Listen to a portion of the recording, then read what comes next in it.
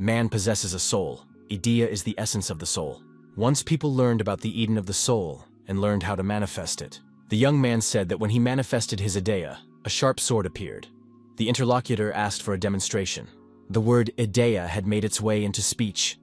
The young man showed the sword hanging in the air in front of him. Eventually, people learned how to materialize idea. A young man with a sword asked his interlocutor what his Eden was. The interlocutor replied that he had earth blocks. After that, people began to rank each other. The young man asked his interlocutor if he was rank E. The once equal souls began to divide into ranks. The guy said that there was no way he would socialize with an E-rank weakling. People began to be labeled. The school became a tool to raise the status of the country. People with the highest ranks were sent to the front lines during military operations. This school was no exception. It was a Hyundai special training high school. On the sports field, young people were catching their colleague. That was the game. The young man activated the huge iron axe in his hand. Swinging his axe, the boy asked, "Is this really all the 10th graders can do?" He was curious to test their strength. The opponent blocked the axe strike and said it was a weak tonfa. A young man with an axe broke forward, but his opponents tried to stop him. One of the players shouted for Park Jin-sung to do something and not stand still. Park Jin soon said he doubted there was anything he could do to help. The angry coworker replied that he would talk to him when he was done with it. Park Jin-soon was kicked in the chest and fell to his knees.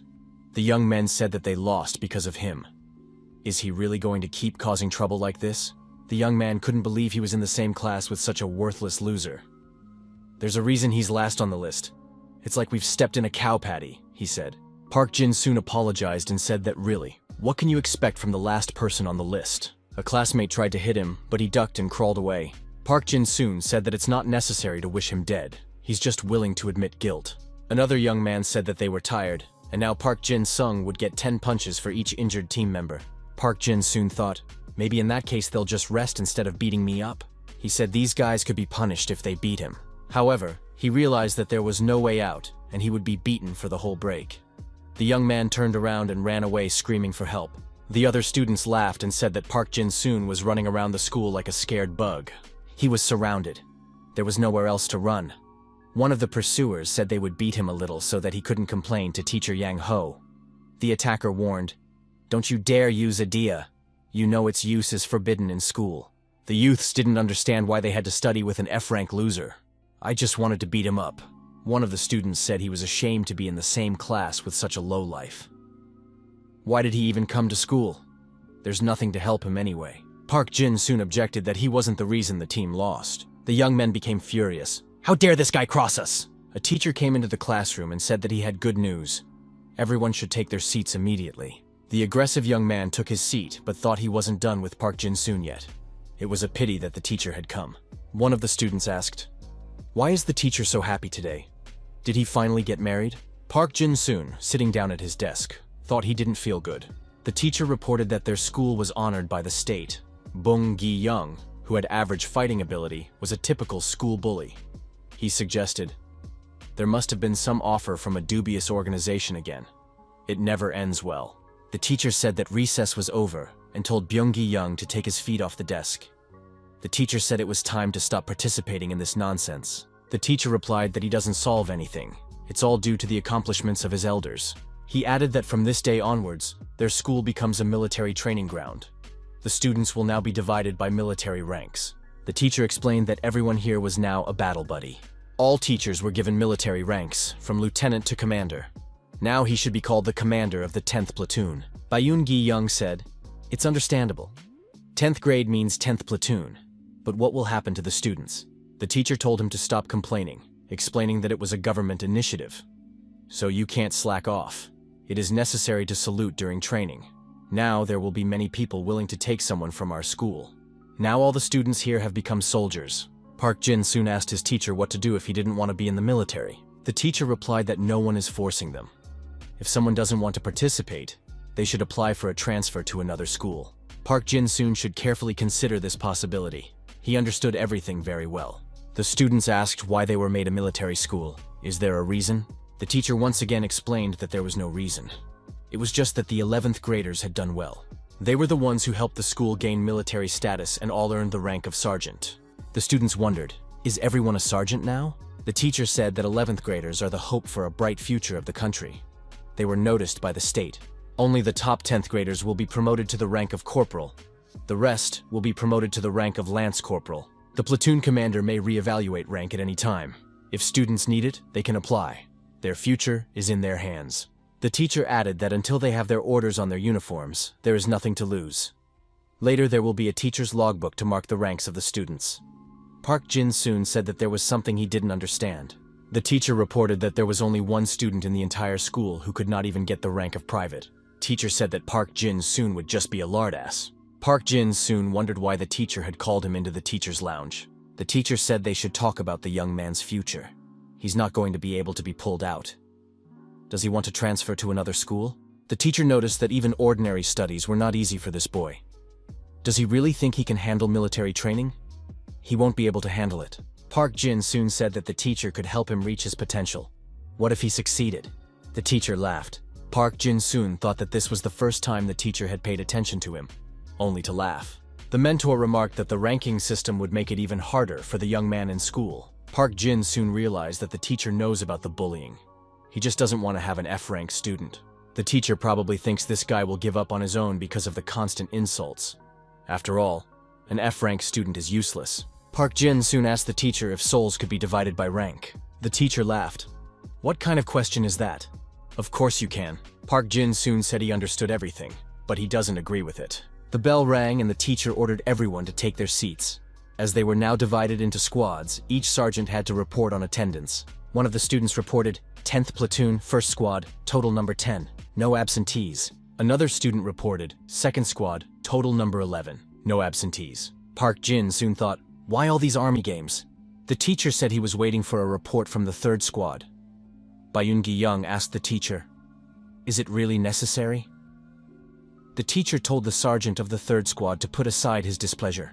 Byung-gi-young reported, the total number is 10, 2 are absent, 1 is a loser. The students laughed.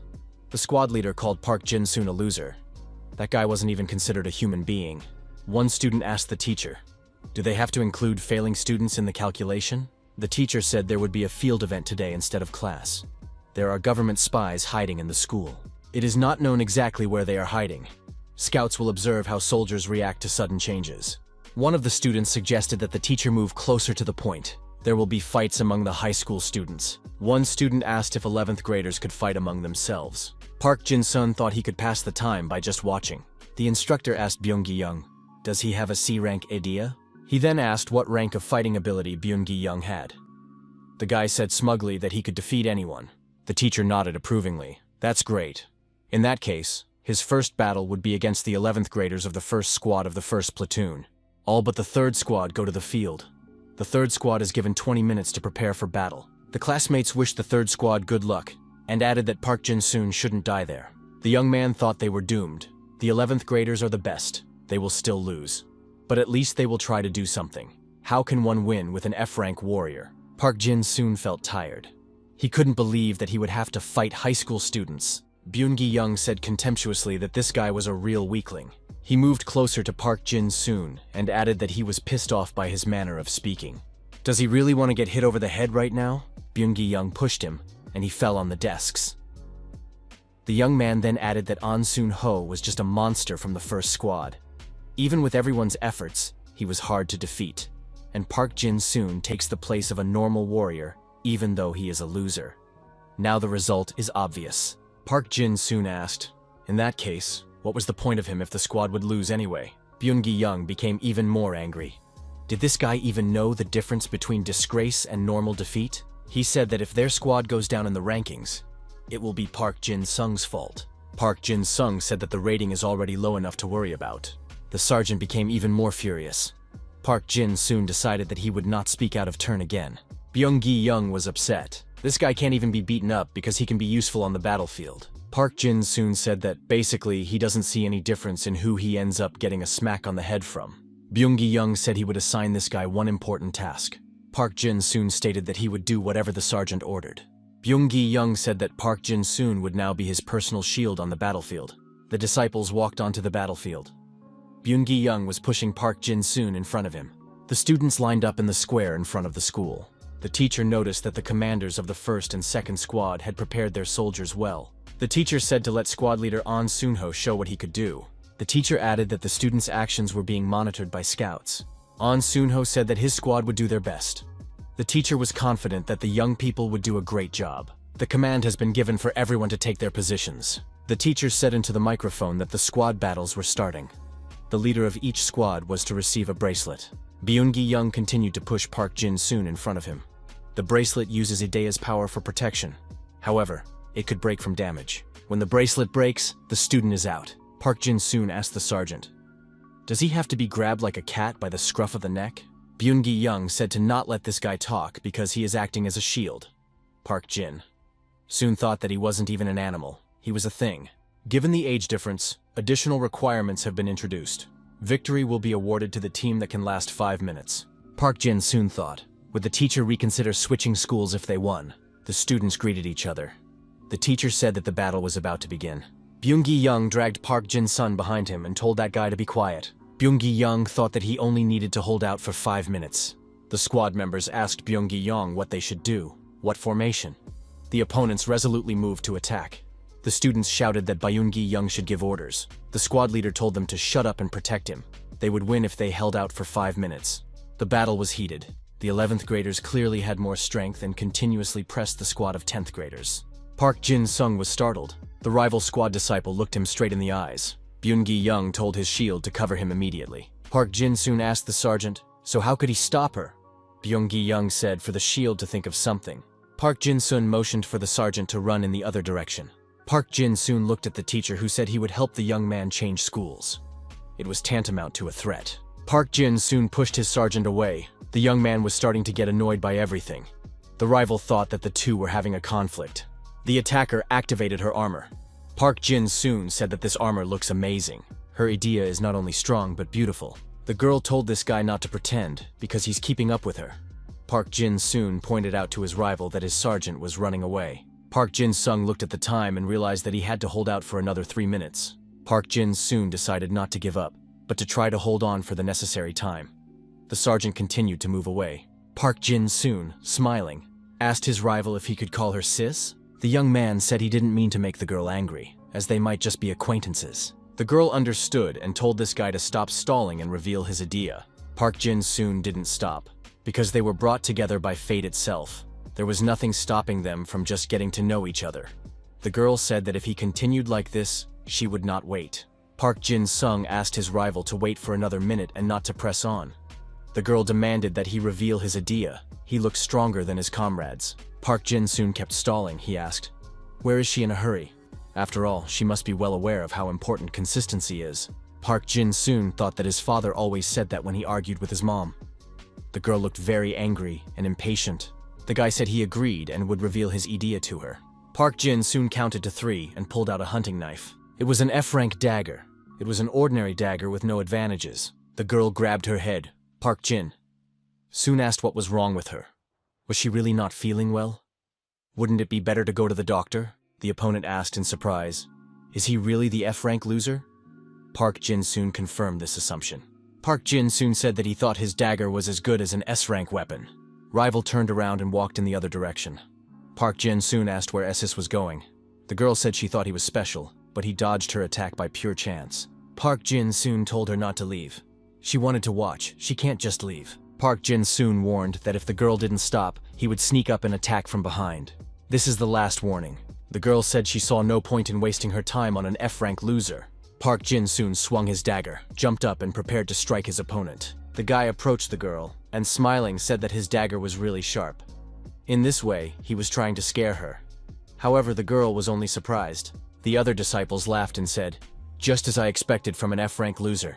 No one is even afraid of him since he can't even do damage." The girl said this guy has a pretty good reaction time, but it won't help him with that rank. The 11th grader said she was convinced of everything and suggests that we end it there.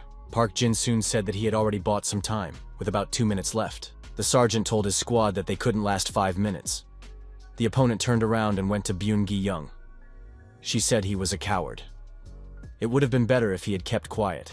Byung-gi-young was scared and said that he was just giving in. It would be better if she stopped. The high school girl approached the young man and said that he might not give in. She would see what he could do, and could prove that he was better than An Sunho. Stepping back, Byun-gi-young stepped on a rock. The boy smiled. Just in time, he thought. The rock was big. Good thing they were all over the place. The girl asked, what could this sergeant do to prove his superiority? Byun-gi-young said if she was interested, he would show her now. He bent down to pick up the stone. Park Jin-soon wondered, was Byun-gi-young really hiding the rank of his idea? Park Jin-soon told his little sister that it's dangerous. You shouldn't go near Byun-gi-young. Byun-gi-young activated extraction and found himself on a huge rock. After that, swing was activated. If the object is stuck, it can be used as a weapon. The weight of the extracted object does not matter if the warrior's ability level is sufficient. The students thought that the girl was clearly stronger than Byun-gi-young. What's going to happen to him? The high school student said. It turns out he wasn't just running away. He was waiting for the right rock for his Eden to appear. Byun-gi-young raised a huge rock above his head and said that this girl was amazing. The sergeant threw a rock at his opponent and told her she could get the hell out of here.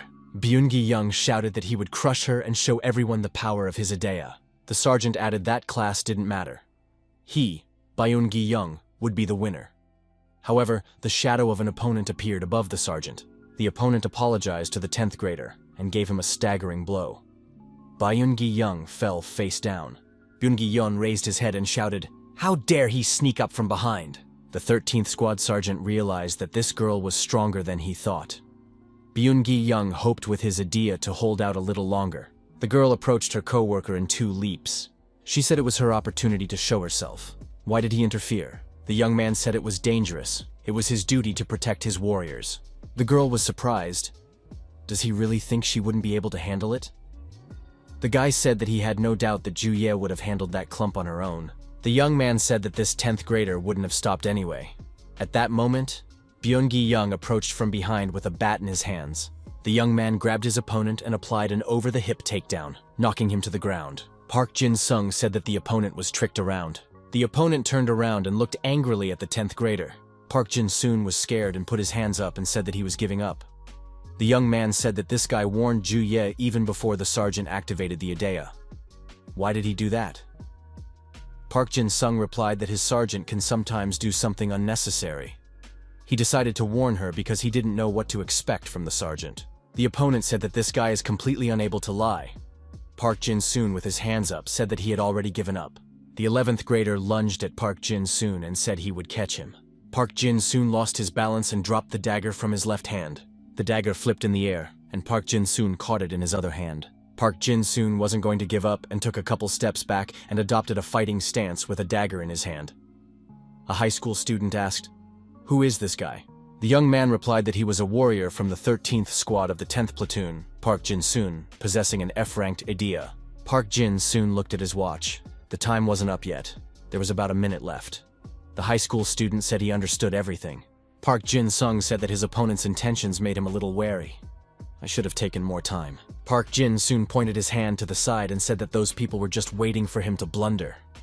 After all, that's terrible. The 11th grader said this guy is trying to buy time. He hates people like this. Park Jin-soon said that insulting his opponent is inappropriate. After all, it's not like he can't do anything on his own. The 11th grader asked, why doesn't his opponent want to try to win? Park Jin-soon was surprised. What can he do? After all, isn't he F-rank? The 11th grader said it was advice, not a warning. It is said that at the end of the battle, the scouts will pick out the worst students and send them to another school. Park Jin-soon realized why his teacher was looking at him so strangely. Park Jin-soon stated that he didn't want another school. The 11th grader suggested that in such a case, he should behave properly. Park Jin-soon said that if that 11th grader is now his opponent, he can't guarantee that one will stay alive. Our hero glared at his opponent, and an aggressive aura began to form around him. Park Jin-sung no longer seemed like a loser. He began to instill terror in his opponent. Even though Park Jin-sun had a simple F-rank dagger in his hand without any advantages, the disciple's physical stats had tripled. He was now able to identify the idea and weaknesses. With these abilities, the hero can easily take out the enemy. The skill will be disabled only if the enemy is destroyed, or his idea is completely destroyed.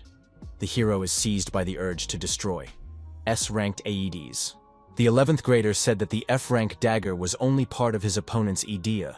The 11th grader possessed a B-ranked idea and could indeed catch any target. He could move within a set range, and time was irrelevant. Park Jin-sung said that the opponent's abilities are worse than he thought. It's only a B rank. The 11th grader wondered, does he really see other people's Eden? Park Jin-sung told his opponent that he couldn't take it anymore and asked if the 11th grader would stop him. The 11th grader felt his opponent had an unbearable thirst for destruction. He said that the opponent still hadn't outgrown the emo stage. Park Jin-sung expressed his hope that the opponent would make it through. Twirling his knife between his fingers, our hero said he was counting on his opponent. The people watching were surprised. Why is he standing there? Could it be that An Soon-ho doesn't want to waste his time on him? The students shouted that they wanted to watch this loser get beaten up. An Sung-ho thought that this 10th grader was in an unprotected position, but there were no exposed body parts either. An Sung-ho sensed a strange energy in his opponent. Now he didn't look like the loser he was before. The girl was surprised and frightened. What kind of atmosphere? Park Jin-soon is now an unstoppable person. The commander of the 11th graders ordered the entire squad to attack. Our hero was surrounded. Park Jin-soon only laughed in response. An Soon-ho asked Juye what this was all about. Juye said that she was doing her duty by protecting the squad. An Soon-ho replied that he didn't need protection. Juye doubted. When they attacked their opponent, he reacted so quickly that not everyone would have time to do so. The girl said that this guy is making fun of them. An Soon-ho advised that Juye should reveal her Adea before many people get hurt yet. Suddenly, Juye was attacked and her armor was destroyed. The girl wondered, what kind of lightning attack caused such damage? 11th graders wondered, how could the bracelets break in an instant? Did they accidentally turn off the Idea? An Sung-ho looked at his opponent and realized that it was all Park Jin-sun's fault. The 10th grader smiled and said that his opponents had great teamwork. Park Jin soon smiled again and said that it had already been 5 minutes. He could be left alone. An Soon-ho said that next time, no one would interrupt him. Park Jin soon looked like a loser again and asked what was the next time we were talking about. After all, once was enough for him. An Sung-ho angrily told his opponent to practice some more. Park Jin-sung repeated to the departing 11th grader that once was enough for him. The teacher was surprised. Did Byung-gi-young's squad really win? In his office, the director welcomed the guest. The man smiled and said that his arrival was a big secret, and asked if the director had prepared the data that had been abandoned earlier. The director held out the papers and said that they could now be read. The guest was interested in An Soon-ho. The principal said that he was a brilliant student, the best among the best, the pride of Hyundai School. No honors in middle school, but in high school he won everything. Has he really gotten smart? If only he had a higher rank. Could it be the B rank that got him this far? A guest asked the principal about the newcomer. The principal, smiling, said that this guy's rank was lower than a 9th grader. After much discussion, they had to put this guy in the combat class. The visitor thought he was interested in this newcomer's rank. The information about him seemed interesting. There was a description on the back of the sheet. The principal remarked that he shouldn't read that. This guy lost his parents when he was 8 years old.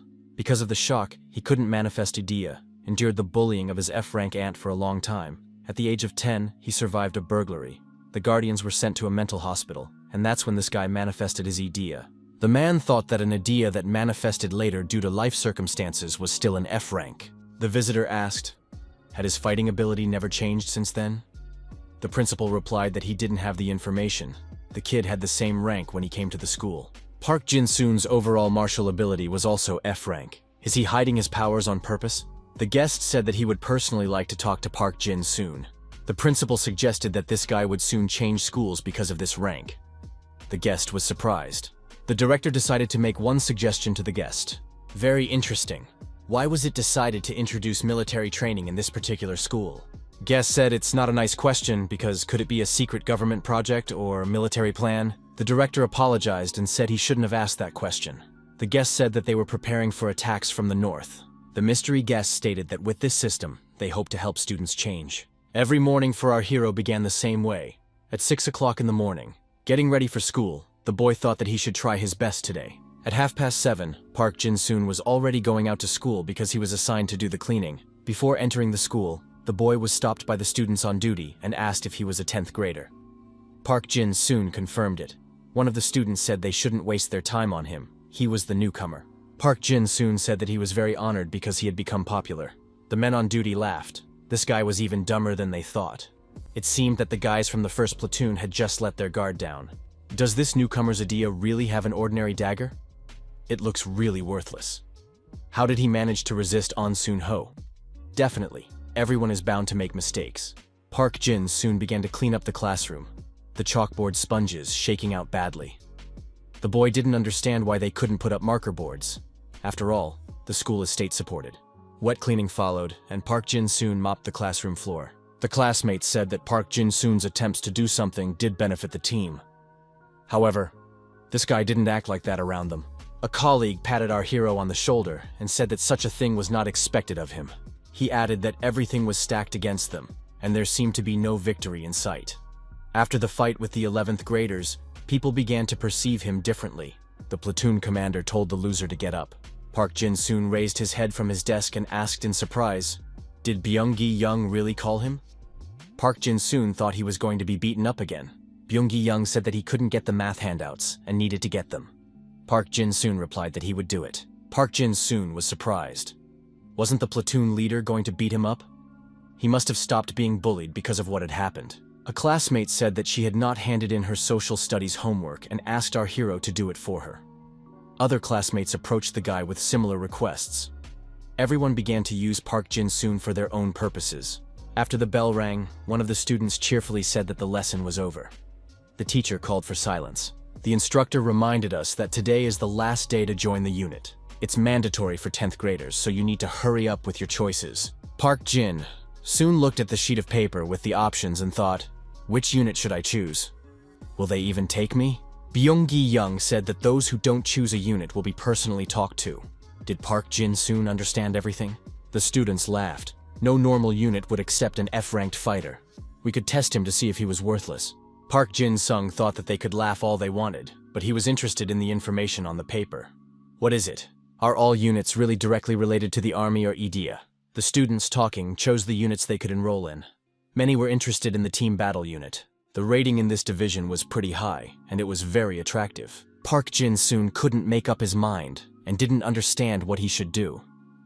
He hoped that the rank restrictions would be lifted. After all, it's just dividing students by ability. There shouldn't be rank restrictions, though. Our hero chose training. Park Jin Sung thought that it was just training, and there wouldn't be many people. Although it seemed strange that one unit was assigned an entire hall. The students were talking about something and assuming that there should be no problems. Besides, these classes are not related to idea. Park Jin soon wondered, why are there so many people here? Park Jin soon thought, have I come to the wrong place? But he had made sure he was going in the right direction several times. There were junior high school students in the room. They were surprised. Did a senior F-class student really come? The students knew that it was a high school student, but in terms of ability, he is like a freshman. Is it worth it to be ceremonious with him? Park Jin soon saw that almost all the 9th graders were here. Park Jin Sun thought that they didn't have to join the unit after all. Why are they gathered here? One of the students said that the leader was coming. Everyone was curious to see him. Park Jin soon thought, maybe I should run away. Everyone saw that the leader turned out to be Sun Ho. Many people said he was their fan. Sun Ho saw our hero and recognized him. Park Jin soon asked, is Sun Ho really the leader of the training unit? Sun Ho said that he didn't expect to see Park Jin Sun here, so he was surprised. Park Jin soon thought that he should run. There might be an uproar if they hit each other. The leader asked where Park Jin soon was going. Park Jin soon smiled and said that he seemed to have come to the wrong place. The guy stated that he would go and look around and come right back.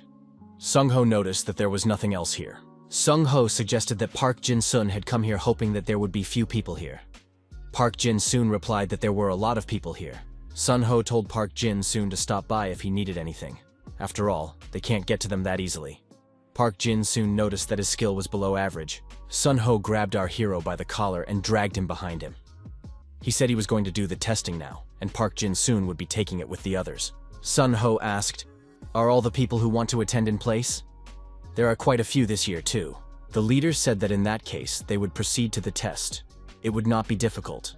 They would have to repeat several exercises, 30 burpees, 30 push-ups, and then 30 squats. The students were frightened. Would he really do the exercises too? He's so strong. Does all this really have to be done in one approach? The leader said that whoever can do 10 approaches will pass. Park Jin soon said that you can't count on him. Sung Ho said that number 2 is too slow to do the exercises, so he is eliminated. Numbers 5 and 6 perform the exercises incorrectly and are eliminated. Many students would roll off their feet and say they couldn't take it anymore. Everyone noticed that Sun Ho was doing this exercise with ease, not even flinching a single muscle on his face. Sung Ho continued to perform the exercises, and there were fewer and fewer active students around him. Who is this leader such a monster? Sun Ho said that the first group is dropping out. The leader announced that he was proceeding to test the second group. The students were scared. They thought they wouldn't make it. It was scary. The girl pushed our hero and said the F rank would go first. She didn't want to go in front. Park Jin soon asked that he not be pushed. However, the students continued to push him and told the loser to move forward. Park Jin soon walked up to Sun Ho and asked, "Is he definitely human?" After all, he wasn't tired at all. Sun Ho said to Park Jin soon not to say that. The leader told the second group to proceed. One of the students immediately said that he would not. Park Jin soon thought that he wasn't willing to put up with it. He had trained alone to be able to stand up for himself. Therefore, he's not that bad at sports. The average person is incapable of such a thing. Sung Ho said that the second group wasn't that bad and suggested that they speed up. Park Jin soon shouted that he couldn't take it anymore. Yet he continued to perform the exercises. The first group was surprised to note that the 10th grader had not yet given up. That's surprising. Is this weakling F-Ranga really that tough? It is said that his fighting ability is F-Ranga. Park Jin Sung said that he had already practiced at home this morning, but he was not going to give up now. Sung Ho stated for Park Jin Sun to not talk, focus, and stay focused. The students looked at the leader and the 10th grader. How many approaches had they made so far? Was it really the 7th? The girls watched and thought that this F rank wasn't so bad. Park Jin Sung was sweating all over and thought it was very hard. Sung Ho knew that this guy's reaction speed wasn't just a coincidence.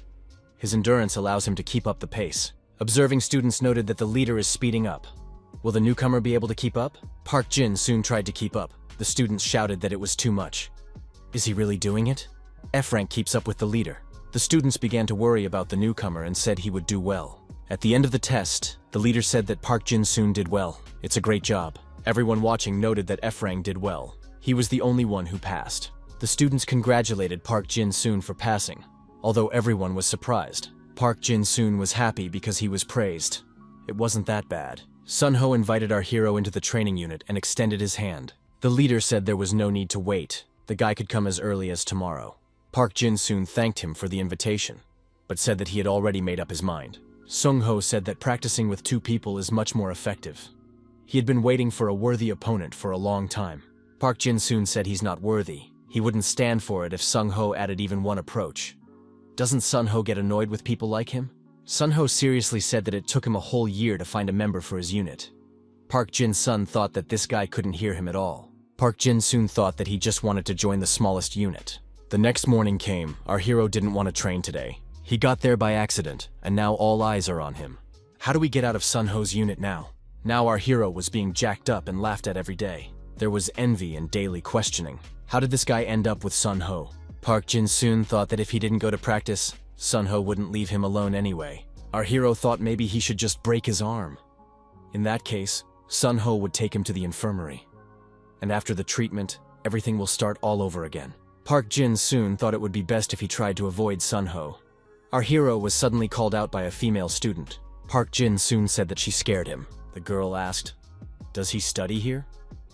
Park Jin Soon was surprised. Was there really such a beautiful girl in their class? The girl showed her ID card and asked, "Is this how they do introductions here?" Park Jin Soon looked at the ID and realized that she was Miss Corporal. The girl asked why he didn't pull out his ID. Doesn't he have a rank? Our hero reported to the ranking officer that he was the rookie of the 3rd Squadron of the 10th Platoon of the 2nd Squadron, Park Jin Soon. The girl was surprised. Was there really a newcomer in front of her? The girl extended her hand and said it was nice to meet you. Her name was Corporal Kim Si-young. Park Jin Soon said hello and smiled back. Our hero wondered why she called out to him. Kim Si-young said that she was joining the 10th Platoon from tomorrow, so they would be studying together. Park Jin Soon wondered if she had transferred from another school. The protagonist expressed hope that they would get along in the future. Park Jin Soon said he had business to attend to and was about to leave, but Kim Si-young grabbed his backpack and brought him back. Park Jin Soon told the corporal that it was time for him to leave. He had more business at home. Kim Si-young told the newcomer to show her the school. Park Jin Sun thought that An Soon Ho might walk in at any moment. What would he think? The guy said he was in a hurry. Kim Si-young could ask someone else. The girl replied that she was fine with him. Kim Si-young was determined and charged the guy against the wall. The protagonist thought she had lost her mind. Park Jin soon agreed to show the school and asked where she needed to go. The girl told the newcomer to take her to Sergeant An Soon-ho. Park Jin-soon smiled. That was the way to say it right away. The guy added that he was just heading there.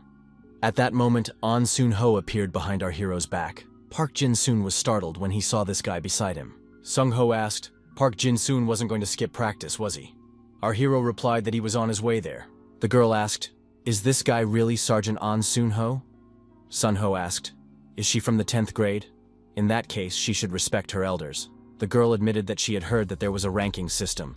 Kim Se-young asked, as she should in such cases, is the sergeant stronger than her? The girl assumed they were about the same level. Sung-ho wondered, did she really need to make sure of that? Park Jin soon tried to hide behind his backpack when he saw the young men exchanging glances. Things were getting heated. Our hero thought the two men might crush him. Kim Se-young asked Sun-ho if he had a girlfriend. The sudden question didn't catch the guy off guard. He said that he doesn't have a girlfriend. Kim Se-yeon said she thought so because he's been practicing day and night. Kim Se-young said that she can already see it from him. She hates those unbending types. Soon-ho said that he doesn't like her either. Kim Se-young said that a girlfriend or fiancé is not important. He could think of something for decency. Sun-ho wondered, why would he want to do that? Kim Se-young replied that her family was quite conservative. The girl remarked that she was saying it for his own safety, so she better listen. Park Jin-soon didn't understand what was going on. Kim Se-young said it's good that at least this Sung-ho doesn't like her, and asked the newcomer, does he want to date her? Park Jin-soon was very surprised at this sudden question. Kim Se-young looked at our hero and smiled at him. Kim Se-young noticed that they're also the same height. She likes to have their eyes on the same level. Park Jin-soon replied, well, I don't know. Kim Se-yeon said that's really cute, and asked what rank of Eden he has. Park Jin-sun replied that it's F rank. Kim Se-young was genuinely surprised. Do people like that even exist? Park Jin-soon replied that he was a living example. Kim Se-young told the rookie not to joke around like that. Sun-ho reminded that it was time for them to go to practice. An Sun-ho told Kim Se-young to remove herself and not to disturb them. The girl didn't remove herself and stayed to watch the training. Sun-ho and Park Jin-soon did everything in sync. Kim Se-young said she thought it was an excuse, but they actually went to work out. It's just amazing. The tired protagonist didn't understand why the girl followed them. Kim Se-young asked if he was okay. Park Jin-soon said, if she came, maybe she could help? The girl asked, did she ask him for help? Park Jin-soon thought that she did ask him to show her the school. Park Jin-soon fell to the floor and thought that this was too much. Kim Se-young wondered why the sergeant was training with this guy. After all, he's just a rookie. Sun-ho said that in his classes, skill is more important than rank. He had been looking for a partner for a long time. The girl smiled in response. Kim Se-young expressed her bewilderment. Why waste so much time on him? Is there really any potential in this guy? Kim Se-young asked to tell what this guy's secret was. Kim Se-young added that she's seen what he can do. She's interested in the answer right now. Sung-ho didn't understand what the girl meant. She had built up her own expectations about Park Jin-soon. Kim Se-young kept up. Wouldn't An Sun-ho tell her anything? The girl said she would ask the guy herself in that case. She wondered if the newcomer had heard their conversation. Did he have an answer? Park Jin-soon said that she is deluded. He is a useless F-rank rookie. Sun-ho grabbed our hero by the scruff of his neck and dragged him behind him, telling him it was time to start practicing. Park Jin-soon asked for Kim Se-young to save him. The teacher said before class started that they had a new girl. The teacher turned to the door and told the girl to come in. The students were surprised. Could a new girl in the middle of the year really show up in class? However, she looked simply gorgeous. Kim Se-young asked the teacher where her seat was. The teacher said she would sit in the back with the first squad, but she had to introduce herself first. The girl, without listening to the teacher, said that she liked the third squad and wanted to be assigned to this particular squad. Kim Se-young pointed her finger toward Park Jin-soon and asked if she would be allowed to sit there. Our hero's deskmate said it was his seat. Kim Se-young leaned over this guy and asked if he could sit down. The young man agreed and said he would move to another seat. The girl thanked him. Byung-gi-young wondered who the new girl thought she was. He was in charge of the third squad, and she had to give her name and rank first. Kim Se-young asked the guy, is his rank higher than hers? She had heard that the highest rank among 10th graders was corporal, and she was a corporal. Kim Se-young sat at the desk with Park Jin-soon and told the teacher that she would sit there. Byung-gi-young was indignant because he is the leader of the third squad. The teacher thought that a very strange girl had come to their class. He said he didn't mind if she sat at a desk in this place. Kim Se-young was surprised. Does the newcomer not like her? Why is he acting so indifferent? The girl put her hand on our hero's shoulder and said that she thought they already got along, so she sat down next to her. Park Jin-soon said he agreed to be friends with her. Park Jin-soon added that it's not that he doesn't like her. The teacher turned to the girl and asked her to introduce herself to the class after all. Kim Si-young said, "I'm already in my seat anyway." The girl rose from behind her desk and said she would so-and-so introduce herself from her seat. Byun-gi-young told the new girl to stand up in front of the class. "It's just common decency." The girl replied that she didn't want to. Everyone could hear her from here. The new girl said that she was happy to welcome her classmates. Her name is Kim Si-young, and she will be in this class from today. The students thought she was acting too cocky. She must have been too popular at her last school. The girl said her rank is corporal. Her idea is a white jade goblin. Kim Si-young commented that her parents helped her transfer here, and she hopes to study together productively. She asked her classmates to take care of her. The disciples were surprised. Was it really a white jade goblin? Now they will have such a person studying with them. The white jade goblin is the only inherited Aedes. Usually an Aedes is inherited and it has never been repeated throughout time. The engraving of the soul cannot be the same. However, there were people who hoped that they could pass on the idea to make it stronger. One family succeeded. It was the Kim family, descendants of King Suro. They left their families and devoted themselves to education and battles. To protect their lineage, they adhered to internal marriages. All the children had pale skin. That's how they managed to get a permanent Eden. White Jade Goblin. The user can summon a White Jade Goblin. However, only daughters could summon a goblin. The numbers of the family declined greatly, and the lineage was almost interrupted. In the last generation, a child was born with a sword-wielding goblin. The girl has adopted abilities and latent skills far beyond those of the male. She was the last one to possess the highest level of sword skills, Kim Si-young. This girl was special from birth. She was recognized by her birth and the heavens. She was a genius. Kim Si-young asked the teacher if she could sit down. The excited educator said she could sit down already. The teacher said that from this day forward, Kim Si-young is the vice leader of the third squad. He called the class to silence. Byun-gi-young was indignant. Could a new girl be made vice leader right away? Park Jin-soon told the girl that she was very popular. Kim Si-young remarked that she's just gorgeous, that's all. Kim Si-young told our hero that he's special too, because it's not often you see someone with an F rank. Park Jin-soon asked his deskmate to stop these attacks. They are allies after all. The girl replied that she didn't want to stop. Byun-gi-young was still angry. How dare some girl who came out of nowhere behave like this?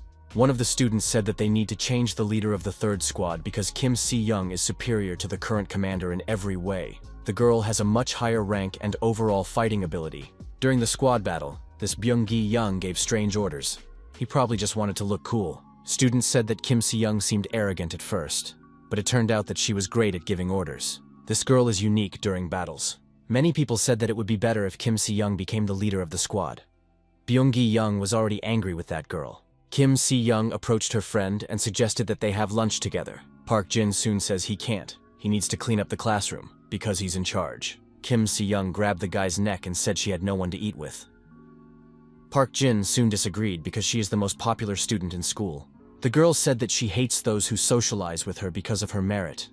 They only care about the outer shell. They never approach her to talk to her. Park Jin-soon repeated that he couldn't. He was very busy. The boy said he had to clean the blackboard, dust and rinse the rags, and sweep and mop the entire classroom floor. He also had to help prepare for the next lesson. Kim Si-young remarked that it was too much for one person.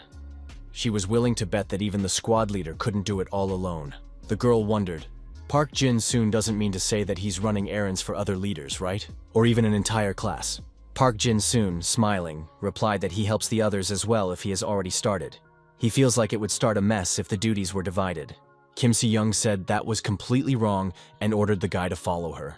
Park Jin-soon started to object after all, he's busy. The girl stated that they would now go to the rascals who were hanging their responsibilities on him. Park Jin-soon tried to explain that he was fine with it. Park Jin-soon approached one of the students in the cafeteria and said that she had a question for him.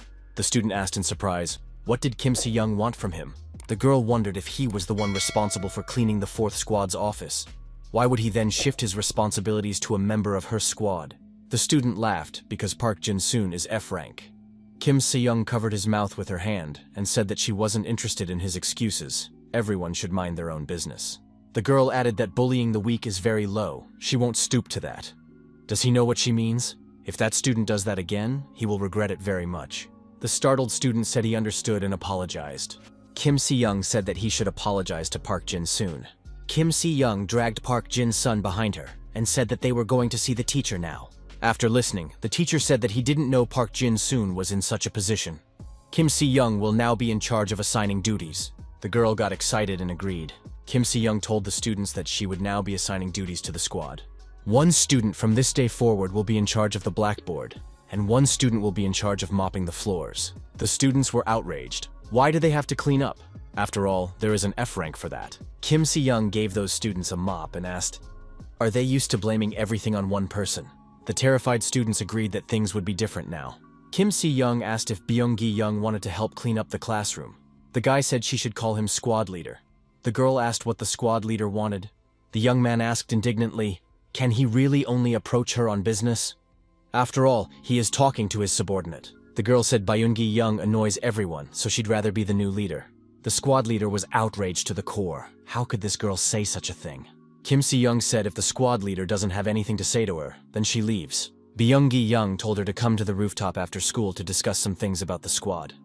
Park Jin-soon accidentally overheard this conversation. Kim Si-young says she's fine with it and will come. As expected, the girl went up to the roof after class. Our hero stealthily followed her. Park Jin-soon thought, it smells like his leader is going to be in trouble today. Peeking out from behind the door, the guy heard Kim Se-young ask the leader what he wanted to discuss. Byung-gi-young, approaching the girl, asked, didn't she realize it herself? Behind the squad leader's back, his companions appeared. Guy asked, wondering if maybe now she would understand. Kim Se-young grinned and said that their leader is not amiss. He seems to be quite popular too. There were many disciples standing in front of Kim Se-young. Byung-gi-young stated that this girl was still a member of his squad, and he wasn't going to brood after this conversation. The girl wondered, did the leader mean to say that he couldn't talk to her quietly without so many cronies behind his back? Had the leader always been such a loser? Byung-gi-young said that it seemed like it was time to teach the vice leader a lesson. Byung-gi-young's associates began to approach the girl. Kim Se-young wondered, did Byung-gi-young really want to teach her a lesson? The platoon commander said he wanted to explain everything to the girl in plain language, while kneading his hands. The guy added that he would make her regret her behavior. Kim Se-young asked what the problem was. Byung-gi-young replied that she had to obey the sergeant's orders. The girl wondered, why? Was he stronger or smarter than her? Is strength measured by rank? He's either stronger than her or he's more forward-thinking. Doesn't he have to fit at least 1 point to be considered cooler than her? Byung-gi-young shouted to his companions to reveal their Eden. The girl saw that these guys had a lot of melee weapons. However, they had no additional skills. Byung-gi-young inquired if she now felt her Adea miserable looking at them. Kim Se-young noticed, isn't the sergeant talking about them? Byung-gi-young said that using Adea within the school walls is punishable, especially an Adea like hers. She's going to be punished either way. Kim Se-young thought that these weaklings could quietly use their Adea without fear of being caught.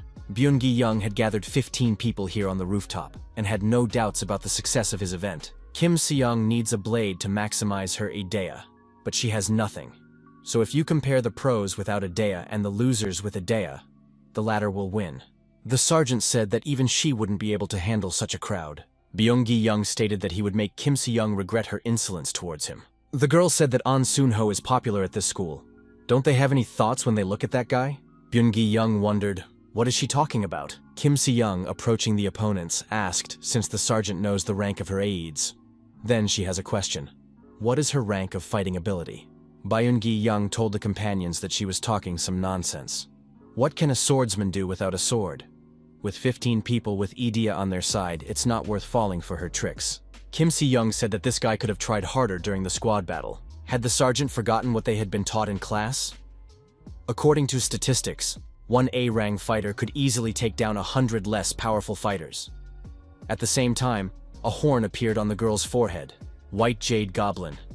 The Idea Master's body is able to summon a White Jade Goblin that possesses the art of wielding a sword. Kim Se-young noticed that when one possesses an A rank, the powers are always unequal. The main thing to learn is to get A rank and go against the crowd alone. The girl asked, even if she only had half of the skills she possessed, what would their chances be? Byung-gi-young wondered, why are they retreating? Her Idea didn't even have a weapon. We should not hesitate to capture her. One of the students mustered up the courage to swing the bat and said they could do it. The girl didn't even move. She said she liked that kind of curiosity. But did he believe in himself too much? Kim Si-young grabbed the bat with her bare hand and blocked the blow. The attacker was scared. The girl pushed the guy away, and he flew back, hitting 2 more.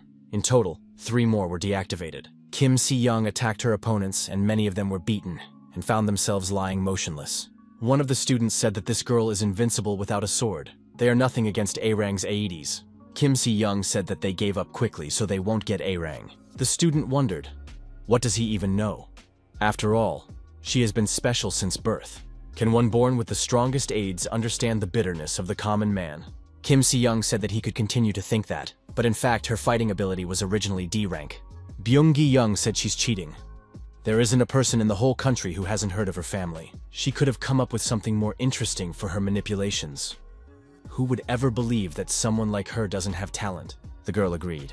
Her AEDs are A-rank, and her combat abilities are D-rank. Kim Si-young says she didn't want to pull out the sword, but the idea is asking for it. I'll have to accept it. Everyone present also did not believe it. It can't be, it's a lie. The girl said they would never recognize her efforts, but she absolutely didn't care. Kim Si-young decided to show the amount of effort put into practice. Those able to stand on their feet, led by the sergeant, rushed at the girl. The girl deactivated all the attackers again and said that even with weapons they were no match for her. Kim Si-young tells the surviving sergeant that it's just a matter of leaving him behind. He realizes that she left him for last on purpose. It'll be over when she's done with Byung-gi-yeon. The sergeant said he was ready to deal with the whole goblin thing. Kim Si-young wondered, what was this student's careless confidence? Is he really hiding something under his sweater? If so, it would be better if he relaxed his stomach. The girl attacked the sergeant. She decided to destroy what he might be hiding. Kim Si-young struck her opponent with a fist punch to the stomach. The sergeant laughed. He knows she was purposely avoiding a punch to the face. She knew she would be punished if it all came to light. He'll take that punch. Byung-gi-yeon continued to laugh. She would see her expression. The sergeant thought, if he made it look like Kim Si-young had beaten him up, he was unlikely to get punished. Pain would be a small price to pay for her suffering. Suddenly, Park Jin-soon appeared between the rivals. He grabbed the girl's hand. The guy thought that if it was just a little bit more, it would be impossible. The sergeant wondered, where did the loser come from? Park Jin-soon told the sergeant that it was Accurate Spout who might have gotten hurt. A crumbled plate fell out of his palm. Byung-gi-yeon shouted, what is he doing here? Park Jin-soon stepped on the sergeant's hand and said it was an accident. Our hero, smiling, asked if the sergeant was okay. Byung-gi-yeon asked the girl, was she really the one who called out the loser? Kim Si-young was also surprised by Park Jin-soon's appearance. She said that the guy followed her on his own. Park Jin-soon is upset, why isn't he welcome everywhere? Kim Si-young thought she was able to break the situation by shifting the focus of attention to another part of the sergeant's body. The girl didn't understand how this guy was able to get from the door to them in such a short time. Park Jin-soon opened the door, reached and stood between her and Byung-gi-yeon before her fist touched that rascal's face. Kim Si-young was surprised to think that he had managed to completely prevent the strike. His overall fighting ability couldn't possibly be F-rank. Park Jin-soon said that the sun was already nearing sunset. Kim Si-young didn't realize who this guy really was. The girl looked at her palm and saw the remnants of plastic in it. Park Jin-soon told the sergeant that it was dusk and suggested that they go home and forget about what had happened. Byung-gi-yeon shouted, who was Park Jin-soon to make a decision for him? The sergeant, pointing his finger at those present, said that they would both be finished if he complained to the teacher. Park Jin-soon wondered, what had he done wrong? After all, he was protecting the sergeant. Shouldn't he be praised? Kim Si-young said that this newcomer really protected Byung-gi-yeon's ugly face. There's an end to his pathetic antics. Byung-gi-yeon laughed. He had everything fixed. After all, he was recording everything. Park Jin-soon asked, is the sergeant really talking about this camera? He thought it was just part of the interior and accidentally damaged it. There was indeed a crushed camera under his feet. Was it really the sergeant who had installed it there? Our hero said he just saw it in the wall and decided to use it to soften the blow. He didn't think it belonged to the sergeant. Kim Si-young said the camera was broken. The sergeant's plans were over, but that's not what she's interested in right now. How did the rookie manage to stop her fist? Park Jin-soon asked resentfully. After all, he had helped her. Why do this to him? Those present were surprised. Did the camera suffer because of this loser? Are A-rank fighters not only helped by skill, but also by luck? Park Jin-soon asked the girl to let him go. Kim Si-young turned to her opponents and told them to stop whining about their low rank. They should learn from this rookie. The girl said that before it's too late, they should think it over carefully. Park Jin-soon said that Kim Si-young was just like An Soon-ho right now. The girl replied that she wasn't interested in that guy. Byung-gi-young silently watched as the two removed themselves from the rooftop. A man holds a bloody knife in his hand. A man with a knife in his hand stands in front of a young man sitting on the floor, screaming in fear to keep this monster away from him. Blood on the floor everywhere. The man said he and his uncle are the same. The whole room is covered with blood, and a young man with a knife in his hand is standing in front of the lying bloody body. He says, "Doesn't his uncle agree with him?" The young man sprang up on the bed in fright. It was 6 o'clock in the morning. The boy clutched his head. Was it really that dream again? Kim Si-young looked at the young man in surprise. The girl asked, "Why is the newcomer so strange today? Is there really something wrong?"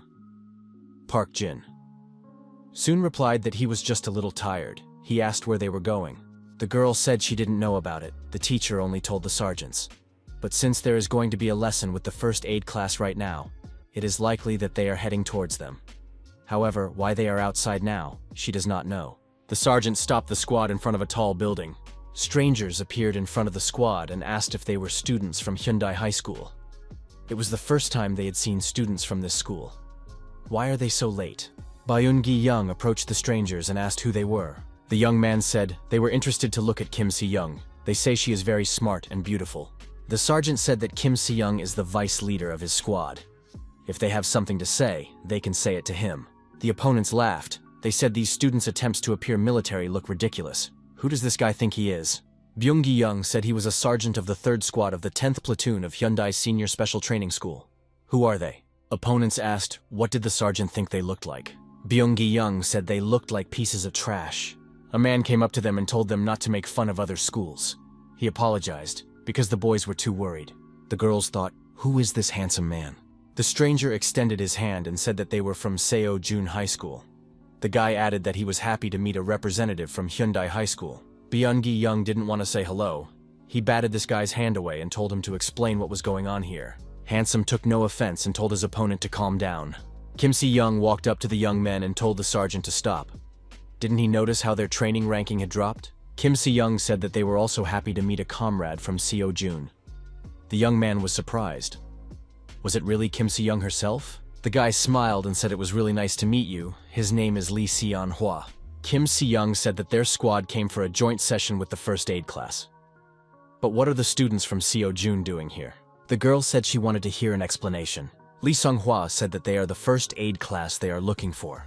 Lee Seon-hwa added that they were the 10th grade first aid class of Seo-jun High School and were looking forward to today. No one knows why they need to go to the bank. They only heard that today is a joint lesson with students from Hyundai School. It seems that both schools are in cooperation with this bank. There was a security officer standing at the entrance to the bank. Lee Seon-hwa assumed that the bank was closed specifically for them. There aren't any visitors here. 2 more representatives from the security department appeared. These people were tall and looked very powerful. The girl approached the guards and said that they are from the 3rd Squad of the 10th Platoon, and she is the vice leader, Kim Si-young.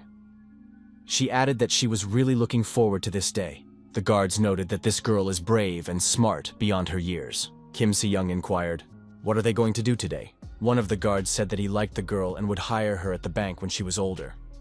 Kim Si-young replied that she had to decline. Park Jin-soon thought that they were being treated like children and not taking their fighting abilities into consideration at all.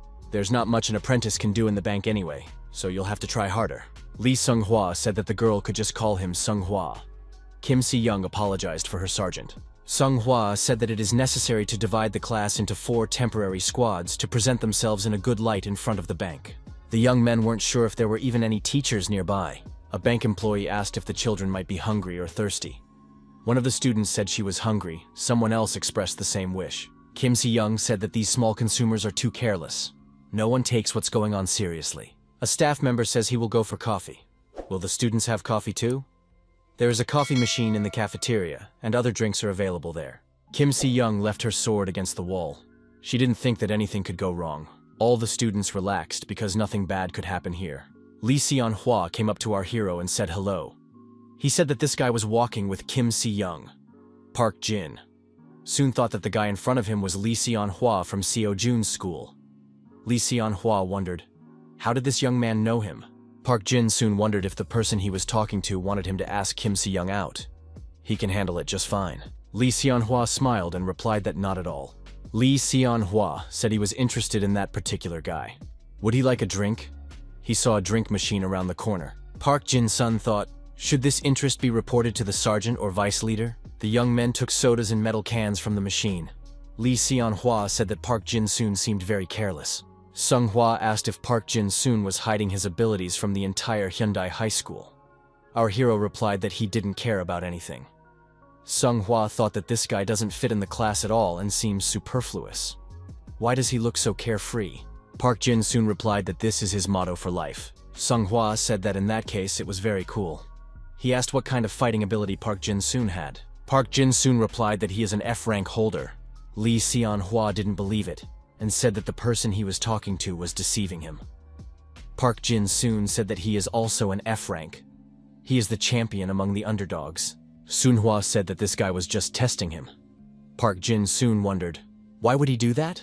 Lee Seon-hwa thought that this was even stranger. What's the wind in this guy's head? Park Jin-soon inquired. What did Sung-hwa want to talk to him about? In doing so, our hero threw an empty soda can.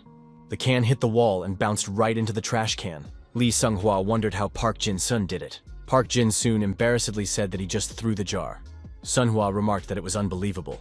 Sung-hwa decided to give it a try as well and took a swing. Park Jin-soon said that it wasn't a big deal and that the guy could do it. The can thrown by Sung-hwa flew past the trash can. Sun-hwa said that it's not that easy. Park Jin-soon said that he has bad reflexes. Lee Sung-hwa noticed that he wasn't very good at fighting, so he transferred to the first aid department.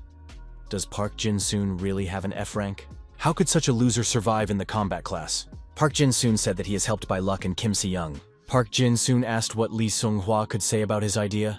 Sun-hwa said that he has a blade hand. That's a good idea. Park Jin-soon agreed. It has a lot of potential.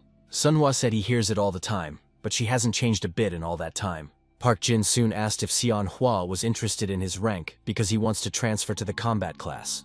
The interlocutor confirmed. Park Jin-soon suggested that first aid is better because he can save people. It's 1,000 times better than developing martial abilities. Park Jin-soon said to keep it simple and confident for Seon-hwa. Our hero was jealous. He too would like to use the idea for the sake of saving people. A teacher from Hyundai School came up and apologized for being late. Colleagues said the kids seemed to have already left. A colleague suggested that we start posting grades. The Hyundai teacher was surprised because they hadn't seen anything yet. The colleague remarked that this was the power of improvisation. First, the best students need to be evaluated. What grade would they get? After all, this is still a typical class. The teacher agreed that it was like a theory consolidation class. A colleague remarked that the Hyundai teacher understood everything well. After the evaluation, they can go out for coffee together. The teachers decided to actually go out and have a cup of delicious coffee. The teacher from Hyundai High School turned out to be a nice guy. Park Jin-soon said that standing at the door doing nothing is tedious. The girl agreed, but still nothing happens. Park Jin-soon asked the girl sergeant to play rock, paper, scissors. Whoever loses buys drinks. The girl said yes. The young people started to play, but noticed that someone was approaching them. The people were dressed in military style. The student asked, who could it be? Park Jin-soon asked the girl what she would drink. The students found the costumes of these people strange. It's like cosplay. Byun-gi-young inquired, what kind of uniform is this? One of the guards, upon seeing these people, turned around and rushed into the room, towards the students. The guard shouted for the students to immediately move aside. The guard turned around and tried to block the blow that one of the uniformed strangers was throwing at him at that moment. The guard yelled for the kids to run for the exit. The frightened students couldn't understand what was wrong. Was this some kind of training exercise? A uniformed man with a scar on his face said resistance was futile. The security guard kept yelling for the kids to run away from the bank. This is not a training exercise. The leader of these men with a huge sword on his shoulder said hello and said he was glad to meet his comrades from the southern region. The security officials shouted, who are these people? Villain is told by one of the guards that he looks strong. Will he be able to cheer him up? The guards heard the villain leader's northern dialect. Could this be a spy from the north? The leader of the villains said that today they will act as petitioners. The villain said that if these people didn't want to be headless, they should stuff the bag to the top. The guards took their fighting stances and took their positions. They were going to fight back against the armed criminals. The villain was surprised. Had he not been heard? After all, he had said to fill the bag with money. They had better listen while he called them his comrades. The leader of the guards told this shameless thief to shut up immediately. They will not give in to such provocation. The villain smirked and said he didn't understand. Do Southerners have bad eyesight, or do they still have hearing? The villain raised his huge bloody sword up and said that it really pissed him off that weaklings were flying at him like moths. Kim Si-young looked through the guards at the villain and thought they were no match for him. His energy speaks of a very high rank. They really are like moths flitting about on fire. The guard said we had to round up this villain and disarm him. It was a steely sense of duty. The villain must be stopped because there are school children behind him. The children must not be harmed. Kim Si-young shouted for everyone to move back immediately. The villain delivered a crushing blow with his sword and told his comrades to step aside and stay out of the way. Everyone who was hit by this cold weapon was destroyed. There was blood all over the place. The students were frightened. Did the guards really die? Kim Si-young was impressed. The villain destroyed the B-rank fighter with a single blow. He seems to have a very strong idea. The villain wondered, is this really all they have to show for it? In vain they are so desperate for order. The villain asked, why do we even need these useless guards? Kim Si-young thought that his overall fighting ability was no lower than A rank. The girl shouted for the students to all gather. Kim Si-young added so that they immediately cover the back. The students began to scatter around the bank branch and hide wherever they could. The leader of the criminals asked, have they all decided to become bankers? Does he have to take a coupon for an appointment? Kim Si-young told everyone to reveal their ideas. The sergeants are now in charge of their squads. The villain inquired if he could take some money. Kim Si-young told the frightened students to calm down and concentrate. We need to hold on until the police or teachers arrive to help. The villain said for these men not to be so inhospitable to their comrade. Shouldn't they support each other? Kim Si-young pondered what to do. She wasn't sure if she could handle them alone. The other villains looked very dangerous too. The perpetrators said their wallets were empty, so they wanted to ask for help. Do all banks in the country have such a cold attitude towards visitors? The villain asked the girl what her name was. The student replied, Kim Si-young. The criminal wondered why she had kept quiet all this time if she was so brave. Does she know how to get more money out of these bank employees?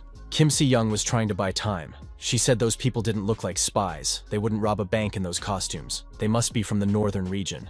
Kim Si-young asked, they're probably not interested in money, right? The man said he should introduce himself in that case. The girl wondered, do criminals reveal their identity? The leader of all the criminals was the only one who didn't hide his face. He said they were the Great Manhwa Consortium. Kim Si-young was scared. Is it really a plague? Location unknown, history unknown, form unknown. Regardless of race, status, rank, this is a terrorist group against all of humanity. Where their foot treads, not even insects are left alive. These people are brutal. Their only trace is piles of destroyed bodies. The disciple was frightened. Is it really a plague? It turns out that they are from the northern region. The leader of the villains repeated, they are the Great Manhwa Consortium. If they understood everything, they could already start putting money in the bag. The terrified students decided to give the money they had in the bank, put it in their bag, so these people would leave. Kim Si-young told the students to all calm down. The girl noticed that the villain didn't say he would leave them alone if he took the money. The criminal, looking at the hair color and the horn on the girl's head, said that he understood everything. Kim Si-young said that if he heard about her family, then it's much easier. The girl suggested that the criminal should fight. Kim Si-young thought that if his cronies join in, she wouldn't stand a chance.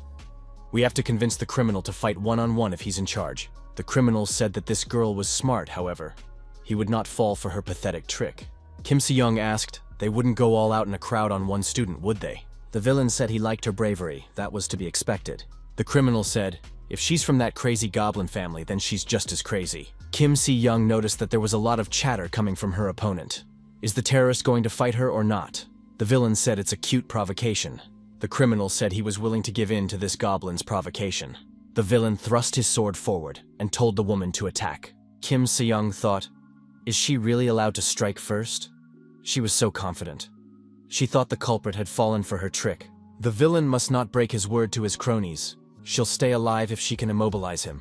Kim Si-young realized that she had to win in order to survive. The girl noticed that she didn't have her sword behind her back. Where is it then? Kim Si-young remembered that she had put it aside during the break. The villain asked what the girl was looking at and swung around and approached her.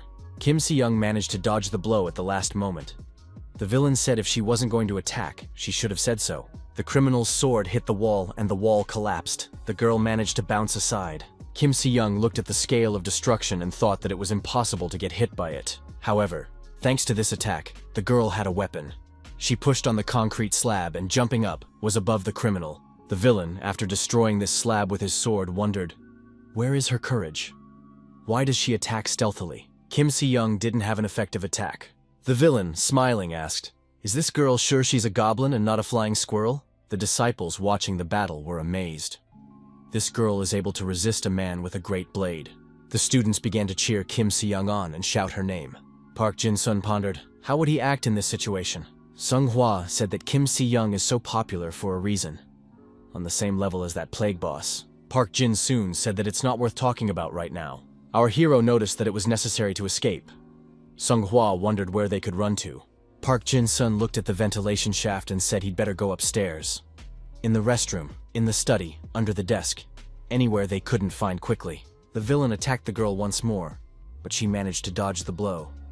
Kim Se-young felt that she had to buy as much time as possible. The girl fell to the floor, the perpetrator's sword dropping down beside her. The villain says it's time to stop playing cat and mouse. The students were scared. Did Kim Se-young really lose? After all, there was no one stronger than her among them. The villain asked the injured girl, is that really all she knows how to do? Kim Se-young replied that he could check for himself. The criminal thought that there was no way that annoying student would back down. Kim Se-young shouted for everyone to scatter in different directions. Sunhwa didn't realize what was going on. Park Jin soon grabbed him by the scruff of his neck and said that they were running upstairs. All the students began to scatter in different directions. They thought they could not be caught, or they would be killed. The criminal scratched the back of his head and said that these students were quick to figure out what they needed to do. The leader of the criminals told his subordinates to immediately catch all these disciples and bring them here. The masked criminals said they were obeyed and went to carry out the orders. The villain assumed that this girl was special. But where did these hapless men who silently watched their comrades' defeat run to? The perpetrator added that they would all be caught anyway. The terrorists moved up the stairs, looking for the students. Kim Si-young says that the villain ordered to catch everyone, which means he's not going to destroy them. The girl decided she could buy a little more time. The criminal, smiling, stated that he liked her tenacity. She was more useful than he thought. The leader of the villains asked if the girl wanted to join him. Kim Si-young replied that it would never happen. The scoundrel told her to think it over, because he had girls lining up for him.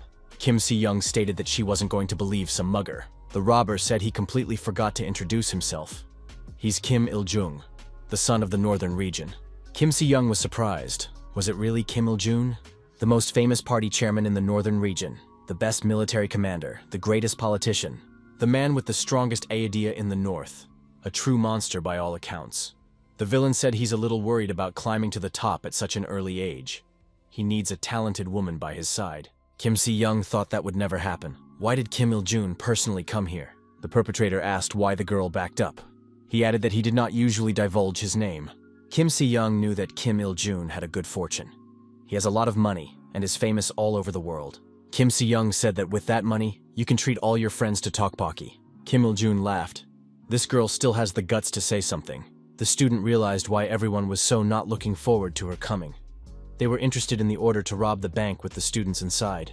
No one was going to get rid of the kids. Coming here was worth it. Kim Il-jung told the girl that the winner has long been known. It would be better if she was nice to him while he was being kind. Kim Si-young grabbed her sword and said that the opponent was very quick to decide the winner. It's amazing. The girl said she almost died trying to get it. The villain was surprised. Kim Si-young pulled her sword out of its sheath and said that she still had a lot to learn. Kim Si-young boldly used her idea, for she needed a blade to do so originally. Masked criminals began to descend into the room, bringing with them the students they had caught. Park Jin-soon and Lee Seon-hwa hid in the men's restroom. Sunhwa suggested going even higher. They are only on the 5th floor, the others went even higher. Park Jin-soon said that everything would be fine, no need to worry. Park Jin-sun suggested to calm down and take a breath. Sunghwa asked if Park Jin-sun was okay. Lee Seon-hwa thought if they were caught, they might suffer the fate of the guards. However, until they are found, things are still more or less normal. We can't stay here anyway, they'll be caught in no time. It's better to run upstairs from here. Kim Si-young will be able to hold on for a while. Park Jin-soon said that they don't need to run away, they need to fight. Sunghwa was startled. Didn't his interlocutor see what had happened to the guards? Even the teachers couldn't stand up to this group. Park Jin-soon asked if Seon-hwa believed that souls could be divided by rank. Sunhwa wondered why he was asking this all of a sudden. Park Jin-soon said that he had overheard it once by accident. Kim Si-young's overall fighting ability used to be D rank, but now she is A rank. Doesn't Sunhwa think that everyone has the same idea? There's no need to be upset about your rank. An elevator was heard stopping on the floor and someone got out of it. Sunghwa wondered. Why was Park Jin-soon bringing this up now? Sunghwa was scared and whispered that the criminals were somewhere nearby. It was necessary to hide immediately. Park Jin-soon said that Lee Sunghwa had a good idea, much better than his. If you concentrate, you can do even much cooler. The villain approached the men's restroom. Sunghwa whispered that they might be heard. Park Jin-soon says to trust Seon-hwa and do what he says. The perpetrator was in the restroom and said they could hear them just fine. These students could come out. The villain added that their boss doesn't like the slow ones. Park Jin-soon looked out from behind the door and said that this person had an interesting dialect. Would they be able to teach him the same?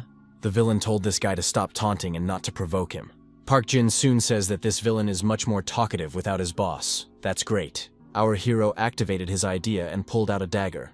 He pointed the dagger directly at the criminal. The villain smirked. Was this really his idea? The villain told the guy to finish with this nonsense and just accept the fact that he was caught.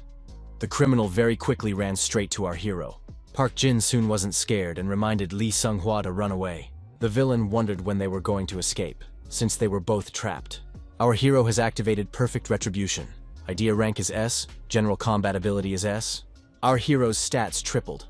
The villain approached and swung around to hit the student. Park Jin-soon dodged the attacker's attack and said that he was very slow.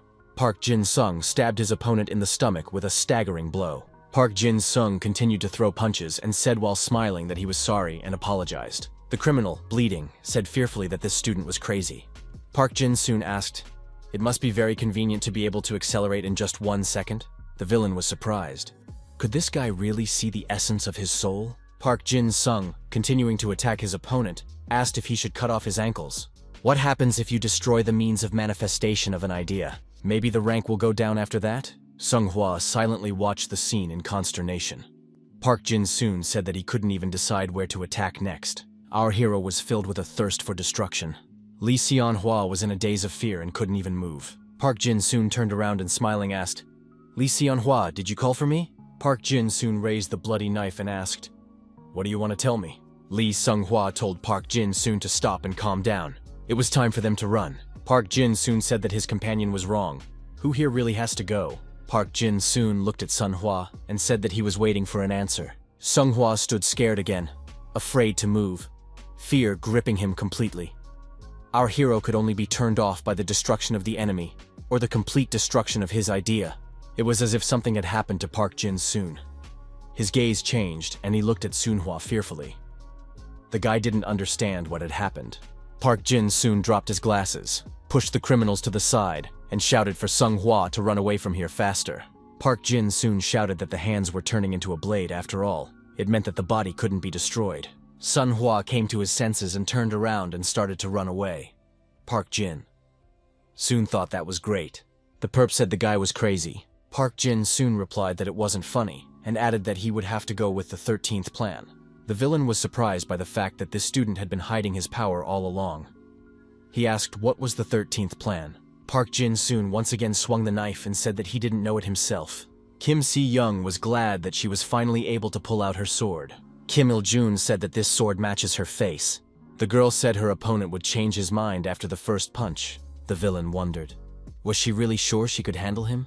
After counterattacks, the opponent's swords made contact, and the clinking of metal was heard. Kim Il-jun was surprised. Does she really not recognize his idea? Does her sword really have divine power? The girl asked in surprise. How could she know about his idea? Does he mean to say that the effectiveness of the blow depends not on the strength, but on the idea? Kim Il-jun said that the girl has a strange sword. It can weaken her idea. The student remarked that people often say she just robbed her family by taking this treasure. A sword for battle against strong opponents. The destroyer of the 4 tigers. The constellations on the blade are said to contain the power of the stars. With high skills, the wielder of the sword can destroy A-rank idea and above. Most importantly, with this sword, she could fight back against the criminal. The girl possessed the Goblin Sword Mastery. This skill creates a physical replica to attack. Kim Il-jun said that this girl is an interesting opponent. Are you sure she doesn't want to join him? Kim Si-young said that she may be impatient, but for rascals like him, she has one answer. The villain recognized that it would be ridiculous to destroy her now. The opponent admitted that it was so stupid that he couldn't even enjoy the battle. Kim Il-jun swung his huge sword with the girl effectively dodging it. The villain wondered, is she not afraid of anything at all? The girl activated the goblin sword art again and rushed into the attack herself. Kim Se-young told the criminal to try to dodge her sword himself now. The girl realized that the terrorist was striking fast and hard, but if she could manage to attack while he was fending off her spears, then she might succeed. Kim Se-young blocked the attacking strike again. She realized that she couldn't take it anymore. The villain said he definitely likes this girl. Kim Se-young thought that the criminal was much better at throwing a direct punch. Kim Il-jun asked, now does she have any idea what he's capable of? It hurt the student's self-esteem, but she has to play by his rules to steal some time while being protected by the spears. Kim Il-jun asked if she thought his skills were good enough for him to convince her to join. Kim Se-young replied that it wasn't good enough. The girl was stalling for time. The villains continued to herd the found disciples into this room. Kim Se-young thought that they had already managed to catch someone. Maybe the police are coming in from the street. All the police in the city should have been there for that kind of noise.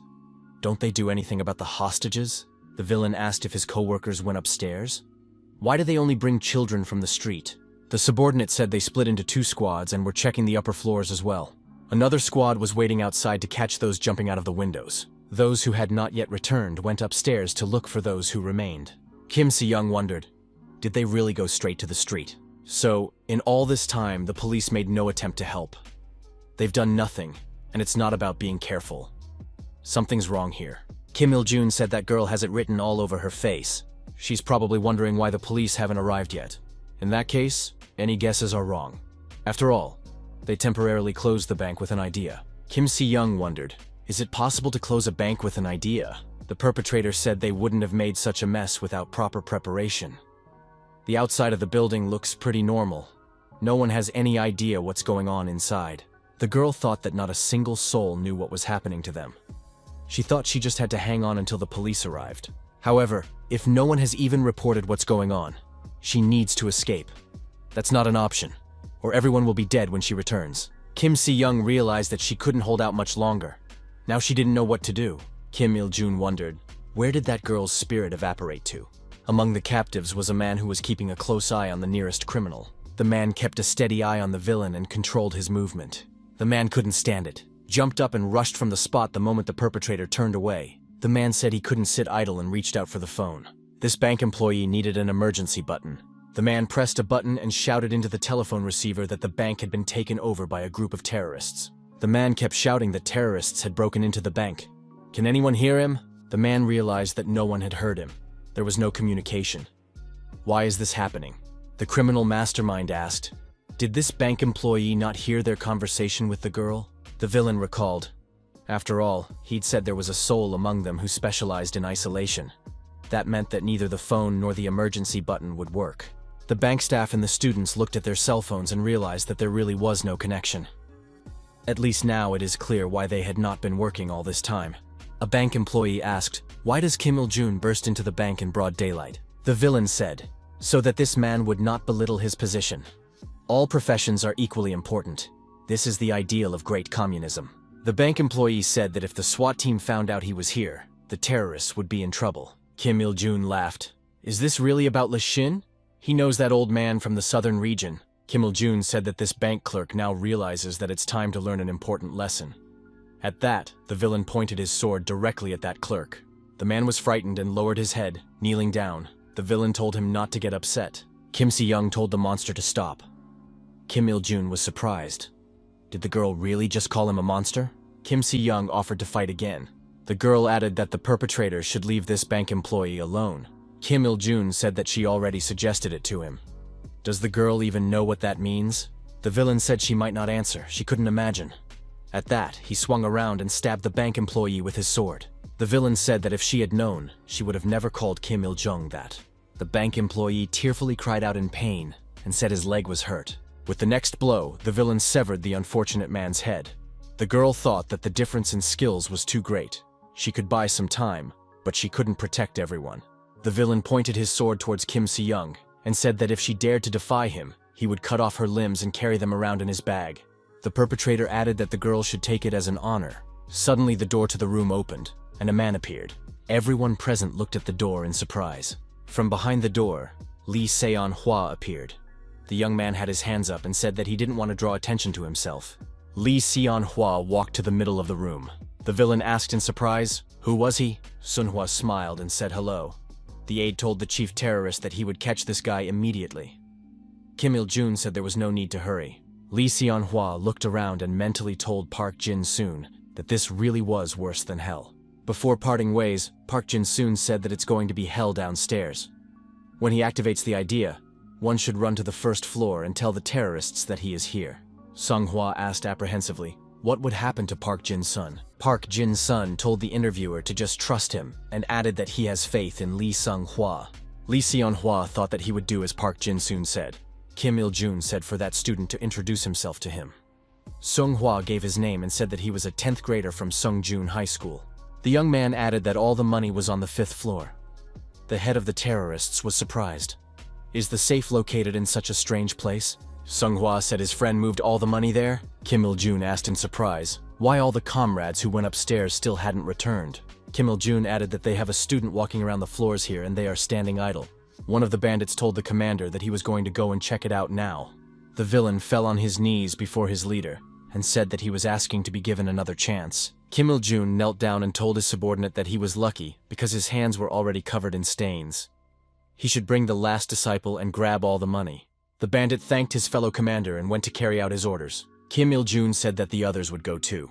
He won't forgive any more missteps. The villain asked Sung-hwa, is he going to approach or is Kim Il-jun going to do it? Sun-hwa said he was going to approach. The perpetrator stated that he saw an intelligent young man in front of him. Kim Il-jun said while his comrades are taking care of the student upstairs, he'll have a little fun.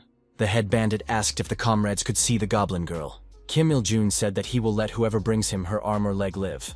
How are they going to do that? The students looked at the terrorist and Kim Si-young in horror. One of the students asked fearfully, do they really have to go against Kim Si-young?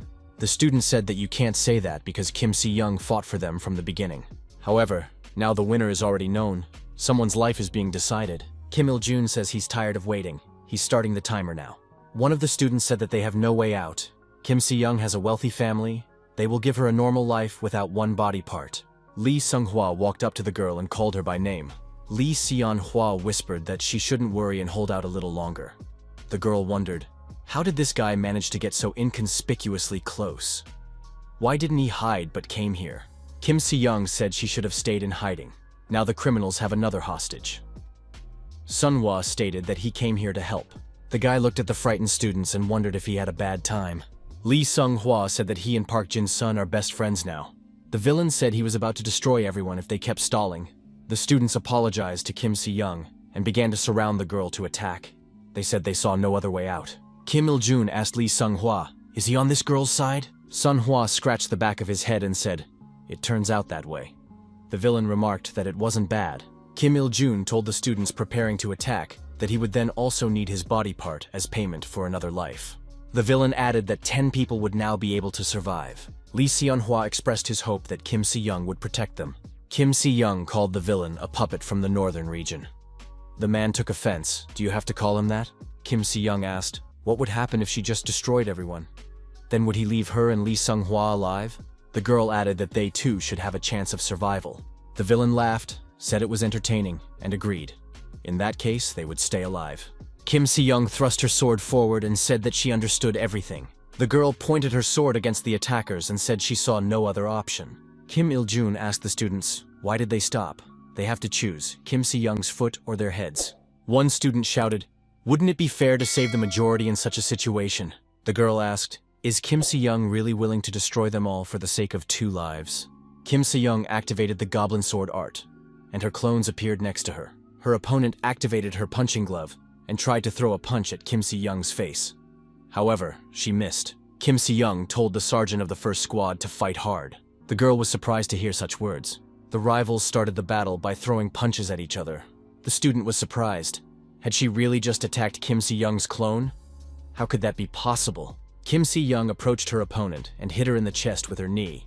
After this blow, the girl flew far back and fell at the feet of her colleagues.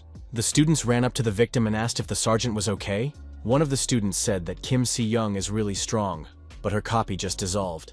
She'll be exhausted sooner or later and won't be able to continue fighting. Someone said, isn't it easier to slay that guy standing behind?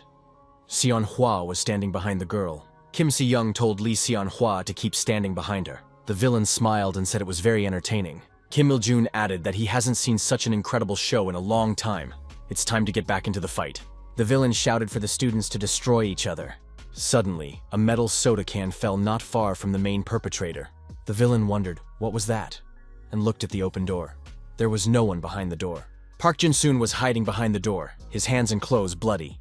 He was holding a knife in his hand. Kim Il-jun picked up the empty jar and asked, "Where did this come from?" Soon-hwa and Kim Si-young tensely looked at the culprit. Kim Il-jun saw a student appearing from the darkness outside the door. The villain said that it was very entertaining. Wasn't he the one the comrades were talking about?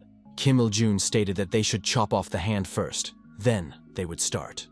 Our hero threw something at the feet of the main terrorist. At the criminal's feet fell the bloody masks of his subordinates. The villain was angry. Why doesn't this guy say the name of his idea? And why is he throwing this at him? Our hero said they were comrades from the Great Mora Consortium. The villain looked at the door again, but the disciple was no longer there. Kim Il-jun said that his opponent was underestimating him. The criminal raised his sword high and drew a circle on the ceiling with it. The students looked up with fear and shouted that the ceiling might fall. Kim Si-young immediately realized what danger might be lurking and shouted, "Goblin clone!" Kim Si-young and her clones ran up and managed to pick up the falling ceiling that was about to crush the students. Kim Il-jun said that this girl is strong, but she'll have to be patient some more because he needs to see that comrade. Kim Si-young looked at the culprit with anger and said that he was a monster from the northern region. The perpetrator said that if one person moved, all would be killed. His accomplices were waiting for them outside, so they should not even think of fleeing. The students were very frightened and did not even think of running away. Kim Il-jun remarked that this was the most perfect moment to cut off this girl's limbs. The perpetrator told the students to think about it. Kim Si-young smiled. Did the monster really think she would wait for that to happen? Kim Il-jun said that if things were different, she wouldn't be standing here now with the ceiling on her shoulders. The villain said he would step away for a while and the students could have some fun in the meantime. He pushed himself off the fallen ceiling and jumped high up. Kim Si-young and her clones continued to hold up part of the ceiling. The girl said she didn't know how much longer she would be able to last. If the students don't want to die, they have to leave the ceiling. Sung-hwa said for everyone to get out from under that slab. One of the students shouted for them to stop. If they got out, she could destroy them. Everyone heard it.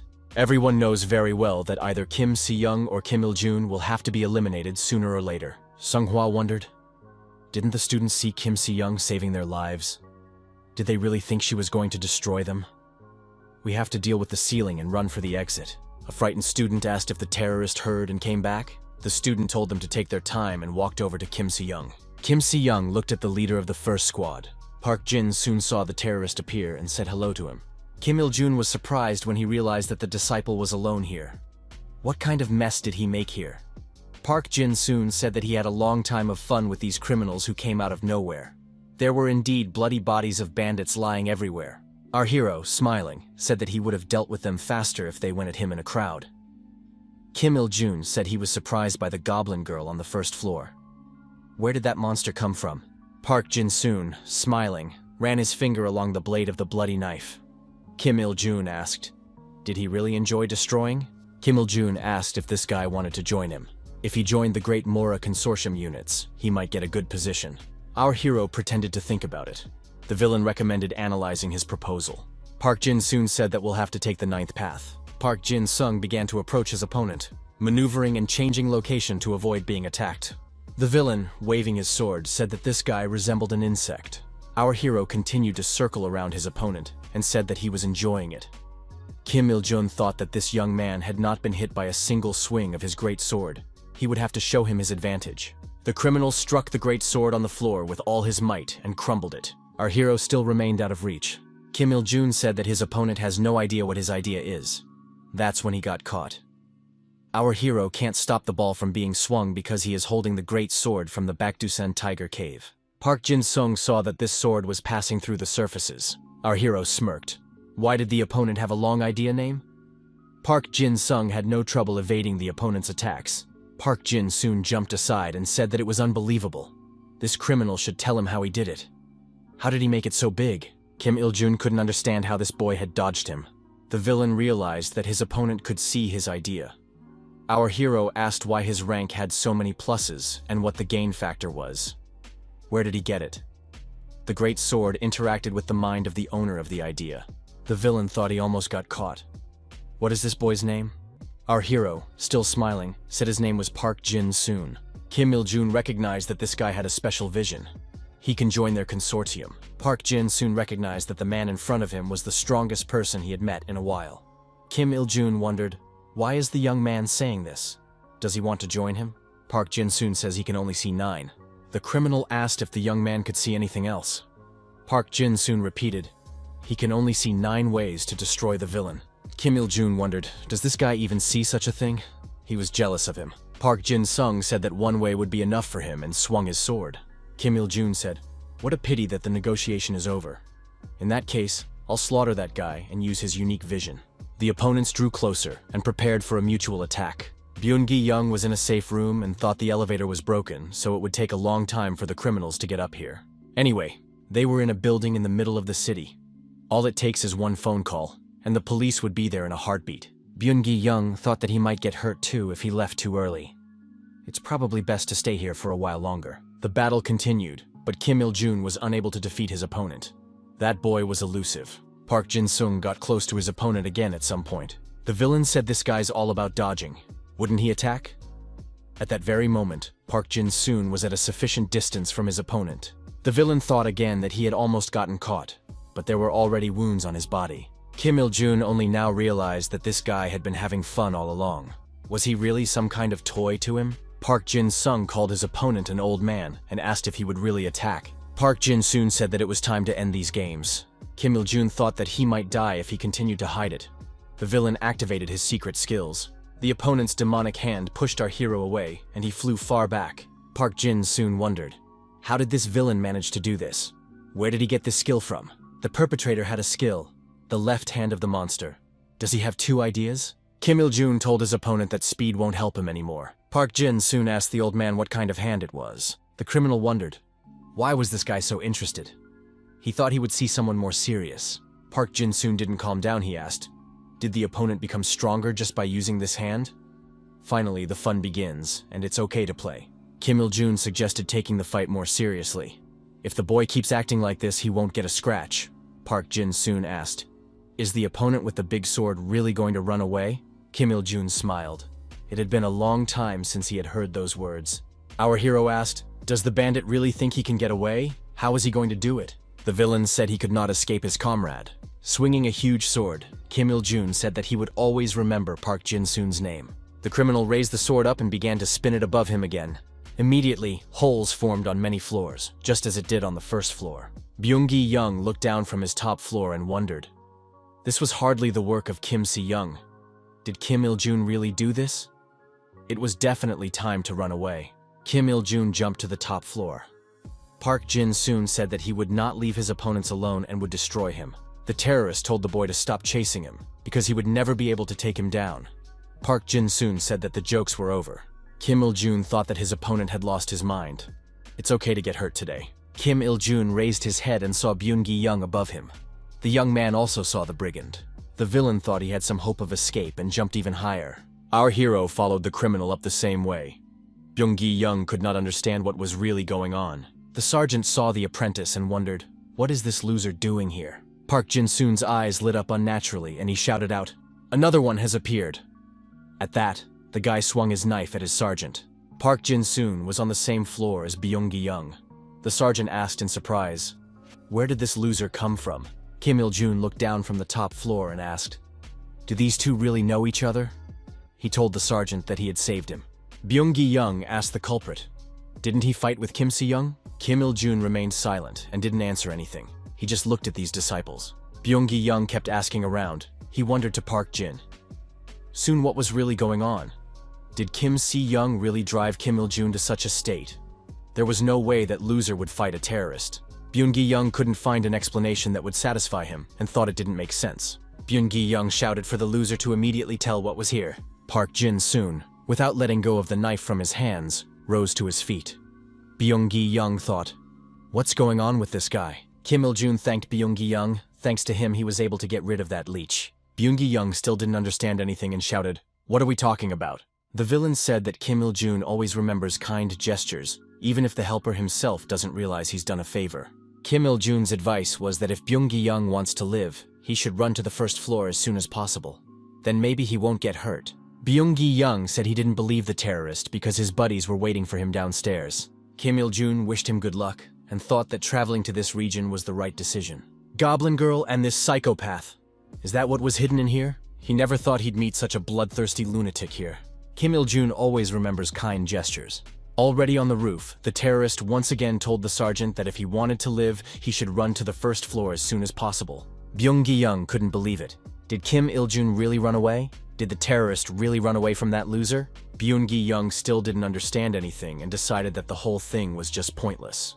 Park Jin-soon, smiling, walked toward the sergeant with a knife in his hand and asked, "Is the squad leader really here?" Park Jin-soon said that thanks to the sergeant, the criminal escaped. Now we have to play with him. Byung-gi-young was scared. Why did this guy have such a blank stare? Is he really a threat? Byung-gi-young decided to run away and rush downstairs. What really happened on the first floor? This loser is definitely out of his mind. Park Jin-soon looked down and asked, "Where was the squad leader going? Does he want to play catch-up too?" Park Jin-soon rushed downstairs to get the sergeant and said that he suggested playing something else. Byung-gi-young shouted in consternation for this loser to get off his back. Park Jin-soon grabbed the sergeant's chest and said that the squad leader was caught. Byung-gi-young, panting, told Park Jin-soon to let him go. Park Jin-soon, without letting go of the knife in his hand, asked what he and the squad leader could play right now. Maybe they could play cut off your arm or cut off your leg. Byung-gi-young was not in the least scared and shouted that this loser was out of his mind. The sergeant burst out and shouted for Park Jin-sung to play his own games. Park Jin-soon did not calm down. He said that it was no fun to play such a game alone. "Where's the sergeant running off to?" Park Jin-soon asked. "Why doesn't the sergeant take care of his squad?" Our hero added that it was hard to capture Byung-gi-young. He turned out to be very quick, but now he's definitely not going anywhere. Park Jin-sun grabbed the sergeant again and wrapped his free arm around him. The downward fall continued. Park Jin-sun recalled that Byung-gi-young used to hate him. Byung-gi-young shouted for Park Jin-soon to let him go immediately, because that way they might both die. Park Jin-soon whispered in the sergeant's ear that he wasn't going to die. Byung-gi-young thought that if they fell together now, there would only be a wet spot left of him. Park Jin-soon repeated that he wasn't going to die and pushed the sergeant away from him. Park Jin-soon let the sergeant go and said that he appeared to be too slow. The young man with the knife in his hand asked who else wanted to play with him. Byung-gi-young thought that this psychopath had managed to hold on. Though the sergeant was interested in something more important at the moment, he yelled for everyone to spread apart. Byung-gi-young, thanks to the concrete slab he was holding onto, descended faster than Park Jin-sun. Park Jin-sung lowered himself to his feet. He wasn't hurt from the fall. Our hero again said he wanted to play. The guy saw the sword that belonged to Kim Si-young in front of him. It was a goblin sword. Park Jin-soon said the game starts again. Everything just the way he likes it. The girl asked Kim Si-young, "How long is she going to stand like that?" Kim Si-young, holding the concrete slab above her, asked, "Did the leader of the first squad not get enough of that punch?" Kim Si-young pretended to be fine, but she was actually at her limit. She couldn't hold that slab anymore. The leader of the first squad headed towards Kim Si-young and decided to activate the striking gauntlet. The girl clenched her fist and said that she would issue an order on behalf of the leader of the first squad. Her terrified co-workers told her to stop, because they were first. She should let them pass. Lee Sung-hwa shouted for them to stop. After all, they were classmates. Did they forget that Kim Si-young was trying to save them? Lee Seon-hwa got between Kim Si-young and the other students. They told the guy to move out of the way if he didn't want to get one too. Sung-hwa said there was no way he was moving out of the way. Sung-hwa called for prudence. Don't they have a guilty conscience at all? How dare they do this to someone who fought for them? The bank employee said that this guy is still very young and doesn't understand anything, and she has family back home. He should get out of the way immediately. The people under the slab screamed that they were about to be crushed. The leader of the first squad said that Kim Si-young is running out of time. The girl waved her punching gloves and said that she had no time left and that Sunhwa should step aside. The guy replied that he wouldn't step aside. Lee Sung-hwa said that if she took another step forward, he would have to go to emergency measures. The leader of the first squad said that she had no other choice either, and clutched her striking glove even tighter. The girl told the first squad of the 10th Platoon in Haeung Battalion to get busy rescuing the people under the concrete slab. They will protect their comrade, Kim Si-young. Members of the first squad proceeded to execute the order. Kim Si-young said, "Maybe this girl will stop showing off and help her get out from under the stove. It's hard for her to stand like that." Someone suggested sacrificing 2 people, and then they would have a chance at salvation. The leader of the first squad put the striking glove forward and told no one to approach her. The girl said that if anyone else approached her, she would have to use brute force. They have to help the leader of the 3rd squad and a student from Seojun's school. The girl added that she wouldn't attack first, but if anyone made another move towards her, she wouldn't spare anyone. The students reported to the squad leader that they had gotten everyone out from under the concrete slab. Now they must carefully get rid of the ceiling and help Kim Se-young. By applying the necessary effort, the concrete slab was thrown off and Kim Se-young was safe. Kim Se-young breathed a sigh of relief. She was finally able to free herself from this burden. Lee Seon-hwa spread his arms to the sides and asked the girl, "What was that?" Kim Se-young took the leader of the first squad by the shoulder and said that she trusted the skills of her comrades. The girls hugged each other, and Kim Se-young said that this is what they were taught in school. You have to pretend to be scared on purpose. Kim Se-young threw the first squad leader far aside. The girl thought she had forgotten because she was really scared. They were really taught that in school. Their adversary was the plague. The plague never leaves witnesses. The leader of the first squad thought that due to her feelings of fear, she had made the wrong decision, and it was understandable. However, Kim Se-young did not listen to the enemy's instructions meekly. She believed that even if they destroyed Kim Se-young, there was still no way Kim Il-jun would leave any witnesses. The girl stated that she had something to tell. At that moment, the first squad leader decided to give the disciples an order. The leader of the first squad thought they should be like Kim Se-young. Kim Se-young said that they should pretend to be scared and not show off. A co-worker wondered, "Does it really matter when it comes to the art of persuasion?" Kim Se-young added that they knew they were dealing with a dangerous terrorist, Kim Il-jun. Sung-hwa wondered, had Kim Se-young forgotten why Kim Il-jun went upstairs? Did she really forget about Kim Il-jun? The girl wondered, was Kim Il-jun trying to replace the villain upstairs? Lee Sung-hwa said that's exactly what happened. Kim Il-jun was waiting for the villain upstairs. Kim Se-young said that she's sick of listening to this. The guy has pretty good stamina, but you can't forget that he's only an F rank. Lee Sung-hwa asked who in that case, if not Kim Il-jun. Kim Se-young thought that not only was Kim Il-jun not here, but Beun-gi-young wasn't here either. But the sergeant probably wouldn't be able to do anything. Well then, how could this be possible? Sun-hwa said that if no one believed him, then he would go to help alone and ran to the stairs leading to the upper floors. Kim Se-young thought in surprise, is Kim Il-jun really fighting? From the look on Sun-hwa's face, it's no joke. The girl thought that it hadn't been this loud even when she herself had fought Kim Il-jun. But how can Kim Il-jun stand up to someone? Kim Il-jun would just blow him to smithereens in a heartbeat. Kim Se-young thought that Kim Il-jun couldn't just die like that. Kim Se-young turned to her colleague, the leader of the first squad, and said that a favor needed to be done. Kim Se-young, as she walked up the stairs, thought that she wouldn't be able to stand up to this villain right now. Is it even worth it to go there? The girl thought that she would at least help Lee Seon-hwa in his endeavor. The disciples went upstairs and thought that Kim Il-jun and Kim Il-jun were behind that door. It was too late to retreat. After opening the doors, the young men entered the next room. They saw before them the bloody bodies of the terrorists who had been killed. There were no survivors among the terrorists. Kim Se-young thought in surprise, was this really all Kim Il-jun's doing? Many great sword marks could be seen all around. It seemed that Kim Il-jun had made at least 30 swings. The girl couldn't believe it. Had they really been fighting for so long? Where were the 2 of them? Kim Se-young saw the openings leading to the first floor. It was an amazing tunnel. The girl thought that Kim Il-jun had always been this strong. Lee Seon-hwa looked up and wondered, what kind of tunnel is this? The guy suggested that they both might be upstairs right now. Kim Se-young shouted that something was falling. The girl grabbed her sword. Could it be Kim Il-jun or Park Jin-sun? However, it was Beun-gi-young who fell. Why is Park Jin-sun chasing him with a knife in his hand? Park Jin-sun looked rather strange, and his eyes were glowing dangerously. Lee Seon-hwa asked a pertinent question. What's going on? Kim Se-young didn't hesitate and told Sung-hwa to immediately step aside. Kim Se-young reasonably suggested that Beun-gi-young might be in danger. The girl decided to turn the blade around so that she wouldn't hurt herself too badly. What was going on after all? Kim Se-young threw her blade upwards and shouted for the squad leader to watch out. Kim Se-young grabbed Sung-hwa's arm and pulled him aside. What flew down with a clatter fell, raising a column of dust. When the dust cleared, Beun-gi-young showed up and cursed rudely. Kim Se-young asked the squad leader what was wrong. Beun-gi-young wondered if the goblin was still alive. Did Kim Se-young tell Beun-gi-young to confess immediately why Park Jin-sun is stalking him? Park Jin soon appeared right away. He smilingly said that Sunhwa and Si-young were here too, and suggested that they all play. Sunhwa saw Park Jin Soon's eyes and facial expression, and said that he shouldn't have come here.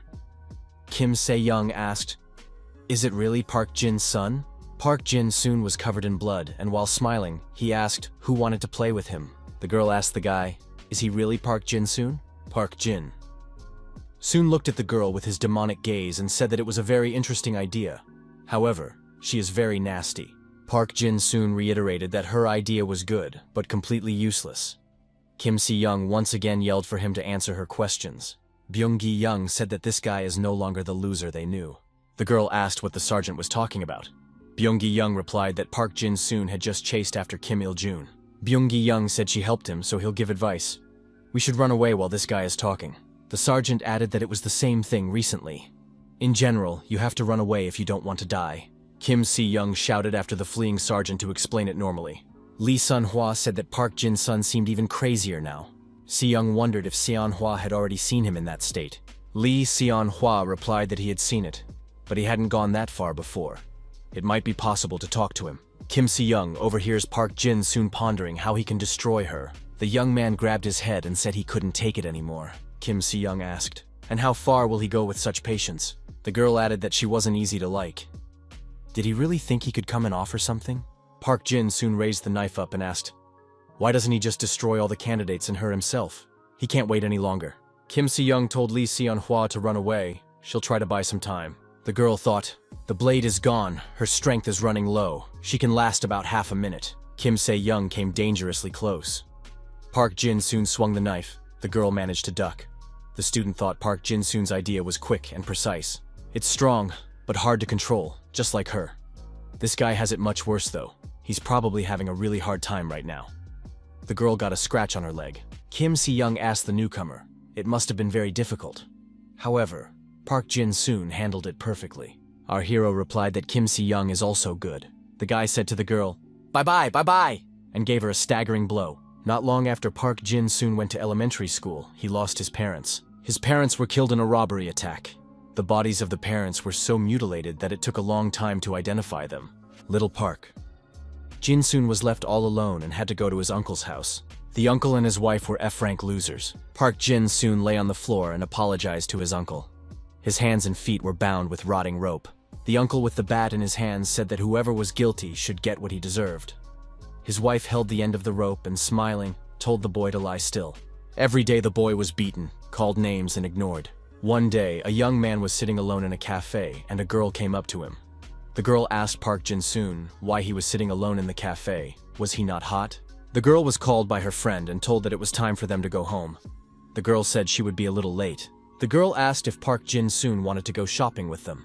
The boy refused. The girl asked if maybe next time he would go with them. The girl's friend urged her on. The girlfriend asked, "Is it not clear that this guy has no money? He always walks around in dirty clothes. You shouldn't go near him." The boys in the back alley were beating this boy with their feet and wanted him to show them his idea. Park Jin Soon said he didn't have one. The boys laughed and said they knew it, but they wanted to help him. I guess the idea would come out if he got a good shake. Kicking the guy, they said they were being kind and helping him. Both at home and outside its walls, Park Jin Soon was constantly beaten. To get less, the boy would come home late. One day, while walking home, not far from the playground, Park Jin Soon heard a strange sound. What could it be? A puppy ran out of the bushes to the child. He was glad to see a human being near him. The boy was also glad to have met a stray dog. The puppy licked the boy and they became friends. Every day late, Park Jin Soon played with the puppy at the playground. Eventually, one day, his uncle went to look for him, afraid that he would be considered a bad guardian. The man asked why Park Jin Soon was not going home. The child looked at his uncle with a frightened look. Suddenly, a puppy appeared and barked loudly at the adult. The uncle was indignant. What kind of a nasty dog is that? Is the child coming home so late because of it? Passers-by noticed the uncle shouting and said that the child seemed to be afraid of him. Why is their neighbor yelling so loudly at the child? The man said if Park Jin Soon comes so late because of the puppy, he can take it home. The boy didn't even believe those words. Park Jin Soon was overjoyed and thanked his uncle. Now the kid had an excuse to come home. He and the puppy played together all the time. Often adults made remarks. Why is the child still up so late? Park Jin Soon said goodnight to Poppy and turned off the light. There was a boy and a dog in a child's drawing. Park Jin-soon once asked his uncle if he could walk his puppy outside. The man replied that he didn't care. The child thanked his uncle again cheerfully. The boy called Poppy after him, and they went for a walk. Park Jin-soon had a real friend now. They loved playing together on the playground and were always there for each other. The puppy was always ready to share joy with Park Jin-soon. Park Jin-soon looked at his watch and saw that it was already late. The boy was scared. He thought that his uncle would scold him a lot. Park Jin-soon told the puppy that they would run home immediately. At the house, the uncle said that the boy had no respect for them at all. Why did he come back at such a late hour? Park Jin-soon apologized and added that he was sorry. He had completely forgotten about the time. Uncle says that's no excuse. He treats that boy with all his heart, and Park Jin-soon does such a bad thing to him. Does he really have to run around looking for him?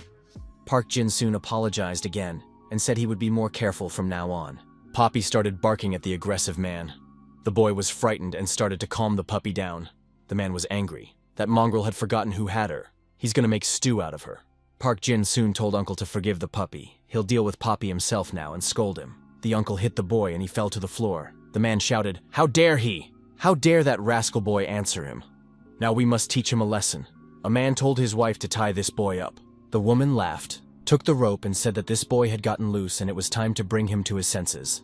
The puppy, protecting its master, kept barking at the man. The adult man said that this dog did not know its place at all. The man motioned at the puppy and told the dirty dog to shut his mouth. The puppy continued to bark. Park Jin-soon watched in horror at what was happening. He couldn't help his friend. The man kicked the puppy with his foot, and it flew off to the side, whimpering pitifully. Uncle said satisfactorily. Finally, that puppy had shut up. The woman, tightening the rope, continued to hold the boy on the floor and told him to lie still. He was disturbing her with his twitching. The child kept saying the dog's name fearfully. Park Jin-soon looked at his uncle with hatred. The man took the bat in his hands and asked, "What was the boy's look?" The uncle swung the bat and started beating the child. He shouted that the guilty party should get what he deserved. The beaten boy lay on the floor and apologized. The man said the weakness and arrogance were passed on to him from his parents. The uncle added that that was why he had scored them. Park Jin-soon couldn't believe his ears. The woman was frightened. Is it really worth telling a child? The man laughed. Who would believe a worthless child who doesn't even have an idea? Park Jin-soon lowered his head and said that his parents were destroyed by a robber. The uncle laughed again. He got angry and beat the boy's parents with a bat because they did not want to share the money. But at that moment, some robber came through the window. Then it was funny watching him justify himself in court. Park Jin-soon said that it turns out his parents were destroyed by his uncle and aunt. The boy was indignant. The man asked what the child was staring at him for. The puppy rose to his feet and started barking again. Poppy jumped up and sank her teeth into the man's arm. Uncle shouted loudly. Park Jin-soon yelled for Poppy to run away. The man said it was a crazy dog and swung his bat at it. The uncle looked at his hand and said there should be no scar. The puppy lay motionless beside the child. The child tearfully apologized to the puppy for bringing him into the house. He just wanted to play with him. The boy cried and said that the puppy would be alive if he hadn't met such a loser. Park Jin-sung closed his eyes and imagined the fun he had previously had with the puppy. Park Jin-soon repeated his puppy's name with anger in his eyes for another long time. The man said the dog was dead, but he hadn't gotten all of his anger out yet. The woman laughed and said she was going to fatten the dog up and eat it.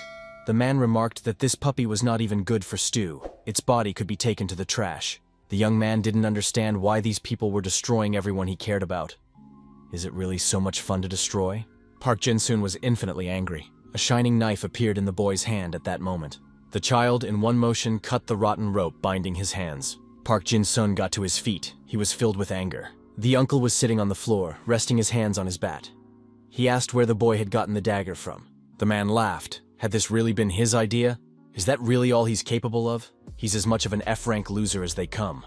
A man bought his bat into a young man's chest and said F-rank child from loser parents. Is he really repeating after them?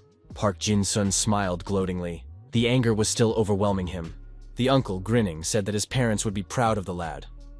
At that moment, the boy gave his uncle a fatal wound. The man dropped the bat. His hand was bleeding. The woman was frightened and rushed to her husband. The man screamed that his arm was injured.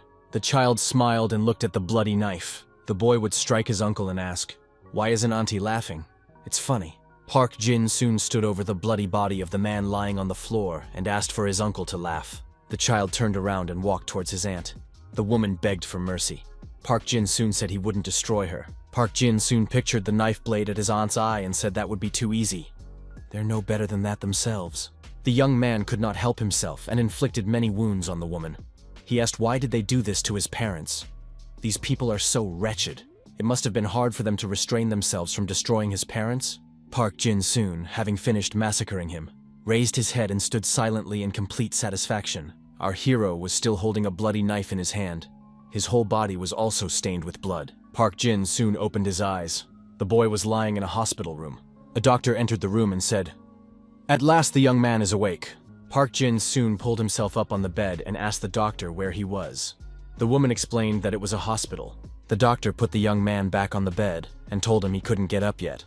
It was better to rest some more. Park Jin soon said his head was splitting and looked at his hand. Why was he here? The guy thought his hand was bloody and he was scared. Park Jin soon jumped out of bed again. The doctor said that the young man should be on bed rest. The doctor in a calm voice told the young man to calm down. A worried young man asked what happened to those who were in the bank. Where are his classmates? Where is Lee Seon-hwa? Park Jin soon remembered something about Kim Si-young and slumped to the floor, going pale. The doctor told Park Jin's son to take a deep breath. The woman told the guy not to worry, the girl was fine. Park Jin soon asked, "Where is Kim Si-young now?" The last thing he remembered was the punch he threw at the girl. The doctor said to stay calm. Kim Si-young would be here soon. Park Jin soon thought that means the girl is alive. But why is she in the hospital? Could she be badly injured? Park Jin soon rushed out of the room. He had to personally make sure Kim Si-young was okay. The doctor looked at the fleeing boy and thought it would be better if he lost his memory. Park Jin soon was running and thought that he felt really bad. He had brought himself to this state and had gotten himself into a lot of trouble. Why couldn't he stop? It was because of Adia. At that moment, Kim Si-young was returning from the store and was carrying bags of groceries in her hands. Park Jin soon saw that the girl was alive and not injured at all. So he didn't slit her throat? Park Jin soon stopped and took a breath. The girl also stopped and looked at this disciple. Kim Si-young wondered, why is the newcomer falling to her knees? The girl put her hand on his shoulder and said, "If you run, then you've recovered." The young man still couldn't come to his senses. How good it was that Kim Si-young was unharmed. The girl wondered why he was crying. Did something hurt? Kim Si-young asked that Park Jin soon should calm down and not cry. People will think she hurt him. After their encounter with the plague, Haeyoung High School closed for a week. On the day of the incident, Byung-gi-young started a rumor about Kim Il-jun's distress. This disaster took the lives of 17 security guards and 13 bank employees. None of the students were injured. The 10th grade class of Haeyeon High School, who fought back the plague, attracted the media's attention. Especially White Goblin Kim Si-young, who directly fought Kim Il-jung. The girl thought that giving an interview was much harder than fighting. She had to talk about Park Jin soon, but the reporters wouldn't believe her. Kim Se-young looked at Park Jin soon lying in the hospital bed. She didn't see the point in trying to bring a man who had been unconscious for 3 days to his senses. Kim Si-young herself could hardly believe what had happened. Then, with a swipe of his knife, Park Jin soon cut off the girl's goblin horn. Kim Si-young felt that wound. After that, Park Jin soon lost his balance and fell forward. Kim Si-young picked him up and kept him on the floor. Kim Si-young said, "If a guy has cried enough, he can calm down and get up. It's time to get out of here." Kim Si-young once again told him to calm down. She didn't hurt herself. There was no problem with Adia. Kim Si-young said, "Isn't that enough for a guy?" Park Jin soon thanked the girl, but continued to cry. Kim Se-young said that she didn't know what the doctor would think of him when he came back. After a week's rest, everything was back to normal. Now our hero looked at the 10th grade differently. After all, these students were fighting the plague. Someone said it was cool and wanted them to have the opportunity too. Our hero realized that the attackers were criminals who originally intended to destroy them. How can you be so inhumane? Park Jin soon thought he could keep his Eden under control, but he was wrong. Many people died because of him. Kim Si-young miraculously escaped death because the IAEA had shut down. We need to make sure that this does not happen again. We need to study our IEDs well. In this, our hero can only be helped by someone who has seen her in action and has enough knowledge. Could that person be An Sun-ho, who took his Eden to the limit? Sung-ho saw our hero and asked, "Shouldn't Park Jin soon be resting this week?" Park Jin soon said that he wanted to ask Sun-ho something. What does Sun-ho think about this? Can souls be divided into ranks? Park Jin-sung added that Bayadea determined the position in the rankings. All the strength depends on the rank. Sung-ho interjected. Park Jin-sun wondered, does the letter of rank affect the soul? Sun-ho replied, no. Rank opens access to various skills, but does not affect the soul. Sun Ho stated that souls cannot be divided by rank. Park Jin-sun looked at his interlocutor with bewilderment. An Sun Ho is also well aware that the strength is directly related to the rank of the Aedes, right? Sung Ho admitted to being dependent, but it had no effect on the soul. Sung Ho wondered, was Park Jin-sun trying to make sure his guesses were fair with his help? Our hero believed that souls could not be divided by rank, because his soul, greedy for destruction, obviously must possess the highest rank. His idea and its provoking factors make one think of the division of souls into ranks. You'd think his soul's main purpose was to destroy. The words kept repeating in my head that he likes to destroy people. He is the devil in the flesh. He has a terrible soul. He is a real maniac. An Sun Ho, while lifting the sports gear, said that when he first saw the rookie, he advised him to start working hard. At that time, it seemed to him that Park Jin-sun was not the kind of person who liked to work. However, despite his constant whining, he still continued to come to practice. Park Jin-sun regularly asked for mercy and said that his muscles were sore. Sung Ho said that not everyone could handle the training, but Park Jin-sung was pretty good at it. The higher the rank, the higher the overall combat ability. That's how the rank system works. But is it possible to get the highest level of combat ability with a lower idea? In sparring, An Sun Ho achieved another victory. Our hero had incredible strength with a strange idea. He gains victory after defeating all opponents. In such a case, the rank becomes meaningless. Sung Ho was well aware that the newcomer didn't come here because he was forced to. Park Jin-sung wanted to make sure with the help of Sung Ho, who had a rank of general combat ability higher than Idea. It must be recognized that there are no ranks of Idea. As An Sun Ho said, our hero was simply denying his Eden. Such a dirty Eden cannot be recognized solely as a high rank, which was why Park Jin-sun was interested in An Sun Ho's disciple. Sung Ho, with the barbell on his shoulders, asked if he had answered the rookie's question. Sung Ho is the one who managed to raise his overall combat abilities to A+ rank while having a B-ranked idea. An Sun Ho always convinced our hero that with effort, a person can achieve anything. An Sun Ho was just such a person. After listening to Park Jin-sun's story, Sung Ho stated that the condition that occurred during the battle was the rookie's Eden. Park Jin-sun asked if Sung Ho believed that an F-rank fighter could actually be an S-rank. After all, he was the one who fought back against the plague. Sung Ho said he saw no point in his interlocutor cheating. Park Jin-sun thanked An Sun Ho for his trust. Sung Ho asked, "Doesn't Park Jin-sun want Idea to control him?" Park Jin-sung replied, he felt like he could at least stand up to her a little bit. But after he punched the criminal gang member, sanity seemed to leave his body. Park Jin-sun stated that he no longer wanted to lose control because of Idea. Park Jin-sun asked, how would the interlocutor act in his place? How would he take control of the Idea? Sun Ho advised to create a healthy body and mind. A healthy body can only be achieved through diligent training. Park Jin-sung replied that he had been practicing his whole life, but nothing had changed. Sung Ho noticed that people who couldn't control their powers had something in common. They didn't like themselves. Someone who doesn't like himself can't recognize his efforts. Park Jin-sun is working hard and should be proud of himself. Park Jin-sun wondered. Should he really love himself? A person who takes pleasure in suffering? An Sun Ho asked, does Park Jin-sun really think that he worked hard to become such a maniac? Park Jin-sun must love himself, for he is no ordinary Park Jin-sun obsessed with the lust for destruction.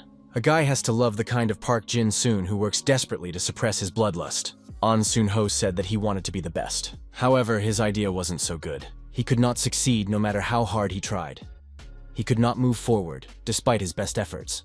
In all 3 years of high school, he never once managed to get into an advanced bout. Sung Ho added that this was why he was devastated by his weakness, hating his low rank. However, nothing was changing. Sun Ho added that one day he wondered, how well does he understand his idea? Sung Ho examined his soul and realized his limits. Using his strengths and protecting his weaknesses, he confronted his idea. It was because of this that he was able to surpass himself. He rose up and broke through. An Sun Ho remarked that even now he continues to improve and hopes to become even better. An Sun Ho asked what Park Jin-sun thought about his future. Park Jin-sun took off his glasses and threw them under his feet. The guy said that he would outdo himself too. Everyone knows that firearms are useless against an idea. Therefore, many weapons lose their meaning when an idea manifests itself. A chemical attack, however, is a different matter. It will take a life the moment the idea disappears, and the person will return to their usual state of mind. Byung-gi Young didn't understand what kind of joke was this. If they were destined to die anyway, why even train resilience? The sergeant banged on the door and yelled for someone to open it for him. The teachers wearing gas masks said that the poison gas cloud was too dense for the students. Even if the 10th platoon's strength increases, it's still dangerous. The students called out for help. The teacher told them to start singing the national anthem. He would give extra points to those who finished the song. Park Jin-soon stood up to his full height and sang a hymn. The other students kept shouting for the door to be opened for them. Someone shouted that the door was open and the third squad was coming out. But why is the gas cloud so thick? You can't see anything at all. After this test, our hero reported to the chemistry teacher that all the officers had died, so he would be the speaker. Park Jin-soon reported that of the 11 men, 10 dropped out of the squad because of the gas chamber training. Someone must have given away all the hiding places. Almost all of them were found, including those who used the hiding idea. Our hero tried his best. He wanted to get a ranking badge. In all the competitions, Park Jin-soon finished 5 seconds ahead of the second-place cadet. His skills are worthy of representing the nation. In the individual combat training, it was necessary to capture an enemy base. The first-place winner was the rookie, Park Jin-soon. In second place was Corporal Kim Se-young. Our hero wanted to surpass himself. The principal studied the teacher's report and saw Park Jin-soon's name at the top of the list everywhere. How did this F-rank fighter have such good physical stats? The teacher said that other students also received checkmarks. The director commented that this was not enough. Information was received that a 998 crew was on their way. They didn't seem to like the fact that the old Haeyoung school had the support of the government. This brigade will try to disgrace their school. The principal remarked that the 11th graders are doing fine, but they can't do anything about the 9th graders. The only problem is with the 10th graders. The principal added that we need to step up our training and improve our academic performance. The teacher wondered, what kind of training are we talking about? The director said he was talking about short-term training to increase combat strength. I mean, it's basic training, or does the teacher disagree? Students struggled to carry the heavy boxes without realizing what was inside. Kim Se-young inquired, why is the newcomer carrying 2 boxes? Park Jin-sung replied that he sees it as a workout, so he decided to pump his back muscles. Kim Se-young noticed that Park Jin-soon was practicing during lunch too. The guy replied that it was different. The girl stated that this Mr. Excess was acting strange. Park Jin-soon was surprised that he was no longer a newcomer, but a Mr. Excessive. Park Jin-soon told the girl that everyone is looking at her. Kim Se-young replied that it's nothing new to her. She lives in that reality all the time. Park Jin-sun thought that sounded very cocky. However, today, the girl was being looked at in a special way. Kim Se-young said that it's not her that's being looked at this time, but Park Jin-soon. Park Jin-soon wondered, what made him so interesting to the people around him? Was it because he was handsome? The girl replied that she would pretend like she hadn't heard. Park Jin-soon said that it was very rude. Park Jin-soon and Byung-gi-young collided. Our hero didn't stay on his feet and fell with the boxes. He apologized and said he was looking at the boxes. Byung-gi-young said to the scum to watch his step next time. Park Jin-soon said that the squad leader has changed. What happened to him? Kim Se-young asked, does Park Jin-sun really not understand why no one is bothering him lately? Park Jin-soon wondered, is it because he's spending time with her? Kim Se-young said it's because he's become different. The girl added that this guy was starting to make her homesick and quickened her step. Park Jin-soon caught up with the girl and asked if she wasn't curious about his idea. The girl replied that she wasn't interested. Park Jin-soon said that he could explain everything. Kim Se-young said to Mr. Excess not to say such things to the girls. The girl added that she was able to restrain herself, but another would have fainted by now if it were her. Doesn't the guy realize that? Park Jin-soon asked. Is it only about girls? Because he had already told An Soon-ho about it. Kim Se-young asked, how could he tell the sergeant about this? Was he really bored with his life? Kim Se-young asked why he didn't go to her first. Byung-gi-young remembered that fiery feeling. He felt like Park Jin-soon could destroy him. He remembered Kim Il-jun running away from that guy in fear. At what point did it all go wrong? Byung-gi-young thought that until he figured it all out himself, he refused to admit it. Park Jin-soon tells the girl that everyone is looking at them. He will tell her everything when they are alone together. Kim Se-young tells Park Jin-soon not to say that to the other girls either. They won't be able to hold back like her. Park Jin-soon asked a natural question. Why are they dragging these boxes around? Kim Se-young wondered. Hadn't he heard? After all, it's preparation for a training session. Park Jin-soon was also surprised. What kind of training are we talking about?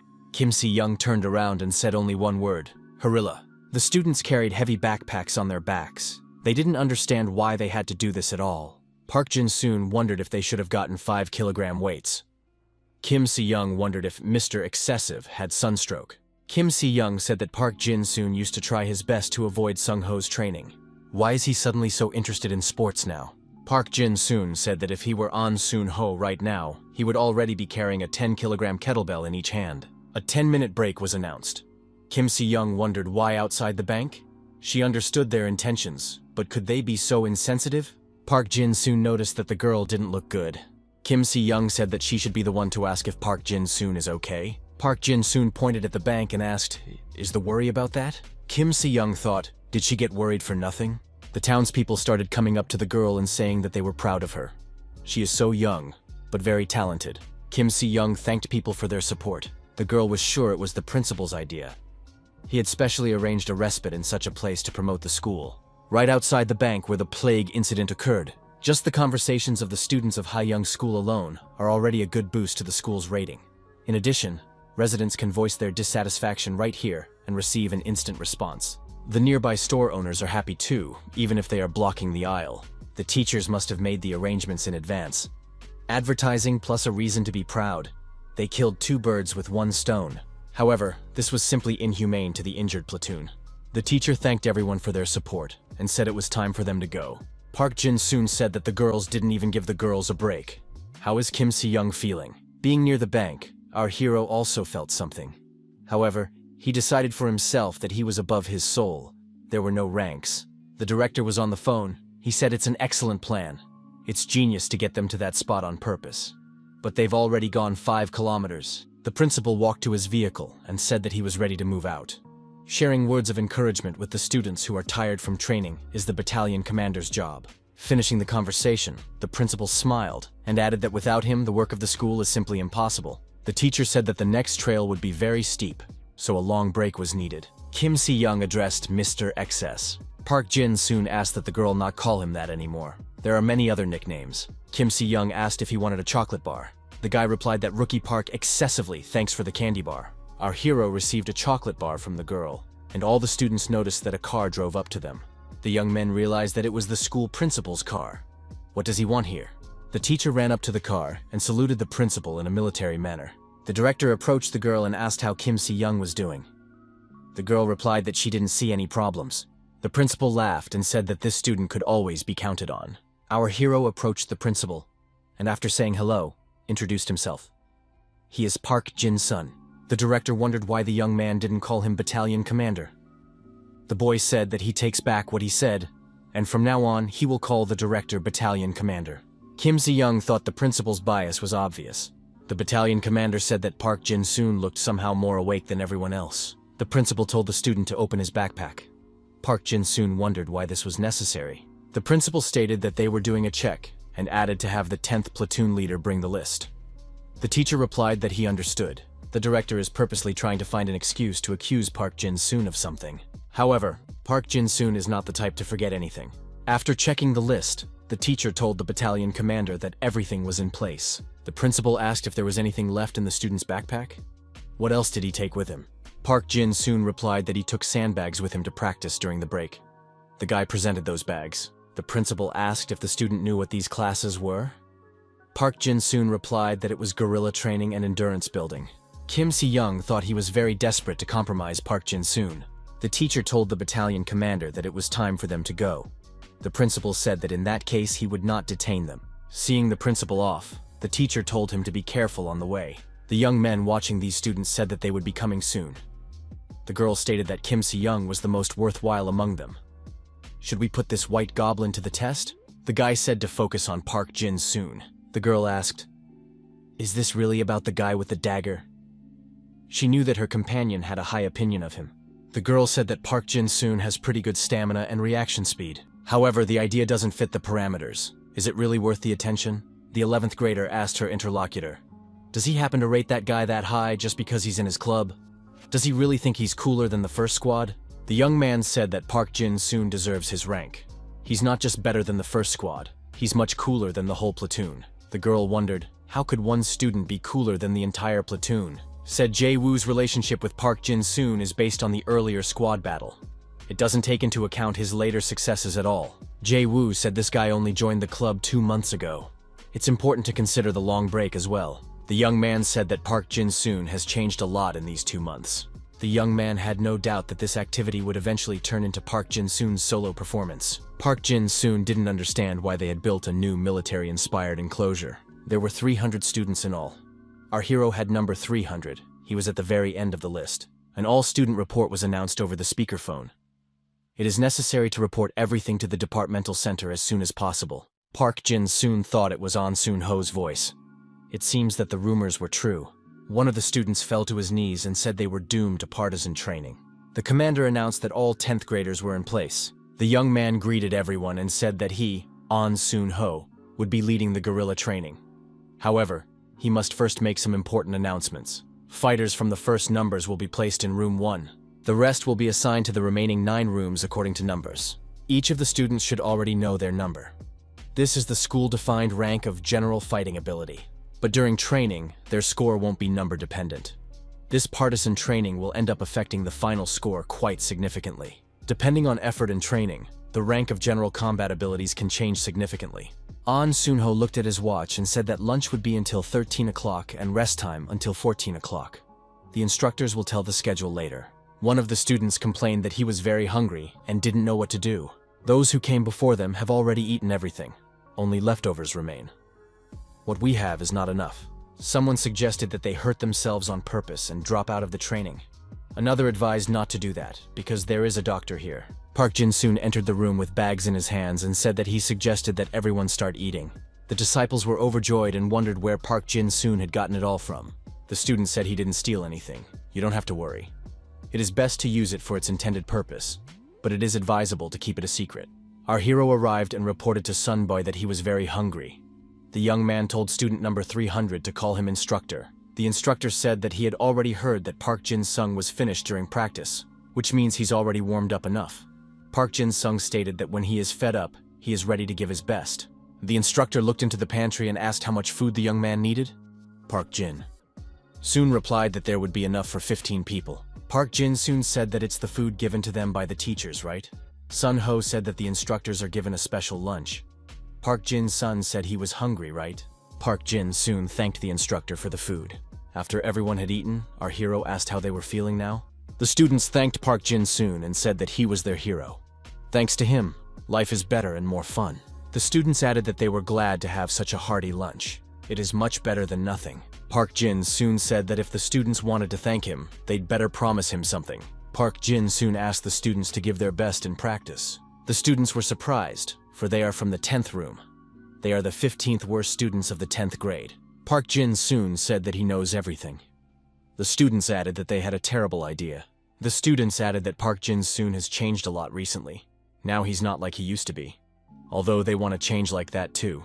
All the students voted for Park Jin-soon to be their leader. The vote was unanimous. Everyone rejoiced. Partisan training field, 3 o'clock in the afternoon. Girls pass norms on running. The young men are doing squats. The students watching their peers wondered, was it really a battle with them at the beginning of the semester? There's even that F-rank guy here. Sun-ho said that, as expected, members of the physical training club have distinguished themselves. It wasn't just about Park Jin-soon. All the members of the last team stood out for the better. Jae-woo couldn't understand what was even going on. Sung-ho announced that practice was over for the day. The instructor added that the schedule is now available, so we should be sure to check the bulletin board. Fighter number 300 reported that they had completed the exercise. The instructor praised and said that, as promised, all occupants of room 10 would be awarded extra points. The students rejoiced. They had succeeded. At nighttime, our hero came out for some fresh air and thought he must have gotten here too soon. Kim Si-young appeared from the forest shadows and greeted Mr. XS. She asked how long the young man had been waiting for her. Park Jin-soon replied that it's not that late, so it's nothing. The girl said it's numbers 1 and 300, so it's not that bad. She asked when Park Jin-soon planned to leave the last place. Park Jin-soon replied that it must be after the guerrilla training.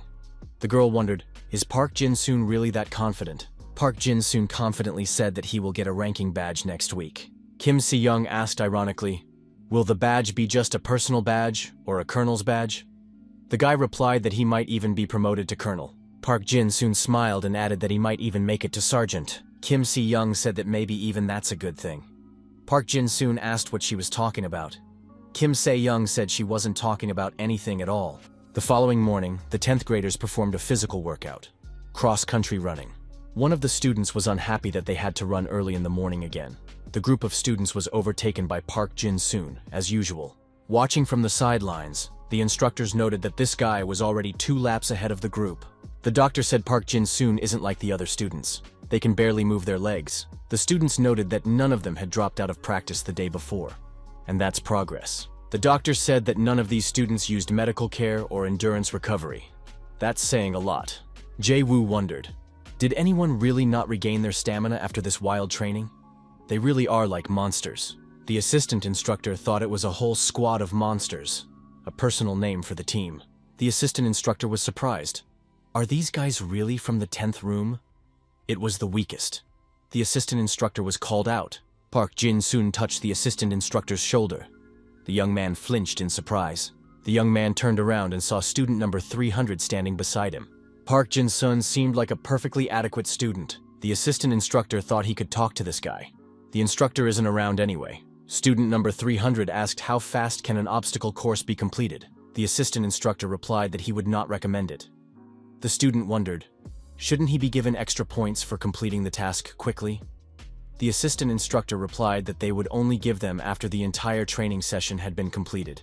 Instructor Sun Ho will meet the student in physical education class and give extra time assignments while the other students complete the obstacle course. The assistant instructor remarked that since this group was coping too fast, it would take a long time to train.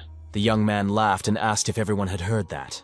Park Jin-soon told his team that the faster they finished, the higher score they would get, and the longer the practice would be. The assistant instructor realized that student number 300 was at the head of these psychopaths. The instructor told the student with the tether on his belt that he could thus make a quick rescue down below.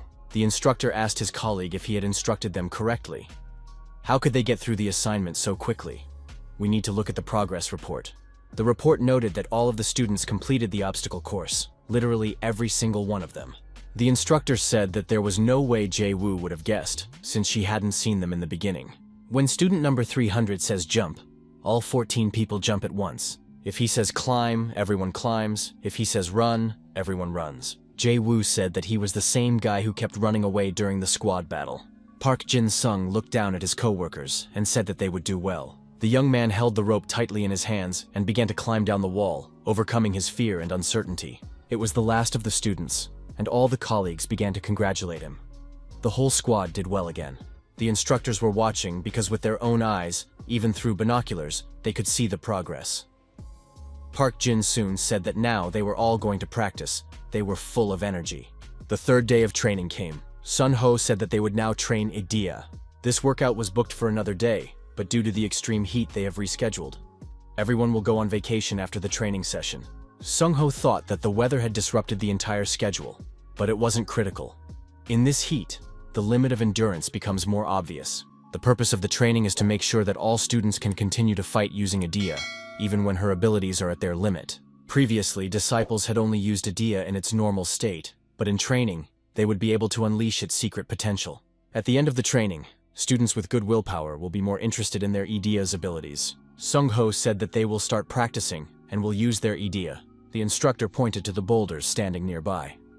The students must use all their strength to break these boulders.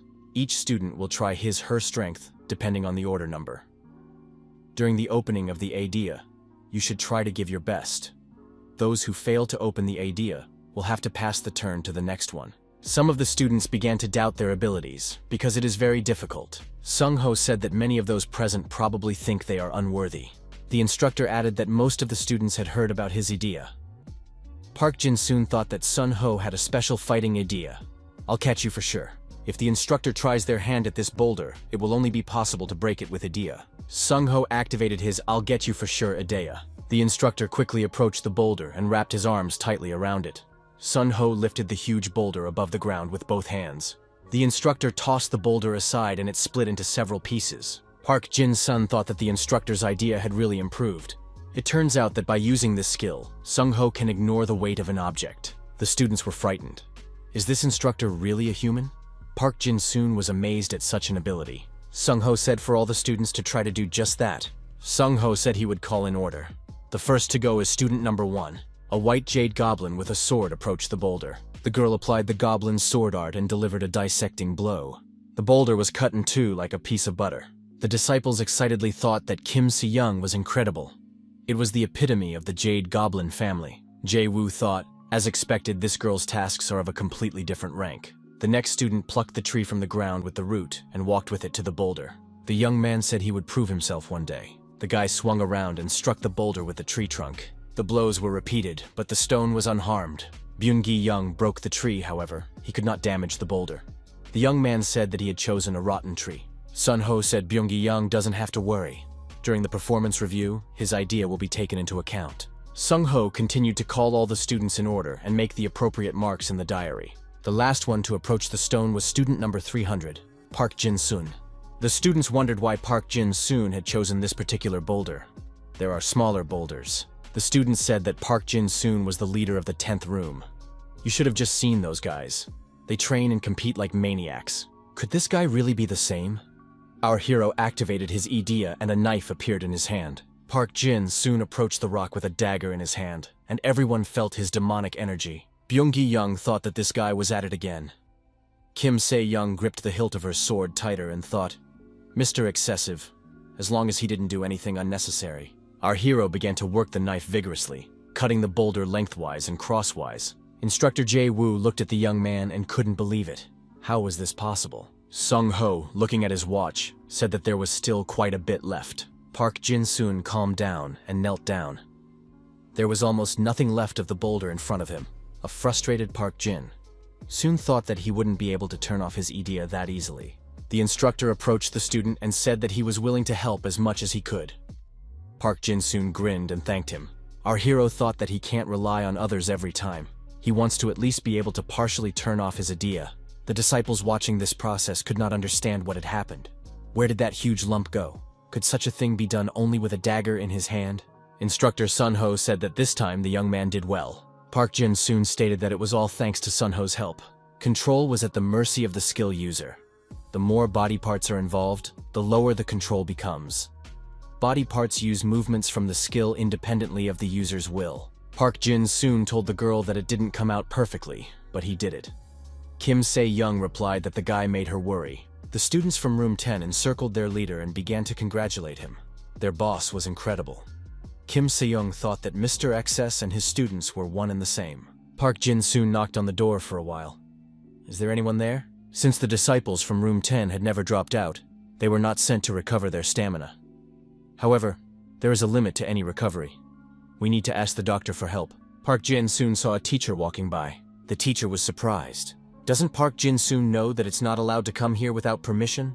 The teacher said the student could be punished if caught here. The platoon commander said that the young man should return soon before the teachers found out.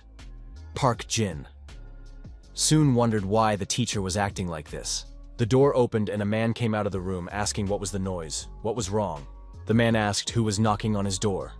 Park Jin-soon wondered if it was the nurse. The man rejoiced. Was it really the inimitable Park Jin-soon F-Rang from Haeyoung High School in front of him? The medical officer asked what brought the young man here.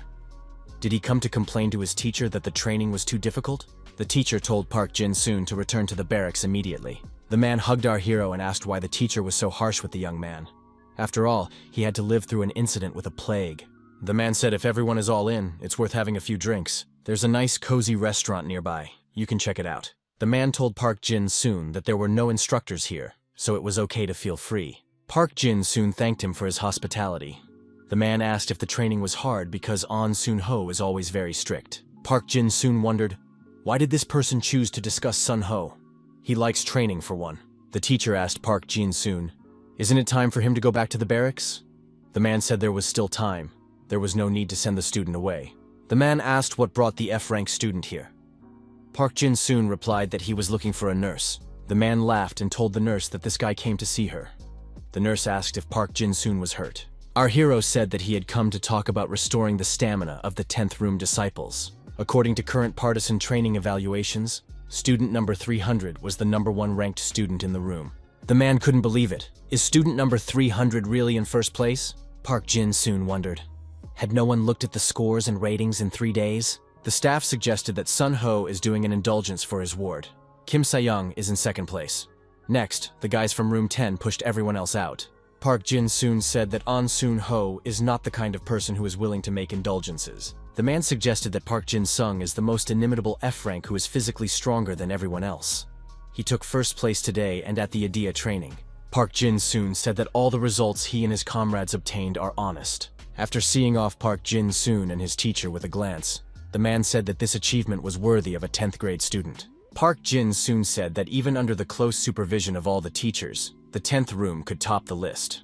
The man was surprised. How could this student say such a thing with such equanimity and confidence? Park Jin-soon said that he takes it seriously and doesn't joke around. The man said if such a miracle happens, he will react accordingly. Park Jin-soon may be promoted to corporal.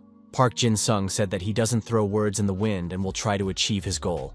Already outside, our hero apologized for making such a fuss. The doctor replied that she was the one who should apologize. Park Jin-sung recalled his promise and added that he would need the woman's help as a nurse. The woman inquired, "It turns out that it is necessary to restore the student's stamina?" Park Jin-soon remarked, "If the 10th room recovered, they would easily get to the top." The nurse wondered, was the young man so confident in his abilities? The disciples were beating up the representatives of the 10th room, wondering where their leader was. Had he really conspired with the instructor beforehand? The disciples from room 10 claimed that there was no collusion. However, they were not listened to. The leader of the strikers told these losers not to cross him, that there was no need to be so proud. Park Jin-soon saw this scene and thought that now was not the time to purposely pick a fight. If he called the teacher, they probably wouldn't come again. Wouldn't it be better to call Sung-ho? Park Jin-soon was hiding around the corner. The attackers said they needed to find this guy immediately. One of the 10th room students spotted Park Jin-soon hiding around the corner. The young man told the leader not to come out. The attackers realized that Park Jin-soon was hiding around the corner and told him to come out. Finally, the trickster himself showed up. Park Jin-soon asked what these people were doing. The attacker laughed. This guy started to make himself in charge as soon as he came out of hiding. Park Jin-sung said that if those students left now, he could keep quiet about what had happened. The opponent laughed. Is Park Jin-sun really ready to make a fuss and call the teachers? The instigator of the fight said that An Soon-ho had that guy's back. Is the one who took the top spot starting to lose ground? Other students stated that Park Jin-soon was incapable of anything without cheating. Park Jin-sung realized that many people felt as if he was resorting to cheating. The instigator of the fight told Park Jin-soon to prove otherwise. The 10th room disciples said that this instigator is just a fool. He probably has eyes in the back of his head. If he wants to fight, why not try his hand at training tomorrow? Why did he come here now? The co-workers told the striker to show the 7th ranked strength to this guy. Park Jin-soon and his roommates silently watched the aggressive behavior of the strangers. Our hero tried to keep his cool. He realized that he would lose much more than he would gain from this fight. However, this is a chance for room 10 to get noticed. Park Jin-soon thought that even if he held back, the nurse would still come sooner or later. What should he do? The instigator of the fight said he wasn't going to feel sorry for Park Jin-soon and decided to use his idea. The villain wrapped his arms and legs around our hero and said, "Checkmate." Park Jin-soon smiled and replied that there was a real worm in front of him. The caller wondered, does this guy still have the strength to open his mouth? He squeezed Park Jin-soon even harder. The bully asked why didn't Park Jin-sung cheat again like he had done earlier in training. Our hero began to choke. It was hard for him to breathe. The attacker asked, is Park Jin-sung really not going to do anything? That, and it's obvious. He won't be able to pull any stunt right now. Our hero thought that the opponent's temper is fiery. If you let him do whatever he wants, he'll just be satisfied and leave. The nurse should be here soon. The instigator of the fight said the leader of room 10 was nothing without his tricks. The students of room 10 shouted for the worm to let their leader go. The bully wondered, why isn't anyone running to save their leader? The villain told our hero that he was weak and should sit lower than the grass. The students in room 10 said they had lived like this all their lives, but their leader was different. The guy added that he was also there that day when Byung-gi-young called Kim Si-young to the rooftop. Then he was stupid and full of strange beliefs. Even when the leader stopped Byung-gi-young and Kim Si-young, they continued to consider this guy inferior because he was F-ranked. The young man added that he was wrong. Unlike them supporting Byung-gi-young's brutality, their leader tried to stop the fight. That's why their leader, Park Jin-soon, is so much more amazing than them. With that, the young men rose to their feet and rushed to free their leader. The villain immediately scattered the losers from room 10, attacking him, and added that he had to show everything by example. Park Jin-soon thought that he was wrong. However, he himself had told his boys, never give up. Our hero decided that it would be okay to say goodbye to rank if he got into a fight. But no matter what, He plans to get a rank next week. Park Jin soon remembered telling the nurse that his room would easily be in the top if they recovered. However, that doesn't mean that's what the crowd wants. The crowd doesn't want to give up. Our hero thought that he was the one who had convinced his people to change and felt sorry for himself. Park Jin soon activated his idea and a dagger appeared in his hand. The villain said that this guy couldn't do anything. After all, he was handcuffed. Park Jin-sung told the squad of the 10th room that if they only fought with their AEDs, they wouldn't be able to defeat even a vile insect like this worm. Park Jin-sung said that the opponent is acting too important, relying only on idea. Our hero added that this little bug had not practiced at all. At that, the protagonist spread his arms and threw his opponent far away from him. Park Jin soon thought that the amazing idea wasn't necessary at all. The villain was surprised. Why does this rogue have such incredible strength?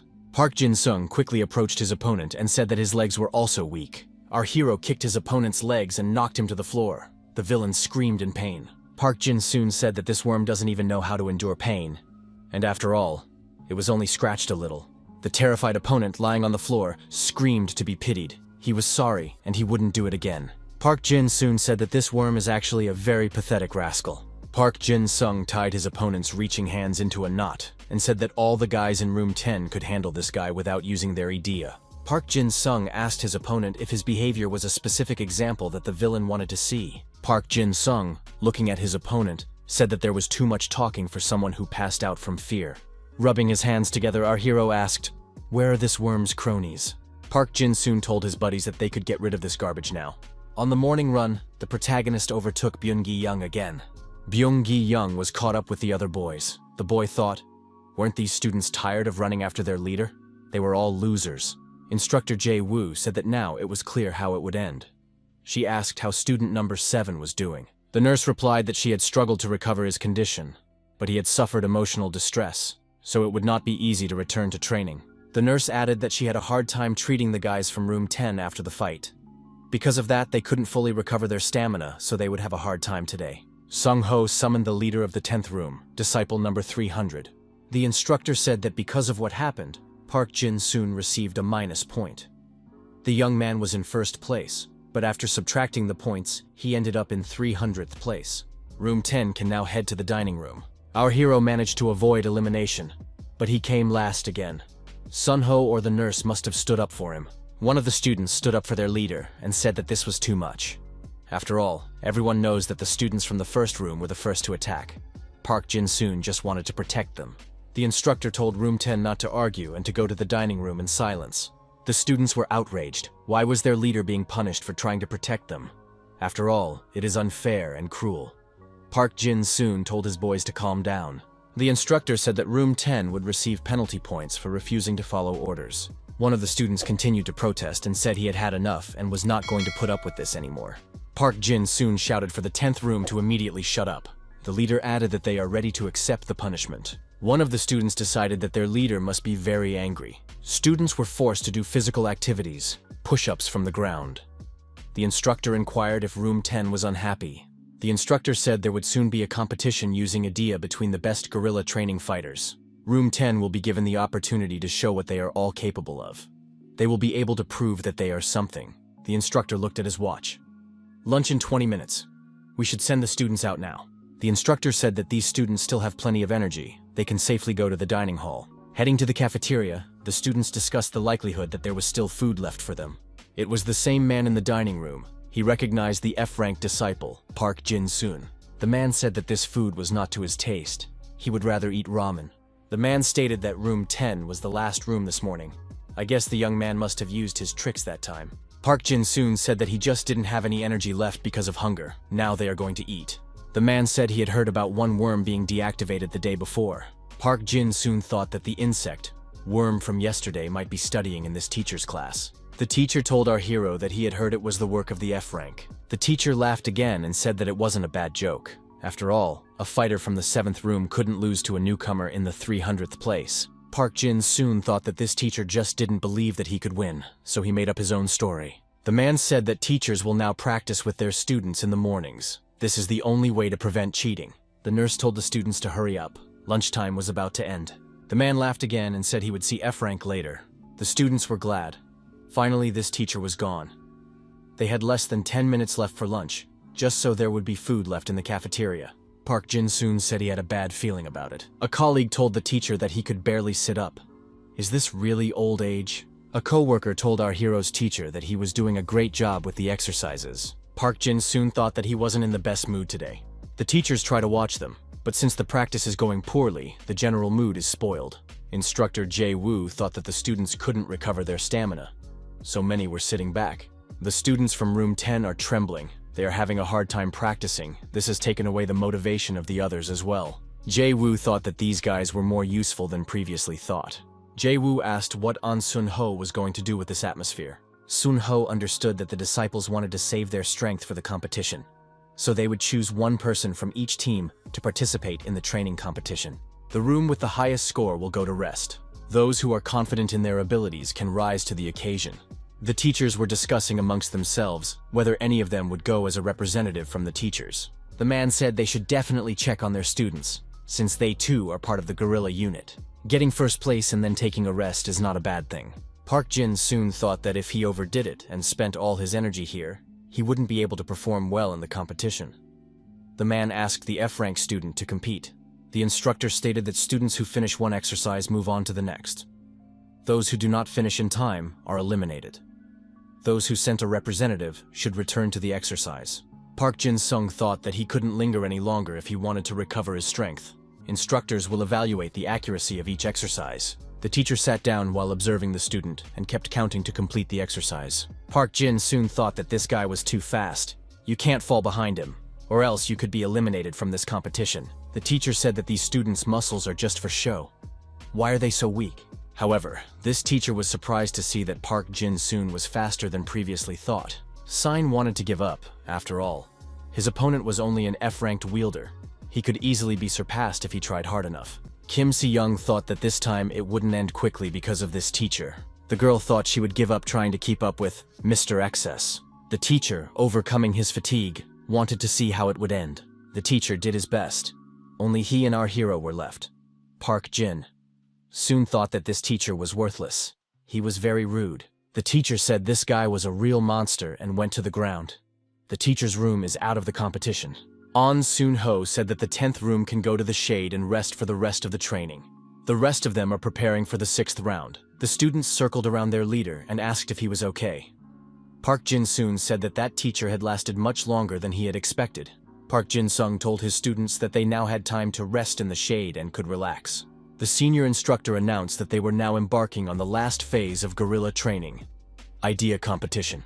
Some students may be left frustrated because they don't possess anything special. Sun-ho added that there will always be surprises waiting on the battlefield. However, he believes that students will find the strength to get rid of their shortcomings. The instructor wanted to continue his speech and explain the details of the competition. However, the headmaster appeared and said that he was just in time. The director stated that Mr. An Sun-ho had done a great job. Since this competition is the last stage of preparation, the director, as the battalion commander, personally decided to attend. An Sun-ho remarked that the director had previously left guerrilla training under his responsibility. The director noted that the contest is the last part of the training. He decided he had to attend in person if he was the battalion commander. The instructor gave the principal the papers with the competition plan and schedule. The principal noted that Sun-ho was still as diligent as ever. The principal gave the paperwork to another teacher and said it was too confusing. He would make it much simpler and more secure. The battalion commander welcomed the students to the last part of the training.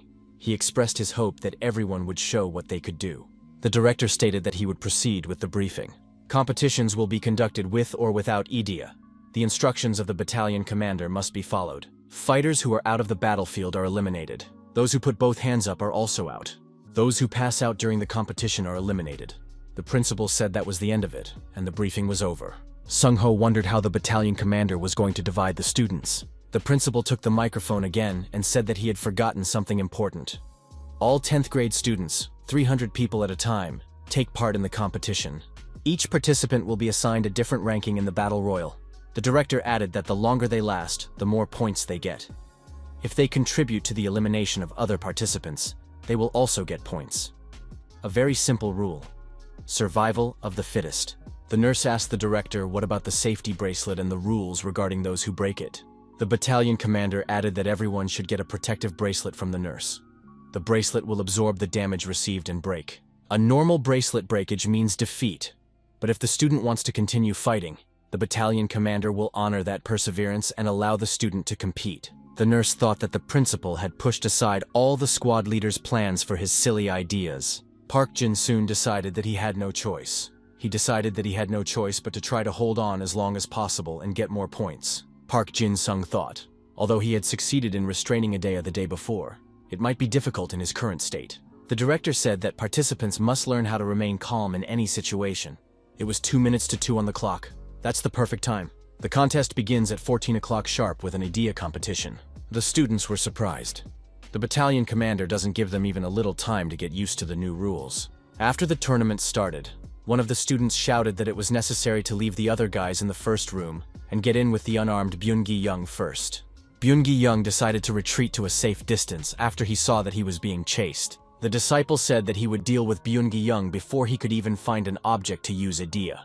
Byun-gi Young said with anger, "Did this trash collectively go blind when they got together?" The sergeant said to one of the students, "How dare you look down on my Eden?" The students were frightened and turned around and decided to run away. However, Byun-gi Young grabbed a piece of the structure and swung around and said that he was going to destroy everyone now. Surrounded by students from other groups, Kim Si-young said that the others were fighting furiously. Weren't these participants going to join them? Or are they going to keep her trapped until the end of the competition with Idea? The girl jumped up and, accelerating rapidly, said that in that case they could try to catch her. Room 10 asked their leader what they should do. The director likes people with unusual abilities after all. Our hero thought for a moment. Sun Ho would first give them time to get used to the competition, then divide the competitions according to format, and then assign each student a different score depending on their skill level. Park Jin-sung was going to score a lot of points with the help of his students in the non-idea competition, and then would try not to drop much in the rankings during the idea competition. However, with such a system, it would end up with advanced ed students just pulling all the attention on themselves. The opponents approached the students of the 10th room and told them that they would have to disappear before they could start competing without idea. Park Jin-sung told his students to all prepare for the fight. The opponents decided to get rid of the students from room 10 before the end of the competition with idea. Our hero told his students to try to make it through the competition without idea. The principal, observing the competition, said the students are doing well. Sung Ho told the battalion commander that the disciples haven't even warmed up yet. The idea owners are gaining too much advantage. The teacher told the instructor that the battalion commander was in front of him. He should not give him advice. The director told the leader of the 6th platoon that everything was fine. It was worth considering the fact that Sun Ho had also worked hard to prepare for the competition. After all, that is the main task of a teacher. The teacher smiled and said that the battalion commander was right as always. The battalion commander thought, should the students be allotted extra time? The principal took the microphone and loudly announced to everyone that in 30 seconds they would be moving on to the non-idea competition. Park Jin soon stepped up his activities, neutralizing his opponents. He said that his students would endure for another 30 seconds. Kim Si-young counted about 30 people in front of her. The girl said that they wouldn't be able to just leave of their own accord. Kim Si-young activated the goblin sword art and moved towards the opponents. Byun-gi Young thought that he needed to handle a few more contestants before the end of the competition. Byun-gi Young swung a huge bar and began to spin it around him, thus neutralizing his opponents. The battalion commander remarks that Kim Si-young is as gorgeous as ever. Byun-gi Young is also a pleasant surprise. He wants to watch the competition with Idia some more. An Sun-ho couldn't help himself again and wanted to make a remark to the battalion commander. The director stopped him and thought that the instructor was always impatient. The director ordered everyone to shut down the idea. Many students immediately calmed down. They didn't see the point of fighting during the competition without idea. Park Jin-sung thought that he and his team managed to hold out and survive. Park Jin soon wondered if he would be able to make it to the end. The opponent said he would not be defeated in hand-to-hand combat. In a battle without idea, even if the entire first room unites, it won't be easy to catch them. New battle conditions dictated new rules of engagement. Everyone began to group together. The students said that rooms 2 and 3 should keep their word. It was amazing. Were the participants really willing to go up against their comrades? The girl confirmed and said that the first thing to do was to get rid of the competition. They had managed to make arrangements with other rooms the day before. The opponent was surprised. He didn't realize that all the 10th graders would be caught up in a huge scuffle. The students of room 10 asked the leader what they should do next. Here came the competition without idea. Park Jin-soon thought that his maniacs' bodies were already at their limit. If the competition with idea started again, they wouldn't last long. Park Jin-sung pondered, What could he do that would still last? The apprentice said that the boss was wasting stamina because of them, but now they only have one option. The apprentice said that their squad must not take a single step backward. He was supported by everyone. The opponents were surprised. They thought the 10th room had no more strength left. The 10th room pounced on the opponents, saying that they were tired of holding back their forces. It is necessary to pull anyone out of the crowd and straighten them out. The students from the other rooms were scared. These guys are behaving uncontrollably again. If you get caught by them, there's no getting out. The squad of the 10th room was indeed like a squad of maniacs with glowing eyes. It was a case where there was nothing left to lose. Byung-gi Young thought, "Do these guys really think they're doing a zombie movie?" Byung-gi Young shouted for the White Goblin to leave immediately. "Why did she bring so many people with her?" Kim Si-young asked. "Is he jealous of her popularity?" Byung-gi Young repeated that the girl had purposely brought them after her. Kim Si-young smiled and suggested that it was already time to go. After all, the squad leader had already gained enough points. The people around them thought that Kim Se-young and Byung-gi Young were secretly conspiring. It's impossible to win if these two unite during the competition, so it's necessary to stop them. The students picked Byung-gi Young and Kim Si-young up in their arms and lifted them up in order to separate them. The battalion commander said that these two disciples are good in battle even without idea. However, instructor An Soon-ho reported to the battalion commander that the two students had chosen their own paths. The director couldn't believe it. How did this happen? Sung-ho noticed that these two could easily go against the crowd during a jousting competition with Idea, but they would have a hard time in a normal battle. The opponents decided to group up to get rid of Kim Si-young and Byung-gi Young. When it comes to non-Idea competitions, it is obvious that they become the main targets for all participants. The principal said it would help them become much better in the future. The instructor hoped so too. The teacher was horrified. The press hadn't arrived yet and these students had already dropped out. The teacher reported to the battalion commander that Kim Si-young looked like she was full of strength to fight back. The instructor thought that the girl's behavior was related to Park Jin-soon. The principal was upset because he thought it would be a quick scuffle with only the strongest remaining. So he told the reporters to come back later. Again came the announcement of the battalion commander. In 30 seconds, they would return to jousting with the Aides again. Our hero thought he would help his students, but it turned out that he was the one who was saved. The opponents told F-Rang, even though he is in An Sung-ho's division, but they are stronger in the competition with Idea. Park Jin-soon was worried that his idea would get out of control due to his lack of stamina. Would he be able to contain his idea in such a bad condition? Opponents wondered, what is this guy talking to himself about under his breath? The opponents heard someone tell them to immediately move away from Park Jin-soon. They turned around. Byung-gi Young said that Park Jin-soon is dangerous on his own. You can't underestimate him. Park Jin-soon's fight with the lanky worm showed his true potential. It's best to stay away from that guy. Byung-gi Young wanted to force Park Jin-soon to spend all his strength in trying to protect his squad, so he himself would drop out. But where did they all go? Now is the moment to use the idea mode again. The opponent said if they had made it in time, then F would be looking at their abilities already from the outside. Park Jin-sung decided to go for it, and delivered a staggering fist punch to the jaw of his opponent. The opponents were stunned. Their counterpart was deactivated with just one hit, considering the protective bracelet. Park Jin-sung continued to act and dealt blows to all the students who decided to attack him. The students standing on the sidelines couldn't understand why they were hearing such a deafening sound.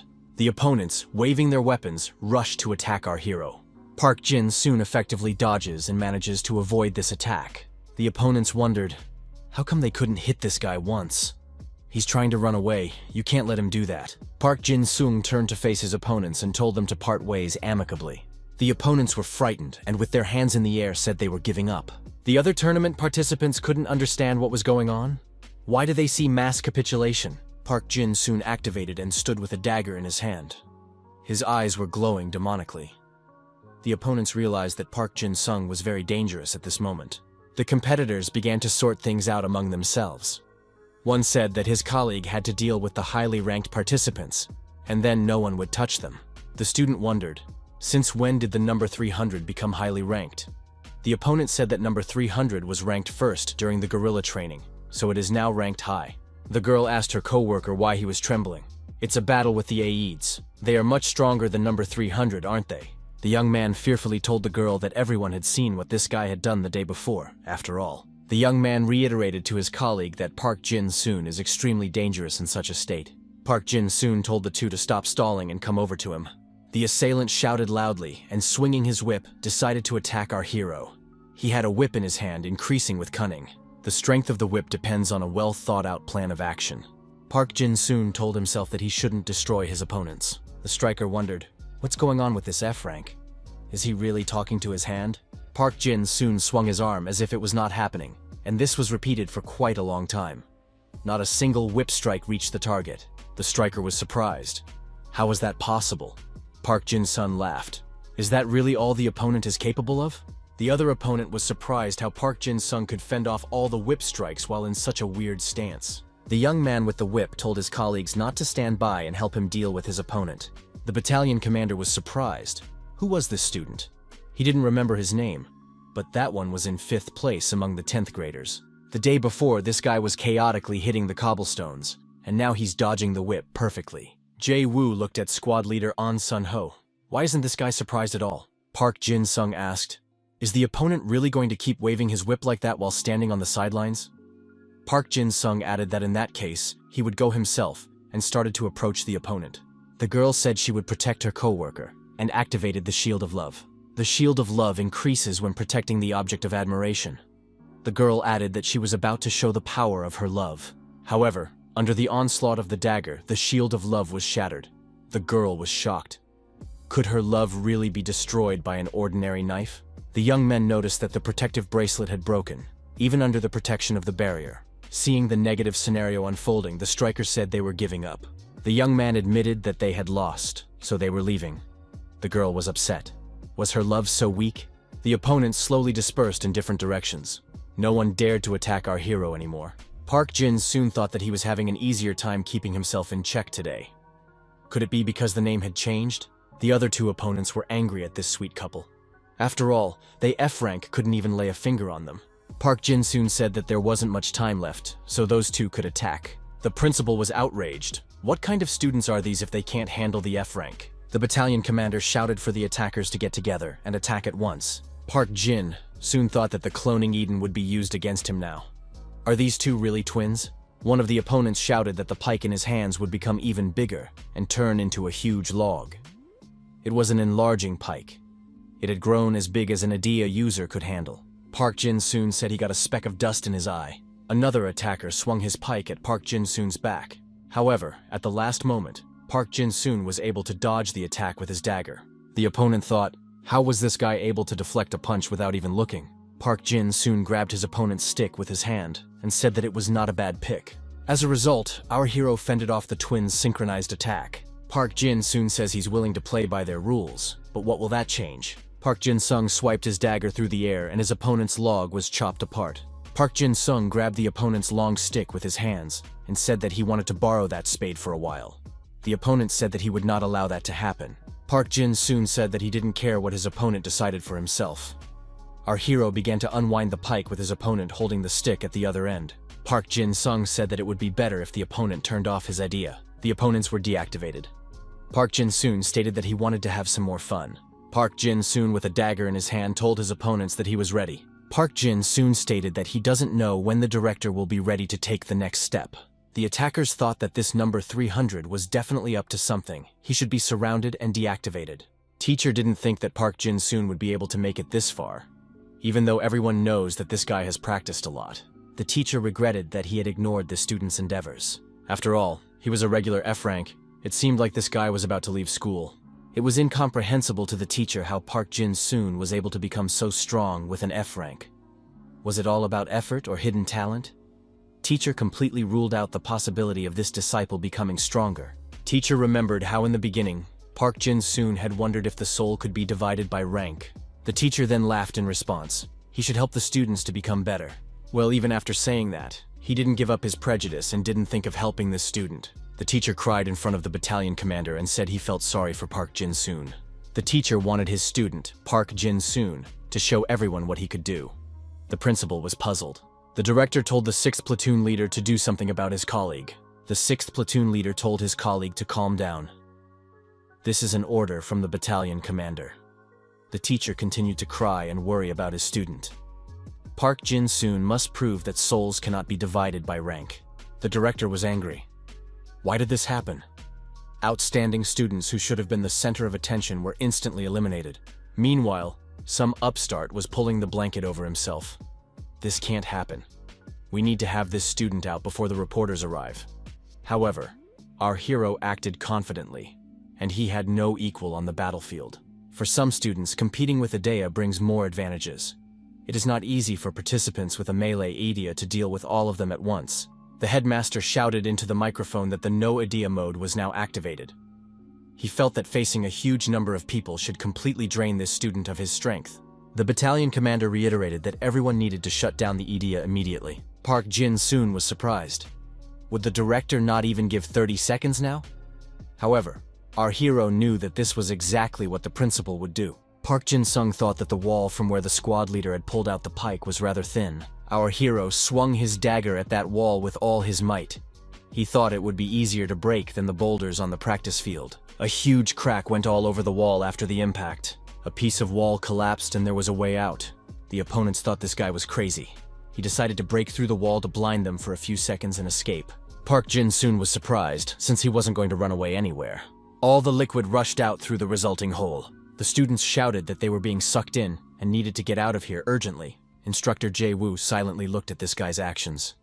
She thought that this building had only recently been built. 104 students simultaneously dropped out of the battlefield. The rest of us decided that we needed to get together and immobilize this F-Rang in a friendly manner. However, the opponents couldn't move their feet properly. Park Jin-soon stated that it was because their shoes were full of water. The battalion commander said angrily that it was some kind of nonsense. The students can't handle one guy. An Sung-ho thought that the guerrilla training was done to teach the guys how to make decisions and work as a team. However, because of the individual evaluation system, everyone started to put their own safety first. At the same time, the ability to get out of a tricky situation in a prioritized advantage decreased. The director's unconventional change of contest modes introduces even more chaos. Number 5 recklessly seeks to get rid of only Park Jin-soon while thinking about his love all the time. In these competitions, all students are graded according to their personal contribution. It's a mistake to collectively get rid of Park Jin-soon. The prejudices regarding Park Jin-soon, whom they have looked down on all their lives, prevent them from making the right decisions, because his past abilities don't match his current ones. Training could have ended up being a nightmare. However, thanks to this guy, the 10th graders would learn an important lesson. Sun-ho was proud of this student. The opponents surrounding our hero said that someone should make the first move. Someone from the attackers said that Park Jin-soon had let his guard down, so he should be attacked now. Everyone ran up and piled on our hero, for he could hardly stand on his feet. However, it was unclear how he was still on his feet without the AEDs. There are 5 of them. They still need help. The principal was jubilant. This guy was trapped. The editor-in-chief on Idea and the reporters also seemed to be already in place. The battalion commander thought that Park Jin-soon was still holding on, but in this condition, he would lose before the editor arrived. The director answered the phone and said invited guests could come in. The battalion commander decided it would be much cooler if he showed the editor how his students were using Eden. An order to that effect was issued from the battalion commander. The principal said they are embarking on part 2. He expects amazing results from the remaining students. Looking at the battlefield, the director was frightened. The attackers were demanding more help. More men were needed. Did this F-Rank really hold up until the competition with Idea began? The disciples were afraid of the moment when the opponent would start using his 80s. It would be impossible to oppose him in such a case. Park Jin-sung noticed that the attackers had loosened their grip. If they were as friendly as his 10th room, he would have been eliminated long ago. The opponents held our hero by his arms and legs. They could feel Park Jin-soon wanting to get up. Our hero realized that the strength of his right arm alone would not be enough. Park Jin-sung shouted loudly and scattered his opponents in different directions. After that, the young man had a dagger in his hand and said that the man in front of him was just a bunch of scum. The battalion commander was furious. Why is this guy acting like a real zombie? The editor-in-chief and cameraman arrived at the appointed place and said hello to the principal of Haeyoung High School. The editor-in-chief heartily thanked the principal for the opportunity to capture such significant events. The principal thanked for showing interest in Haeyoung High School. The editor-in-chief said they would try their best to capture the outstanding ability of the school's students. The battalion commander suggested that the editor step aside and have tea. In view of the fact that he had come such a long way, the editor wondered. Had so many people already dropped out? At first, he wanted to film these competitions from the beginning, but the students would then be distracted by the cameras. The editor-in-chief said that the principal is very selective about his students. The editor told his cameramen to be sure to capture every moment of the second part of the contest. The editor was pleased when he saw instructor An Soon-ho present at this training session. He had previously interviewed this instructor. The editor asked the instructor if there were any worthy students still in the field. Sun-ho stated that all the 10th grade students are doing well. The principal interjected and said that unfortunately the outstanding students had long since dropped out. The editor inquired for what reason. The battalion commander tried to stall until the F rank was eliminated. The students seemed to become a little more confident during the big melee. The principal hoped that the advanced students would be able to look outside themselves and become even smarter. The editor-in-chief said that one would not expect anything else from the inimitable principal of Haeyoung High School. The editor said that he would like to pay tribute to such sublime educational values. The cameraman saw the apprentice and told the editor that the footage would be top-notch. That apprentice is crazy. The editor couldn't stand it and, apologizing to the director, ran to the camera. At that moment, our hero, wielding his dagger, was repelling the attacks of the assailants. No shell or attack could reach the target. The protagonist was out of reach of his opponents. One of the disciples said that those with a handed ideya should go and give the F rank a fight back. However, there were no willing participants. The editor-in-chief asked the principal, "Who is this student? With such talent, his rank should be at least B+.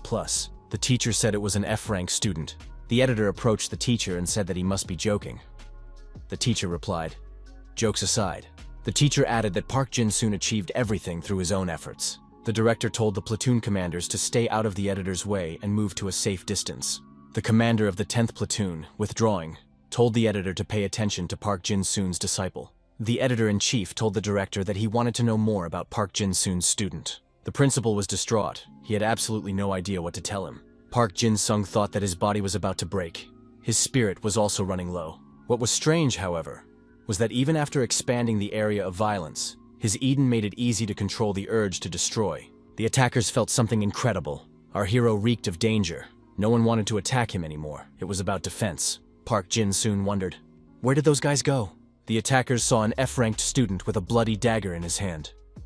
It absorbed the victim's blood and allowed the user to forcibly move the target's body. If the body characteristic meets the minimum values, the user can apply the skill indefinitely. Park Jin-sung realized that he was now able to not only take control of his ideya, but also become stronger. He had finally done it. Then his efforts were not in vain. The disciples from room 10 watched their leader closely. An Soon-ho was also watching Park Jin-soon with pride. Park Jin-soon wanted Kim Se-young to see him at that moment too. The girl said to let Mr. XS finish off his rivals. Park Jin-soon smiled and said what will be done. Park Jin-sung, wielding his dagger, began to move among the opponents who were dazed with fear. Park Jin-soon was cool-headed, confident, and absolutely in control of himself.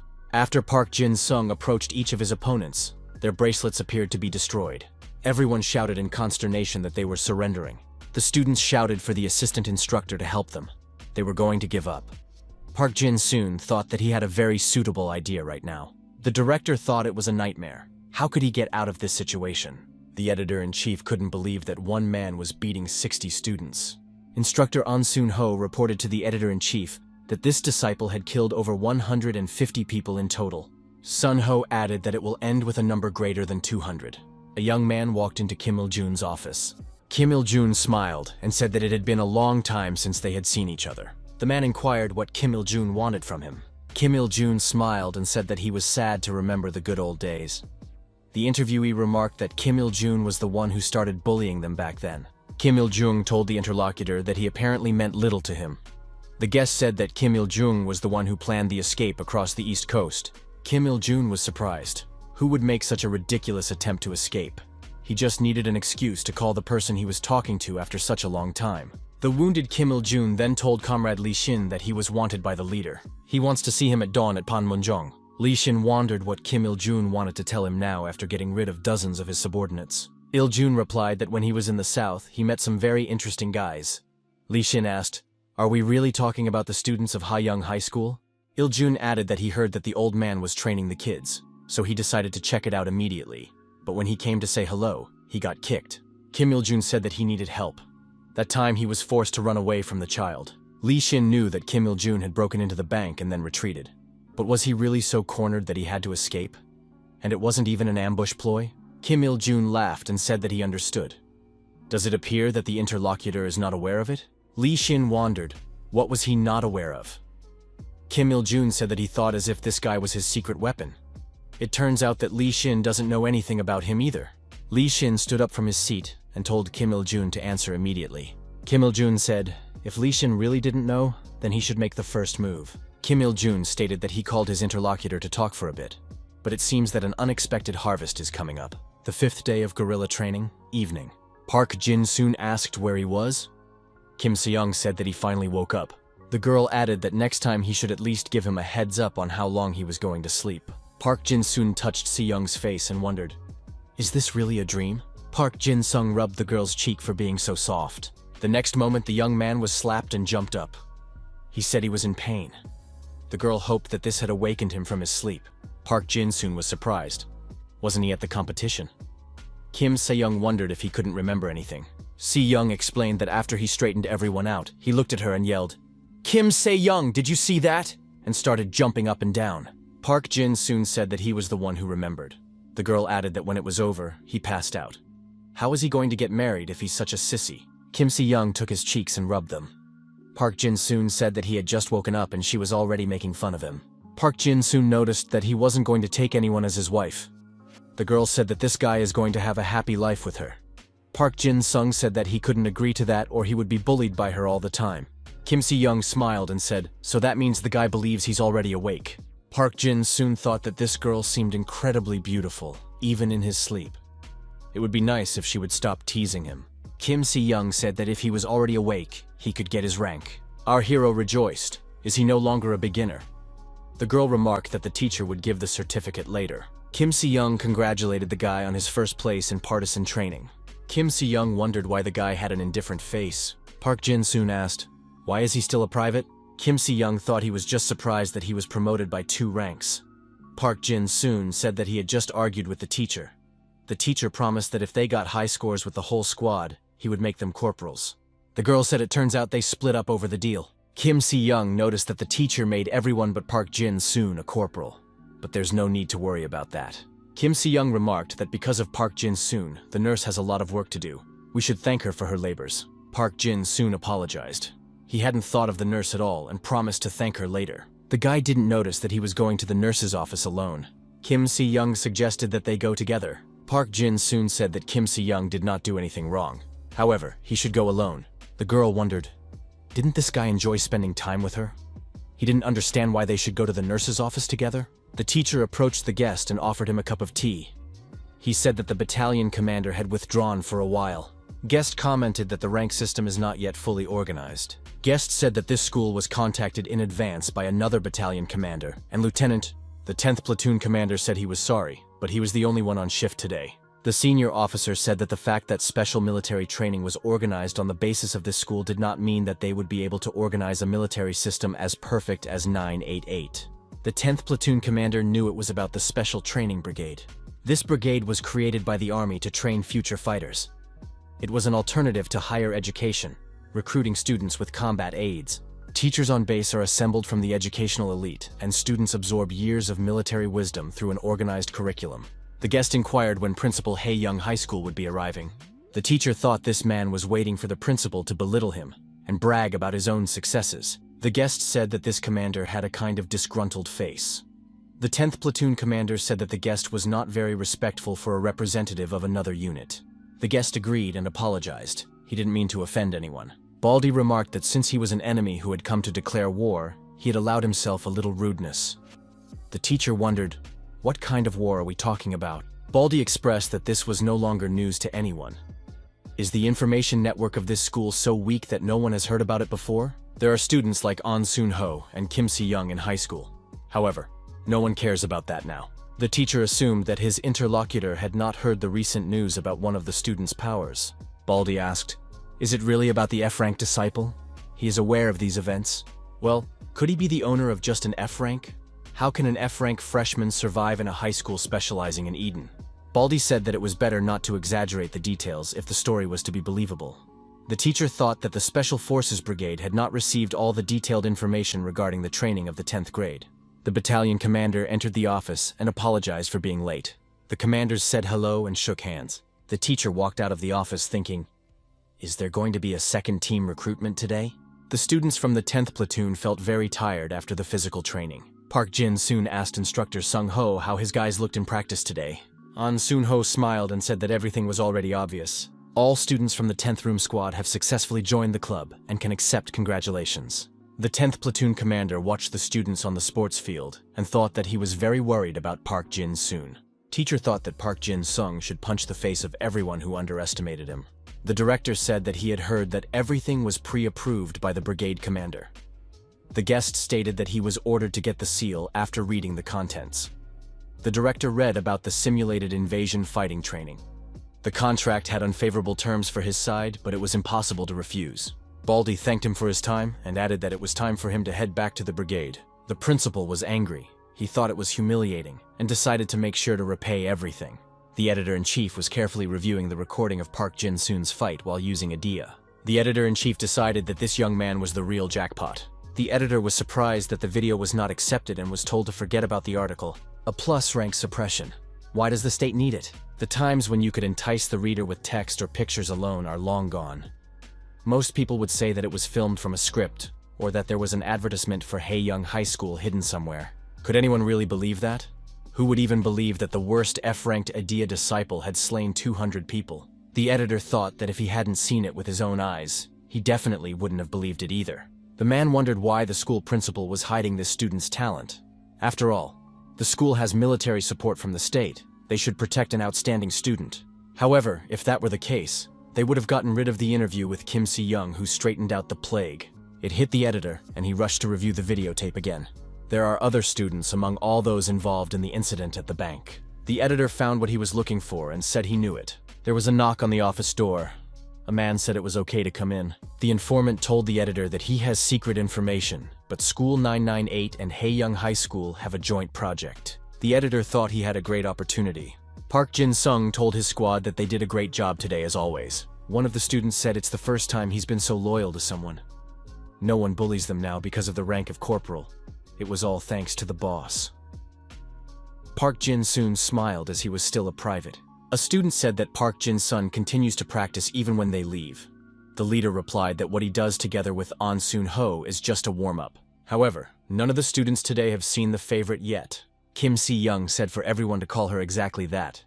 If Park Jin-soon is their boss, then she is his favorite. Park Jin-soon explained to his guys that Kim Si-young was waiting for him until he said he was going to make another approach, so she left early. The students said that the boss shouldn't behave like that with his lover, because she is so beautiful. Suddenly, a person appeared in front of our hero. It was the same Lee Shin who had met Kim Il-jun earlier. He asked if the young man was really Private Park Jin-soon. Our hero was surprised. He hadn't noticed this person approaching at all. The man noticed that the students were very surprised by his sudden appearance, so he apologizes. Park Jin-soon said it's okay. Much respected aide Lee Shin. The man was glad that Park Jin-soon recognized him. Our hero said that anyone who doesn't know the man can be regarded as a spy. Although a spy, on the contrary, should know him best. Lee Shin inquired, "Are Park Jin-soon's friends standing nearby?" The students said that Park Jin-soon is their boss. Lee Shin smiled and said that his wards had a very good attitude. The disciples again said that it was all thanks to their boss. Lee Shin told the guys that he wanted to talk to their boss. The disciples said that they would not tell anyone about this encounter. Lee Shin thanked them for their ingenuity. Lee Shin said to the fleeing students that they had a bright future ahead of them. They decided to move to another place because there was too much open space here. Park Jin-sun wondered what business could such a respectable person have with a schoolboy like him. Lee Shin said that he came to take a look at Park Jin-soon after watching the recording of the competition. Our hero was happy that he liked the video, but he was surprised that such an important person decided to personally visit a disciple who had just reached the D+ rank. Lee Shin asked what Park Jin-soon thought about whether souls could be divided by rank. Park Jin-soon wondered why he was asking him such a question. Lee Shin said that it was a random question, and now he wanted to get back to the point. He was the one who chose the Haeyoung School to carry out military training. Lee Shin said it was cruel, but he hoped that a disciple like Park Jin-sun could become stronger even under the harshest conditions. He relied on Sergeant An Soon-ho, but things didn't go as smoothly as expected. Park Jin-soon says that's not true. Sun-ho has an incredible influence on them. Without Sun-ho, they wouldn't be here right now. Lee Shin smiled. He hoped that the disciples would start working even harder, looking at An Sun-ho's efforts. Lee Shin said that the one who had actually enticed them had finally come out. He was glad that his naive speculations were confirmed after meeting the young man in person. Li Xin was surprised to find out that this guy was only a disciple. This was the same secret weapon that Kim Il-jun was talking about. The weapon that he didn't even know about. He was amazed by the guerrilla training videos. Park Jin-soon said that he felt kind of awkward. However, just because of this, Kim Il-jung cannot be defeated. Looking at his disciple's pursuit, one can see that he will become even stronger. Park Jin-soon is the one he's been looking for. Li Xin no longer felt such a strong energy. Li Xin apologized and said that he had gotten a little off topic. The man was trying to figure out, was Kim Il-jun trying to outsmart him? Or was this his next plan? Li Xin thanked the young man for his time. Park Jin-soon said it was a pleasure to meet him. Li Xin wished good luck and turned away and went about his business. The man turned around and said that it would be great if Park Jin-soon won. Park Jin-sun wondered, what kind of victory are we talking about? Li Xin said without turning his head, the young man would soon find out. We should be careful on the way home. Left alone, our hero wondered what this man had just been talking about. An Sun-ho, perfecting his body, squatted with a barbell at the gym. Sung-ho thought that it was still only 11 o'clock. It turns out that he had already become much quicker to fulfill his norm. Sung-ho thought that thanks to Park Jin-sun and his squad, the intensity of his training had increased greatly. It had been a long time since his muscles had been in such a state. Sun-ho noticed that Park Jin-soon knows how to motivate people. Sung-ho left the gym and went home. He thought that if he wanted to be an example to his comrades, he should train even harder. An Sun-ho heard a woman screaming for help from an alleyway. When he turned around, he saw a group of young men. One of the bullies talking to the girl said she was dramatizing everything. No one was going to hurt her. The bully added that he was just offering her some playtime. Sung-ho moved closer to the company and told them to stop immediately. It was his free advice. The villain asked, "Is this guy really protecting her just because they're from the same school? Does he really think he's some kind of hero?" Sung-ho was instantly beside the villain and grabbed his hands. Bully thought that this movement was like teleportation. Sung-ho twisted the villain's arm and he fell to his knees, screaming in pain. The girl thanked Sergeant An Sun-ho for his help. Sung-ho said that he will deal with those rascals himself. She can run to some crowded place. The student thanked the sergeant and quickly ran off. Sung-ho grabbed another villain by the arm and pulled him to the ground. The bullies said this guy would have to answer for his act. Sung-ho said that he was about to beat everyone up, and indeed all the hooligans present he did. The villains were deactivated and screamed in pain. An Sun-ho said that he understood everything. After all, they originally just intended to lure him into this alley. Isn't he right? Another young man appeared from around the corner and asked, had Sung-ho guessed? And he didn't even try to hide his idea. An Sun-ho saw the man and said that they hadn't seen Kang Jin-no in a long time. Kang Jin-no came out from around the corner with some fat guy. Kang Jin-no said that An Sun-ho has even grown up a bit. Sung-ho wondered why the interlocutor would go so far to cause trouble. Kang Jin-no said that he was just walking around with his comrades and talking to a pretty schoolgirl. Sung-ho assumed that all of this company belonged to the 998th school. Kang Jin-no said that this guy is very smart, but how did he guess? Sun-ho explained that that 10th grader was wearing their school's uniform, but called him Sergeant An Sun-ho. Kang Jin-no was surprised, but he was really a sergeant. Sung-ho replied that their school had only recently adopted the military system, and not everyone was familiar with the rank system, especially the 10th graders. So they said Sung-ho more often. In such a situation, the thing that comes to mind is what you get used to the most. Kang Jin-no said that he thought Sun-ho found out because the girl is a terrible actress. Everyone here from Haeyoung High School is a real rabble-rouser. Sung-ho went on to say that the bully had not called his colleague a friend, but a comrade. So he was used to being addressed in the army way. Kang Jin-no excused himself and said that he was just used to being treated like that. Was it really his mistake? Sung-ho said that he had heard that the 998th school and Haeyoung High School were organizing military training. If any students use army language, they are obviously from the 998th school. Kang Jin-no said that Sung-ho is really very good at his guesses. He's pretty astute for some high school student. Kang Jin-no said that Sun-ho annoys him, and he plans to flatten him. Fatty asked Jin-no, because An Sun-ho is in front of them?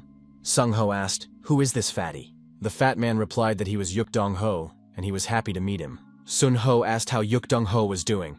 The fat man replied that he was doing fine. Yuk Dong-ho said he just wanted to punch the sergeant. Kang Jin-no said that in that case, he wouldn't have to get his hands dirty. Fatty would handle it himself. Yuk Dong-ho said that An Sun-ho would never be able to beat him. Sun-ho said that he was underestimated. Jin-no confirmed that Sun-ho can't beat their big guy. The fat man said that he's not the only one gaining mass here. Sun-ho said that he would definitely catch the fat man and grabbed his chest. The fatty didn't resist and said that Sun-ho had great strength, but he had already said that he wasn't the only one gaining mass here. Sung-ho tried to use the hold and throw the fat man over his hip with a takedown. The next morning, our hero came to school. Even on the threshold, he thought that something very strange was happening. Park Jin soon sat down at the desk with Kim Si-young and asked what was the atmosphere in the classroom today. What could have happened? Kim Si-young asked if Park Jin-soon had never seen anything. The girl said that the news channels just blew up in the morning. Park Jin-soon asked what happened. Was the plague involved again? The students wondered why Park Jin-soon didn't know anything. After all, he goes to An Sun-ho's class. Park Jin-sun picked up the tablet in his hands, not understanding what An Sun-ho had to do with it. Watching the CCTV footage posted on the internet, Park Jin-soon didn't understand what Sung-ho was doing in that dark alley. And who are those people? Sung-ho grabbed the fat man and tried to use a hold on him, lifting him above him. The fat man was very heavy, and Sung-ho, unable to bear it, fell to the ground. The fat man fell on top of him. A column of dust rose up, and a hollow formed beneath the fat man. The bloodied An Sun-ho was left lying on the ground. Park Jin-sun couldn't believe it. Had An Sun-ho lost? And who were those people? The girl said it was a squad from the 998th school. This is the same school they will have a friendly practice with in 15 days. Jae-woo assumes everyone is in place. She's sure everyone has heard about what happened to squad leader An Sun-ho. The 9 people gathered here represent the top students from each grade. Although they, the 11th graders, would probably handle most of the questions, she hoped the others could share their thoughts as well. Park Jin soon asked Jae-woo what An Sun-ho said. Jae-woo stated that the leader was given probation, so no one from the squad has access to the ward. But even if that wasn't the case, Park Jin-soon still couldn't visit him for security reasons. One of the students asked how did Sun-ho even get to this point. Another student asked, what should they do now? Sun-ho ended very sadly. The young man wondered if there was anything they could do until An Sun-ho's full recovery. Jae-woo said that because he was on probation, he wouldn't be able to see anyone even after he was discharged. Everyone is here to decide on a plan of action. The student said that he was the only one nominated for the leadership position. Jae-woo wondered, would he really be able to pull an entire school? Byung-gi-young was surprised. Did they really gather here to argue over who was better? Kim Se-young asked if the 11th graders were strong enough to give out edicts. They're not very smart either. The 11th grader was angry. Is this girl really the White Jade Goblin? Kim Se-young said that this guy is nobody, and his name is nothing. Jae-woo told everyone to be quiet. Otherwise, she'll report everything to the director. Jae-woo added that the 10th graders should talk less and listen more. They need to gain experience. Jae-woo turned on the TV and said she would share the information the school had gotten. At each end is a receptacle with a button on it. The rules are pretty simple. Whoever gets to the opponent's button and presses it wins. Haeyoung School has about 900 people. The enemy has about 3,000 people. The students were frightened. How could they defeat such opponents? Jae-woo said to the 9th grade to calm down. She hadn't finished her sentence yet. There are 3 times as many opponents, but Haeyoung High has a better position for defense. You need to be 3 times stronger to break through the solid defense. Besides, if Haeyoung School holds out for 5 hours, they'll win. So, they just need to defend themselves. Next, Jae-woo decided to talk about An Sun-ho's fight.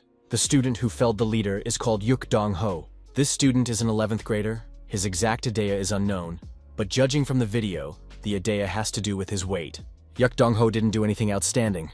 Park Jin-soon said it was An Sun-ho's worst fight. It seems that the leader used his Adea to catch Yuk Dong-ho, but was unable to pass over him and collapsed under the weight of his body. If someone with such an Adea with all their weight falls to the ground, it was obviously possible to lose strength. Park Jin-sun didn't think that was the reason why Sun-ho was defeated. Next, Jae-woo decided to talk about the student behind her. It's Kang Jin-no. Even though he did almost nothing in the video, he is the main trump card of School 998 and the main target of Haeyoung School. He is an enemy with high combat value. He went through a special transfer procedure to high school right before the beginning of 11th grade. In high school, he came second in the National Sports Festival. Park Jin-sun thought that An Sun-ho had 5 wins and 5 losses in middle school. Kang Jin-no was someone that An Sun-ho couldn't defeat in middle school. Park Jin soon asked if anything is known about Kang Jin-no's idea. Jae-woo said that the details are unknown, but his idea enhances his physical abilities when he's angry. Park Jin-sung thought that this guy's idea was similar to his idea. Through these two characters, School 998 manipulates the press to rise in the rankings. Park Jin-sun thought that this was all a bit absurd. Jae-woo said there is also information about the person who posted the video. The location from where the video was taken is known. After a little investigation, it was revealed that it was an empty building. Park Jin-sun wondered, what did that mean? After all, it was a trap. Jae-woo agreed. The opponents tracked down An Sun-ho to trap him. They could come to the same conclusion based on all the information they received. However, even if it is a trap, you can't tell from the video. The media only pay attention to the most interesting part, which is the defeat of the leader. Park Jin-sun remarked that no one knows what tricks those people used to incapacitate An Sun-ho. There might be another reason why An Sun-ho couldn't show his best. An 11th grader asked our hero if he was an F-rank holder. You shouldn't react like this to any news about An Sun-ho. It only slows things down. Another student recalled that Park Jin-sun is a private. The young man said that he didn't even recognize Park Jin-sun at first. The young man added that it was exactly as Sergeant, Jang Rak said. Perhaps we should not attach so much importance to Sergeant. An Sun-ho's defeat. Other than the surprise attack, he's unremarkable. Park Jin-sun said the 9th grader should watch his words. The disciple wondered, wasn't what had happened a clear proof? If strength only came from the ability to block a punch, then Sun-ho was greatly overrated. He only covered up his weaknesses with physical superiority. Park Jin-sun repeated for the 9th grader to watch his words. The 9th grader said that Park Jin-sun was just a private. The young man added that he was a corporal of B+ rank. Why would he listen to a private? The 9th grader kept asking, why does a private allow himself to talk to a corporal like that? They were not even in the Tang Dynasty army. The 9th grader said he was not going to introduce himself to the junior. Park Jin-sun became very nervous and repeated his demand. He wants to know what is the 9th grader's name? Park Jin-sun said that this 9th grader still has enough pride to behave like this. Park Jin-sun added that he took what happened to An Sun-ho too closely. Park Jin-sun apologized to the audience and said that he expects understanding. The 11th grader said he understands. They're all on edge here. Park Jin-sun asked Jae-woo if Sun-ho had made any plan in advance. The girl said there was a sketch of his layout. 3 in the middle, 1 on each side, but he didn't go into detail. The 9th grader wondered why this strategy. What was he going to do if the sides were pushed out? Park Jin-sun replied that the sides were already narrower than the middle. The opponent says it's still too much. The enemy can use the preponderance in the middle to focus on the sides. Then the middle will be attacked from the flanks after displacing the sidelines. Park Jin-sun said that Sun-ho chose this formation because the enemy will make a center punch. Jae-woo asked why Park Jin-sun thought that. Park Jin-sun clarified, it was the wasn't it 998th school that requested the competition? It turns out, given the advantageous position and victory conditions when time runs out, they are trying to emphasize defense. They decide to lower morale by defeating the commander and trump card, An Sun-ho. The rivals' goal is to publicly destroy Haiyang High School. Instead of following Sun-ho's plan, they should now concentrate the most force in the middle and minimally fill the sides on a residual basis. The corporal wondered, are there really more people in the middle? If Park Jin-sun was right and the opponents wanted to pile up in the middle, it would be possible to close the enemy through the sides. We need to place enough forces on the sides if they decide to make a breakthrough. Jae-woo said she agrees with Corporal Shin Myung-yoon. Changing strategy because of an assumption is too risky. Park Jin-sun thought his interlocutors were right, but Kang Jin-no, judging from the behavior in the video, likes to humiliate his opponent. Our hero understood this because he had a similar Eden himself. Kang Jin-no is not guided by common sense. Park Jin-sun expressed his hope that An Sun-ho will get into the back lines for defense. Shin Myung-yoon said that it sounded good. After all, if the guy who embarrassed the whole battalion loses on the front lines again, they would all lose morale. Jae-woo asked, does Park Jin-sun really think that the squad leader will lose again? Our hero said that there's no need to worry, Sun-ho won't lose to them again. Jae-woo wondered, why do you have to put him on the back line then? Park Jin-sun replied, precisely because Sun-ho is the strongest. Jae-woo said that she doesn't understand anything in that case. Shin Myung-yoon stated whatever the reason was. He agreed that it was worth it to put Sun-ho on the back line. The 11th grader agreed with that as well. Kim Si-young couldn't agree that Sergeant An Sun-ho is the strongest, but she's sure that Mr. XS has a plan. Jae-woo said that today's main task was to pass on information. They will meet a few more times to approve the plan. The 11th grader said that he doesn't like to think. Shin Myung-yoon said that there's no need to worry. If you follow his instructions, everything will be just right. Byun-gi-young said that even in class, it's not so boring. 9th grader Shin Myung-yoon called out to our hero. Park Jin-soon walked over to the person he was talking to and asked him what kind of trouble he was in. He suggested that he might have scared the corporal with his aura. Now Shin Myung-yoon wants to speak up because his pride is hurt. Jae-woo walked over and asked what they were talking about. Park Jin soon noticed that it seemed like the 9th grader needed to be taught a lesson. Jae-woo turned around and told them not to overdo it so no one would get hurt. The corporal angrily said that Park Jin-soon looks down on him even though he's really just an ordinary private. Shin Myung-yoon added that he will become the strongest person in Hyeon High School. He will surpass Sergeant An Soon-ho and Corporal Kim Si-young. Park Jin-soon reiterated that this 9th grader needed to be taught a lesson. Shin Myung-yoon remarked, since he is a corporal and is the best amongst the 9th graders, he sees the difference in level so will allow the first strike. The corporal activated his eyes, memorizing the trajectory. He could focus on a target within sight and determine kinetic energy. The corporal could also determine power reserves and the potential for energy storage. Park Jin-sung thought that his opponent wanted to be attacked first because his thing is avoiding strikes. Our hero agreed to strike first. Park Jin soon swung around and pounced on his opponent.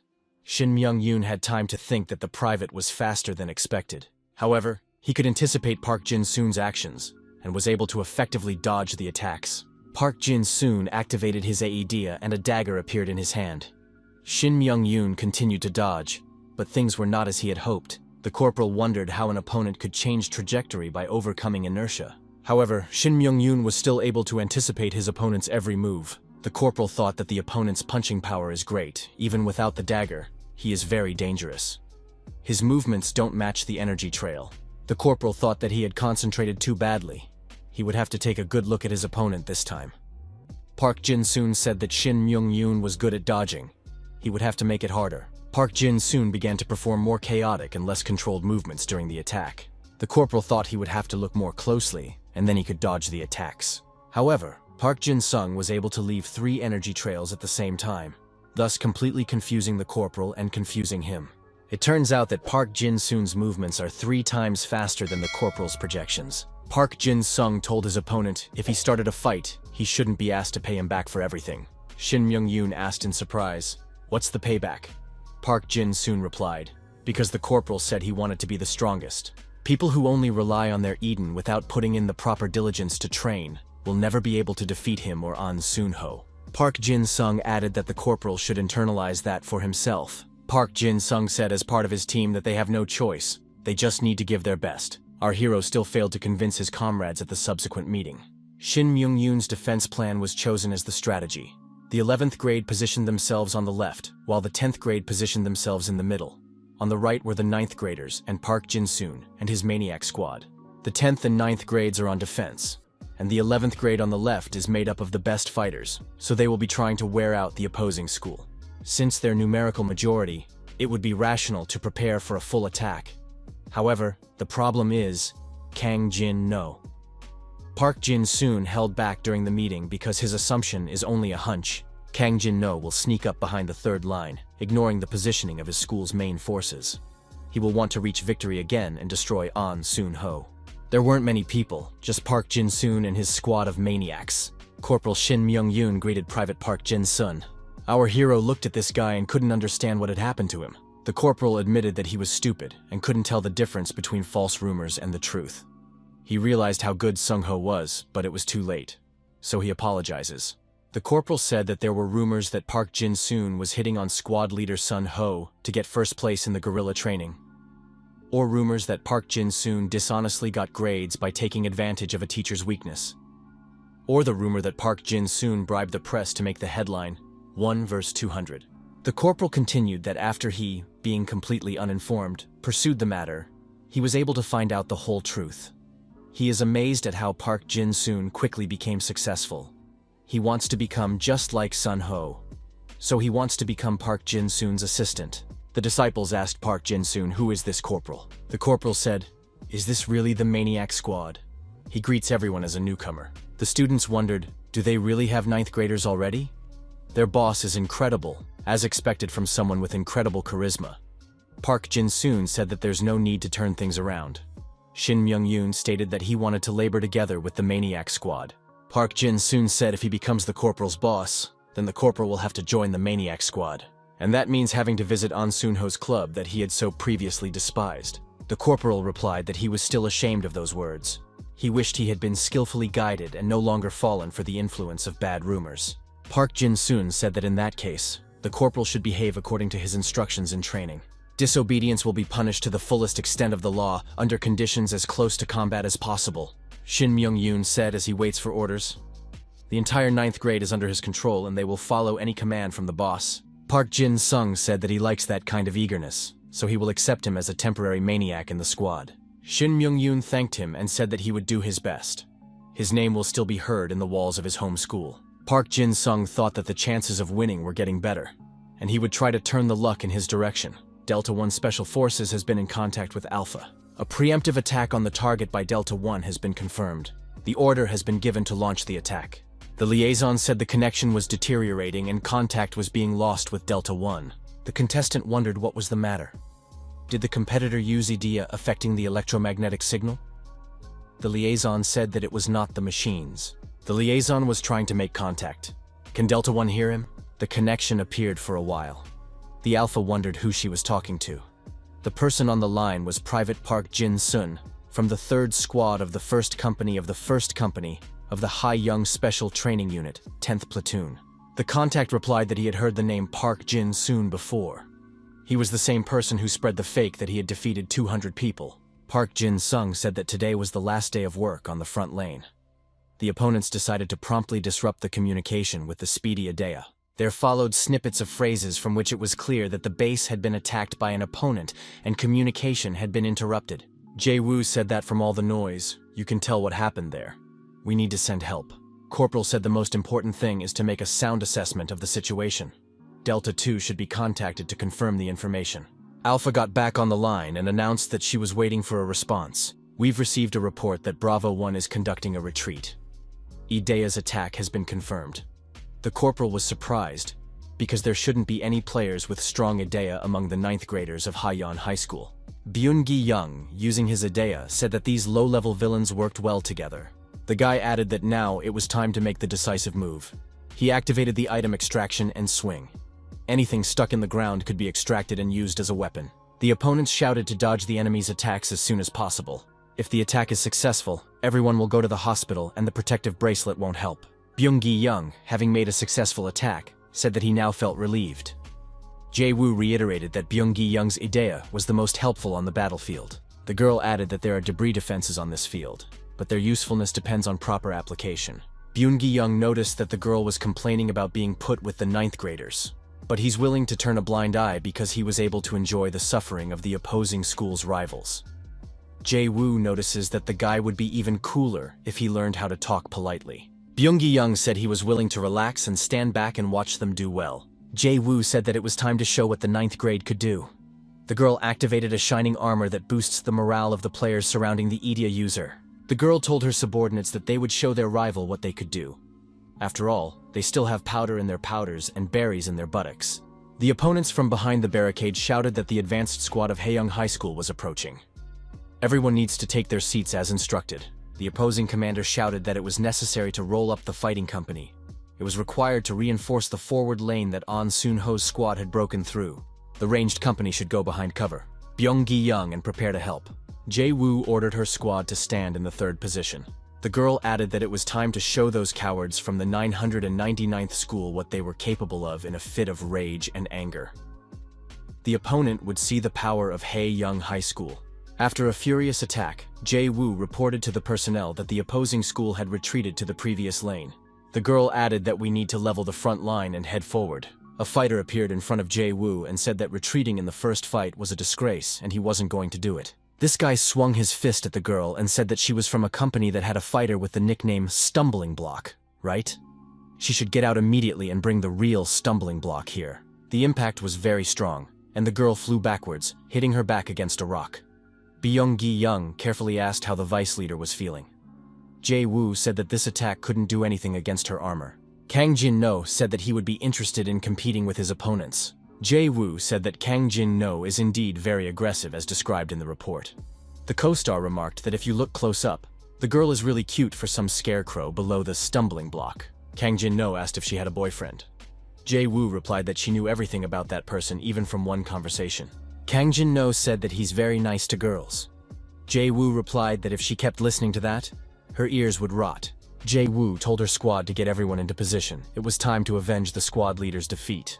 Kang Jin-no wondered, do they really all work as a stumbling block? However, they should know their place and bring the real stumbling stone. Kang Jin-no said that their attempts to appear cooler than they are pissed him off. He activated the attacking heat, and the ambient temperature of the operation area rose. The longer he was angry, the higher the temperature rose. Byung-gi-young said it's best not to mess with the heat.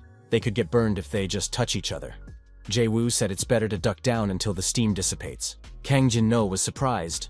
Did the opponents really cower even over such a trivial matter? When the steam cleared, the attackers said he would still need to reload. Jae-woo urged not to get heated, and better assess the current situation. One of the attackers said that Kang Jin-no might need time to regain steam. A colleague remarked that in that case, they should attack now, then the maximum damage could be done. Kang Jin-no shouted again that such weak opponents annoyed him. The heat once again spread throughout the area. Jae-woo thought, can't even a bracelet that absorbs pain shock save from fractures?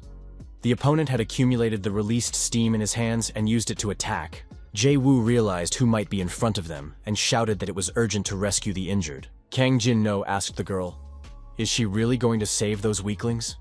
He would still continue to attack them. Jae-woo attacked her opponent. Kang Jin-no threw off steam with his fist and easily repelled the girl's attack. He said that he liked the way she acted. A rival offered Jae-woo to be his girlfriend. Jae-woo stated that she wasn't going to respond to those dirty words. Jae-woo said to ferry the wounded to the rear. Everyone who can stand should prepare to fight and be on guard. Jae-woo approached her opponent at a dangerous distance and activated the protective dome. Kang Jin-no tried to attack, but the dome could not be damaged. The girl realized that she had to stand her ground while she evacuated the wounded. Kang Jin-no shouted again that this was pissing him off. How much longer could she block him? They should bring this An Soon-ho here. Jae-woo said that it makes no sense for their leader to mess with a scoundrel like Kang Jin-no. One of the disciples reported to Jae-woo that the evacuation of the injured had been completed. The girl said she wouldn't have to look at that rascal anymore and added that it was time for her to change her dislocation. Kang Jin-no said he wouldn't just let her go. Where is she going? Kang Jin-no said that he would now see what would happen to her after he started hitting her continuously. Jae-woo thought that her feet were stuck in the ground, so her stance was broken. Definitely, she couldn't take it anymore. After a series of intense blows, the opponent was able to make a crack in the protective dome. He told the girl that except for her, everyone had already escaped. Kang Jin-no asked his rival which was faster, burying her in the ground or smashing that protective dome. Kang Jin-no said that he expects her to respond immediately. Or will she continue to piss him off? Suddenly, rocks began to fall near the bulky man, and he was forced to retreat. Jae-woo took advantage of the pause and ran away to a safe distance. Jae-woo thanked Byung-gi-young. He helped her get out successfully. The young man asked where the 11th grade courage had gone. Byung-gi-young said he threw everything he had in there first. Jae-woo says Byung-gi-young is the best person she's met along the way. The guy can rest now. The exhausted 10th grader sank into the girl's arms. He said he had done his duty. Jae-woo said that he would be worth it if he could just improve his character a little. The students asked if Jae-woo was okay. The path for the offensive has been blocked. We need to decide what to do next. Maybe it made sense to gather the remaining people and join the center. However, they had no guarantee that the opposing school would not cross this barricade, Jae-woo added, anticipating Byung-gi-young's attack, that the opponent wouldn't be able to do it so easily. But now their basic plan with a left flank breakthrough had come to a standstill. The student asked, what if Kang Jin-no is there too? Jae-woo noticed that with such physical features, he might as well have dodged. If he was convinced that the leader wasn't here, he'd probably go another way. A colleague asked where Kang Jin-no might have gone. Jae-woo replied that if the opponent couldn't locate the leader, the only way left was the center. The disciple objected. He might as well come here as the weakest unit. Surely he must have already realized that they were on the left path, and Sun-ho was in the rear position. A colleague suggested that in that case, Kang Jin-no probably went to the center because he was nearby. The corporal wondered what they would do in that case. They had managed to make some headway with the attack, but there was some help coming from outside, and now they were in a stalemate for quite some time. Park Jin-soon wondered if they would be able to break this stalemate and move the battle line with just the freshman's strength. The opponents would head to the center again to prevent this from happening. It was necessary to get out of the stalemate. The corporal asked, "Will the boss really be able to go to the center?" Park Jin-soon answered in the affirmative, as long as the 9th graders could withstand the onslaught. The corporal agreed to give it a try. They would do their best. The corporal announced the gathering of the first company. Park Jin-soon thought, if this Myung-yoon is trying so hard, he should make an effort too. Kim Si-young was surprised. Is it really the same Byung-gi-young who provided the help? Could it be misinformation? The squad leader replied that this guy was the leader after all. Kim Se-young said that if the plan fails on the left path, then it should work out in the center. Sometimes it's worth it to try harder. We have to break them before Kang Jin-no comes. The opposing squad, which included Fatty, was waiting in position. The colleague told Dong-ho to immediately think of something to disarm the White Goblin. Fatty replied that he couldn't handle such a task. Fatty added that he was going to attack, but she changed her stance and struck. If he used his idea, she would use twice as much force and cut him to pieces. A colleague remarked that if they said that the case was stalled on one person, Kang Jin-no would destroy them himself. That girl single-handedly wiped out 200 people. Kim Si-young noticed that the opponent would have to fight the strongest of Hae-young's school, the White Jade Goblin. Fatty thought, maybe it makes sense to retreat for a while and then resume the attack with Kang Jin-no. Suddenly, Kang Jin-no appeared nearby and asked the fat man, "Where is he going?" Kim Si-young also noticed that Kang Jin-no was already here. She assumed it would take him longer to get here. Kang Jin-no asked, "Is it really that famous goblin in front of him?" It turns out that she is the strongest one. Kang Jin-no attacked the girl with his heat fist. Kim Si-young thrust her goblin sword forward. Kim Se-young, neutralizing her opponent's attack, flew backwards. The girl was surprised because she thought she would be able to fend off the attack without changing her location. After that punch, Kim Si-young realized that this guy had A-rank fighting ability. Kim Si-young thought that there was nothing she could do about it now. She didn't want to resort to this method because of the cameras. But if that's what she was going to get, it might be a bit overpriced. The girl activated her maximum combat abilities. Kang Jin-no asked, "Do all girls at Haeyoung High School really have to wear armor?" Jin-no added that he just destroyed someone in armor already. Kim Si-young asked, "Is he really talking about Jae-woo?" Kim Si-young said that they may both be wearing armor, but she's on a whole different level. Kang Jin-no grinned. This armor would still sag from his strike as well. Kim Si-young attacked her opponent and he flew far backwards out of surprise. The girl said that she warned him that she was not to be trifled with. Kang Jin-no steadied herself and said that she fights back with her hood and then attacks with her blade. That's pretty good. Kim Si-young said that she didn't develop this technique to surprise her opponent. Jin-no said that she knows how to piss off her opponent. Kang Jin-no, just like last time, began to release a huge amount of heat as he continued to respond that Kim Jin-no pisses him off. Jin-no suggested that the girl use her cape against this blow. It was an attack with a long range and releasing a cloud of vapor. Kim Se-young couldn't let that happen. The girl neutralized the spread of steam and created a buffer zone of lower ambient temperature in front of her. Kim Se-young assumed that this was how the opponent was hurting the 9th graders, but it wouldn't work against her. Kang Jin-no took up his old routine again and said that the girl kept pissing him off. He came dangerously close to organizing a melee and ordered her to surrender immediately. Kim Se-young thought that the opponent's energy was acting from anger. If he kept that momentum, it would be able to make attacks without wasting energy. In that case, there are only two ways to destroy that energy. One is to stop the anger, either destroy it with a single blow. Kim Se-young activated her clones and initiated a triple attack. Kang Jin-no was discouraged. Why are there 3 of them? Kim Se-young said that he was possessed by the goblin. Resistance is futile. Surrender is the best option. Kang Jin-no slumped to the ground. He didn't understand how this was possible. The fat man next to him asked if Kang Jin-no was okay. Jin-no asked the fat man if he was ready. The young man replied that it was still too dangerous. Need to drag them around a bit. Seeing Jin-no's gaze, Fatty was startled and said that he understood everything and he needed to contact the ambush team. Kim Se-young wondered, what team are we talking about? You see, for a ranged team, this wall is too far away. What do you mean, ambush team? The girl thought that the opponents were taking advantage of the difference in the landscape by applying energy capable of controlling nature. Would they really be able to separate the center from them in this way?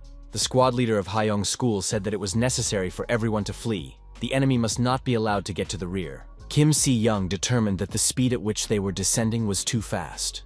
If she directed all her forces to the rear, her companions would be exhausted and they would be at a disadvantage. Kang Jin-no attacked the girl and shouted, "What is she looking at? She should pay attention to me." Kim Si-young activated her clones to repel the attack. Her opponent said that it was too careless since she had become much weaker than before. Apparently, the armor absorbs a lot of power. Kang Jin-no told the girl that he was in front of her and the ambush team was behind her. What is she going to do now? Kim Si-young said that she will try to destroy him and his ambush team. Jin-no replied that playing tough is a futile endeavor. From the look on her face, she wouldn't last a few minutes. Kim Si-young thought that she would at least finish that rascal off. However, a squad of disciples appeared nearby and shouted that the enemy would not pass through here. Kim Si-young thought that it was a maniac squad, in which case, it was a matter of little else.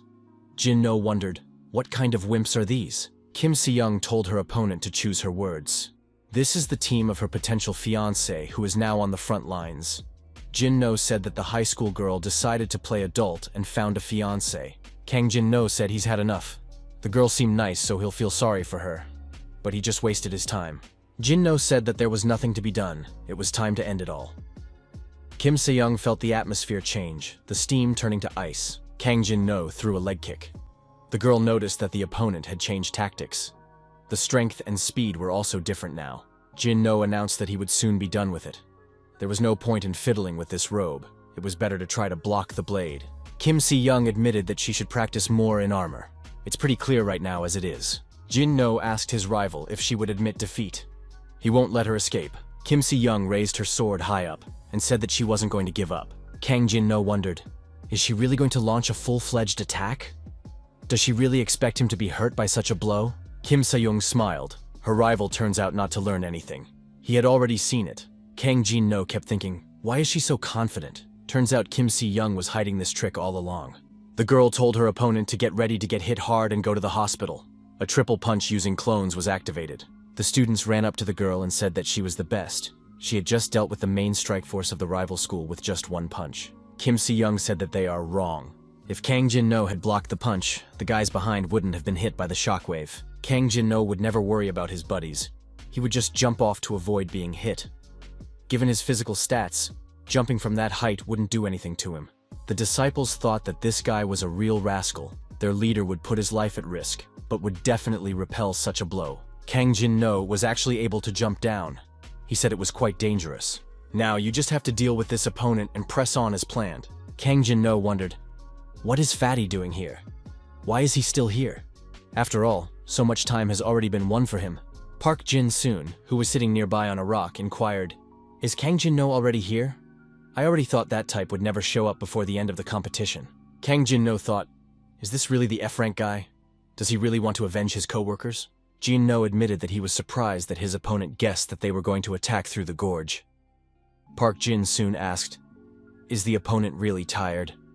After all, he talks so much. Kang Jin-no said that the noise wouldn't reach the bottom of the gorge. It would be nice to get rid of the opponent now, then just make it look like an accident. Jin-no decided to attack our hero. Park Jin soon said, let that one try if he can. After repelling the opponent's attack, our hero told Kang Jin-no not to slack off. After all, he must have a secret skill hidden. Jin-no said that this guy knows how to get on his nerves, and we'll have to make him regret his words. Jin-no said that he was going to go to the 4th stage, so the opponent should get the hell out of here. The fat man said that you have to get the instructor's permission to go to the 4th stage. Jin-no told the fatty that he could complain. However, he has an opponent in front of him who is quite challenging. Fatty said to everyone scattering in different directions. Jin-no is going to advance to the 4th stage. They can all be blown away in an instant. Park Jin-sung suggested that the opponents run away in the direction he pointed out to make it easier. The opponents were surprised because it was a rearguard action. Park Jin-soon replied that in that case the opponents could fight him. Jin-no said, I don't know what the opponent is up to, but it's too late. He should try his best not to get killed. Jin-no activated the 4th stage of madness, which transmits anger and reflects a state of consciousness. Thus, twice as much energy is emitted as the level that can be achieved in a year. An opponent whose emotional state is at a disadvantage compared to the user of the skill cannot touch the energy. The energy appears as a physical impulse. When moving to the 4th stage, the skill user falls under the control of anger and loses memory. Park Jin-sung thought that the opponent's level of strikes had changed a lot. Energy appeared as physical momentum. We have to change tactics and strategy. If the opponent used this skill upstairs, Kim Si-young wouldn't be able to counter him. It was clear that Kang Jin-no enjoyed being dominated through brutality. He wouldn't want to fight like that if he wasn't in his right mind. Park Jin-sung, with the dagger in his hand, thought that he had finally found a real opponent. Our hero said he had found someone who wanted to play with him. In that case, they'll play. Fatty suggested that the team hurry up and finish everything before Kang Jin-no gets in trouble for the 4th stage. A colleague asked, "Why didn't Jin-no send a defense squad upstairs?" The opponents might not have the best strategy, but their situation is even worse now. Fatty didn't understand it either. Fatty and his squad were at the 3rd line of defense and encountered An Sun-ho. And Sung-ho was surprised because he hadn't received the news that the transmission lane had been destroyed. Probably the opponents had beaten everyone to the punch and came up with a secret move. The opponents recognized An Sun-ho and thought that the opponents had put their strongest player at the end. It is necessary to survey the area with Idea, for there is an ambush looming. Sun-ho said he was alone here. There was no ambush. The opponents refused to believe it. Sun-ho said, "It's a problem whether to believe or not to believe. However, I'm really looking forward to Dong-ho." The co-worker is told by the fat man that there really isn't anyone else here. Idea finds no one in the neighborhood. The fat man calmed down, for he was sure that Sung-ho could not defeat him. Sung-ho said he would catch the fat man and proceeded with his plan. Dong-ho's satellites were deactivated first. Now they were left alone. Dong-ho was calm. Maybe Sung-ho has reformed with the others, but he won't even be able to lay a finger on him. It would be better to put a guy with a dagger in this place. Dong-ho added, "If I defeat Sun-ho now, then my team has won." Sun-ho smiled. That was a very primitive plan. The fat man pounced on his opponent and said, "I'm not the only heavyweight." The fat man's skill increases the weight of the user and the opponent. It also increases the weight of the opponent's equipment. The maximum level of increase is 20 times. Clashing in hand-to-hand combat, Sun-ho said to his opponent, "The day I lost, I couldn't stop thinking, why did this happen?" He was exhausted from training and was not on the level of his opponent. Sung-ho added that these were just pathetic excuses for himself, as he was simply too weak. At the same time, Sung-ho grabbed his opponent's chest tightly. An Sun-ho strained with all his might and lifted the fat man above his head. Dong-ho was surprised. This has never happened to him before. Has he really been lifted into the air? Park Jin-sung stood with a dagger in his hand against an opponent possessing a similar Eden. Our hero wished he could restrain himself, but he couldn't do so. Park Jin-sung said to his opponent, "I knew I wouldn't be able to hold back. If I hold back, I won't be able to win." Overcoming the force of the Earth's gravity, Kang Jin-no jumped high up and intended to attack our hero from this position. The opponents came face to face. Park Jin-sung asked his opponent, "What would you like to amuse yourself with so that you don't destroy yourself?" Park Jin-sung threw his opponent far to the side, and the opponent, after flying a fair distance away, fell to the ground and received considerable damage. Park Jin-sung wondered, can't the opponent continue the fight? It's really boring. Our hero told Kang Jin-no to start screaming loudly in fear. Swinging his dagger, our hero said that the opponent wouldn't even be able to use his pathetic tricks. It's time to call it a day. Kang Jin-no actually cried out in fear and covered his face with his hands. Park Jin-sung stuck his knife into the ground in close proximity to his opponent's critical spot, and said that he had finally gotten rid of his idea. After calming down a bit, our hero said that he couldn't help it when his opponent was agitated. If that one hadn't lost the impulse to fight, he'd have been lying dead long ago. Kang Jin-no didn't understand where the wounds came from, or why his ADs had passed out. Park Jin-sung said that if a competitor loses his memory in the 4th stage, he can be envied because he always remembers what is happening. Park Jin-soon said that he had heard about Jin-no's fight with An Sung-ho, so he was expecting a very intense fight with him. However, after what had just happened, there was sheer frustration. Kang Jin-no got angry. How dare Park Jin-soon compare him to such losers? Jin-no asked, "Where is that trembling coming from?" Park Jin-sung suggested that despite his memory loss, his opponent was feeling something. Park Jin-soon said he was done, and now Kang Jin-no could go and do his business. Leaving the battle scene, Jin-no said that the F-rank maniac would still regret not ending it all right now. Park Jin-sung looked at the departing opponent and said that time would tell. After all, it's up to An Sun-ho to finish off Kang Jin-no. That's his job. Kang Jin-no arrived at the appointed place and found his associate, a fat man, at An Sun-ho's feet. Jin-no was surprised. What happened here? What has Fatty done? Sun-ho said that he just fought Yuk Dong-ho and beat him. Jin-no shouted that Sung-ho couldn't defeat the fat man. What kind of trap did he use? And Sunho said that he didn't use anything. He just happened to be stronger than Dongho today. Kang Jin-no stated that Sunho has no right to cheat. Dongho must have made some kind of mistake. Jin-no, smiling, said that in any case, Sungho's one arm was already injured. Would the opponent be able to stop him now? Jin-no said with anger that Sunho could never beat him. An Sungho admitted that it would be a bit hard for him to resist in such a state. Afterwards, he took off his training jacket. Sungho was wearing a vest on his body. The opponent asked, "What kind of vest is that?" Sunho replied that it was a training vest filled with sand. Jin-no said that if the opponent takes him down, nothing will change. Kang Jin-no asked, "Why are there strange sounds coming out of the vest?" "Don't tell me that Sunho adopted the fatty's idea using that vest." Sungho said that they are both injured, so it can be assumed that the fight will be on equal footing. Sungho instantly approached his opponent and grabbed his chest. Jin-no shouted that Sunho didn't dare to do such a thing. Sungho pushed his opponent away and he flew far backwards, but still managed to stand on his feet. It was Jin-no's turn, and he now launched an attack on his opponent, attempting to hit him with a knee to the upper body while saying that he was about to destroy his opponent. Sungho, blocking his opponent's attack, asked, "Why didn't Jin-no do anything in the last fight?" An Sungho added that looking at the skills, he's starting to realize that he's gotten stronger over the past 3 years, while Kang Jin-no never took steps forward. Jin-no was indignant. Does the opponent really want to say that he didn't intervene because he was afraid? That's a brazen and baseless lie. After another attack from his opponent, Sungho once again flew far back, but remained standing. Sunho was surprised. Is this really the key to Jin-no's strategy? This martial technique takes away awareness and increases strength. Kang Jin-no, blazing with anger, rushed towards his opponent. Sungho said that his opponent was making a strategic mistake. Sungho blocked his opponent's attack and said that he would now have to familiarize himself with his skills. An Sungho used a hip hold and threw his opponent far forward. Jin-no hit the stone wall and slid down. An Sungho said that it was a judo technique that deprived the opponent of all strength and doomed him to defeat. Sungho said that this time he had won an unconditional victory. However, it was a rather boring fight. Sungho says it's over and Park Jin-sun can come out of his hiding place. Park Jin-soon asked how Sunho noticed him. Sunho replied that he just knew that Park Jin-soon would follow Kang Jin-no. An Sunho admitted that Park Jin-soon has an interesting plan, but what happens at the end? Park Jin-sung stated that Sungho should press the opponent's button.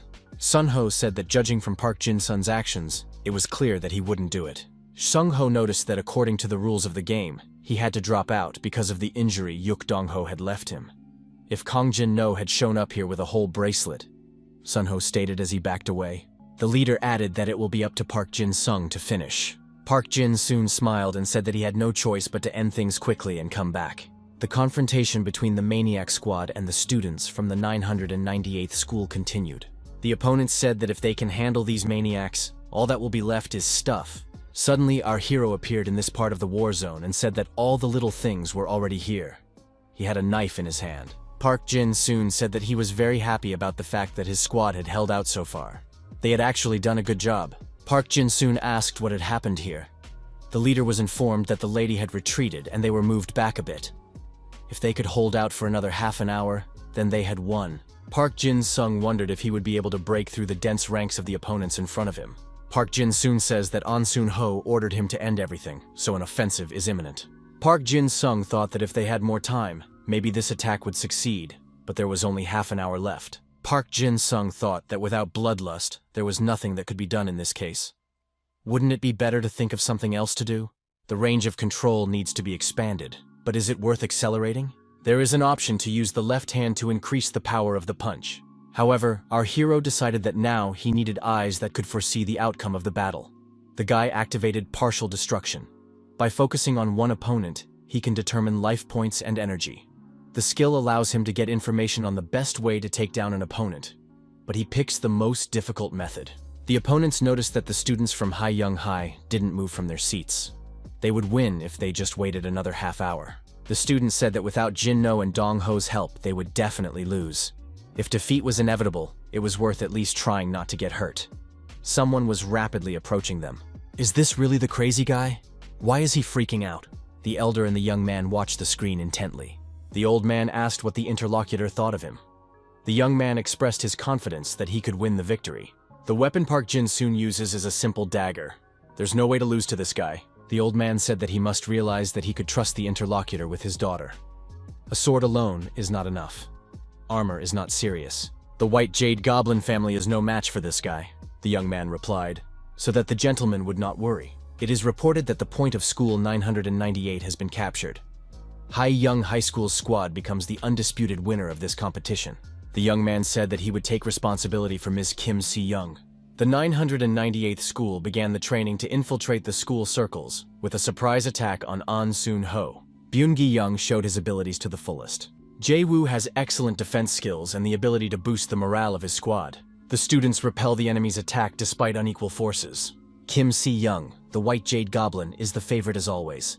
She has demonstrated strength and bravery.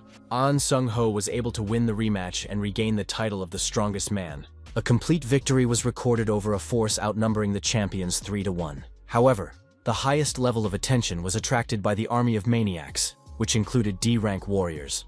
The actions of the students who were considered to be lagging behind attracted the attention of the surrounding people. F-ranked Park Jin-sung also caught the attention of those around him. The F-ranked schoolboy, who was considered the weakest, single-handedly broke through the encirclement of several hundred B-rank men. Looking at him carrying the victory flag in his hands, the low-ranked schoolchildren who had already put a cross on their future perked up their spirits. The principal said that Park Jin-soon is the pride of their school. Excellent preparation for school made him. Our hero was embarrassed by this behavior of the principal. The headmaster, who discriminates students by rank, took advantage of the situation. In the school itself, a sports boom had begun. The beginning of this boom was the training unit. An Sung-ho thought that thanks to Park Jin-sun, the school was starting to receive a lot of support. While walking with a girl, our hero said that he would like to be quiet. Kim Si-young said, "Do you understand my pain now? We're on equal footing now. All that's left is to get married." Park Jin-soon wondered, why did the conversation turn to that topic? Kim Si-young remarked that she will be a good wife and try to live amicably while running from reporters. Park Jin-soon said that he doesn't want to walk around beaten every day. Kim Si-young replied that if he doesn't want to live, she can finish him off. The girl grabbed our hero's chest, however, from the side. Someone said, "Is that really Park Jin-soon?" The young men said that it was indeed F-Killer, with a white jade goblin next to him. Kim Si-young said that her hubby is very popular. Park Jin-soon said that he has to go to practice now. Park Jin-soon noticed that two students approached him. The young men asked if Park Jin-soon had really taken the exam as well. One of them remarked that he had almost lost his mind. He was confident in his abilities, but he didn't even make it to the second round. Could Park Jin-soon really give up all at once? The students apologized to Park Jin-soon for not living up to the trust placed in them. The student apologized for the bullying and said he wanted to be like Park Jin-soon and asked to give them a chance. They failed the exam this time, but they will try again. Park Jin-soon may do the same thing to them as they did before. Park Jin-sung said he understood their intentions and would personally schedule individual workouts for them and monitor their acid-base balance. Park Jin-sung added that he will personally monitor their progress. The disciples were flattered by the fact that Park Jin-soon began to smile as he looked at them. Park Jin-soon wondered what they didn't like about his smile. The students were afraid that the young man might get angry now. Kim Si-young notices that Park Jin-soon is the only one left by her side. The guy has no choice but to give up and become her husband. While the young people were joking, a stranger approached our hero. The stranger inquired about his relationship with Kim Si-young. Park Jin-soon said that Kim Si-young is just joking. There is nothing between them. The girl got excited and said that it was good that she asked about it. The stranger said that it was certainly unexpected, but she suggested that Park Jin-soon start dating. Kim Si-young screamed with indignation. Kim Si-young said that this young man is very busy. It's better to talk to him about such a topic next time. The girl said it was too cruel. After all, Kim Si-young sees him every day, and she was waiting for him today and hardly dared to speak. What she's trying to say is that she likes this guy. Kim Si-young let the guy go and said she was wrong. Walking away, Kim Si-young noticed that the girl wants to talk to Park Jin-soon. She won't interrupt them. Park Jin-soon didn't understand what had happened to Kim Si-young. The girl told Park Jin-soon not to stand still and catch up with Kim Si-young immediately. Park Jin-soon started to catch up with Kim Se-young. He didn't understand what the girls wanted him to do. One said to stay, and the other said to catch up. The stranger said that the young people had very eloquent faces. How can she confess her feelings after Kim Si-young left? Young people gathered in the gymnasium for physical improvement. The students asked the boss what's going on with the girl. They somehow even get scared. Park Jin-soon admitted that he wanted to know. Park Jin soon caught up with Kim Si-young and asked her what was wrong. However, her gaze was frightening. Park Jin soon asked the girl what she was like that about. Kim Si-young wondered why he wouldn't talk to the cute schoolgirl. Park Jin soon replied that he was sorry the conversation with the cute schoolgirl didn't work out. But why is Kim Si-young acting like that? The girl was indignant. How dare Park Jin soon call that schoolgirl cute in front of her? Kim Si-young said that she should have not left and listened to the declaration of love. Park Jin soon replied that it won't happen. It's more like a dream. Kim Si-young remarked that she talks about it every day. Kim Si-young noted that she is neat, attractive, and cute. She's also strong. But Park Jin-soon doesn't pay any attention to her at all. Park Jin-soon remarked that judging from those jokes, Kim Si-young wasn't really angry. In that case, he's leaving to practice. Now the girl was already angry. It was all the more reason to leave for training so as not to get caught in the hot hand.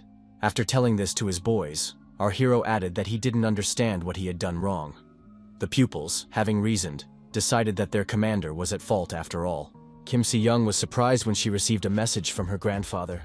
She'll probably grumble again. After reading the message, the girl was excited. Kim Si-young reported that he was headed here. Kim Se-young asked, "Park Jin-soon lives alone, right?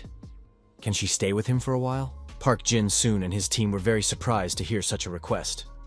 Park Jin-soon said that he only had one bed at home. Kim Si-young said that in that case, she needs his help. A strange man is coming here soon and will be looking for someone. Park Jin-sun wondered, what kind of strange person are we talking about? Kim Se-young hid behind Park Jin-soon's back. A young man who appeared in the audience said he was upset that Kim Se-young was also hiding behind another guy. The young man inquired, "Is this Park Jin-soon? He came here to pick up Kim Si-young. What luck that he met him here." Park Jin-sun wondered, did this man really know him?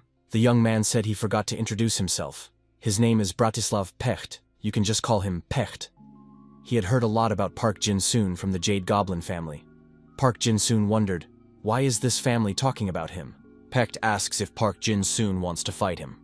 He realizes that it's rude to say such a thing when they first meet. Park Jin-soon said that they absolutely don't know each other. Why would he want to do that? The students asked, is this really the same Pecht who won the European junior competitions? But why is he wearing their school's uniform? Park Jin-soon told his companion that he was an acquaintance of hers. The girl replied that it wasn't like that at all. Kim Si-young explained that it was some sort of sent mercenary. Park Jin-soon urged Pecht to calm down. He saw no reason to fight and suggested that they just talk. Pecht said that he came from Ms. Si-young, but he wanted to fight with Park Jin-soon as well. An Soon-ho appeared on the horizon and asked what was going on. It looks like there's going to be a fight. The guest said hello to the leader and introduced himself. He said he came from Slovakia. Soon-ho replied that he was aware of that. Pecht stated that he was honored if Soon-ho knew about him. Sung-ho said he could see that Pecht wanted to say something to the future leader of the training unit. Park Jin-soon was surprised. Is he really the future leader of the training unit? Pecht admitted that he would like to fight Park Jin-soon. Sung-ho said that it was forbidden to use Adia inside the unit. You had to get permission from a senior. Pecht said there is a senior here who is An Soon-ho. Soon-ho took the guest in Park Jin-soon's hands and said that they would do the following. It's going to be a one-handed fight. Pecht laughed. He never thought Sung-ho thought differently than the others. An Soon-ho said that they would assume that they both agree. Park Jin-soon asked the leader what it was all about. Sun-ho said that Park Jin-sun should definitely win. The honor of the unit is at stake. Kim Si-young said that Park Jin-soon should definitely win. Park Jin-soon stated that he had a bad feeling. Pecht expressed his hope for a good game. Pecht declared that he would win for Ms. Si-young. Sun-ho said there will only be one round. There are no other restrictions. Pecht said he would show Ms. Si-young his unique abilities. Time ran out, and the rivals proceeded to confront each other. The blows were fast and sharp. Pecht asked if Park Jin-soon believed in the existence of ranks. Park Jin-soon wondered, what is the opponent talking about? Pecht said that there was such a thing as ranks in the world, even in a fight like this. Park Jin-soon asked, does Pecht really think the soul has ranks too? Pecht stated that he does not consider anyone with a weak idea to be weak. However, we must not forget that the elite have their own particular way of doing things. Park Jin-soon thought that after hearing those words, he couldn't lose. Although the confrontation was fought with only one hand, the opponents fought hard. Pecht was surprised. Did that filthy aura really belong to Park Jin-soon? Our hero said that if Pecht didn't give up, his palm might shatter into pieces. Sung-ho intervened in the fight and separated his opponents, saying that was enough. An Sung-ho stated that if these two make an extra mess, there could be trouble. Paect asked, "Is this incredible power really Park Jin-soon's ethos?" Paect was at a loss. So this dirty energy also belonged to the opponent? Park Jin-soon asked if Paect wanted to fight again. Paect recognized that Park Jin-soon was not an easy opponent. Paect stated that he doesn't feel like absorbing that dirty energy. Guest added that they could call it a day. An Sunho told Bratislav Paect to wait. Sunho asked if the guest had a place to train in this country. Paect wondered, did Sungho really want to suggest that he join his unit? Sunho confirmed and added that Paect can use their simulators for training and come here anytime. Paect thanks for his concern and says that this looks very strange. Does he really look like a person who needs training? Sungho replied that based on the evaluations, Paect is a genius with incredible aids and fighting sense. He really has no need for training. However, even geniuses need to try. Sunho added that he likes it when people try. Leaving the training room, Paect said that Sunho was quite an interesting person. Paect added that he didn't come to this country for nothing after all. The young man said he was curious about Ms. Si-young's opinion. Would love to hear her thoughts on high-ranking idea holders. Kim Si-young told the interviewer that Park Jin-soon should be in that seat. Maybe Paect will make room in that case. Park Jin-soon said he was fine and was going to go to practice. Kim Si-young wanted the young man to not go anywhere, so she looked eloquently into his eyes. Her fist also spoke volumes. Park Jin-soon understood and asked Paect to give up his seat. The guest was surprised because Park Jin-soon was going to go to practice. Paect said that this young man is very difficult to understand. How does Ms. Si-young feel about it? Kim Si-young yelled that she shouldn't talk to her in such a wimpy voice or she'll beat that guy up. Park Jin-soon stated again that he wanted to go to practice. There was a message that Corporal Kim Si-young was asked to come to the hospital. The girl thought she was saved. Kim Si-young announced that she was being summoned, she had to leave, and left the young people. Park Jin-soon sighed and said that in that case, he was leaving for practice. Paect stated that he wanted to talk to Park Jin-soon. Our hero reasonably assumed that it would not be possible to practice today. Kim Si-young looked into the office and asked if she had been summoned. The nurse apologized and offered to taste some great donuts with her. The nurse told the girl to eat as much as she wanted and not to be shy. The kind woman said she still has plenty of donuts. Kim Si-young can deny herself nothing. Si-young wondered if the nurse always ate so much dessert. The woman said that she bought a bigger one today so that she could talk to Kim Si-young for a longer time. She usually eats no more than 30 pieces. The nurse inquired about Kim Si-young's decision. The woman added that this was the first time Kim Si-young had received such an offer. It must have put pressure on the girl, right? Si-young replied that she was grateful to the nurse because she was honored. The nurse said that Si-young could become an excellent master. The woman suggested that Kim Si-young join Maestri. Maestri is a group of country masters to which only the best can be admitted. Unlike other alliances where representatives of a single clan gathered, the White Goblin had lured capable masters of different directions. The country's greatest figures to respond to emergencies are Li Xin. This man created the Special Squad, which included the best masters in each direction. That's Maestri. The nurse told Kim Si-young to join their ranks. She's going to be an excellent master. Kim Si-young replied that, just like she said before, she is a mid-level swordswoman. The nurse advised the girl to join Maestri because of her outstanding defense skills.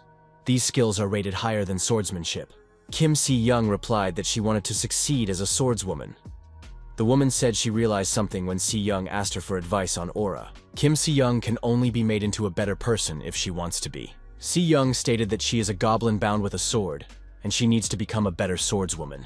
The nurse said that they weren't suggesting that the girl stop improving at it either. It would be nice if she became a swordswoman who could repel attacks well. Kim Si-young thought her interlocutor didn't quite get the point. As a child, she wished she didn't have fencing abilities. She didn't want to be the best among those who maimed others. But even then, when she didn't try hard enough while swinging her sword, the idea grew. After that, the girl managed to reach the expert level. The nurse understood that the girl's family was very worried about her. After all, people from the White Goblin clan are not quite ordinary. Si-young is probably stressed about having to operate in secret. However, she can join Maestri, learn the essentials, and then go back to her clan. Kim Si-young thought of the interlocutor that she was a Maestri master who had reached the pinnacle. Usually, their self-esteem and desire for self-improvement is not the same as others. She must have aspired to be the best, so she was able to reach that level. She can't understand Si-young, who has absolutely no aspiration to be the best. Does the idea really not change? How would Park Jin-soon respond to this? Kim Si-young thanked for the offer and added, apologizing, that she had to think about it. Park Jin-soon was trying to prove his abilities to the people around him by using the idea, which they considered a meaningless thing. He made a lot of effort to learn how to control it. Therefore, Kim Si-young was happy when she first had the aura bowl. However, when she saw Kang Jin-no running away, she realized that she could have handled him with a simple aura confrontation. However, an attack filled with aura power made him flee and helped him defeat the rival school's army. If the country's strongest masters themselves cannot change anything in their training, then even defense will turn into a technique that brings harm to those around them. The girl was in contemplation. She did not know at all how she should act in this case. Paect told Park Jin-soon to give up the girl. Park Jin-soon isn't right for her. Park Jin-sung thought, how could he give up something that never belonged to him? Paect stated that he thought the power of the interlocutor was amazing, but Si-young shouldn't be allowed to be close to people like him. Park Jin-soon said that Bratislav Paect misunderstood when he saw Se-young making fun of him. Paect observed that the elite have their own way. Bratislav added that Park Jin-sung won't be able to make a girl happy. Park Jin-soon said he roughly understood.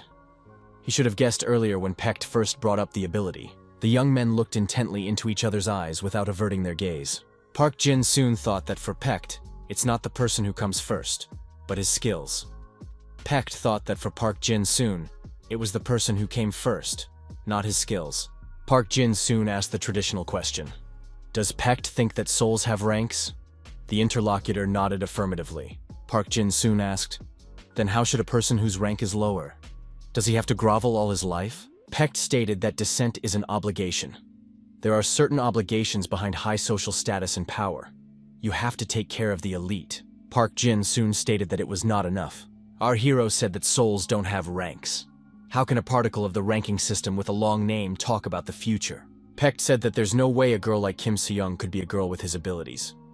Park Jin-soon replied that there's no need to limit others' abilities. Park Jin-soon walked right up to his interlocutor and said that he didn't care at all that Paect thought that Eden defined people's lives. You shouldn't attribute or limit people like Si-young. Kim Si-young is trying to change on his own.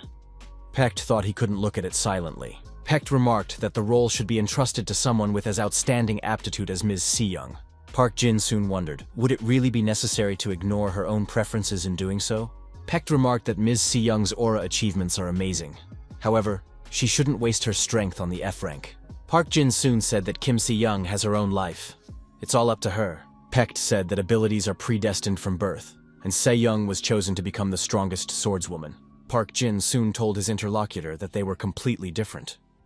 Paect agreed. He realized it immediately when he saw the young man in the video. Park Jin-soon repeated, souls don't have ranks. Paect wondered if Park Jin-soon was being too rude to him. Paect took a fighting stance and said that Park Jin-soon is strong, but that strength is imperfect. It would be difficult for him to reach the level of those with the ability. Our hero activated his dagger using Idea. Park Jin-sung didn't know what kind of Idea his opponent was using, but one thing was clear. It hadn't been fully launched yet. Park Jin-sung decided to test the strength of the elite, assuming that his opponent was underestimating him. Paect grabbed our hero's hand, clutching the dagger without much difficulty. He wondered if this was a joke. Where had his opponent's spirit gone? Does Park Jin-soon really think he can win by fighting half-heartedly? Paect throws his opponent a long way back. Our hero lands a nice leg kick. Park Jin-sung thought that his opponent had thrown him away, using only ordinary strength. This was very unexpected. Paect said, did the opponent really try to attack him with the dagger hilt? It seems that Park Jin-soon never realized that he risked getting hurt if he didn't fight at full strength. Park Jin-sung replied that he didn't think his opponent's physical abilities were that advanced. Outwardly, he doesn't look that athletic. Paect, on the other hand, said that he has never trained hard. He doesn't need to. Park Jin-soon admitted that Paect annoyed him. His opponent just shrugged his shoulders. There's nothing to be done about it. It's the difference in their skills. Park Jin-sung realized that his opponent was physically superior to him. He decided to go on the aggressive offensive and warned Paect that if he went to the hospital, he shouldn't complain. Paect grinned. So Park Jin-soon is finally ready to fight for real? Paect wondered if a D-ranked opponent was trying to use B-ranked strength. I could see what attracted Miss Si-young to him. Park Jin-sung noticed that someone's blood was about to spill, and the opponent might have to be taken to the hospital. Paect, however, holding his punch decently, said it was not necessary. He added that he had been waiting for this moment, hoping to see the sheer power that his opponent showed in the gym. Bratislav has decided that his opponent doesn't intend to use his full power, so it's time for this uninteresting fight to end. Paect attacked, But our hero again stopped taking the initiative and only sluggishly fought back.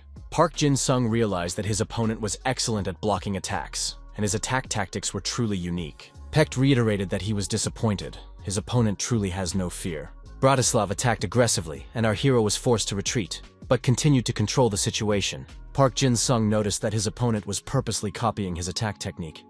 He was able to instantly grasp and immediately apply what he saw.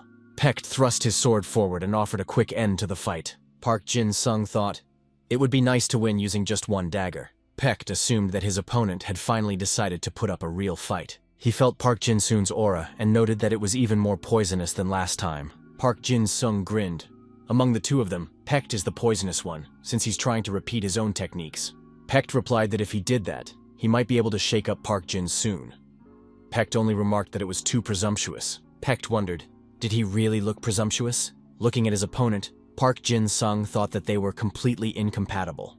However, with such skills, one could afford to be presumptuous.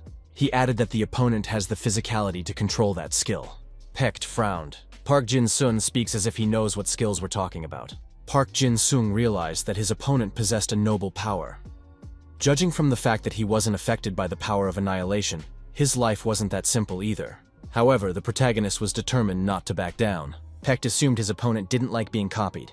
Now he's ready to show his skills. Navanhu. After these words, our hero was caught in a stream of intense turbulence. Park Jin-sung noticed that his opponent was late in taking an attacking stance, but still managed to push him away. Pecht pronounced, "Schlussel is the key." His sword shone with renewed vigor. Our hero thought that the opponent had merely assumed a different stance, but the situation instantly changed. At first glance, it was just a sword stance. However, Pecht turned so as to narrow his vulnerable zone and assumed the perfect position to repel attacks. The attack zone that Adea shows is also much narrower than normal. This is an incredible ability. Pecht said, if the opponent is slow, he will be the first to attack, and moved on his opponent. After a series of continuous attacks, our hero flew far back. Pecht asked, what does Park Jin-sung keep hiding from him? Park Jin-sung hit the wall but looked at his opponent spitefully while smiling smugly. He admitted that this was the first time he was seeing someone who was superior to him in everything. He added that he was even embarrassed to look so brazen. Our hero continued, he thought he could get by without this power, but he's way behind. Park Jin-sung admitted that Pecht is awesome. Pecht grinned. At last his opponent was using the very power he had seen earlier. He added that he got distracted in the training room, but this time it will be different. The opponents once again crossed their cold weapons in a whirlwind of furious attacks and scattered in different directions, preparing for the next round. Pecht was surprised that his opponent managed one hand. That's incredible. Park Jin-sung remarked that it was more his opponent who was incredible. He thought that Pecht was doing well, but without that strength, it was not interesting to fight him. Our hero activated the skill Perfect Destruction on some parts of the body. The area of action was the right arm. Park Jin-sung began to press his opponent and said that he would have to take responsibility for his actions. Isn't that what he wanted? Pecht didn't realize what was happening. His opponent continued to maintain his strength, but his right hand had become stronger. Wasn't his skill to concentrate his strength in one point? Park Jin-sung wondered, was that really what Pecht thought? The protagonist stated that he would now show something interesting. Our hero shouted, Navanhu, tail, and made an attack familiar to the opponent. Next, Park Jin-sung said, Schlussel, key, and certain actions were copied again. Pecht stated that his opponent had reached an amazing speed, but suddenly stopped before impact. That's unbelievable. Park Jin-sung asked, does Pecht really want to repeat that too? Bratislav said that Park Jin-sung is much more talented than previously thought. Is that fierce right hand really the main idea behind the opponent? Park Jin-sung stated that he too could imitate with a dagger, though not as perfectly. Pecht noted that he couldn't even keep up with such a right-hand technique, and he was even more surprised by the repetition of the technique. Park Jin-sung wondered if Pecht was absorbing his idea because it was dirty. Pecht asked, does the opponent really have the ability to analyze other people's ideas? Park Jin-sung remarked that if Pecht wanted to eat his idea, he would have a disorder. Pecht said the ideas he can absorb have already been identified. Bratislav replied that in that case he would empty his stomach beforehand. Park Jin-sung warned Bratislav and Pecht not to touch Kim Se-young. Pecht replied that it was the choice of the head of the clan. Park Jin-sung stated that he cannot interfere in the family's affairs. Pecht said he might intervene as well. The head of the family wanted to see Park Jin-sung and asked him to tell him that. Park Jin-sung wondered, in that case, Why were they fighting? Pecht replied that he just wanted to see Park Jin-soon's true abilities before taking him to the head.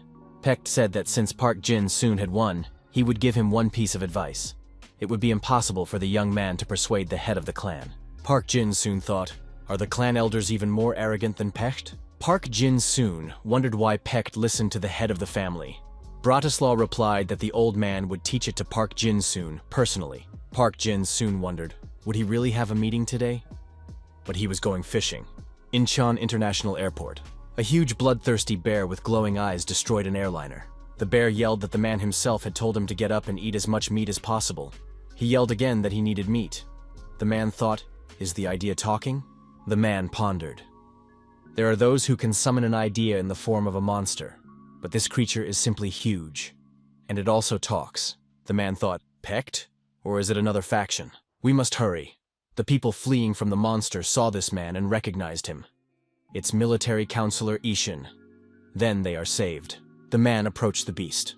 The beast asked who he was. The man introduced himself and said his name was Ishin.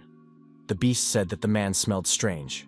Ishin said it was the first time he had seen a talking idea and asked who its owner was. The beast shouted that its master had ordered it to get up and eat meat. Ishin thought the beast was talking, but it clearly lacked intelligence. Ishin laughed and said that the beast's breath stinks. After lunch, he would have to rinse his mouth out with seawater if he was still alive by then. Ishin powerfully attacked the huge beast. Like the White Jade Goblin, he put a lot of effort into creating a special idea similar to the various heroes of legends and tales. They don't live much and die quickly. However, most attempts ended in failure. Only a few were able to keep the legend in their souls. Among them was one who possessed the legendary soul of a hero, Chunmagong Lee Sun-shin, the wielder of the double dragon sword. This is the famous sword that General Lee Sun-shin used for mind control. One swing of the sword and rivers of blood will flow. The double dragon left sword will stain rivers and mountains with blood with a single swing. The legendary warrior told the beast to stop making noise. His ears were already hurting. The beast shouted that he didn't want poisonous meat. Lee Sun-shin did not advise him to go to the sea. The warrior said he wanted to find out something about the master. The longer he stays at sea, the less dangerous he seems. Both in other countries and in this country. The general swore an oath to the sky as the mountains and rivers moved. The beast, while in the sea, cried out that he was hot. He would not eat meat anymore. An endless array of lightning flashed all around. He kept yelling that he was hot and had difficulty moving in the water. The general thought that this beast had incredible stamina, an incredible idea, amazing endurance, but a clumsy attack in the sea. All of this made him uneasy. He wanted to take him prisoner. However, there was no point in fighting any further. The general shouted the ship's name, Kobuksan. The Kobuksong is a legendary ship that saved the Joseon dynasty from destruction in the past. The general ordered all the warships to attack the beast. He was amazed by its amazing endurance. He had not met such opponents for a long time. The beast screamed to be left alone. He had to live a long time and eat his favorite meat. The general said he would decide for himself when the beast had meat to eat, but for now, it must disappear. Lee Sun-shin called for Kobuksong, crane wing. The ship surrounded the huge beast, lining up in the shape of a crane's wing. However, the beast screamed that he didn't want to die. He wanted his favorite meat. Ishin, watching from the shore, thought he even got a headache. What will the owner of this bear do? Kim Il-jun asked his interlocutor if his eyes hurt from the darkness, though Il-jun was glad that his interlocutor liked it. Kim Il-jun said that thanks to him, everything went smoothly. The interlocutor remarked that he had something to say about it. This place that Il-jun was talking about was already the second person to disappear without a trace. Il-jun admitted that it was entirely possible. After all, he had been sent to fight this old man Ishin. The hooded man replied that if he had died, his body would have surfaced, but he had just disappeared. Kim Il-jun was surprised. Could the old man really be keeping that bear in his possession? The hooded man replied that if that was the case, his presence should be felt, but he had completely disappeared. Kim Il-jun waved his hands. He didn't know that the old man had such abilities. The man said that the first one in the south would soon appear. The hooded man added that he was worried that the same thing would happen to the first as to the second. Otherwise, his plans would be disrupted. Il-jun noticed that they couldn't just pick up and fight that old man. However, the appearance of the former would distract him. The hooded man asked if there was no way to bring the other back. Il-jun replied that this stupid bear had forgotten that he was forbidden to enter the sea. There is no use for him. In the huge cave where the two of them were, there were 4 glowing pictographs arranged on pedestals. The interlocutors expressed hope that the others would work out. The man told Park Jin-soon to come in soon. The man escorted our hero to the building and reported to the gentleman that he had brought Park Jin-soon. In a small room was a table with food at which sat an elder. Our hero said hello. The old man said that the fool came quickly. Park Jin-soon noticed that they were too far apart to have a normal conversation and asked if he could sit closer. The old man told him to sit at the other end of the table. Park Jin-sung thought that this old man was originally hostile towards him. Park Jin-soon wondered, why doesn't the old man say anything and just stare at him? This has been going on for some time now. Park Jin-soon asked if he could eat something. The old man replied that he had purposely left food for him.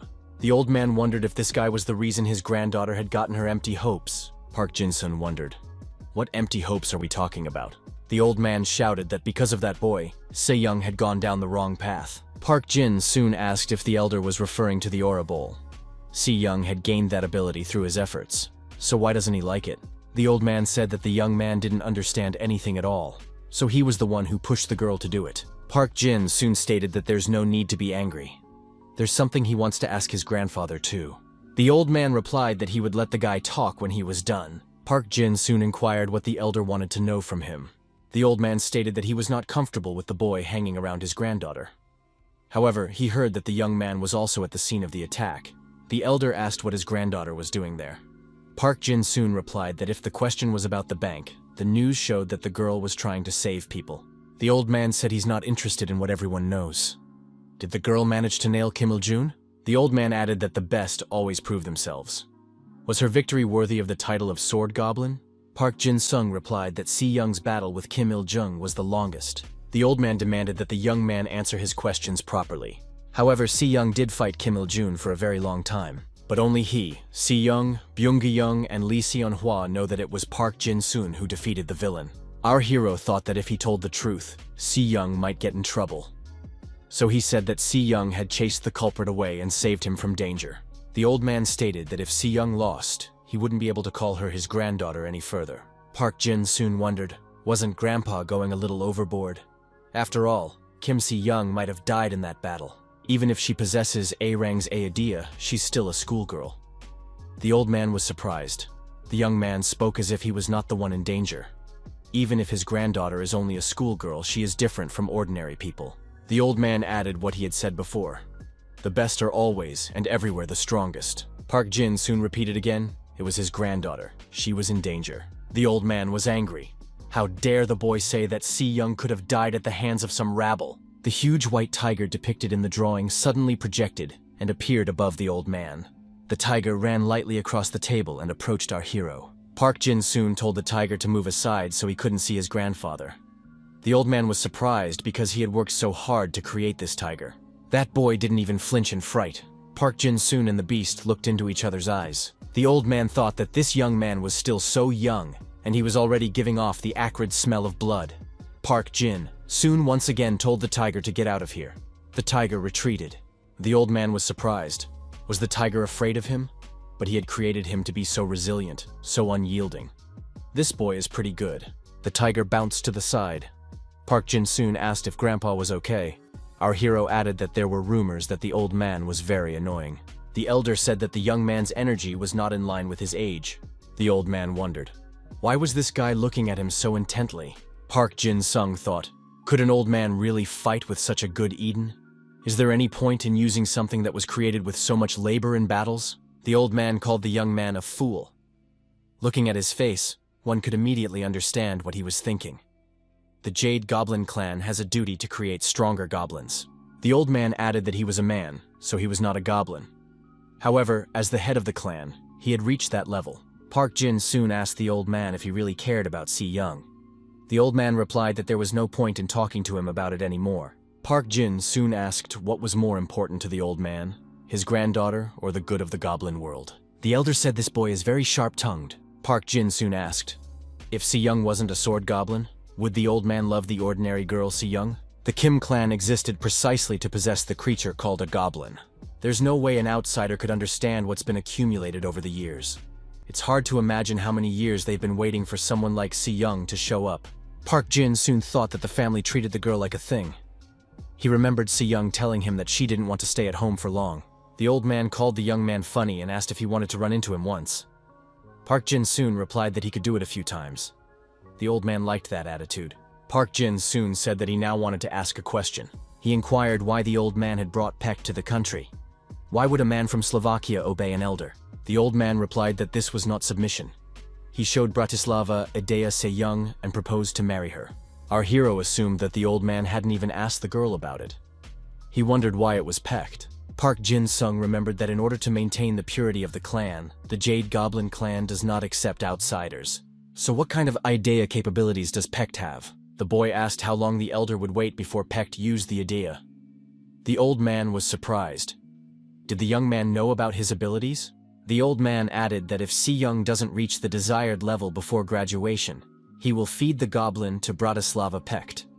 However, he expects his granddaughter to become so strong that she will be beyond Pekt's grasp.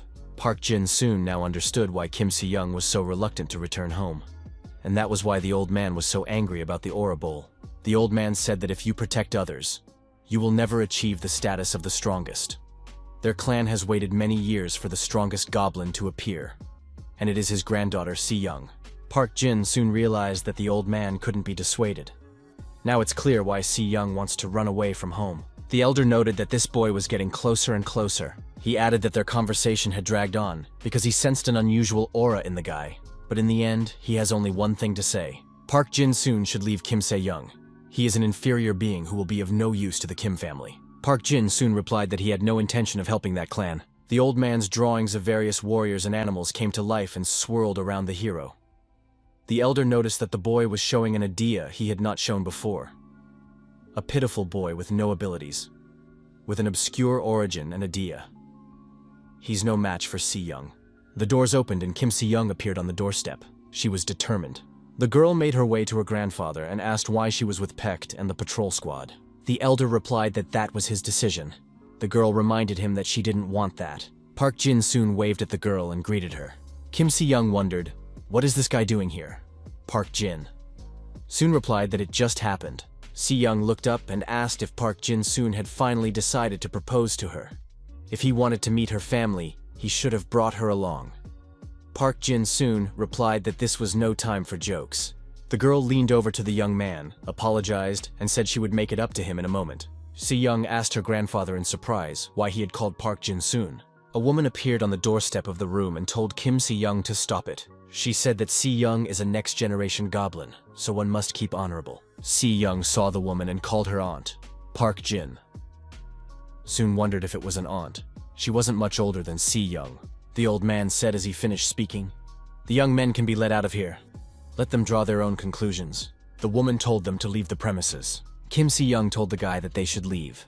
The woman looked at our hero and asked, "Is this the same Park Jin-soon?" She hoped that they would never see each other again. Park Jin soon thought that this woman was acting exactly like his grandfather. A previous generation White Jade Goblin was able to reproduce the power of a creature invented by the owner.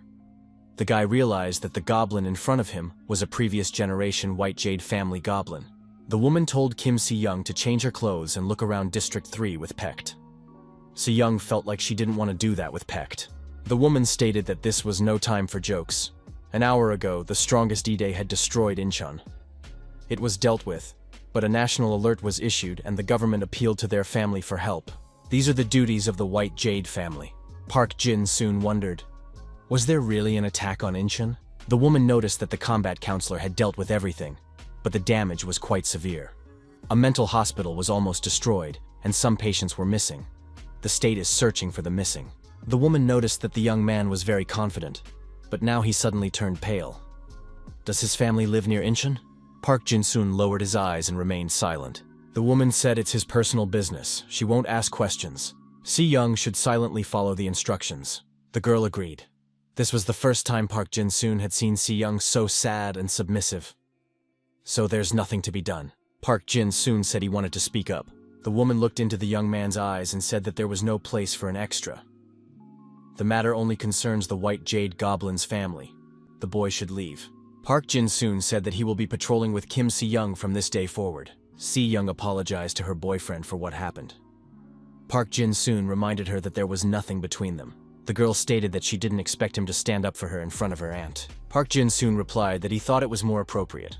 Kim Si-young wondered, what does he mean? Si-young asked if Park Jin's son knew that the army doctor was related to the maestri. Park Jin-soon replied that it wasn't surprising, she'd turned out to be quite skillful. Si-young stated that the nurse had suggested that she join the maestri, but in a slightly different field. Park Jin-soon said that would be really cool. Si-young thought that she would be able to master sword-wielding perfectly. The guy noticed that when you learn a skill that can harm others, you learn to protect at the same time. The main thing is to understand what you are doing, and the rest doesn't matter. Park Jin-soon says that Si-young can do whatever she wants. Si-young took the guy's hand and thanked him. It's been a week. Nothing was working out for the editor-in-chief. The article about Haeyoung High School they had worked so hard on was barely used.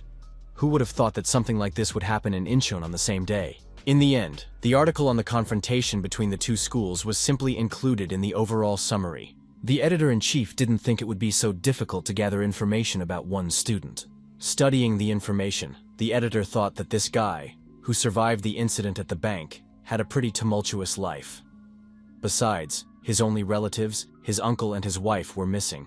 The editor thought, if this Idea belongs to Peitu, then the attack on Incheon Airport is understandable. The man thought he'd gone too far, too many things, and his mind was starting to get muddled. A stranger approached the editor and apologized for the disturbance. The man asked what was the matter. The stranger had a large book in his hands and held it out to the editor-in-chief.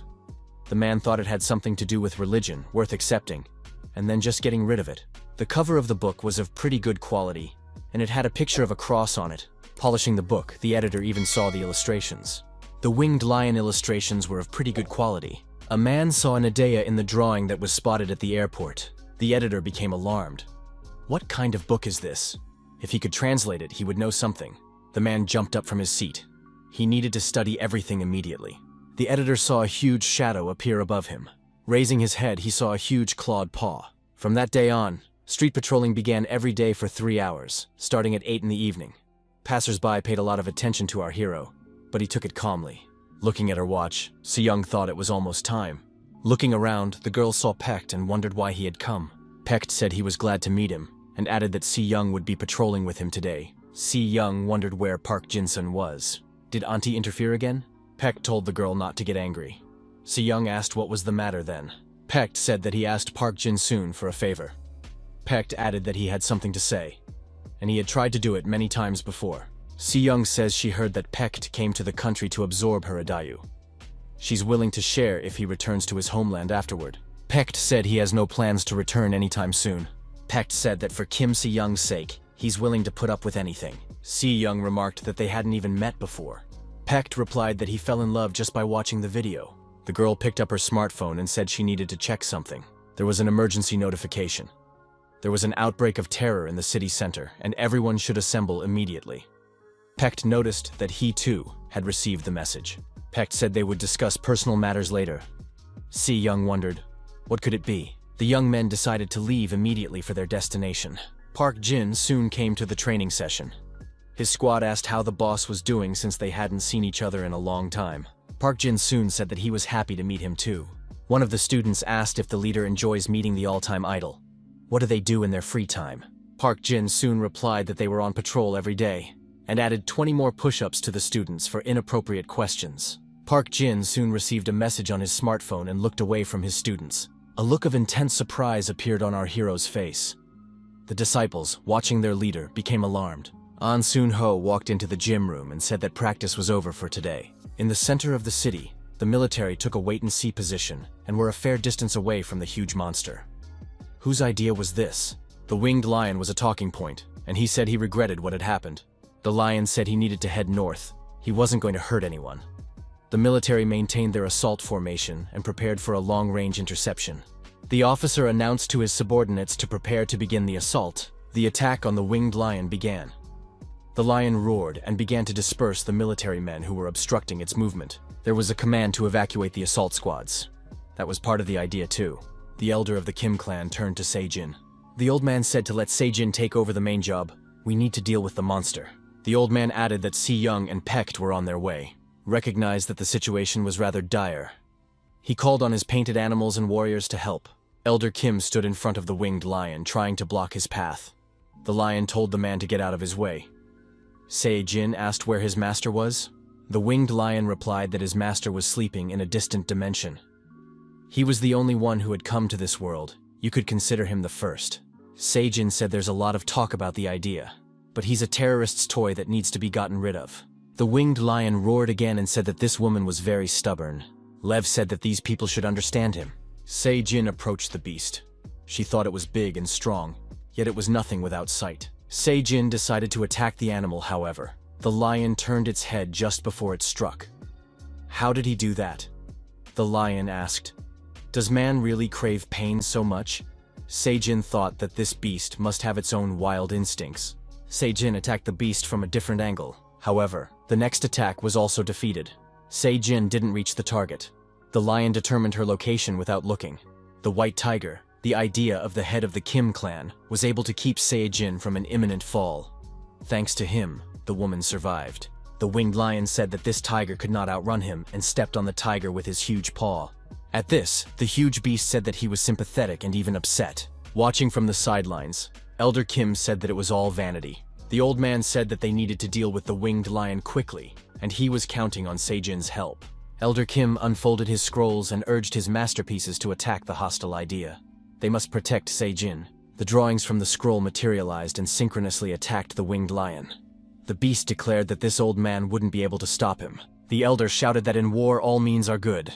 A support group came up to the woman, and they told Se-jin to go to the head of the family. The elder inquired if Se-jin could move around on her own. The old man stated that Se-jin needed time to take a breather, but unfortunately, the situation was critical. Leo said that humans are creatures full of sincerity and tenacity. However, this obsession is out of reach for him. The old man realized that it was already difficult for him to resist this crushing idea. The lion declared that there was no way he was leaving here and swung his huge paw at the old man. The old man, exhausted, fell to his knees. However, Se-jin reappeared between him and the lion. The woman activated the Jade Ascension. Lion said that was getting better. Se-jin stated that she was still here and wasn't going to back down. The lion said it was the end and brought his huge paw down on Se-jin. The elder looked on bitterly and said that there was nothing to be done about it. Is this really the end? The lion shouted that the old man would be next. However, Lion didn't have time to attack the elder. Kim Si-young and Paect appeared between them. The young men arrived just in time. The lion said that young souls might die because of the old man. The elder told Si-young to run away immediately. It's a monster, and it's not something a girl can handle. Paect also approached the old man and told him to calm down first. Kim Si-young asked where her aunt Se-jin was. The old man said to Paect to take his granddaughter and they both leave here. That was his last request. Kim Si-young told her grandfather that if they were going to run away, it would only be with him. Paect said they should leave first. Si-young said that she understood what was going on. The girl activated her white jade goblin. The old man noticed that his granddaughter was wearing jade armor. He said that all his life he had treated saving others with contempt. Now he realized that he had lost Se-jin. The old man rose to his feet and said that the only thing he could do now was to confront the monster and protect his loved ones. Si-young shouted, "What is Grandpa doing?" The old man said that this winged lion would regret doing that to Se-jin. Lev said there was nothing human left in that old man. The old man drew a legendary evil dragon, destroying all living things. And there was a white jade goblin, his daughter. The evil dragon and goblin descended from the drawing and positioned themselves near the elder. It was the strongest combination. The dragon and goblin attacked the winged lion, but it wasn't enough to rely on fate and legend alone. Lion proved to be unbeatable in this fight and was able to handle his opponents.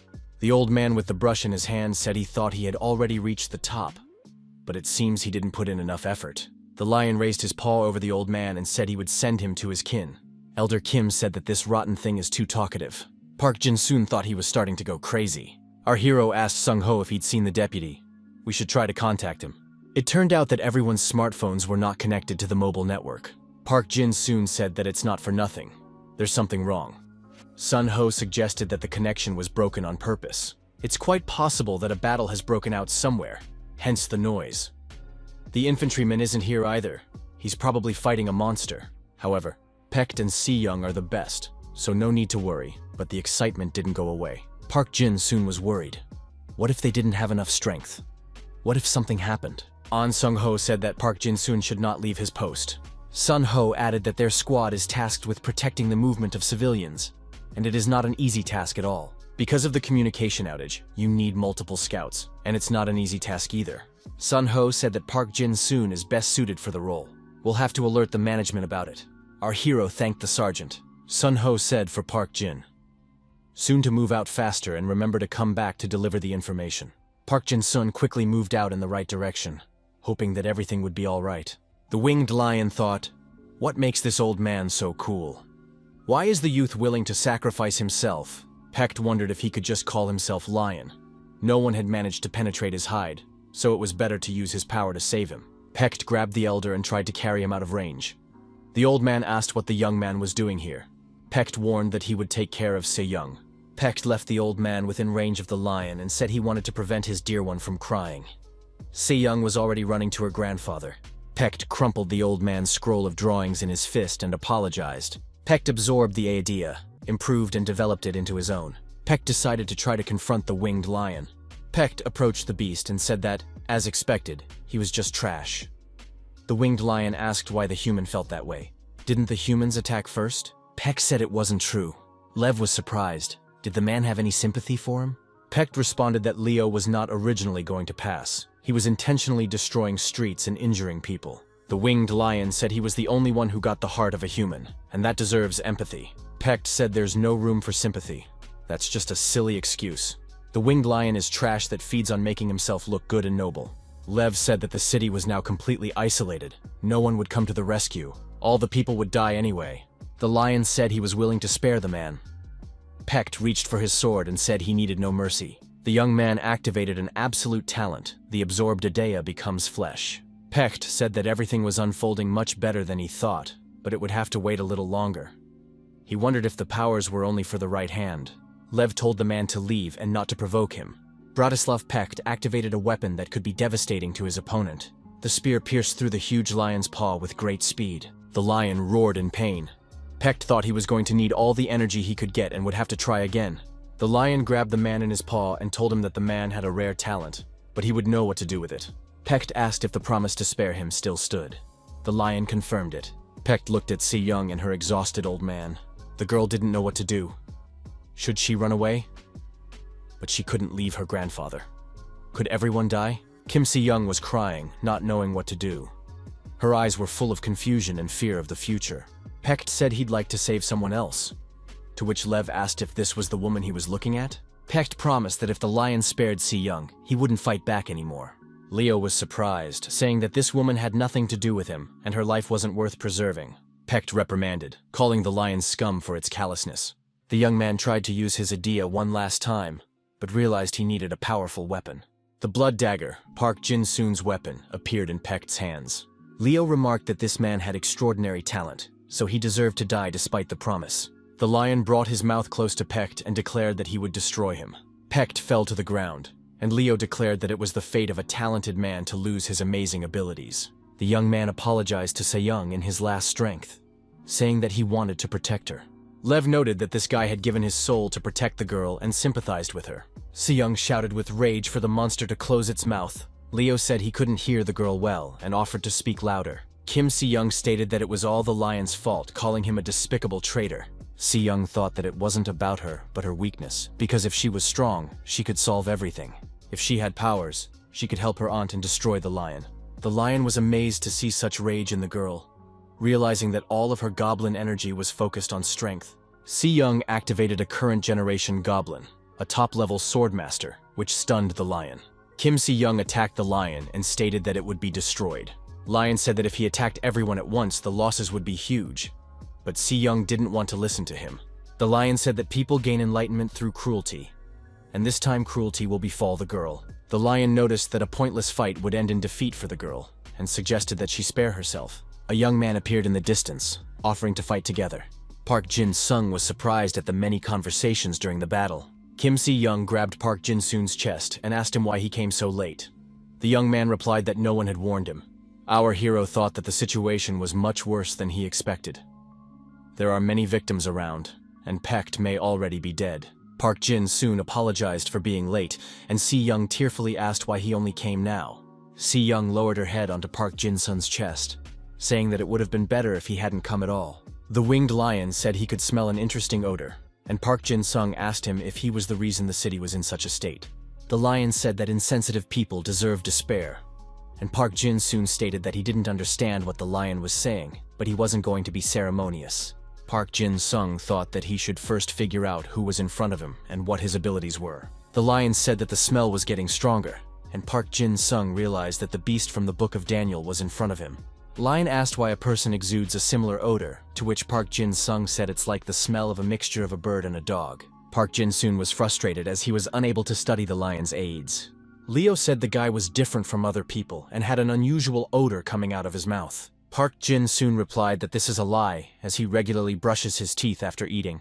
Kim Si-young shouted for Park Jin-sun to run away from here immediately. Park Jin-soon hugged the girl and said he wasn't going to do that. He lowered Si-young to the ground and went to deal with the winged lion.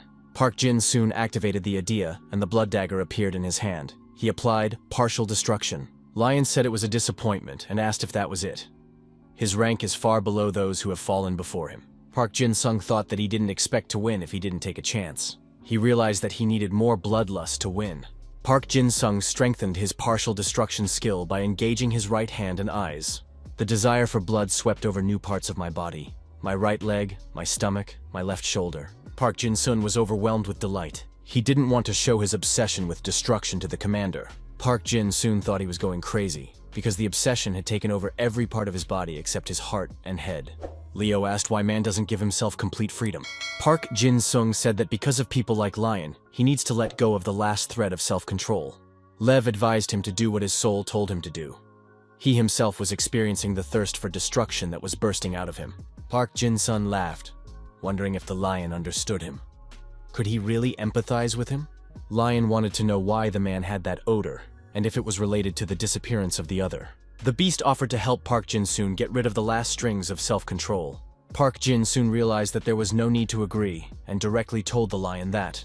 The smell became so strong that the beast lost its sense of smell.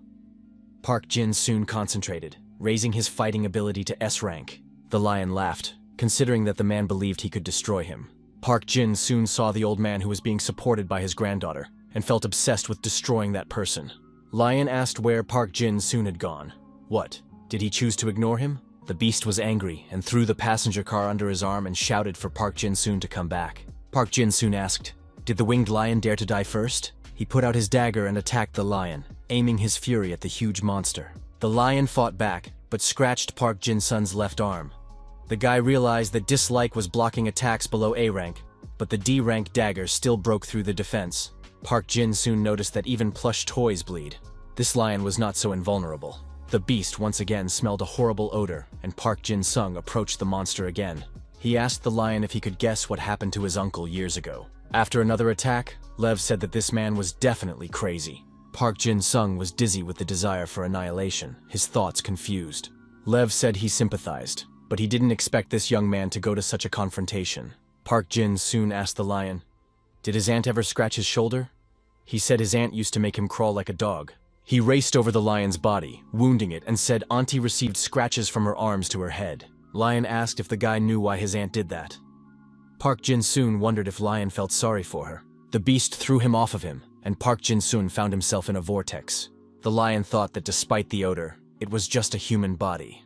Park Jin-soon decided that even if the Aedes disappeared, it would return to its master. Lion asked if Park Jin-soon had ever wondered about his true nature. Lev noted that bloodlust is usually directed at one particular person. Park Jin-soon shouted that he didn't want to hurt others. Lion said that Park Jin-soon is only thinking about himself right now. Park Jin-soon, without releasing his sword, asked, "Where is that puppy?" He is scared, but wondering how it will end. Leo said for the man to sympathize with him as he understands the man. The lion offered Park Jin-soon a glimpse of himself. Park Jin soon remembered how as a child he had reached for the motionless poppy, believing that everything happened because of him. The uncle and aunt said that if it hadn't been for that boy, the puppy wouldn't have died. Park Jin soon thought about it. Tears filled his eyes, and he blamed himself. The self-destruct mode was activated. Lion thought, "The lust for bloodshed overwhelms a man to the point where sympathy is meaningless." Lion wondered, is Park Jin-soon really directing his desire at himself? Park Jin-soon said he wanted to die and destroy himself by cutting his hand with a knife. The lion came closer, and Park Jin-sung asked, Did the lion really want to destroy him or die himself? Lev figured sympathy didn't work in this case. Park Jin-soon said that he decided to die and commit annihilation at the same time. Park Jin-soon added that he decided to use the support to destroy. Support for destruction creates the conditions for destruction. Anything beyond the owner's capabilities is disregarded. Park Jin-sung activated the web of bone shackles of the Lord of all Ghosts. The lion said that it was not a human soul, and all beings except the owner were shackled by the bones. The lion told the man to destroy him first. Park Jin-soon wondered why Lion was so angry. The lion in the bone web asked what the person's name was. Park Jin-soon replied that it didn't matter. Leo said that the desire to perish and to destroy are in contradiction, and to overcome it, one must direct one's thoughts to the desire to perish. Park Jin-sun admitted that his name was Park Jin-sun. The lion inquired about the name of his Eden. Park Jin-soon laughed, unable to believe that Lion had decided to trick him. Park Jin-soon remembered how his aunt and uncle had fooled him once before. The lion, bleeding from behind a bone web, begged for the man to take pity on him. Park Jin-soon shouted that he was facing the most dangerous opponent. The lion was surprised. Did the man not want to die? Park Jin-soon told the lion to keep quiet and accept its doom. He thought it would be great to get out of here, but needed to focus on destruction. Park Jin-soon asked the lion again if the lion knew what he had done to his uncle. In Park Jin-soon's hands was the spine of the king of all ghosts, which can cause serious injuries when used as a weapon. Park Jin-soon, remaining in an excited state, said that it's not over yet. The lion cried out fearfully, asking what Park Jin-soon was up to. If he wanted to, he could just destroy him. The people who arrived to restore order wondered what was going on here, and where so many bones were coming from. Park Jin-soon asked people if they were impressed with these ribs. People were wondering why there were piles of bones all over town. People were shocked when they saw the young man attacking the huge winged lion and realized that it was Park Jin-soon. They wondered what kind of monster it was and if Park Jin-soon had made this mess. Park Jin-soon asked the winged lion if he wanted to be destroyed. The people said that they would help Park Jin-soon now. They just need to get rid of the Aedes. Park Jin-soon ran up to those people with burning eyes. He shouted that he would save the teacher from his uncle. The nurse wondered which uncle she was referring to, and saw a man standing nearby. Her uncle. Park Jin-soon punched his uncle, telling the nurse to destroy him later. The woman called for help. The lifeguard activated Furious Fist, and declared that this little rascal was to blame for this whole mess. Park Jin-soon and rescue started to work things out with their fists. The nurse thought that this scene was imbued with a premonition of doom, and she was frightened. Was this really the Park Jin-soon she knew? The nurse activated the recovery mode, restoring the body from the devastating blow. The confrontation continued, but Park Jin-soon felt no pain. Park Jin-sung put the huge animal bone in front of him and blocked his opponent's attack. Park Jin-soon felt like he was in a fog and had no control over his actions. The web of bone shackles was directed at his opponent. Swinging his fist, Park Jin-soon said that his uncle once got it from him too. He kept throwing punches and said his uncle was the same way. The nurse watched Park Jin-soon throwing punches and repeated, "Can his uncle hear him?" The woman activated the recovery mode again. Park Jin-soon continued to beat up his opponent while the nurse reconstructed his body. The man screamed that he didn't want to feel pain. The nurse asked what Park Jin-soon was just thinking, since he had just destroyed 2 people. Park Jin-soon took the woman's hand and led her to the huge winged lion lying motionless under the bone web. Lion noticed that judging from the fact that Park Jin-soon didn't even leave a scar on the woman, he was treating her well. The woman was frightened and asked what the idea was and what kind of monster it was. Lev didn't understand why he had this feeling hovering around him, but he couldn't let the opportunity pass. He doesn't want to participate in these games anymore and intends to destroy the woman. Lion said that Park Jin-soon is now planning to die by her hand. Lev warned that if she wanted to survive, it was best not to resist. His condition was too dire. The huge beast expressed his hope that it would work out. Park Jin-soon said he was going to discuss ways to die with Lion. The nurse wondered why he would want to die. Park Jin-soon replied that he was just a naughty kid, and a teacher can destroy naughty students. Park Jin-soon asked if the nurse could destroy him. He grabbed the woman by the throat and squeezed it, saying that his aunt had said that useless people were destined to die, and he must die. Kim Se-young appeared nearby with a sword in her hands and told Park Jin-sun to stop it. Se-young added for Park Jin-sun to let the nurse go immediately. Park Jin-soon tossed the woman aside and said that it's Park Jin-soon's turn now. She just happens to have a sword in her hand. Park Jin-soon walked straight towards the girl with a determined step. Se-young thought that Park Jin-sun could easily neutralize her by cutting off her horn, but if she loses the idea, she won't get it back. However, this is the only way out. Se-young shouted for the young man to act faster. The bloodied Park Jin soon approached the girl and grabbed the blade of her sword with his bare hands. Park Jin-sun pointed his sword at himself, and the girl shouted for him to let go immediately. Park Jin-soon said that she couldn't handle that sword by herself. She just had to grab it tighter and stab it in. Kim Se-young pushed Park Jin-soon away with her foot and said, "Has he really lost his mind? We need to think about our behavior and come to our senses." Park Jin-soon asked, "Is it hard for the girl to make up her mind? The blade is long enough to just stab it in. This doom won't matter." Se-young shouted for him to come to his senses faster. The man told his co-worker that it was a great job. Shin Lee will be arriving soon. They will try to gather more information in the meantime. The young man was now the primary target, and the next operation must involve neutralizing him. The woman told a co-worker it was best to stay away from this guy. Park Jin-soon waved his hand and said, "Are uncle and auntie really here? How are they doing?" The staff told the young man to turn off his idea and surrender. He is completely surrounded. Resistance is futile. Park Jin-soon said that his uncle and aunt completely forgot to say hello to him. Are they really going to beat him again? Park Jin-soon changed his expression and said that he would have to get rid of his aunt. Suddenly, these people found themselves in an unfamiliar place. What is it? Is there really an Eden that can change places? Park Jin-soon told the people around him that he didn't need his aunt and uncle anymore. He was fine on his own. Kim Se-young was scared. If this continues, everyone will die. We have to stop it immediately. Se-young approached the young man from behind and stabbed his body with her sword. Park Jin-soon turned to the girl and said with a smile on his face that he believed she would stab him with a blade. The guy added that the aim should have been higher. Se-young tearfully apologized. The young man put his head on her chest. The girl said she was sorry. At some point, the young man lifted his head. Se-young was surprised and asked, "Did he really feel better?" Park Jin-soon turned off his idea and self-destruct mode. Other effects including bloodlust were temporarily removed. Kim Se-young said that she would help him now. The young man didn't realize what he had done. The guy saw blood everywhere and said fearfully that he didn't mean it. Park Jin-soon sat on the ground with a frightened look and kept repeating the same phrase, "I didn't want this." The Sun Palace on Mount Gyeomsu. Is the first one back? The hooded interlocutor said that the first one came back. He personally witnessed it. Kim Il-jun said that he had received information that the Southerners were having a hard time. Il-jun wondered, wasn't this the place he was sent to rob? Il-jun added that he was humiliated there, and in return, he received a bad attitude. The interviewee said that at that time, he needed a proper distraction while he was summoning the Book of Daniel. Il-jun wondered, was he really sent just to create a distraction? The hooded man said that it was creating a misconception that the place he was sent to was of any importance. After all, he wasn't weak enough to lose. Il-jun was indignant. The interlocutor added that the descent of the third and fourth has been confirmed. They will show themselves soon. The hooded man added that very soon their era would come. We have to wait a little longer. Park Jin-soon was lying in a hospital room. The guy wasn't feeling well. The young man opened his eyes. Kim Se-young, who was next to him, asked how he was feeling. The girl added that he shouldn't be nervous. He should rest. Park Jin-soon asked how long he had been sleeping. Se-young replied that it had been 3 days. Park Jin-soon said he wanted to go up. Se-young said that he should stay in bed for a while because he needed to recover from the resurrection. The man who entered the room said that it was better to listen to his wife, so the family would be strong. Our hero recognized the man and said hello to him. The man asked how Park Jin-soon was feeling. The guy replied that he was already on the mend. He even woke up. Kim Se-young stepped aside so as not to disturb the men's conversation.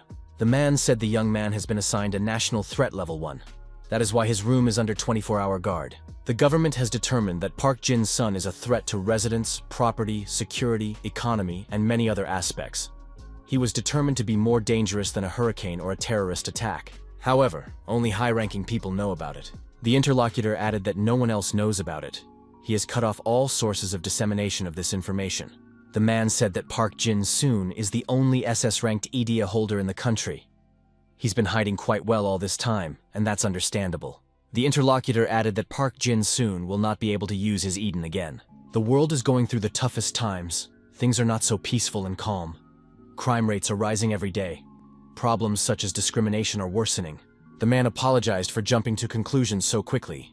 But the young man also needs to know what needs to be done. It's not just a confrontation with the northern region. Other countries are also acting suspiciously. The man said that this country needs Park Jin-soon's strength. Park Jin-soon was frightened. Does anyone really need that kind of power? The power of a mad destroyer? The man reminded of their last meeting.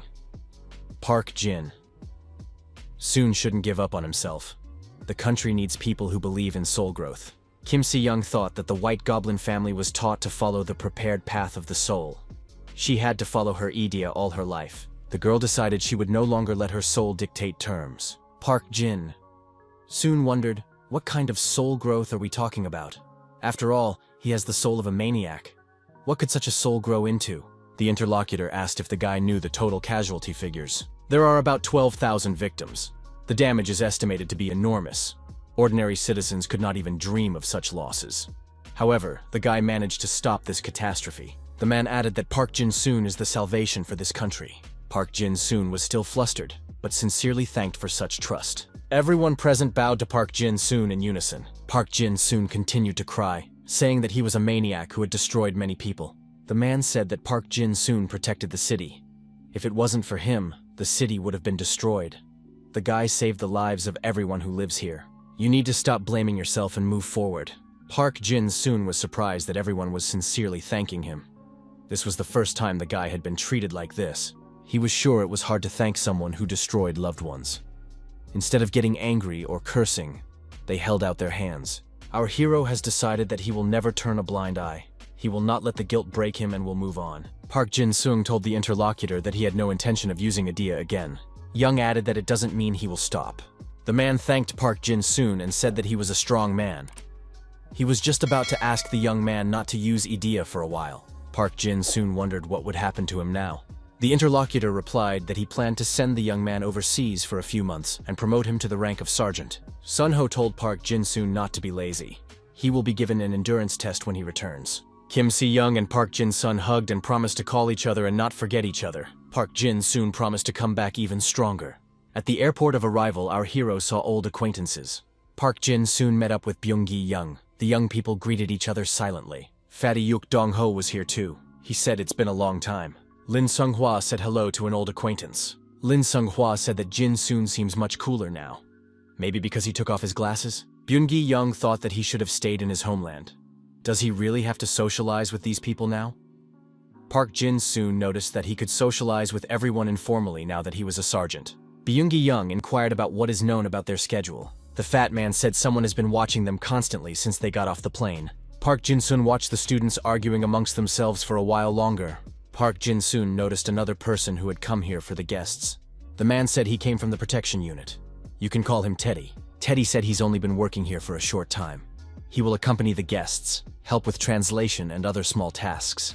As long as his idea works, there will be no problems with translation. The car stopped, and Teddy said that they were already there.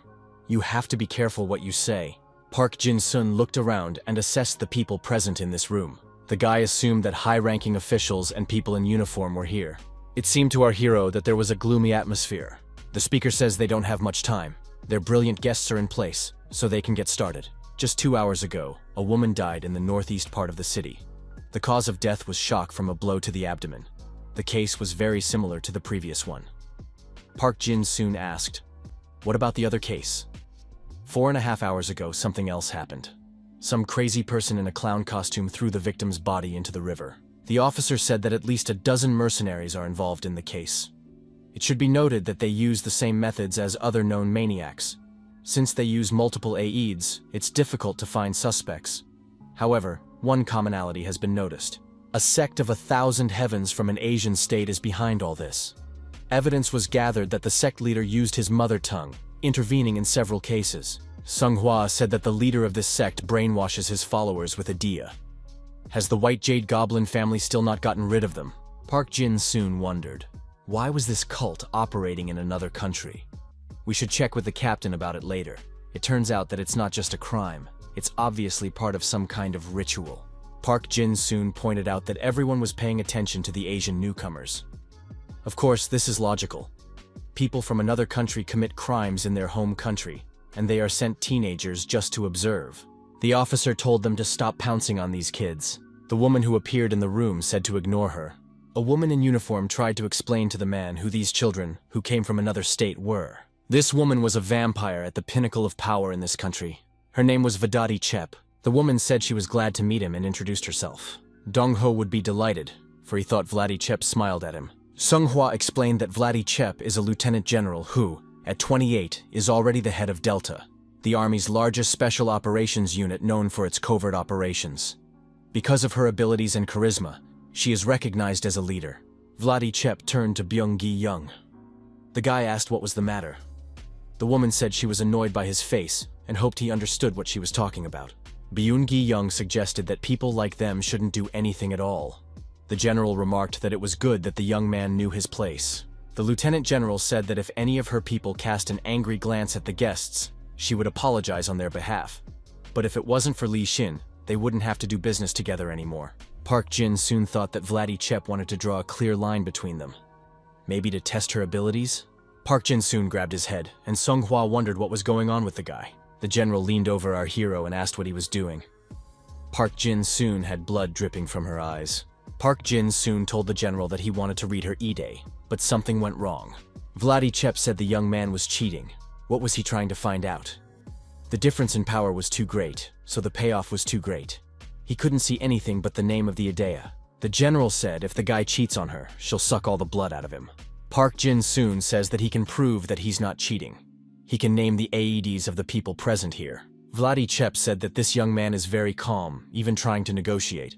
An interesting guy sent them by Li Xin. He's not so boring. The general said that since there are different EDs involved in the case, they have not been able to find a specific suspect. Park Jin-soon said that he would succeed. Vladichep gave the young man a pen and paper and told him to prove his abilities. Park Jin-soon wrote down everything he had learned and held out a piece of paper to the general.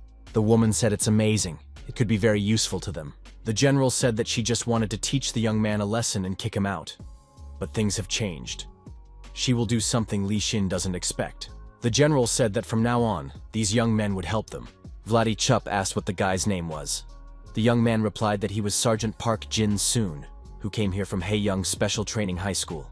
Vladichep told him to come to her at 9 o'clock at night. The general smiled and said that things were shaping up to be very busy. Park Jin-soon, along with Teddy the interpreter, came to the general's office at the appointed time. The woman said he could sit down wherever he wanted. Vladichep said that the guy can call her sis. Everyone calls her that.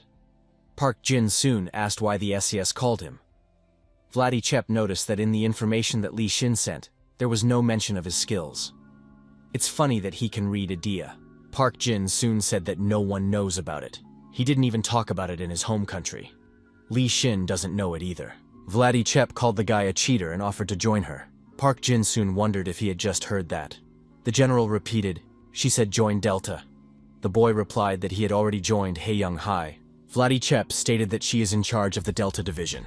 The general added that they could discuss the details at their leisure. Right now, there were urgent matters to deal with. Vladichep said the John Wayne imitator is at JFK Airport and the Jack the Ripper imitator is in a brothel. The young man's task is to infiltrate the location and use his ability to identify a suspicious idea. Look for EDs that look like sharp blades. Things were pretty quiet at JFK International Airport. Park Jin-soon said his eyes already hurt. It's been a very long day. Dong-ho said he was tired too. Why don't they get some sleep? Vladichep suddenly appeared and said that the leader of the Thousand Heavens sect had been spotted in a slum an hour away from here. It was necessary to continue scouting and not to disperse. The woman told the interpreter and the deceiver to follow her.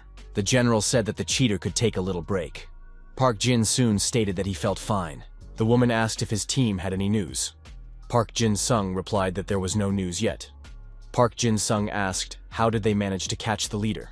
The woman said that their second squad had successfully barricaded the slum, so they would meet again. Highly dangerous crimes have increased in the city. More than 90% of criminals commit repeat atrocities. The general said that information had leaked out.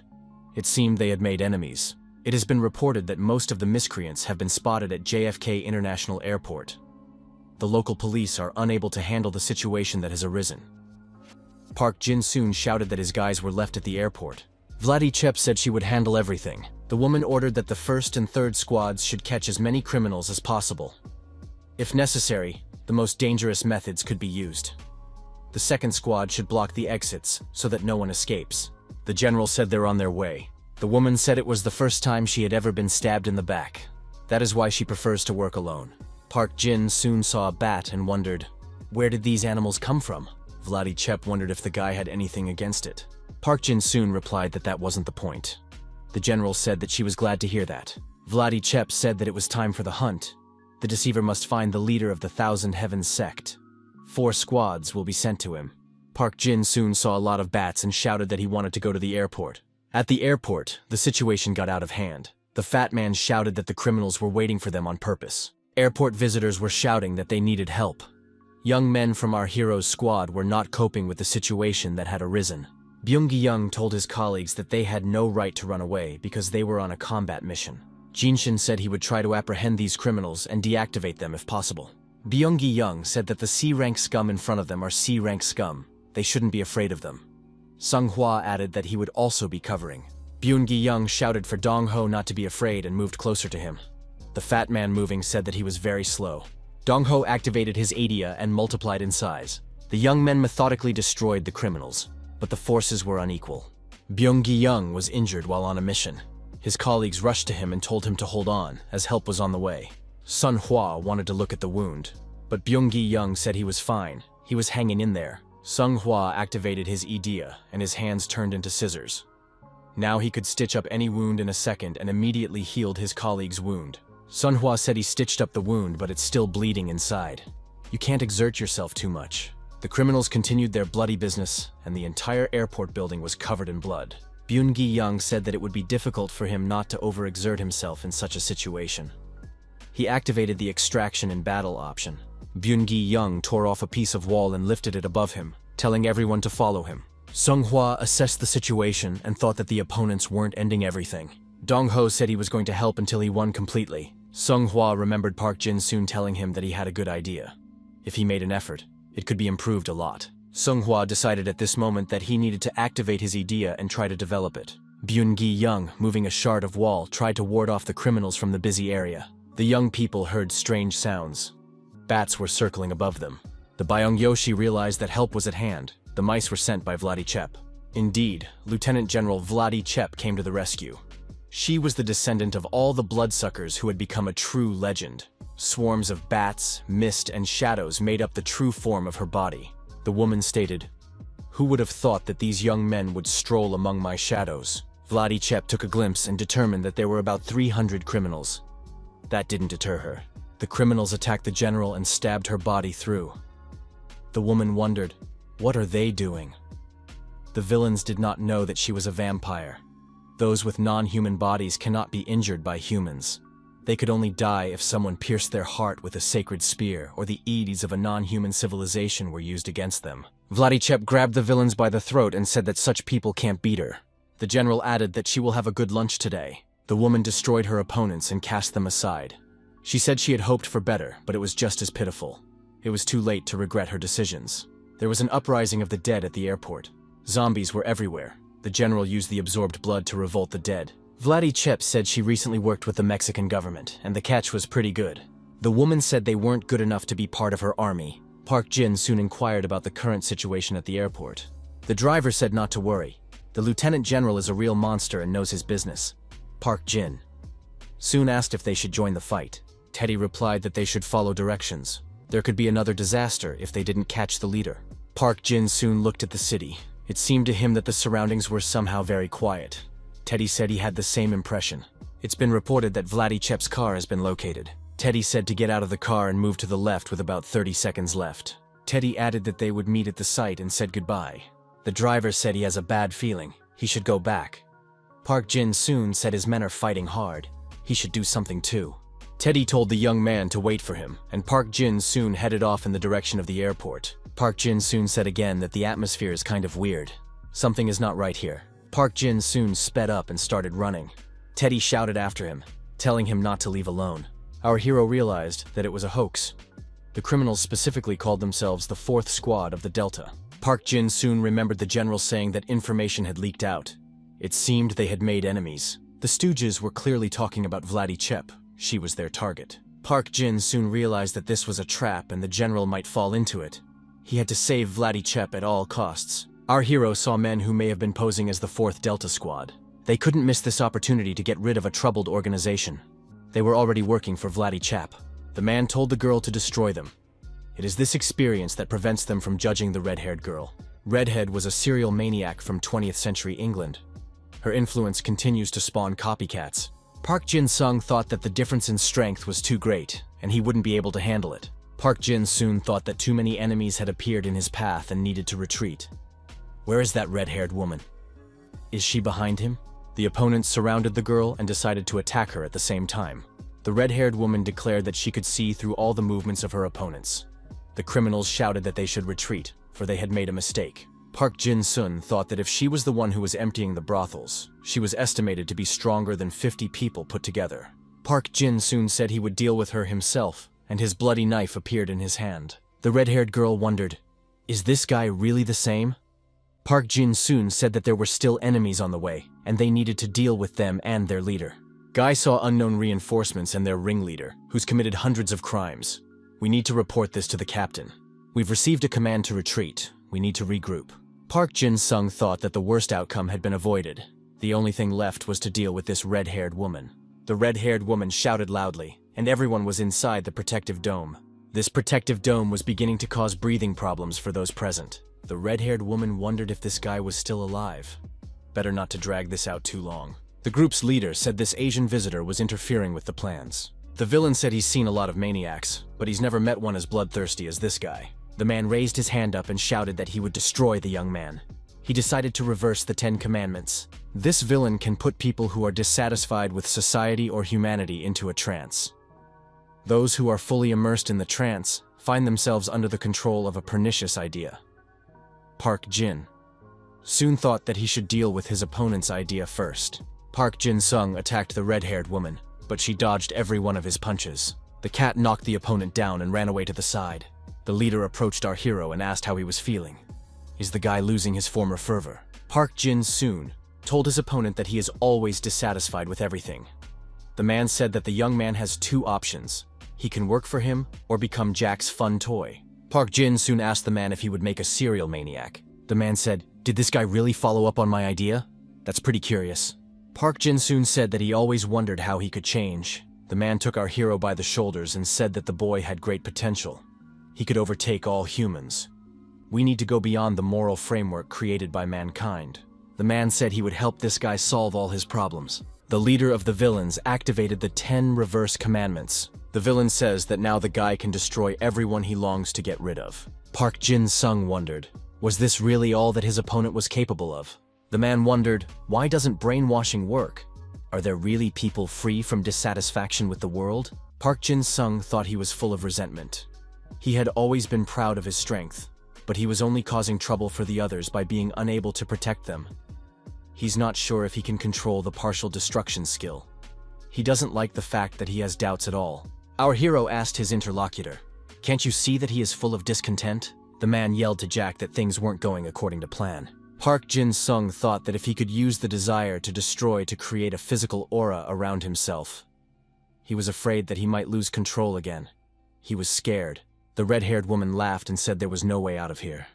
The boy thought that if he continued to be afraid of himself, this woman would destroy him for sure. Park Jin-sung remembered the promise he had made to Li Xin that he would keep moving forward. Now he wasn't sure if it would work out. Could he even control himself? Li Xin then said that he believed in the young man's potential. However, our hero could not trust himself yet. Park Jin soon remembered his parents. He decided that he had to calm down by all means. The red-haired woman noticed her opponent's lust for destruction. It was a strong feeling, and she got a bad feeling.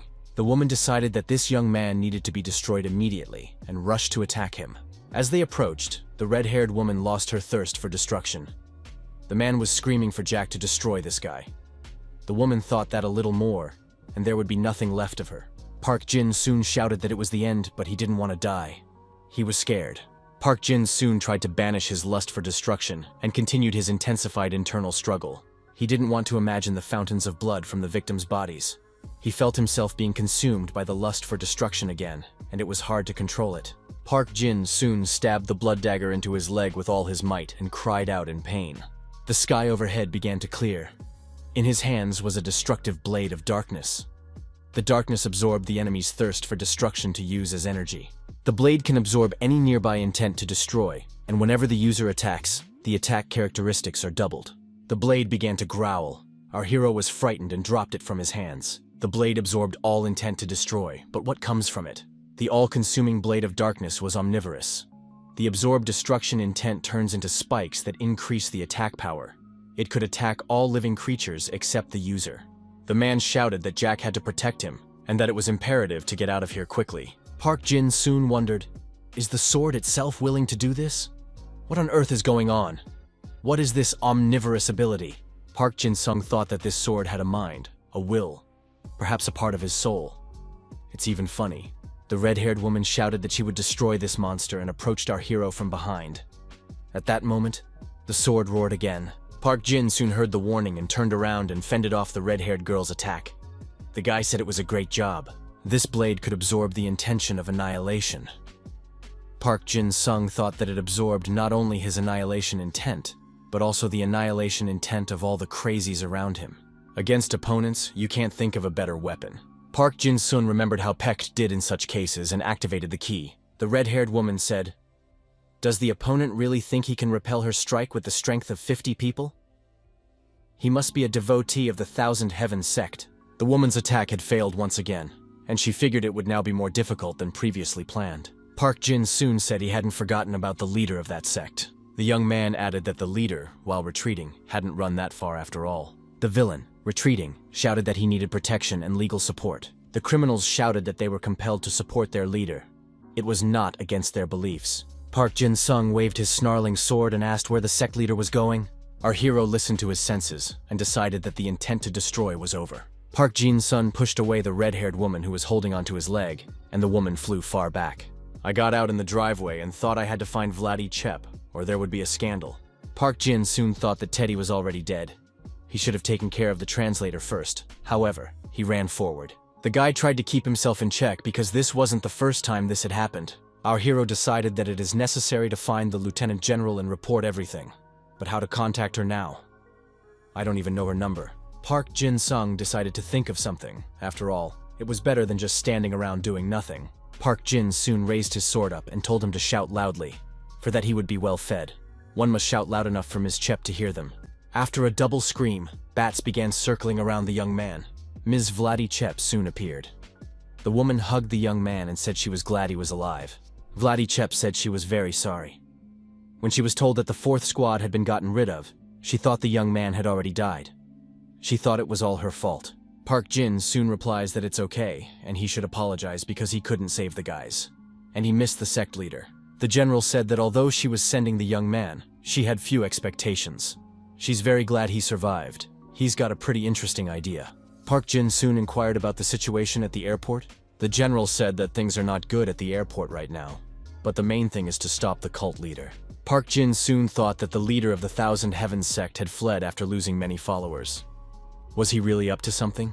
Vladdy said Teddy came back alive and said the young man was attacked. He even detailed their plan. Park Jin soon was very surprised. Is Teddy really alive? The general wants to say that the user, normally non-fighting Adia, was able to survive and even eavesdrop on the leader's plans. The woman said the interpreter gave her this ring. He said that with this ring you can talk to anyone without the help of an interpreter. Park Jin soon thought that something still didn't add up. Adia used to be like a translator. Park Jin soon asked where the translator was right now. Vladdy replied that he was with the young man's friends on his way to Lucas Island. Park Jin soon thought that his friends might be in danger. The general saw the young man's anxious face and asked what was wrong. Park Jin soon asked how many people are currently serving time in prison on the island. The general said there are about 13,000 prisoners on the island. If it works out, then the cult leader will get the same number of followers willing to sacrifice their lives for him. Park Jin soon said that we need to stop him immediately. If something happens, the city will be swallowed up by his sect and turned into ruins. We must go to the island immediately. The general told the young man to calm down. They were on their way there. Vladdy Chep began to realize what her interlocutor meant. When the mercenaries from the Thousand Heavens sect were making noise, meanwhile, the Forbidden City was restless. The woman was carrying the child away from the dangerous place, and the boy noticed a huge monster. The third monster in the Book of Daniel threatened the safety of the people of the Forbidden City. The largest party of that country sent the strongest person, the SSS-Ranked Adia owner. This guy has proven himself to be a tough fighter. However, a fourth monster suddenly appeared and put everyone in a difficult situation. The fourth attacked anyone who got in his way and destroyed the third. Because of such power, even an SSS rank master was forced to retreat. To sort it out, Sharon called in fighters from all over the world. Vladichep saw that the summoning had been activated.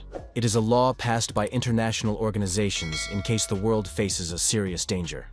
The requirements for an order of compulsory summoning are very strict. The general was interested in what condition for conscription had been met. Vladichep received a report that a Shaoran with SSS-Rank general combat abilities had been destroyed. An Idea that satisfies the third condition is currently a serious danger to the world. It seemed impossible. Was Shaoran, the only SSS-ranked fighter, dead? Vladichep asked the young man, "Does he really mean to say that Teddy is actually a traitor? Could the leader of that very sect really appear in the prison on the island?" The young man confirmed that he could release 13,000 people from the prison. The general asked if the young man really thought that in such a case the whole city would be destroyed. The boy replied that he didn't think it would be that serious. Vladichep said the end of the world is near and it's irreversible. Park Jin-soon was startled and asked what the general meant. There was a phone call. The general assumed it was the president calling. She was sure he was considering what to do next. Did he send troops to the battlefield where Shaoran had died? Or did he risk national punishment for his decision to stay away? Vladichep said she couldn't go with the young man to the island. Park Jin-soon says that he doesn't understand what's going on. After all, the traitor is on his way to the island prison and there is no time. Park Jin-soon said that he needs the general's help. Vladichep replied that she has faith in the guy. She has promised to give the young man control of the remaining troops.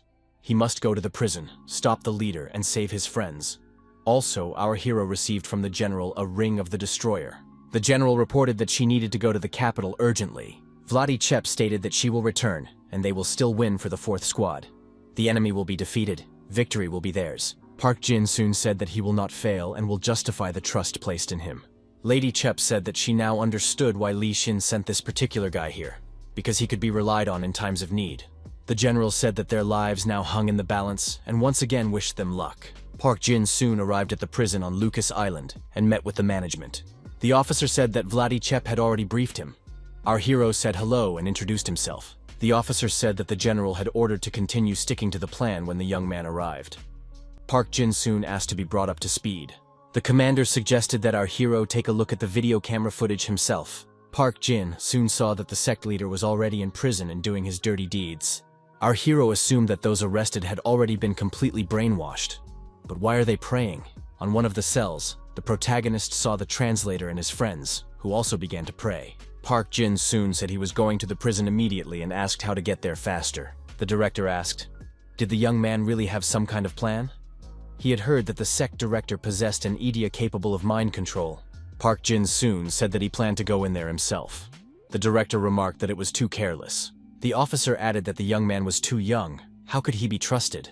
Park Jin-soon says that his friends are in danger, and he asked to stay out of his way. The officer and those present sensed an intent to destroy emanating from the young man. Our hero said that he wasn't smart enough to take a leadership position here, so he would leave everyone's role up to the commander. Guy added that he would exercise his discretion either way. Officer said there is a route that the wards use. It's a shortcut that leads to the first floor lobby. Park Jin-soon entered the destination point by the existing route. Teddy met him at the exit. The interpreter seemed to be waiting for him. The guy felt the impact on his mind. He couldn't even lift his head. Teddy, smiling, said he liked this polite young man. Park Jin-soon stood with his head down and couldn't move. Teddy said that the young man didn't look good. The translator took the ring from the guy and thanked him. It was John Wayne. He deceived the public with volunteer activities and clown disguises. Park Jin-sung thought that if it wasn't for the ring, he would have never realized anything. It was a nasty ability that the opponent possessed. Teddy laughed. Did the kid really think the ring was a mistake? Park Jin-soon drew his snarling sword. The translator said that he was counting on not having to hide anymore. Everything had already been decided. Park Jin-sung stated that he didn't think so, and made it clear to his opponent that their battle was yet to come. Teddy said that this guy scares him. However, he had prepared for this visit. The interpreter opened the doors and the young man saw his friends standing at the man's back. Teddy suggested a peaceful solution. Park Jin-soon was very angry and didn't see a peaceful solution to the issue. Why did Teddy take his friends hostage? The guy pointed his sword at his opponent and said he was finished. Teddy was scared and said he just wanted to take the young man to the leader. Park Jin-soon said that he would find the head of the sect on his own, and Teddy would die here and now. The interpreter waved his hand, and our hero's friends began to behave in an unnatural way. Park Jin-soon thought that Teddy didn't have the ability to control them, which meant that the leader was watching them. If this continues, they will be in danger. Park Jin-soon says he agrees if Teddy takes him to the sect leader. The translator smiled and agreed. Teddy said that if the guy was so worried about his friends, he should follow him. Park Jin soon thought that he wouldn't be able to stop the translator until they figured out the cult leaders. Our hero decided that he would not forgive the translator for his actions anyway. The sect leader, on seeing our hero, said he was glad of the meeting, and recalled what he had said in the slum. Park Jin soon said that he didn't memorize such words. The leader agreed that the guy just wants to liberate people. However, people are only able to liberate themselves through revealing their animal nature. The villain added that it is not without reason that they say, in a healthy body, a healthy spirit. The sect leader said that even though it didn't go smoothly, they had finally reached their destination. Park Jin soon thrust his sword forward and said that the villain had come to an end. Our hero expressed confidence that the captives would be released if the sect leader died. Guy added that the opponent has to prepare for it. It's inevitable. The sect leader said that the young man doesn't even understand why this particular place was chosen. Park Jin soon assumed it was to recruit new mercenaries. The villain said that it wasn't that simple. Park Jin soon wondered, is there really another meaning to this? The leader asked, isn't the young man wondering why he isn't afraid of Vladichep? The leader waved his hands and said that the ritual was beginning. After these words, the prisoners started fighting with each other. The sect leader said that all the villains must die. Park Jin soon thought it was necessary to save his boys and rushed to their aid. The armed criminals also attacked our hero. Park Jin soon felt that he couldn't lift his head again, so his view was limited. Teddy disappeared from our hero's sight. However, the guy felt that he must be somewhere nearby. At that moment, Teddy was standing behind Park Jin soon's back. The translator had waited a very long time for this moment. He was a maniacal and perverted clown. He was wearing a clown disguise, and anyone younger than him was unable to figure out his identity. The villain grabbed the boy from behind and swung his weapon at him. Park Jin-sung grabbed the villain's arm and twisted it. The maniac clown screamed in pain. Park Jin-sung asked, does he really want to die so quickly? The villain was surprised. How did it work? After all, his idea was to hide the presence. Park Jin-sung had no time to have a heartwarming conversation, and he pierced the maniac's body with his snarling sword. Teddy was outraged. How dare the young man do this? Where were his moral principles? Park Jin soon said that it's not enough. He needs to avenge his friends and put the final point. Having dealt with this clown maniac, our hero said that now it was his turn to deal with the sect leader as well. Park Jin-sung activated the all-devouring blade of darkness. The absorbed intent to destroy turns into spikes that increase the power of the attack. The user is able to absorb the entire bloodlust. The cult leader saw his rival alive and unharmed.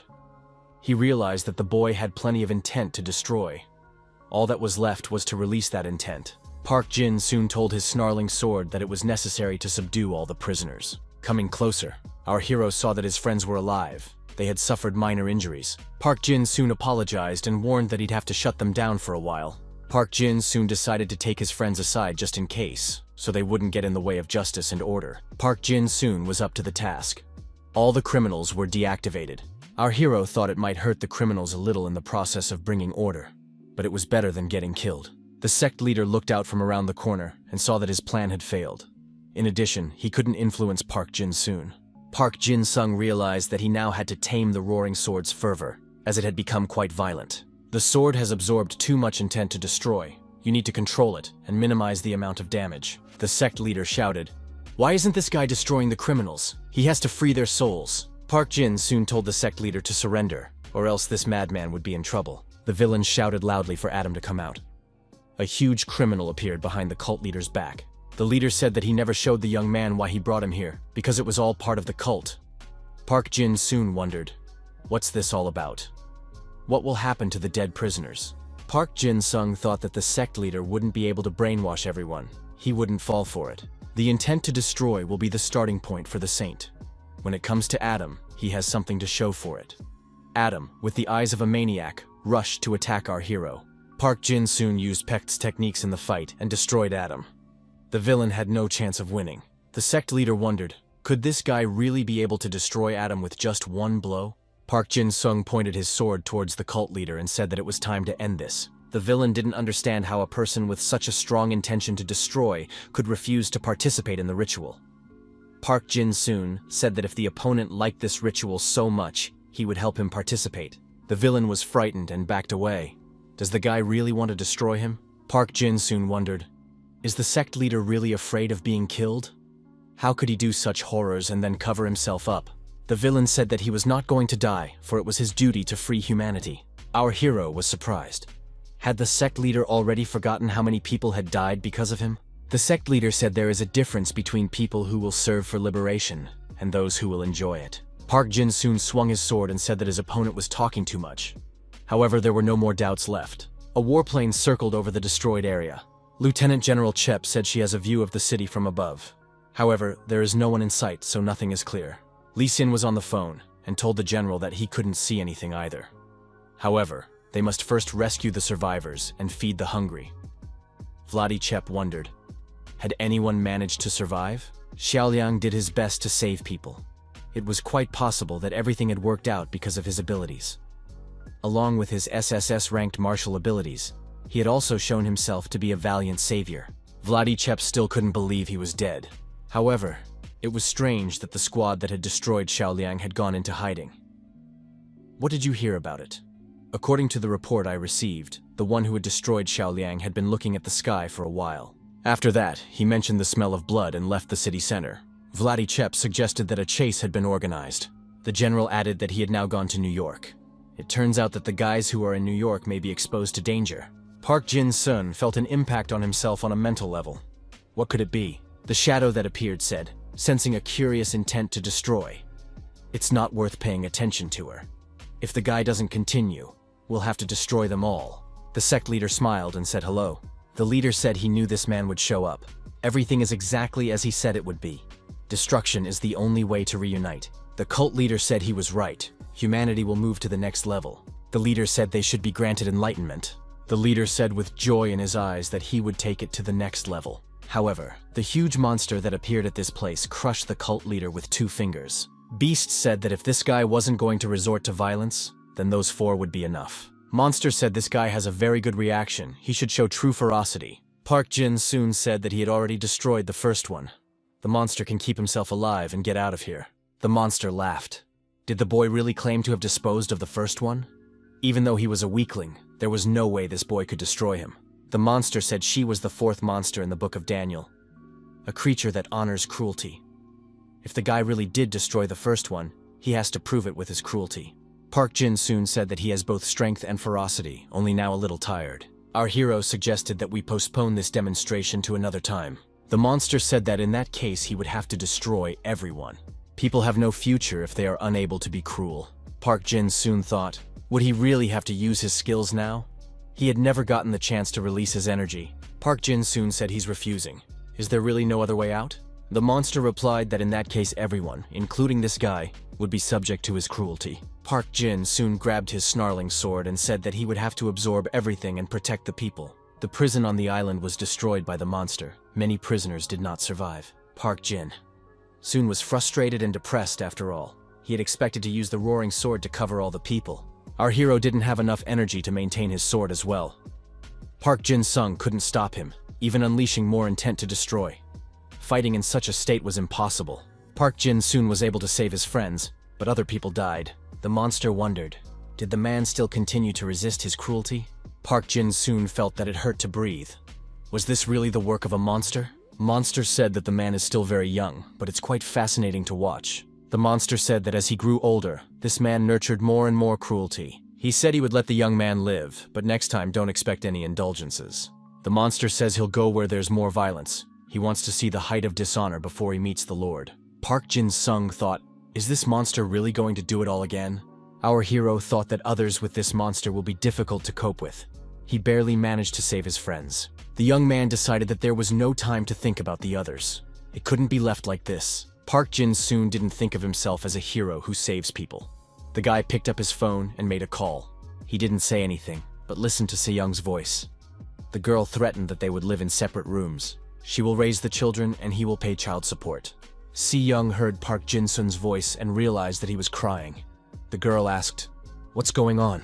Park Jin-soon replied that nothing was going on, he just wanted to hear her voice. Se-young said that the young man must have matured a bit, but she wouldn't turn a blind eye to the fact that he hadn't called her in so long. Park Jin-soon laughed in response. He decided for himself that he didn't want to be a hero. Park Jin-soon told the girl that he realized something when he heard her voice. Park Jin-soon didn't want to be someone who wasn't capable of risking himself.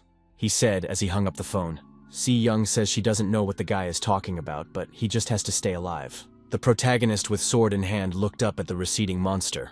The monster sensed that this man had decided to use brutality against him. Was he really ready for that? The boy became consumed by a thirst for destruction. The monster was back. Park Jin soon thought that he had to be at least on Kim Si-young's level. He can't miss out on this monster. The SS rank of the idea of self-destruction was activated. The monster wondered how this man managed to summon such immense soul power. The smell was very familiar. It was the scent of cruelty. Park Jin soon smiled and asked, "Did that monster really befriend that dog he destroyed?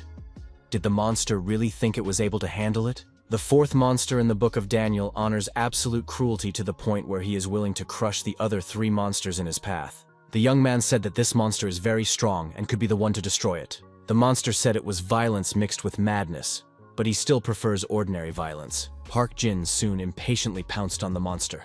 There was no fear in his eyes, only a thirst for destruction. The monster asked, "Why doesn't the man attack?" Park Jin soon replied that he wanted the monster to destroy him. The man laughed. He was a small dog that couldn't handle him? Park Jin soon repeated that his uncle had told him that the untalented were destined to die. The monster found the man's behavior astounding.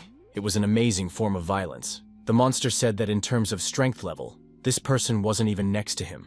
The monster from the book of the prophet Daniel possessed general SSS-Rank combat abilities. Park Jin soon began to threaten. If the monster didn't destroy him, then he would have to destroy the monster. The monster told the man not to hide, in which case he would indeed be destroyed.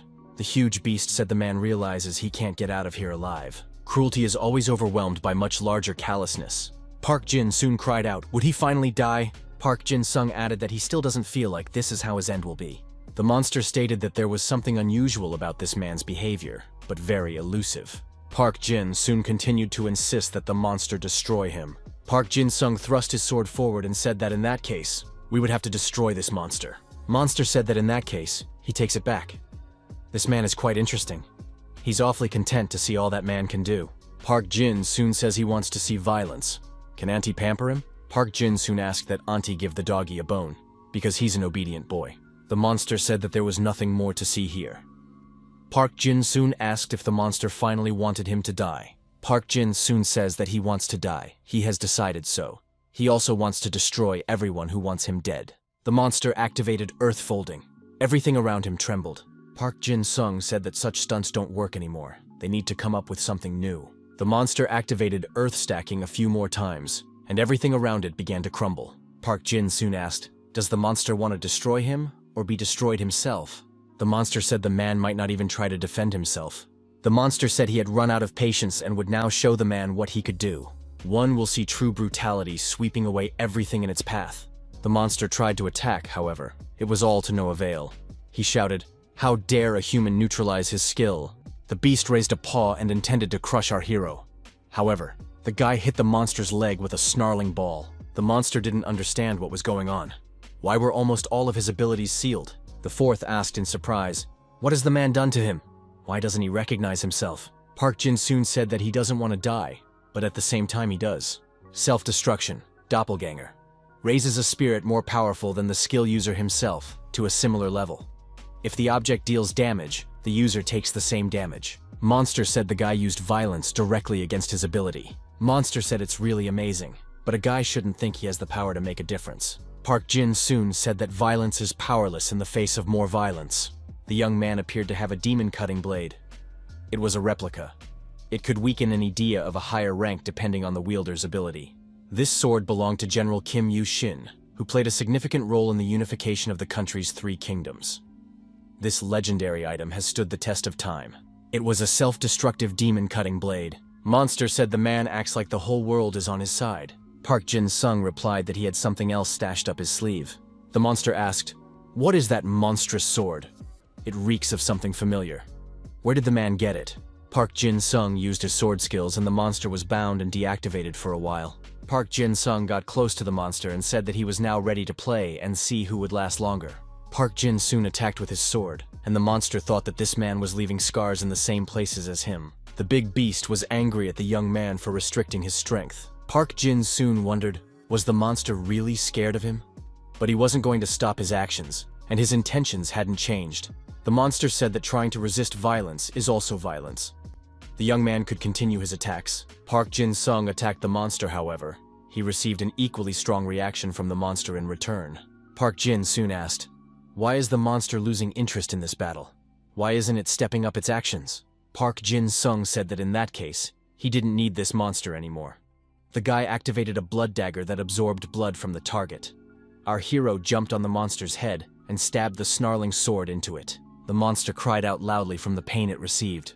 The beast said that violence has no place for desires. As expected, the guy still has a lot to learn. The monster stated that the man could survive if he stopped right now. Park Jin soon stated that he intended to aim straight for the monster's heart. The young man jumped high up and swung his sword. The monster said that this man was much more abnormal than previously thought. The beast expressed the hope that they would meet again in the future. Park Jin soon was severely wounded in the abdomen and said it was time to say goodbye to each other. Kim Il-jun said that the weather was amazing right now. It reminded him of the day he first saw the chief. The man in the hood said he would become Satan. The hooded man kept repeating the same phrase, "I remember." Kim Il-jun said he caught the plague back then. But can he even eat now? The stranger thought the atmosphere had changed. What kind of energy is that? The hooded man told Kim Il-jun that his name was Satan. It was a miserable start, but it was still to come. He would turn this whole world upside down. It's been 15 years since everything was entrusted to him. Now he feels the promised time approaching. From now on, the standards of good and evil will be reversed. Evil will become good and vice versa. The hooded man approached the fourth one. It was the red dragon of Revelation. Hell will turn into heaven, heaven will turn into hell. That was the call of the monsters. People had strange sounds in their heads. We have to find it. Even a child asked his mother where those words came from in his head. The lion with wings said the second one was cursed. The first monster is compassion. Another monster said it was time to rule and be ruled. He wanted to be granted power. Dominion's monster was the third. The fourth is a monster of violence. He said the Lord had appeared. He was originally not supposed to be discovered when the fourth one arrived. But the second one disappeared, and he missed everything. Because of that, he didn't manage to unleash his abilities. The man threw off his hood, and it was clear that this was a monster. Kim Il-jun knelt down and said that the master had arrived.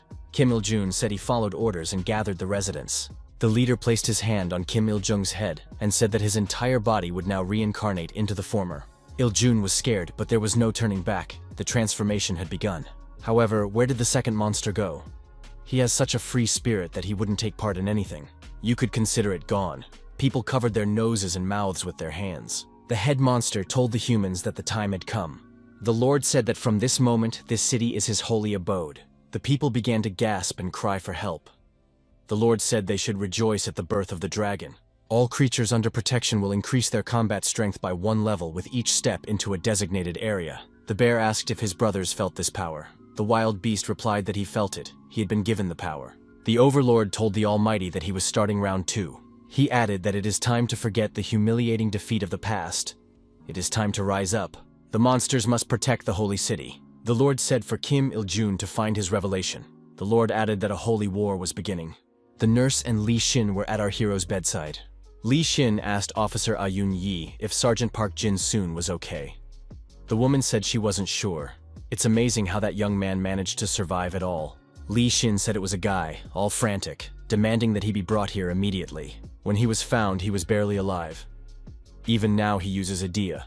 The destroyed part can't be rebuilt. Li Xin asked the officer, even with her abilities? She admitted, this disease can't be completely cured. Li Xin said that he would do his best to retain officials from other countries. He wants to know when the sergeant will wake up. The man added that the guys who were with Park Jin's son are also fine. Ah Yun-yi confirmed that they were safe. Li Xin recognized that the woman had done a great job, and Yun-yi said that Kim Si-young was here recently. Li Xin stated, apologizing to the guys first. They are probably waiting outside. Park Jin soon opened his eyes and took Li Xin's hand. He said that he wanted to talk directly. Li Xin perked up. Did Sergeant Park Jin-soon really recognize him? Park Jin's son said that he remembers everything. Mr. Li Xin is in front of him. The man said that the young man should not worry. He is not at his best. Park Jin soon wondered why he was feeling heaviness in his hands. The guy asked why he had bandages on his arms. If the nurse applied the treatment, why is that? Li Xin told the sergeant that they would talk when he returned. Park Jin soon tried to jump up from the bed and said that he wanted to go too. The young man was weak and unable to stay on his feet, sank to his knees. A guy was moving around the hospital grounds with a crutch in his hands. He too decided to come to the meeting that Mr. Li Xin mentioned. Li Xin then said that it would be better if the young man rested and didn't get out of bed. Park Jin soon didn't want to waste time. Kim Si-young walked into the room. She saw that the young man could barely stand on his feet. Park Jin soon saw his guys in front of him and was overjoyed. Our hero said how good it was that they all survived. He was very glad. Park Jin soon offered to talk later, since he had to leave now. The girl didn't want to let the guy out of the hospital room. Park Jin soon said that he was fine and would be back very soon. Byung-gi-young tells our hero that even the squad leader is against him leaving the hospital room. Byung-gi-young noticed that there were other guys among the visitors who had just recently joined them. Dong-ho, Jin-shi, and Sun-hwa also looked at their leader with hope and gratitude. Byung-gi-young helped our hero and told those three to take the guy under their arms too. Si-young was surprised. She thought everyone wanted Park Jin-sun to stay in the ward. Byung-gi-young told Park Jin soon not to talk much because his breath stinks. Park Jin soon noticed that he had just woken up, so he didn't have time to brush his teeth. Byung-gi-young once again told him to be quiet and showed him where to take him. Park Jin soon wondered how he could explain if he was asked to shut up. A person appeared in the dress again. It was Li Xin again. Park Jin soon was surprised because he thought that Mr. Li Xin had already left. The man said that he had been waiting. Park Jin's son was good for being able to get up. Li Xin once again praised the guy for his efforts and said that he would check and let the others know. Park Jin soon told his friends that he would come back and tell him everything. Park Jin soon leaned over to Si-young and apologized for being the first to say goodbye then. The guy waved his hand and once again said he'd be back soon. Park Jin's son, accompanied by Li Xin, walked into a room that was filled with many strangers. The atmosphere was tense. People saw Park Jin soon and decided to stop their conversations. Li Xin showed a place where our hero could sit down. Park Jin soon said that it wasn't what he expected. Li Xin apologized. Li Xin thought that this international organization was just trying to protect its interests. After Xiaoliang's death, the events in Beijing began, and after the strike on New York, the US position was only shaken. Now is a rare chance to seize world domination. Members of the Plague scattered throughout the Northern Hemisphere are gathering in North Korea. A raid must be launched immediately. Park Jin-sung asked, "Is everyone here really sure they can defeat the monsters in the Book of Daniel? But the rank of the troops Idea is higher than SSS. Has Korea been hiding an SSS-ranked fighter all this time? After all, that's a violation of international agreement." Li Xin said that we should listen to this young man's testimony. The situation is extremely serious, not to be taken lightly. After all, the organization was founded specifically to fight monsters. Li Xin was asked, did they really need to search for what was in the prophecy? Maybe they were simply unable to fight back on their own. After all, the first two monsters had appeared right in their territory. Li Xin suggested at least separating the roles. Li Xin was upset. They wouldn't even consider his proposal. They are full of ideas about starting a war and grabbing the best next to a war-torn country. In the face of international disaster, everyone is only concerned about their own interests. Li Xin said to the lieutenant general, she must be happy that the monster did not appear in their country. Li Xin realized that his country's infrastructure was too weak. How much longer would they have to endure? Vladichep asked, does the interlocutor not care if they lose northern region lands? Park Jin-soon called those who think only for their own self-interest fools. Park Jin-soon rose from his seat and approached the people in the presidium. Guy threw the action plan sheet in the man's face. He said he was convinced of the troops' strength this time. The man thanked the guy for providing the information about the 4th, but said kids like that don't belong here. The man said that Korea would pay for what Park Jin-soon was withholding. How dare this guy use Idea in a conference room? His country will be punished for this. Park Jin-soon turned around and headed for the exit, being told that he was a real brute. Park Jin-soon thanked the audience for pouncing on his country like a pack of wolves during the global crisis. He advised them to be careful when attacking the plague. Those present were startled. What is this guy talking about? Park Jin-soon said they can use an interpreter if they don't understand Korean. Li Xin caught up with the young man and asked, what does he allow himself to do? How dare he leave the conference room like this? Li Xin said that this is a very serious place. Park Jin-soon apologized for his behavior. He said that everyone was laughing at him. Park Jin-soon thought that he shouldn't have gone at all, but he insisted and got permission.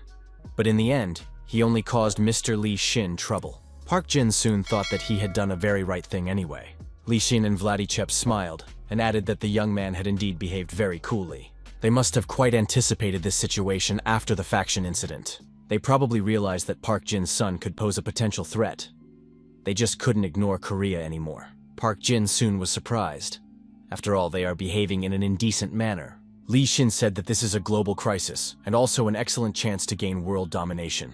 Even if they decided that they would get rid of the plague by force, there would be no casualties. They know that. The main thing is to minimize the damage. There's a real struggle to retain talent in the fight against the group. Lee Shin noticed that this time, the squad would also hear about the young man's abilities. Lee Shin remarked that it wasn't necessary to tell everyone, just a squad would suffice. Park Jin-sung thought, how would he be able to explain that his crazy Eden was breeding in him a desire to destroy? Park Jin-sung said that he will tell so much so that it is clear that he is capable of standing up to any battlefield. Lee Shin admitted that it wasn't easy to decide to do this. Lee Shin admitted that he even felt sorry that the young man had given out information about the fourth. The guy noticed that they might come face to face 2 more times. Lee Shin was alarmed, for the young man might die. The man added, judging from Park Jin-soon's condition, he just got really lucky. Park Jin-soon noticed that the first and fourth were still alive.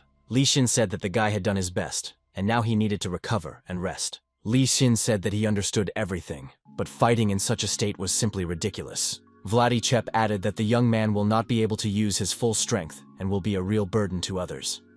They are already insanely appreciative of his contribution. You don't have to take responsibility for everything, she said. The general patted the young man on the head and said they were leaving. Vladichep added that her country is also having a hard time right now. Lee Shin noticed that they were going to learn more about the dream. Park Jin soon wondered, what kind of dream are we talking about? The man replied that he was referring to a dream that said something important. Didn't the young man have one? Park Jin soon replied that he hadn't had such a dream. The man remarked that this was strange and asked Vladichep if she had heard of such cases. The general replied that no such information had been received. Vladichep suggested that the Secretary of State might deal with it. Lee Sin asked, can a guy train the people he wants to work with? Park Jin soon asked if he could form his own squad. After saying goodbye once again, Lee Shin and Vladichep left our hero alone with Si-young. Park Jin soon asked why the girl wasn't leaving. Si-young said that if a young man is having a hard time, he can just cry and not build a rock. Park Jin soon noticed that he had no reason to cry. He was as solid as a rock in the wind. Kim Si-young hugged the young man and said that it was a great job. Park Jin soon actually cried and said that he did his best. He tried his hardest. The airliner was carrying our hero and his friends back to their homeland. The guy asked, will Dong-ho and Seon-hwa come to join my squad? Dong-ho wondered, hadn't they been a team until now? Park Jin-soon said he simply offers to make it official and even promises free health insurance. Park Jin soon added that in that case, they could work together. The fat man said that Jin-ro might get angry. Park Jin soon asked, where did Kang Jin-ro go? Dong-ho replied that he was practicing as hard as he could. Sunhwa said he was honored by such an offer. Sunhwa said that if they unite, it definitely won't be now. Dong-ho replied that he couldn't follow his brother right now either. Dong-ho added that they will see each other often, so one can't worry. Sunhwa promised to become stronger and help with his strength. Park Jin soon smiled and told the guys not to make mistakes without him, because now he wouldn't be able to look after them. The people told Park Jin soon to take care of himself and not give them a chance to catch up with him. A week later, the young men were in their homeland. The man went about the city, urging faith in mana and praising it. Citizens have noticed that everything has become dramatically more expensive, even worse than during the Great Depression. The streets have become unsafe lately. Small stores could have been robbed. It was scary to see the military going everywhere.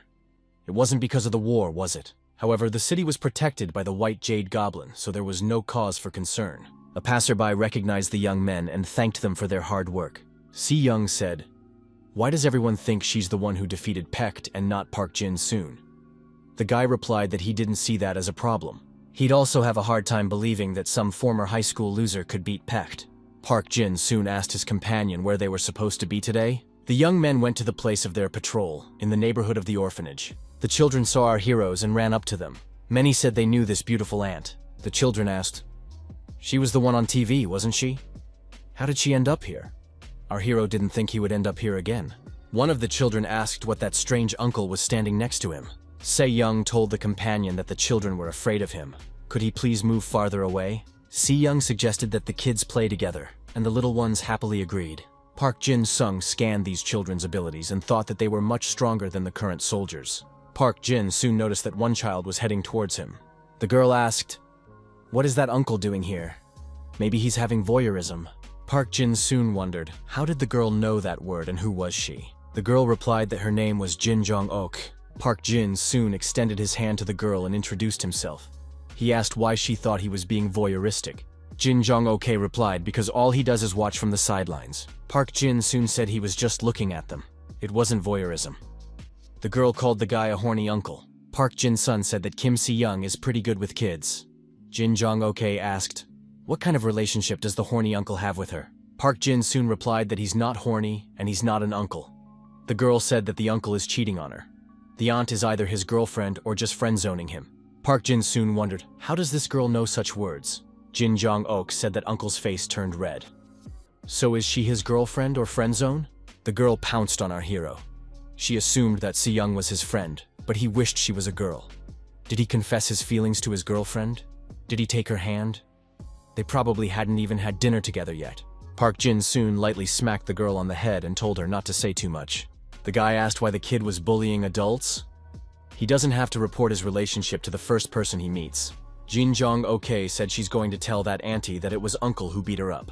The girl cried and said she was in pain. Park Jin-soon wondered, who was she? Park Jin-soon said that this girl controls the mood of the children in the orphanage. Isn't he right? Children are very sensitive to the moods and thoughts of adults. No matter how popular Si-young is, the kids act too happy. It must be her ability. Jin Jong-ok wondered, how did that uncle know about this?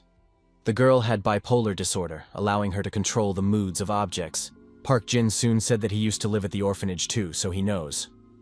Jin Jung was surprised, but how did he know it was her? Park Jin-soon tells the girl that he just read her idea. The girl is probably right, and he likes to peek at others. Park Jin-soon asked the girl if she wanted yogurt. Jin Jong-ok inquired if the uncle needed a daughter. Jin Chong added that she wasn't asking for something big, she just needed to get her out of here. Jin Jong seriously stated that she wanted to fight for world peace. A girl wants to fight the monster that destroyed her parents. Park Jin-soon sighed. He thought that he was often at a loss for words today. Jin Chong said that she was very happy when they were told that the White Jade Goblin was coming here. The girl added that her life at the orphanage had come to an end. Jin Jong-ok said that she is already 11 years old.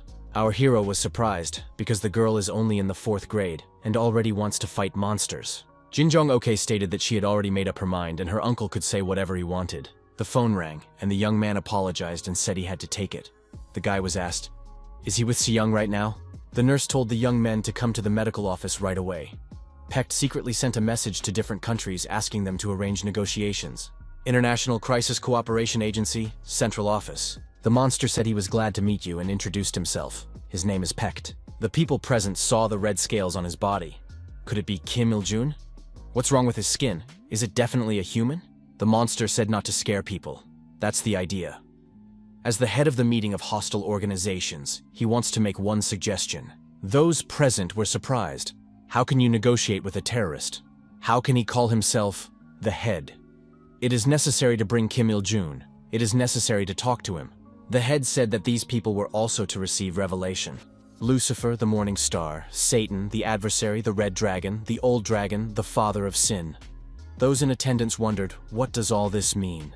The head said he is an opponent of all the gods people believe in. Someone called him sick. The man with the scales said it was a threat veiled as a suggestion. Only men can deny the revelation they have received. Someone in the audience wondered what this mentally ill person was talking about. The villain said that in that case we'd have to change a few things. The Tower of Extinction summoned dead mammals, amphibians, birds, and insects, enclosing each species in a tower. The tower summons them in order, starting with recently extinct species, and ending with those at the top of each subspecies. When the last creature dies, the tower gains the absolute power to destroy that creature. Once in the tower, it cannot come out until it is dead. Mr. President began to receive reports about towers in various parts of the world. Unclear towers were appearing everywhere. The man with scales on his face only laughed in response. He had warned it was a threat. The inexplicable fear that people have, and the strange phenomenon that has escaped into their normal lives, quickly escalates into an emergency and disrupts the world. The president of the association asked, "What does this madman want?" The monster said to bring him all the relics that only exist in this world and enter any of the towers. Surely one among them would prove to be a revelation. The president of the association said that this man is completely crazy. No one will give them the relic for free, they'd rather fight now. The monster said that if it's the people's choice, they can attack. He has the power to crush them. However, if people change their minds, they can accept his offer at any time. No matter what tower, he gives 7 days. Park Jin-sung listened to this confession and couldn't believe his ears. The monster said that he would not touch the relics and would live in the northern region for the rest of his life without leaving. However, no one was sure that he would keep his promise. The children went to the door and knocked. What could be inside? Talking on the phone, our hero tried to find out the identity of this man. What's his idea? So the relics that people bring back could very well be the Book of Revelation? It's more likely than if demons find the relics. It doesn't matter who that person is. Everyone who wants it will receive the revelation. The children rejoiced. Ha Jin was able to open that door. The president of the association said they are taking the offer. They will bring the relics to the tower. When does the countdown start? Ha Jin motioned for the other children to come inside. The kids got excited. They were in for a real adventure. Si-young said she shouldn't go in there. The leader said some kids have already entered the tower. He's starting the countdown right now. Si-young tried to stop the children, but they disappeared into the darkness of the tower. The girl thought it was dangerous. She didn't know what was there, but she felt that there was danger inside. Kim Si-young told her companion that she would go inside to get the kids. Park Jin-soon and Jin Jong. Ok saw Si-young disappear into the darkness of the tower following the children. Park Jin-soon reported to his interlocutor that Si-young had just entered the tower. The guy added that the kids from the orphanage are also in the tower. Park Jin-soon said he made the decision to go inside and check it out. The nurse replied that it had not been long since they had been inside. After all, no one knows what is inside. The woman said she should trust Si-young and wait a bit. No need to make rash decisions. Jin Jong-ok took the young man's hand, and the boy felt a chill from her touch. He thought the girl was trying to comfort him. Park Jin-soon thanked and said that Jung-ok made him feel much better. He also asked for forgiveness. Park Jin-soon took the girl in his arms and said that it was better for her to wait off to the side. It could be dangerous inside this tower. The girl screamed to be let go. She wants to go after her friends. Park Jin-soon said that if she went, she would only be in his way. Jong-ok, using a close combat technique, kicked the young man in the jaw and ran towards the tower, breaking free. The girl said that she could help as well. She wouldn't just wait like she did then with mom and dad. Park Jin-soon grabbed the child by the collar and said that it's against the rules to talk about parents. Park Jin-soon said for the girl to obey him and always be there for him. Our hero calls and reports that there are only 23 people, including him and Si-young. It's possible that the connection will be cut off inside, so he warns in advance. The boy was told that an urgent order had come out. It was forbidden to go in there. The boy smiled and said that he would try to return quickly in that case. The nurse yelled that it was an order, forbidden. However, the caller hung up. It was the reptile tower, the beginning of the first day. Park Jin-soon saw Si-young and the children. Si-young was surprised. Why did Park Jin-soon come here? He even brought his child with him. Park Jin-soon said to have the guy check his connection. Her phone isn't working. There seems to be some interference. Park Jin-soon said that his phone isn't working either. Park Jin-soon asked what was wrong with the front door. Si-young replied that the door wouldn't open, she had already checked. Park Jin-soon asked if Si-young had a weapon. A large caliber weapon would be better. The girl wondered, does he really want to break down that door? Park Jin-soon replied that he wanted to try it. Kim Si-young activated the White Jade Goblin mode and applied the Goblin Sword Art. However, the door wouldn't budge. The girl said that even the A-Rang attack didn't work on her. Si-young grabbed the door. If you can't break it open, then maybe you can just open it. The Tuoxini mode was activated. The goblin launched an aura bowl in which she concentrated all her energy, techniques, and points. However, the door did not yield. Kim Se-young kicked the door angrily, but there was no result. Park Jin-soon said that it could be stopped. Jin Jong-ok told our hero that glowing dots appeared in the darkness. Park Jin-soon thought it was an invasion of lizards. The children were frightened. They couldn't open the door, and lizards came out of the wall. The safety of the children should be the first concern. Park Jin-sung thought, even if they got rid of these lizards, there was a high probability that other stronger ones would appear. There are too many of them.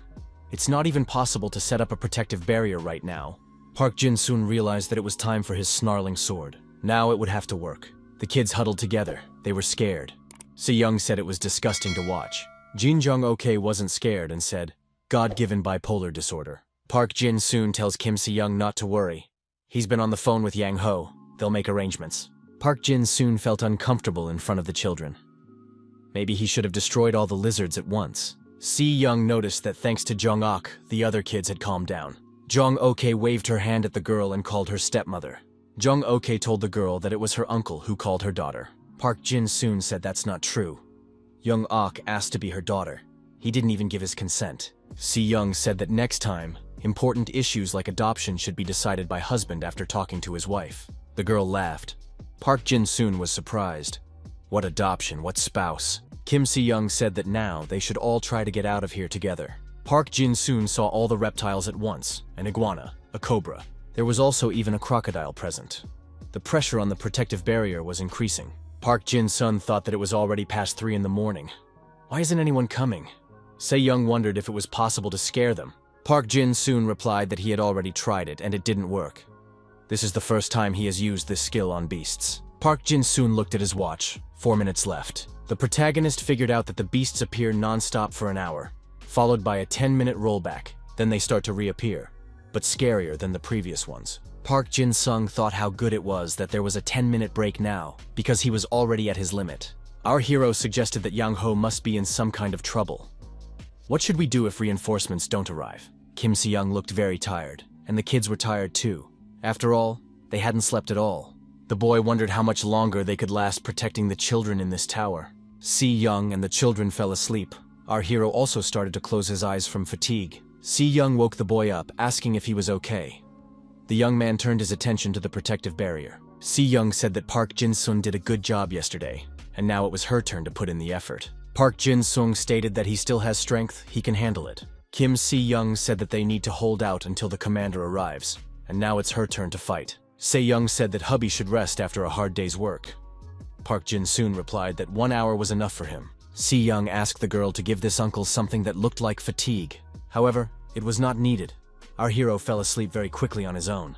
Outside, Mrs. Maestri was informed that all the towers had been destroyed. Yang Ho thought it had been a whole day. The military man said that thanks to Maestri, they had survived. Madam promptly contacted the White Jade Goblin. She decided that she had to go and rescue Park Jin-soon and the others quickly. All the human resources have already been spent to secure the area and destroy the towers. For some, it's a joy, but for Park Jin-soon, it can be a living hell. Our hero's squad was in full readiness to relieve their commander. Jae-woo recognized that these maniacs were indeed very noisy. Yang Ho thanked everyone who gladly agreed to help. Surely Seon Ho has already said that Park Jin-sun and Si-young are in danger now. What do we know about these towers? The officer reported that no one has come back from there yet. Yang Ho noticed that judging from the information she had received, all the search parties sent by different countries had been completely wiped out. Some countries have lost up to 80% of their troops, and that's only 24 hours after the towers appeared. The mission is very dangerous, and there is very little information. It has become known that the tower increases in size over time. The intervals of this process do not exceed 1 hour. Most likely, when those inside die, the tower shrinks back to its original size. Sung Ho wondered how much bigger the tower Park Jin-soon had entered had gotten. Yang Ho replied that the tower had increased by about 30%, which meant that he was still alive. Yang Ho reminded him that it was still possible to give up this assignment. The place they have to go to is very dangerous. The young man said that they gathered here after realizing all the risks. Yang Ho suggested that Sun Ho still change his mind. Yang Ho warned, a decision has been made to classify these towers as disaster-level eddies. They are more dangerous than even SSS-ranked. Yang Ho noted that there were many people here who had lost their families. As the lions soared over the city, among them was one schoolboy who looked like a soldier from the battalion. Thanks to this high school student, many families survived. Yang Ho said she understands their feelings, but it's really dangerous inside the towers. Sun Ho stated that they don't want to lose their loved ones anymore. They are not going there to die, but to save their families. It was decided to begin preparations to move out. Yang Ho thought she had already put in a good word elsewhere. Things were bound to turn out well.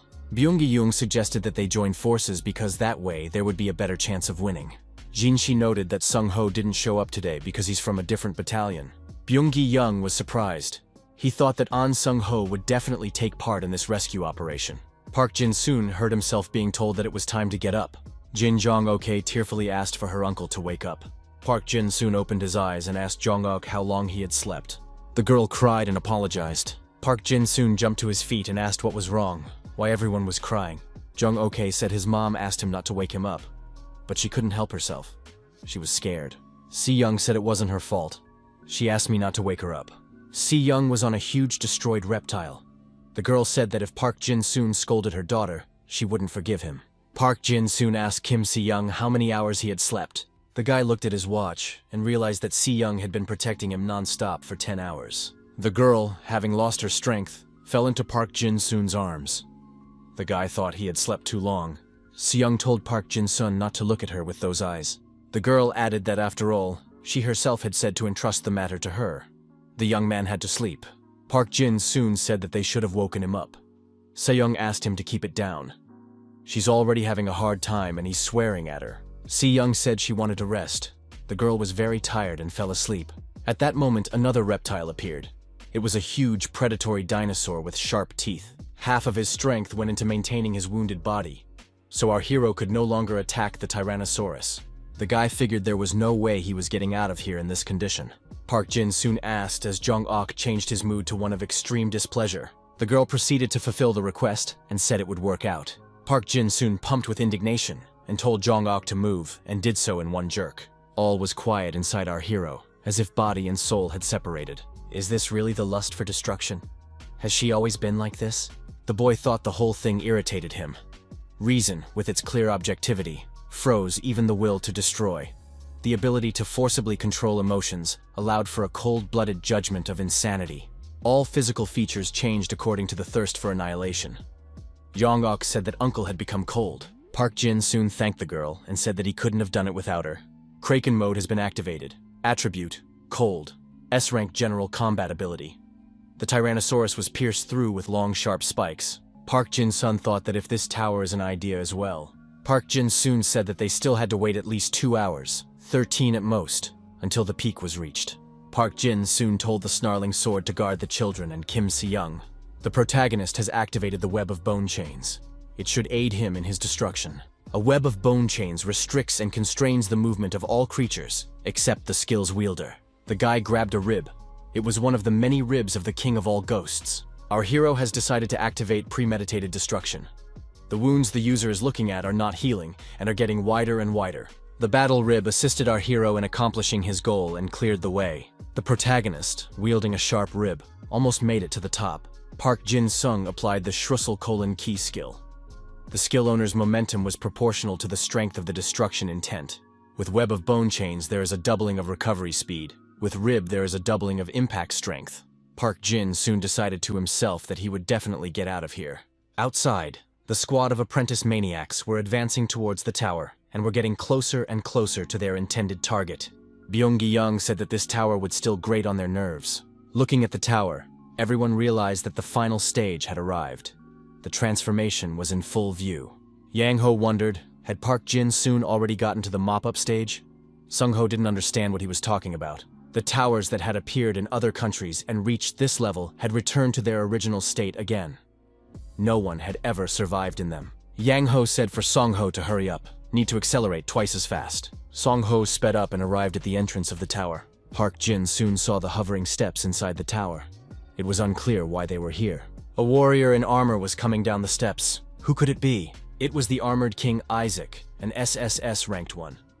It was the highest level of the creatures called reptiles. It ignored all tangible physical damage. Isaac can't be harmed by anything but mental and ideological attack. Cannot exist outside of the reptilian tower. Park Jin soon wondered if he was the top of the tower. The young man activated the bone chain web again. Isaac said he knows these bones and wants to know the place. The man has to name the place. Park Jin-soon wondered, why would someone who was about to die know the place? Park Jin-soon swung his sword and declared that he was about to destroy his opponent. He activated a web of bone chains in Kraken mode and used a snarling sword along with a rib. However, the armored King Isaac ignored all tangible physical damage. Nothing but mental and ideological attacks could harm him. Isaac once again demanded to be pointed out to him. Park Jin-sung realized that his opponent was used to pressuring his opponent in battle, because he ignored physical damage. Be that as it may, thanks to this opponent, Park Jin-sung was able to make the necessary calculations. He activated planned brutal annihilation. The young man said that if he had time, there was no one in his path who could survive. The world has updated the plan to destroy a skill owner in real time. According to the world's calculations, if the probability of destruction is even 1%, it can be increased. Isaac pointed at his opponent and declared that he remembered everything. These bones he knew. Park Jin soon grinned and said that they weren't his. He borrowed them. Isaac went into a rage. The king began to change the temperature in a radius of 6 meters. The objects Isaac pointed to could not apply defensive actions. The king grabbed Park Jin soon by the throat and lifted him above the ground, intending to freeze him. Once again, Isaac asked, "What is this place?" Park Jin soon was surprised. Why would the king want to know that? Isaac said that it would be impossible for the young man to get out. Park Jin soon replied, "If I can't get out anyway, I can at least die beautifully." The king declared that the creature before him was useless. One touch from him could destroy all defenses. However, he noticed that the man in front of him was getting weaker. But why is he smiling? Is he amused by the doom? Park Jin-soon was surprised. The probability of Isaac's planned violent destruction had increased to 3%. He waited for his opponent's abilities to be revealed. The percentage of probability was rising, which meant everything was going according to plan. Park Jin soon decided to use a snarling sword against his opponent. Isaac was injured, but said it wouldn't help the young man. However, the probability increased again. Planned brutal destruction, emphasized enemy weaknesses that were not there initially. As time went on, they became more and more obvious. Armored King Isaac's weakness turned out to be his anger. Park Jin-sung thought, did the result of his efforts really only result in a few scales being knocked off Isaac's armor? However, he was quite happy with that. The armored king grabbed his chest and said that he had a pain there. Park Jin soon realized that he needed to continue following the plan. Meanwhile, Lee Shin, upon learning that the students from Haeyoung High School had gone to rescue Park Jin-soon and Si-young, who were trapped in the tower, asked for additional support from the US and China. He found another way to get into the tower. This support came at a high cost, but it was worth it. A special squad consisting of fighters above S-rank was breaking through the insect tower. However, rescuers arrived too late. They found only one survivor. The survivor said, "If I had died as well, there would have been a level reset." Lee Sin replied, "You did well. I'll take care of the rest." Vladi Chep shouted that one must not let one's guard down. Lee Shin saw a child in front of him and thought, is this child really the creature that is the boss of the insect tower? It was Insect Queen Leok. Her rank was Natural Calamity. Vladi Chep wondered, did she really single-handedly brutally wipe out 200 S-ranked people? The command was given for everyone to prepare for battle. Leek is capable of eating anything she considers prey. General Lee Soon-shin said, "I swore 3 rulers to the sky, and the mountains and rivers trembled blue. If I swing my sword just once, the blood stains them scarlet." Mineral moved to attack, and with his first sword strike, he severed Leok's head. It was a left sword thrust. With one swing, the mountains and rivers were covered in blood. The water he touched turned into sharp spikes. The special agent said that Li Shin had done well. Their help was no longer required. However, the creature that appeared in place of Leok caused alarm to the attackers. The general marveled, "Does it really keep moving even in this state?" Vladi Chep shouted for reinforcements to keep their weapons ready. Leok was not completely destroyed and attacked the special agents, causing significant damage. The general noted that Leok was too fast. Her movements were hard to track. Leok said it wasn't enough to destroy her. Vladi Chep activated a flock of bats that attacked the tower monster. Vladi Chep asked, "Is General Lee Soon-shin okay? After all, the man in front of us is not a human being." The general said we couldn't give it a chance. We had to continue the offensive. However, he noticed that Leok was invulnerable and getting even faster. The attack on Leok continued. There was no stopping. General Lee Soon-shin said that Vladi Chep saved them. The woman added that it was impossible to relax. Chep told her companion that she would detain her and he should act on his own. The general strengthened his aura with the battleship. It was a legendary battleship that had saved Joseon in the past. Insect Queen Leok has the highest muscle power in the world. She attacked an armadillo. It is imperative to corner Leek immediately and pin her against the wall. Fear and confusion have disrupted the formation. If it is not stopped, all are in danger of being killed. Vladi Chep said she would try to delay the queen by turning into a flock of bats. Li Shin has to disable her Idea. The general wondered, were they really so inferior to her that they needed to disable her Idea? The general said that this battleship that Leok is holding in his hand is very precious to him. He wants the queen to return it. Chep suggested spreading out and trying to overpower her with numerical superiority. One-on-one would be too dangerous. This wasn't the sea, the general wondered. Did Vladi Chep really think that if there had been a sea here, things would have been different? The general added that not everyone knows that he was an ordinary sailor. Li Shin noticed that he never gave up in any situation. He believed that one day he would become like the great General Li Sun-shing. In the end, He was able to break the limitations that this world sets. That's why he became what he is now. General Lee Soon-shin is the greatest figure who saved Korea from destruction. The warrior said that it was now necessary to fight properly again. The man took out a war diary in which the time of the war was recorded. The diary contained a description of all the actions of its owner. If you use this skill, you will immediately see where and what the general is doing. I didn't want to use it, but in this case, there was nothing to do. The general asked Vladichep to take care of the others. Li Shin told the bear cub to come out. It was the monster from Daniel's diary, the second one. It was currently obeying the actions of the war diary. Bear said it smells really good. Who here eats his favorite meat? The general said, bears better watch out for what is under their feet. Leok sunk her teeth into the bear's paw. The beast screamed that it had been bitten by a bug. The other got angry and yelled that he hated bugs. The general thought it was a good idea to get a bear. Li Shin said he would give details later. Vladichep trusts him, right? The general added that in such a case she should prepare to avoid drowning. Li Shin said to the bear cub to spit out the sea. The monster from Daniel's diary has the ability to regurgitate what it has already eaten. The bear opened his mouth and the sea began to flow out of it. The bear said that now he was even hungrier. The general stated that he couldn't use his power on Earth, but if they were at sea, how about facing 11 ships? Li Shin called his battleship to the rescue. Sunghua asked Jinxi what kind of blood was that. Jinxi wondered. Why are there no people from White Jade? They had said they would send help, right? And who were those people in the back? Sunghua said to Jinxi to answer faster. They don't have time. Yang Ho asked Sunghua if he had seen the people who were here. They promised to provide support. Jinxi said that he destroyed everyone. Sunghua asked Tahoni, when was the last time they saw each other? Jinxi wondered, why is Sunghua looking so intimidating?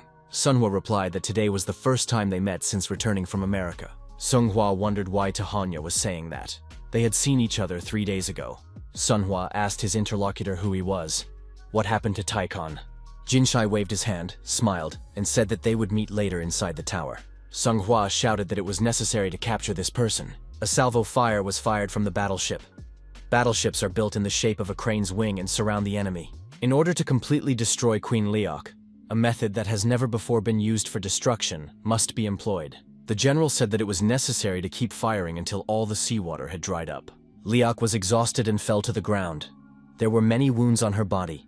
Unexpectedly, Kim Il-jun appeared. Vladichep turned into bats and said that she would deal with Leok, and Li Shin could take care of the insects. Sunghua and the warriors who followed him decided to attack Kim Il-jun.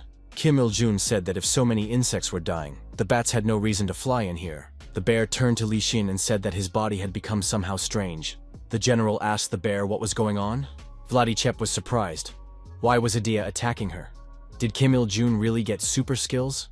Vladichep shouted that it was necessary to block the Adia. Kim Il-jun walked over to the woman lying on the ground and said that she had a hard time because of these creatures. It's such a deceptive power that people can't destroy it. Vladichep thought that after the appearance of this strange creature, she was no longer in control of her Adia. The bear wondered, why was he being attacked in this way? Li Shin, with an open book in his hands, said to the bear and armadillo to go back. The general thought that when he fully recovered, trouble would start. When that happens, his fire will be of no use. The general told his opponent that he was using a mental manipulation skill. Kim Il-jun said that the general is very impatient because he just wants to talk. Li Shin noticed that Kim Il-jun is always trying to stop him. Is he really that eager to die? Il-jun wondered, had the general still not changed his mind? Li Shin asked, did Il-jun really want to destroy him? He even tattooed himself all over his body. Queen Leok rose to her feet and said that she was half recovered already. In Kim Il-jun's hands, the great sword reforged in Mud City appeared. This sword can be swung widely, but it does not block the path. Kim Il-jun struck Queen Leok with this sword. Park Jin-sung continued to battle with Isaac. Isaac asked if the young man had anything to do with that field of bones. He added that the young man is very similar, and that pisses him off. Park Jin-soon asked what the opponent is suggesting in that case. Isaac said that snarling sword pissed him off too, and tried to break it. Jong Ok was sitting beside the sleeping Se-young. She turned around and looked at her uncle. Isaac asked, what is it? Is the young man hiding something? Park Jin-soon replied that he wasn't hiding anything. Isaac said that this guy doesn't like people. Park Jin soon wondered, what kind of theory is this? What could he possibly know? Isaac asked if the young man would be sad if his loved ones died. Park Jin soon said that the opponent was going to destroy him anyway. Wouldn't it be better to die sooner in that case? The knight decided to move back far enough to initiate a powerful attack. The children were frightened and cried loudly, but the protective dome was deactivated. Our hero managed to hide the children under a cloak. This cloak was used by the one who disappeared from all the entries in the book. As long as at least one person looks at this cape, it can continue to grow in size. Jong Ok says she doesn't know what it is, but that cape seems to be protecting them right now. The cloak can only be destroyed by someone who is higher leveled than the Ghost of Darkness. Park Jin soon approached Isaac and stabbed his bloody dagger into his chest. There was a 50% chance of Isaac's planned destruction at this point. Park Jin soon looked under his cloak and said that Jong Ok could come out. The girl rejoiced. Is it really over?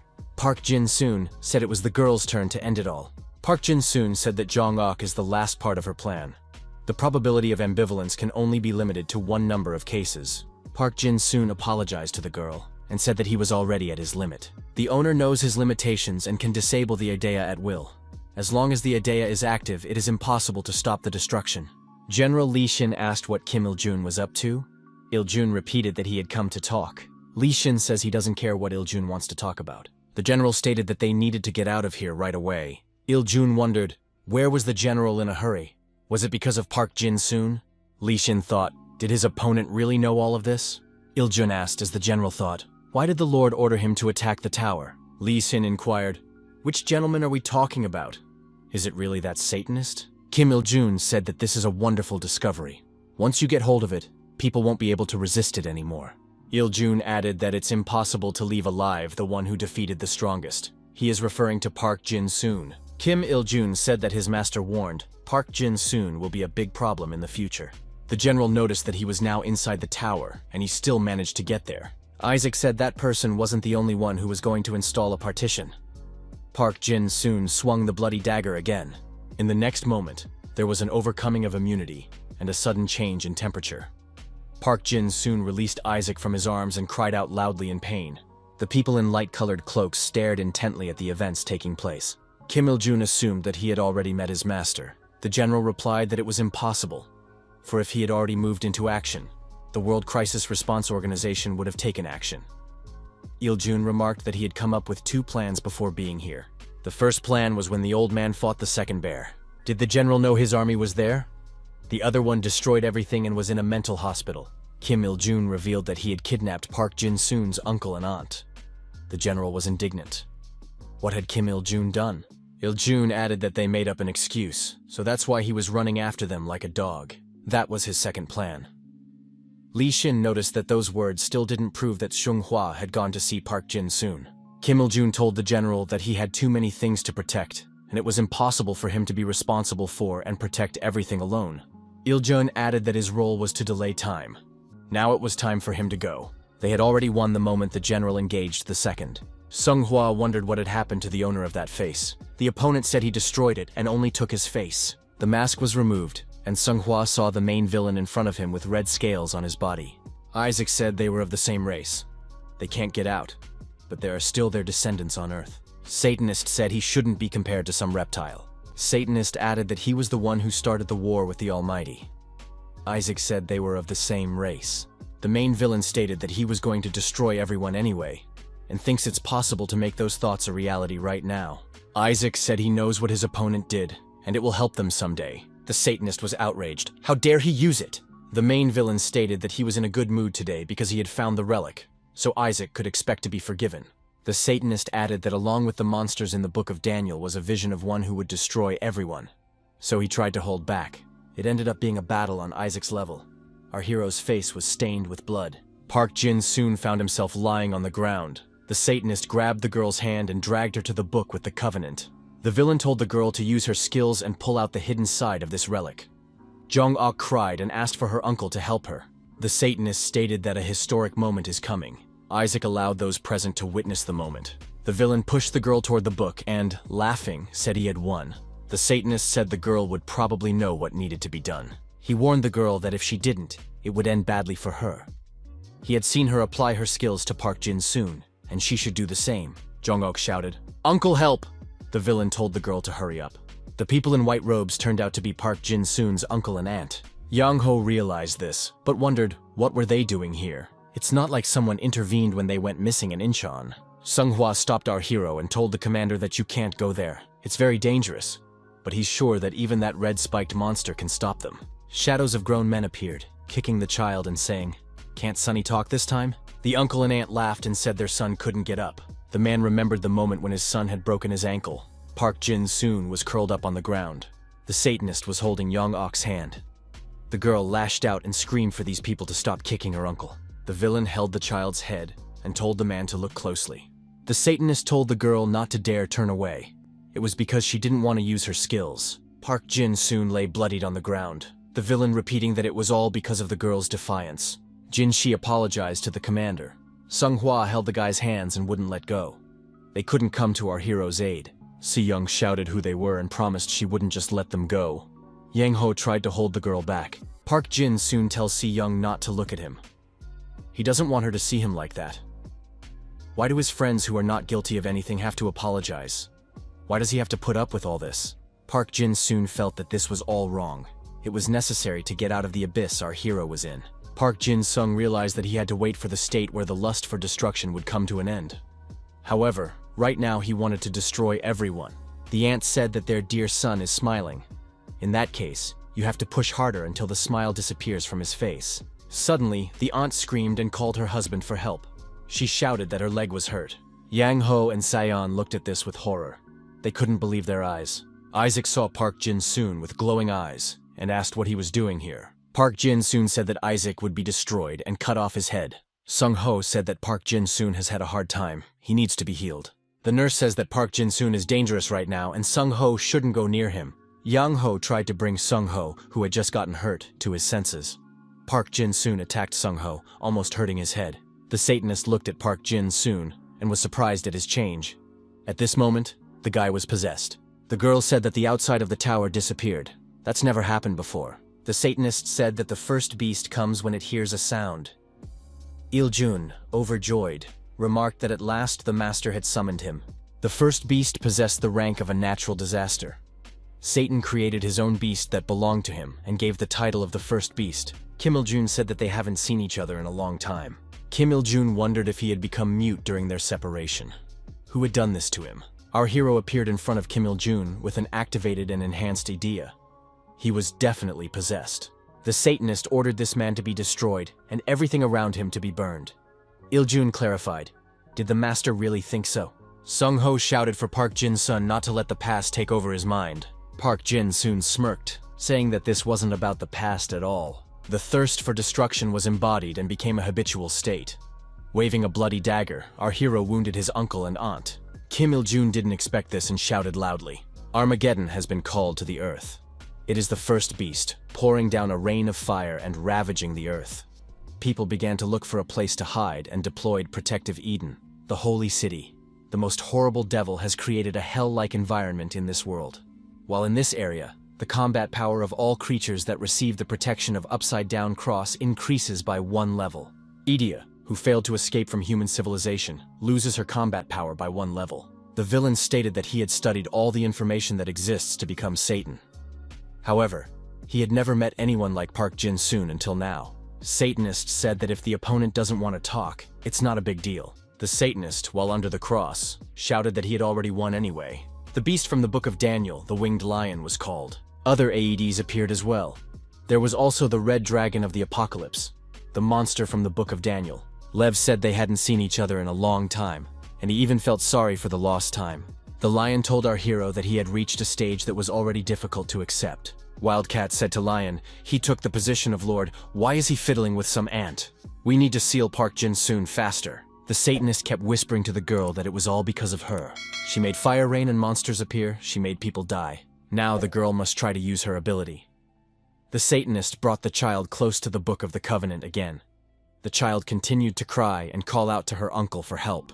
Kim Il-jun stated that he was forced to do so. Revelation must of its own volition affect the Old Testament to prevent future interventions of the deity. The third from the Book of Daniel, the Beast of Force Dominance, was activated. The creature that hears the cry of the third shows unconditional obedience. Young-ok walked over to the book and touched it with her hand. Heaven and hell were 1 sheet apart. The girl saw the inner and outer cover of the book flip upside down. The book changed its appearance. The red dragon appeared on the cover. The The Satanist said, "At last it is perfect." It was a Bible written in one day by a devil who wanted to be like God. The Satanist grabbed the Bible in his hands and said he finally got it all. Now he has become the perfect devil, and no one on earth can match him. The dragon of the apocalypse, Abaddon the locust. As the last day approaches, an army of locusts led by Abaddon, king of the locusts, will emerge from the bottomless pit. Abaddon Locust bowed to the Satanist and said that he recognized him as his lord. The Satanist told the Locust King to keep talking. Did he really bring these savages with him? It was 1,000,000-man cavalry, the creatures that appear after the 6th trumpet blast. The Locust King said they are disorderly scum with no leader. Abaddon inquired what the 4th was doing there. The 4th said for the king of the locusts to call his subordinates. Abaddon asked, "Why should he do that?" 4 is angry. He must bring his subordinates here immediately. Does he not want to live anymore? There was a massive explosion between the beast Aedes. Abaddon shouted that it was necessary to defend the Lord. We must all gather in the center immediately.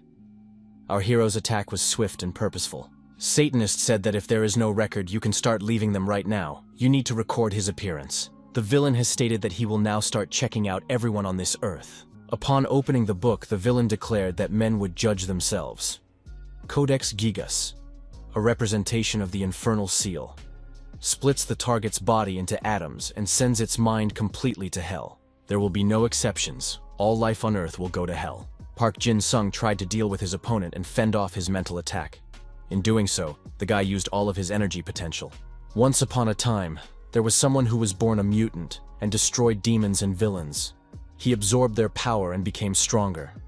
It was the god of darkness. He was the king of demons. He destroyed even Bi-Hyun-ran, who was a half-human, half-demon. He was fearful and dangerous. The ordinary demons were frightened because Bi-Hyun-ran had been destroyed. The one who protected them was killed. They ran away in fear and became his target. The girl asked her daddy why they have to run away all the time. Why does everyone hate them? The man replied that he used to destroy bad people. The child was surprised. Isn't destroying bad people a good thing? The man replied that everyone is afraid lest they be destroyed. It is the same with villains. The girl didn't understand why villains went everywhere and they had to run away. The child asked, "Isn't his daddy an apostle of justice?" Those who feared him decided to set a trap for the god of darkness. And the bait in the trap was the fruit of the love between the god of darkness and a human being, the demon's child. One of the demons shouted that they had finally managed to get rid of the monster. The child, peering out of the bushes, did not understand how this could happen. There was no justice in this world. The one who stayed alive by destroying the other was the right one. The death of the father in that child triggered the desire to destroy. He decided to destroy everyone and stay alive. Now everyone was fleeing from the new god of doom. Haunted by their thirst for destruction, they wiped out 80% of the people. Armored King Isaac, Queen Lyoc, and even the top rankers were trapped in the dungeon. The child always grew up in fear of doom, but he was called the Demon of Doom. The angel said he could not look at it anymore. It was not enough for him to rule on earth, and he was looking up to heaven. When the Jade Emperor learned of this, he explicitly called the Demon of Doom the source of the lust for doom. The Jade Emperor made it the #1 annihilation weapon. This is the record of the Demon of Doom that has been erased in this world. Park Jin-sung thought that he had been in this hell for 1,000 hours. Frightened people ran in different directions. They shouted that a criminal was coming who had turned the city into hell. For 2,000 hours already, Park Jin-soon had been in this hell. He wondered if they were going to stop. Everyone knew that Park Jin-soon was dangerous in this state. Sung-ho must take action. 13,500 hours had passed. Park Jin-sung wanted to finally stop. What would he have to do to get out of here? The young man heard a voice. "Life is freedom, son. Son should be free." Park Jin soon thought he could hear his father's voice, but it was too hard for him to control his energy as it was. Our hero turned around and saw his father in front of him.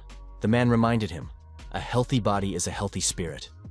Did Jin soon forget what they were talking about? I mean, he said he could overpower himself, that he would personally define the boundaries of his soul. Once you realize what you want, nothing else matters. Kim Se-young asked, "Then why bother?" He should do as he wants to do on his own. Park Jin-soon saw himself in front of him with a bloody dagger in his hand. At his feet was Poppy the puppy. The young man didn't want to think about something that existed only for the sake of destruction. He tried with all his might to deny his identity. Park Jin-soon wanted to get out of this hell and save himself. The guy realized that he had been consumed by the lust for destruction. He had forgotten what he was. Park Jin-sun didn't even try to look at himself. Park Jin soon hugged his image and said, "You are me, aren't you?" the most powerful first instrument of the deity that broke beyond the law of causality to stop the end of the world. It was God's hammer that restrained evil, God's vicar who destroyed instead. Park Jin-sung thought that he hadn't felt such lightness in a long time. To save mankind, the deity descended to Earth to fulfill his will and punish evil. It was the demon of doom, the viceroy. Even if he met someone with different physical abilities, they would always be brought to the same level. His robes absorbed half of the damage. Park Jin soon pondered, where should he go now? Park Jin soon spent 3,800 hours in this hell and eventually escaped from hell. The earth was defiled with unutterable uncleanness and fire. When the first man who managed to escape hell returned to Earth, the planet had already been overrun by creatures mutated by pollution. Even though most people returned from hell within a year, the situation was still not good. Park Jin soon looked around and wondered what had happened here. It felt like he was still in hell. The guy didn't understand where all the people could have gone. You could see that people were in a hurry. Why was there not a soul in the neighborhood? Our hero's attention was attracted by some movement ahead. What could it be? Park Jin soon saw the injured man and walked over to him. The guy asked if he was okay. What could have happened to this man? There were huge holes all over his body. It was as if he had been left alive on purpose to suffer. The man groaned and said something about a bank. The poor man said something about his wife and fell to the ground unconscious. What happened on Earth while he was in hell? Suddenly, some girl jumped from the roof of a neighboring house. Someone said that she would win again this time. The mouse with the microphone in her hands said that if that's what everyone was asking for, she'd show how resilient people can be. The monsters in the vicinity started screaming and pushing the girl up. We said their owner brought in a man who was under the influence of drugs. The huge man stood up to his full height and shouted loudly, "I thought we said you could place bets. Will this man be able to resist the girl and stay alive?" The tired girl with tears in her eyes said she didn't want to anymore. Mouse nudged the girl with his paw and told her to get up faster. The girl, still crying, said she couldn't fight anymore. Mouse stated that it was all because of her man who ran away, and added that the owner was very angry. The girl kept crying. She remembered about her husband. We shouted loudly into the microphone that the show was starting. Park Jin soon walked closer to the stage. The mouse saw the guy and was surprised. The young man was surprised as well. Could it really be all monsters? Some of them even have Idea in their tails. Do they really serve the devil? The mouse wondered. Who was he? Had he been chosen as a victim this time? Park Jin soon angrily asked what they had done to the man. The thug standing on the stage tried to attack our hero. However, Park Jin soon used his snarling sword to defend himself. Mouse wondered, could this man really stop the thug with one hand? The monsters around here said it was cool. But who's fighting who today? New stakes must be placed. Park Jin soon said he'll be fighting today too. Mouse could introduce him. Mouse asked, did the master really send him? Park Jin soon nodded affirmatively in response. The host with the microphone said that they had prepared a surprise for the audience today. The host decided to surprise him too. Everyone can place new bets. The girl inquired as to who he was. Park Jin soon dodged the bully who was attacking him and retaliated by striking him with a fist punch to the chest. The bully was deactivated after this blow. Our hero told the girl that she could run away. The girl wondered, how did he know? Park Jin soon said that the girl could apply her Idea. The girl apologized, activated acceleration, and the same mech disappeared. The girl apologized, activated the acceleration, and the same mech disappeared. Park Jin-sung caught up with the girl and said that she was very fast. She was as fast as the champions. Park Jin soon wondered, if the girl was so fast, why was she still living locked up? The girl replied that as soon as she tried to get out of here or break the barrier, her body stopped. Our hero wondered, is it all because of the organizer's ability? Park Jin soon asked if there were a lot of people here. The companion replied that she didn't know exactly. There were at least a few dozen people in Isamboshi's room. Issamboshi is a monster who is almost the master of this place. He keeps people here with the help of Idea or some spells. The girl wondered, had the young man come from outside? The monsters shouted that they had placed bets and wanted to see the performance. Park Jin soon suggested that this speed would be enough to start with. When he counts to 10, the girl must bring down the grid at the same speed. Park Jin soon wondered, did even mice use walkie-talkies in these times? The girl said that no one can get out of here. The only thing left to do is fight. Park Jin soon said that another monster appeared, a huge rat. Is that the Issamboshi? The rat asked the host. Is the person who came here fighting himself? It turns out he's the reason we have to destroy another one. Park Jin soon started counting down and told the girl to get ready. The monsters screamed that the cage was destroyed. Those people escaped. Is this also some kind of event from Issamboshi? The girl found herself next to the presenter. She asked, "Did they really have fun?" The girl shouted with rage in her eyes for this rat to die immediately, and gave it a staggering blow. An elderly rat with a staff in his hand appeared nearby. This rat told everyone to stop. The girl noticed that she couldn't move again. She screamed for Isumboshi to be destroyed. Isumboshi asked our hero who he was. Park Jin-sung became fooled and asked in surprise, was the question really addressed to him? Isumboshi said he was embarrassed. But would a person believe him if he said he was a secret inspector sent by God himself? Park Jin soon admitted that it sounded strange and agreed that it was true. Isumboshi said that in that case he would set that man straight. The girl saw several people being aggressive and heading towards Park Jin soon. She told Jin Seo and Sung Byom not to do that. Park Jin soon decided to handle things amicably and approached these people. Our hero said that this little rat can be destroyed. Park Jin soon remarked that he couldn't promise that he wouldn't do that. Our hero was once again possessed by the spirit of destruction. He wore the clothes of a man who had followed orders so many times. He who wears these clothes is recognized by the world as having the legal right to destroy. Park Jin soon studied his opponent's abilities. Isumboshi is a 1,000-year-old rat monk who appears in folktales as one of the monsters. He likes to torment people and other monsters with various magic. Isumboshi inquired about the man's clothing. The rat tried to make a mental connection, for then the man would follow his orders. After studying the information about the opponent, our hero said that Isumboshi is an ordinary rat boy. Isumboshi stated that an ordinary spell would do for an uninvited guest like this man. Isumboshi applied mind binding and said that man would now destroy himself. Rat added that his body would be used for experiments. Park Jin soon said that even he hadn't seen God's face yet. Why is that rat bastard going in there? Park Jin-sung ordered his snarling sword to bind those rats. It was immediately executed. Isumboshi said that through the mind-binding technique, a person will punch himself in the face until he dies. Isumboshi began to shout out the name of this technique repeatedly. The girl wondered, why doesn't the Isumboshi technique work on this guy? The spirit of destruction is the prototype of all types of destruction. It ignores the mental attacks of those who possess a lower-ranked annihilation spirit. Park Jin soon said that it was all useless. Isumboshi shouted for the man to stay away from him. Park Jin soon grabbed his staff and asked if this rat remembered who she was. Isumboshi said this guy is talking some nonsense. Park Jin soon repeated, does the rat remember who it was before it became Isumboshi? And the rest of the monsters too. Do they remember what they were before they became like this? The monsters were outraged. Weren't we always like this? What have we been doing? Isumboshi said he didn't remember, for it was over 1,000 years ago. Park Jin-sung correctly realized that they weren't always like this. Rather, Satan had forcibly endowed them with the idea, though it was unclear how he had managed to do so. Rat said she is a monster, Isumboshi, and has been for over 1,000 years. Park Jin soon said that it's just a trashy rat and they're all pathetic animals. The monsters screamed that none of this was true. They weren't like that. They were very strong. Park Jin-sung thought, if there are so many abnormal beasts here, it means that Satan is able to reach different parts of the earth. Park Jin soon suggested that the rat solve the visible problems first. Isumboshi was frightened of the man and decided to get out of here as soon as possible. Park Jin-sung decided not to let go of the rat and used his snarling sword to hold it back. Park Jin soon asked Isumboshi if he could restore the former state of those he had given his poison to.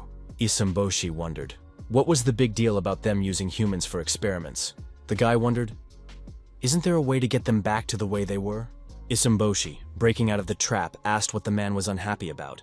Park Jin soon said that in that case, it would become his karmic influence. Isumboshi said they had to hurry or they could all die. A tiger beast appeared in front of our hero. It was a giant monster from the cat family. It could lure children with a human voice and devour them. Park Jin-sung thought that those wounds he saw on the man on the way to the bank were from this monster's fangs. Park Jin soon asked the monster, was he the one who bit that man? Isumboshi said the little guy has never released his prey yet. Park Jin soon gave an aggressive punch to the monster and said that the monster dared not open its mouth in front of him. The scroll absorbs half the damage and returns twice as much after the representative is released. Park Jin-sung thought that with the help of the Spirit of Doom, he was able to reach the Tiger Beast level. However, it was not free. Park Jin-sung decided to test how much more of a risk it would be this time. Our hero has received information that 200 people have suffered. Did Isumboshi feed them all to the monster? Isumboshi agreed that man was superior to the tiger in strength.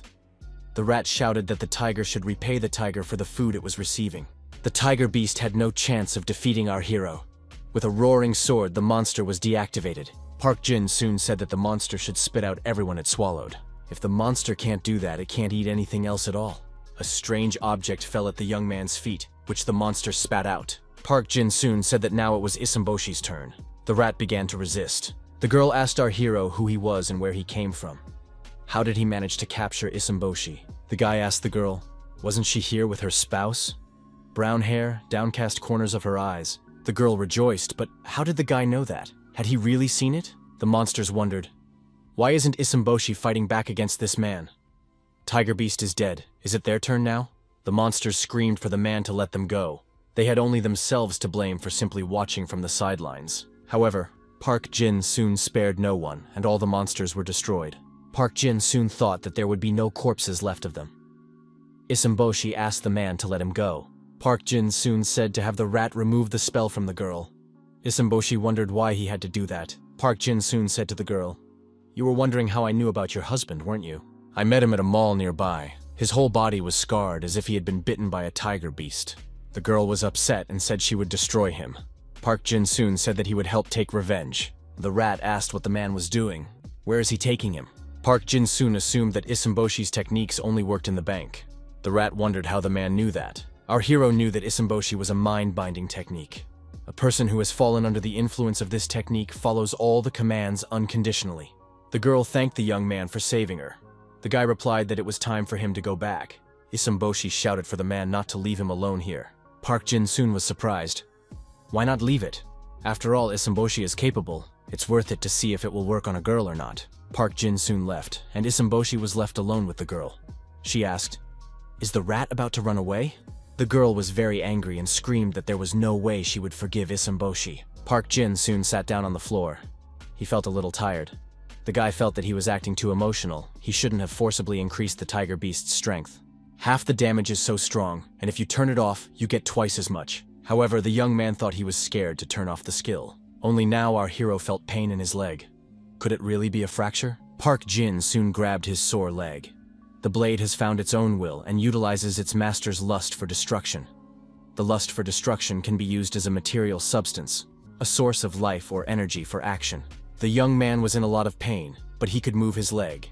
If the host's body wasn't damaged to the point where it couldn't move, it could be made to move by using the thirst for destruction. Park Jin-sun thanked his snarling sword for healing him. The sword wanted to communicate something, but the young man didn't understand what it was about. Park Jin-soon looked around and saw the girl in front of him. What had happened to Isumboshi? The girl held out her hand, in which was a machine heart. Despite the distortion in her memory, it was the essence of 1,000 years of history that was true only to Isumboshi. This crystal is programmed to constantly strengthen the body, so it needs special care. The girl said that this crystal appeared after she destroyed Isumboshi. Park Jin-soon wondered, why did an object suddenly appear like in the game? Bodies are also disappearing. What happened to this world? The girl said that just looking at it made her furious, so she decided to give it away. Park Jin-soon stated that in that case, he would deal with that crystal himself. The young men bowed to each other. The young man asked what the girl was going to do now. The girl walked over to her husband lying on the road. Tears were running down her cheeks. She said she wanted to find the owners, hoping they were still alive. The young man wished her to survive. The girl told the guy to go to the cricket hunting area. As far as she knows, there are a lot of different people there. We need to follow the sewer drain south. Park Jin-soon wondered how the sewers could be cleaner than the ground. The world is rolling towards destruction. According to the diagram, our hero should only go straight ahead. What surprised the young man was that all ranks were being checked. Why had the rank of Adea suddenly changed? Park Jin-soon wondered, what kind of rank is this? It felt like he was reading a holy book. The young man noticed that the sewer didn't smell like sewage at all. It was even cleaner than on the surface. Looking at the water, one would assume it was clear as well. That energy and the smell of water gave our hero an idea. The guy realized it was seawater, which meant there was something nearby. Park Jin-soon thought, could he really meet people? The young man heard someone's conversation. The conversation was about the captain who had gone the other way. The young men were arguing about something. These voices seemed familiar to our hero. Park Jin-soon thought, are these really his guys from the Maniac Squad? Then they are alive. Park Jin-sun grabbed the ladder and began to climb up. The guys from his squad should definitely be alive. Park Jin-soon assumed that the guys would start grumbling because he was coming back so late. We should hurry up. Getting out of the sewer outside, our hero thought that he missed them very much. However, Park Jin-soon saw something that really struck him. There were Avedon locusts all around. It was an army of locusts under the command of the king of yellow beetles. As soon as they appeared, they began to multiply with great speed. The warriors shouted that we must not scatter. We must all stick together. Park Jin-soon didn't understand what was going on. Did people really not have enough strength? Someone shouted the need to quickly hide in the hatch. The girl announced that they had almost succeeded in summoning seawater to hide the passage. Park Jin-soon came up to the surface and asked if they might need help. The young man wondered, what the hell was that suit? Maybe the commander sent it? People were surprised when they realized that this suit came out of a sewer. The warrior stated that the locusts had spotted them. The sewers were now threatened, although they tried to behave cautiously. Park Jin-soon suggested that he had made a mistake. Our hero declared that in such a case he should just pay his debt, and so he grabbed his snarling sword. Park Jin-soon approached the opponents and said that they hadn't seen each other for a long time. He might not even be familiar with the ones who were born recently, because they were multiplying very quickly. Park Jin-sung was surprised at how the locusts could use battle strategy. However, it had no effect on him. The guy moved skillfully and wielded his sword to deal maximum damage to the enemy army. The young man noticed that the locusts were retreating. Were they running away? But he didn't want to let them go anywhere. Park Jin-soon stated that they're all going to die here. Park Jin-soon was approached by a centurion leading a locust army of 100 warriors. He is much stronger and smarter than the other warriors. The fighting ability of all the warriors, including the centurion himself, increases. The centurion told the soldier that it was necessary to send a signal for reinforcements. Park Jin-soon thought that in that case, they were finished. No matter how strong he was, he wouldn't be able to handle the water. Park Jin-sung said for Centurion to not stall and attack already. Park Jin-soon, with glowing eyes and a bloody dagger in his hand, prepared to fight back against the Centurion and his warriors. People watched from the sidelines as this man in a suit effectively destroyed the opponent's army. The rows of locusts were getting smaller. Our hero did not know fatigue. The boy thought that there was only one opponent left. The warriors were surprised. Could this man in the suit have single-handedly wiped out an army of crickets? Park Jin-soon approached the military men and asked where they could wash themselves. The young man replied that they had a shortage of water. However, the girl covered his mouth and told him that they had enough. The young men smiled and said they had a place to wash up. The young man motioned our hero to follow them. Park Jin-soon wondered, why are these people in such a hurry to leave this place? Park Jin-soon thought that he didn't know the way, and if he delayed, he risked being alone. The troopers stated that they would be on site shortly. Park Jin-soon saw glowing objects in the atmosphere. Are they fireflies? The military came to their main. Our hero thought, is it really Kang Jin-no? The commander inquired about the guy in the suit. Is it really Park Jin-soon? The fat man recognized Park Jin-soon and rushed towards him in a hug. Yuk Dong-ho shouted that they hadn't seen each other for a long time. It was good that Park Jin-soon was safe and sound. Dong-ho wondered, why did the leader come only now? Park Jin-soon wondered if Kang Jin-no was the commander of the sewer. Kang Jin-no extended his hand to our hero. He thanked the young man for saving the lives of his boys. Park Jin-soon said that it came out by accident, just passing by. Our hero said he only came here because they say there are a lot of people here. Kang Jin-no asked what the guy was doing before. Park Jin-soon wondered why Jin-no was looking at him like that. Kang Jin-no said it's been 5 years. They can't just trust everyone anymore. Kang Jin-no recalled that Park Jin-soon was in Hyun's squad, so he is suspicious. Jin-no explained that suddenly Park Jin-soon was still under the command of that guy from Hae-young's squad. Park Jin-soon was surprised. What's wrong with his commander? He's still alive too, by the way. Dong-ho smiled and said that it looks like Park Jin-soon doesn't know anything yet, so he's definitely not one of them. Kang Jin-no said that this is where the guy from Hae-young did a lot of damage to them. Past squad leader Hae-young is the current interim commander. He returned to Earth early and became the leader of a community of returnees. With the help of his past experiences, this community grew quickly and boasted strong cohesion. As a result of their accumulated limited resources in the face of pollution, those who were not members of the organization suffered. Kang Jin-no once again thanked him for saving his men, but added that he would have to check Park Jin-soon's identity. Park Jin-soon said that he had recently returned to Earth, so there was no need to worry about that. Jin-no said that he didn't believe mere words. There is not a single person who has returned after spending a year there. Park Jin-soon wondered, why doesn't anyone believe me? The girl at the bank said the same thing. Jin-no was surprised. Were you really at the bank? Dong-ho stated that the bank is where Isamboshi and the tiger beast are located. In this place, People fall under the influence of their magic and become slaves. Park Jin-soon took out the red crystal he had gotten from the girl and showed everyone present. Kang Jin-no asked what kind of crystal was it. Park Jin-soon replied that he got it when he destroyed Isamboshi. Jin-no couldn't believe it. After all, this rat is not affected by physical attack. Dong-ho noticed that Park Jin-sun couldn't cheat. Kang Jin-no was surprised. This guy was gone for 5 whole years, and now he's back, and the first thing he did was destroy Isamboshi. Our hero noticed that he only destroyed the tiger beast, but Isamboshi was destroyed by the girl who was there with him. Jin-no asked, "Is it really that competition winner?" Kang Jin-no grabbed our hero's hand and said that they would have to go somewhere.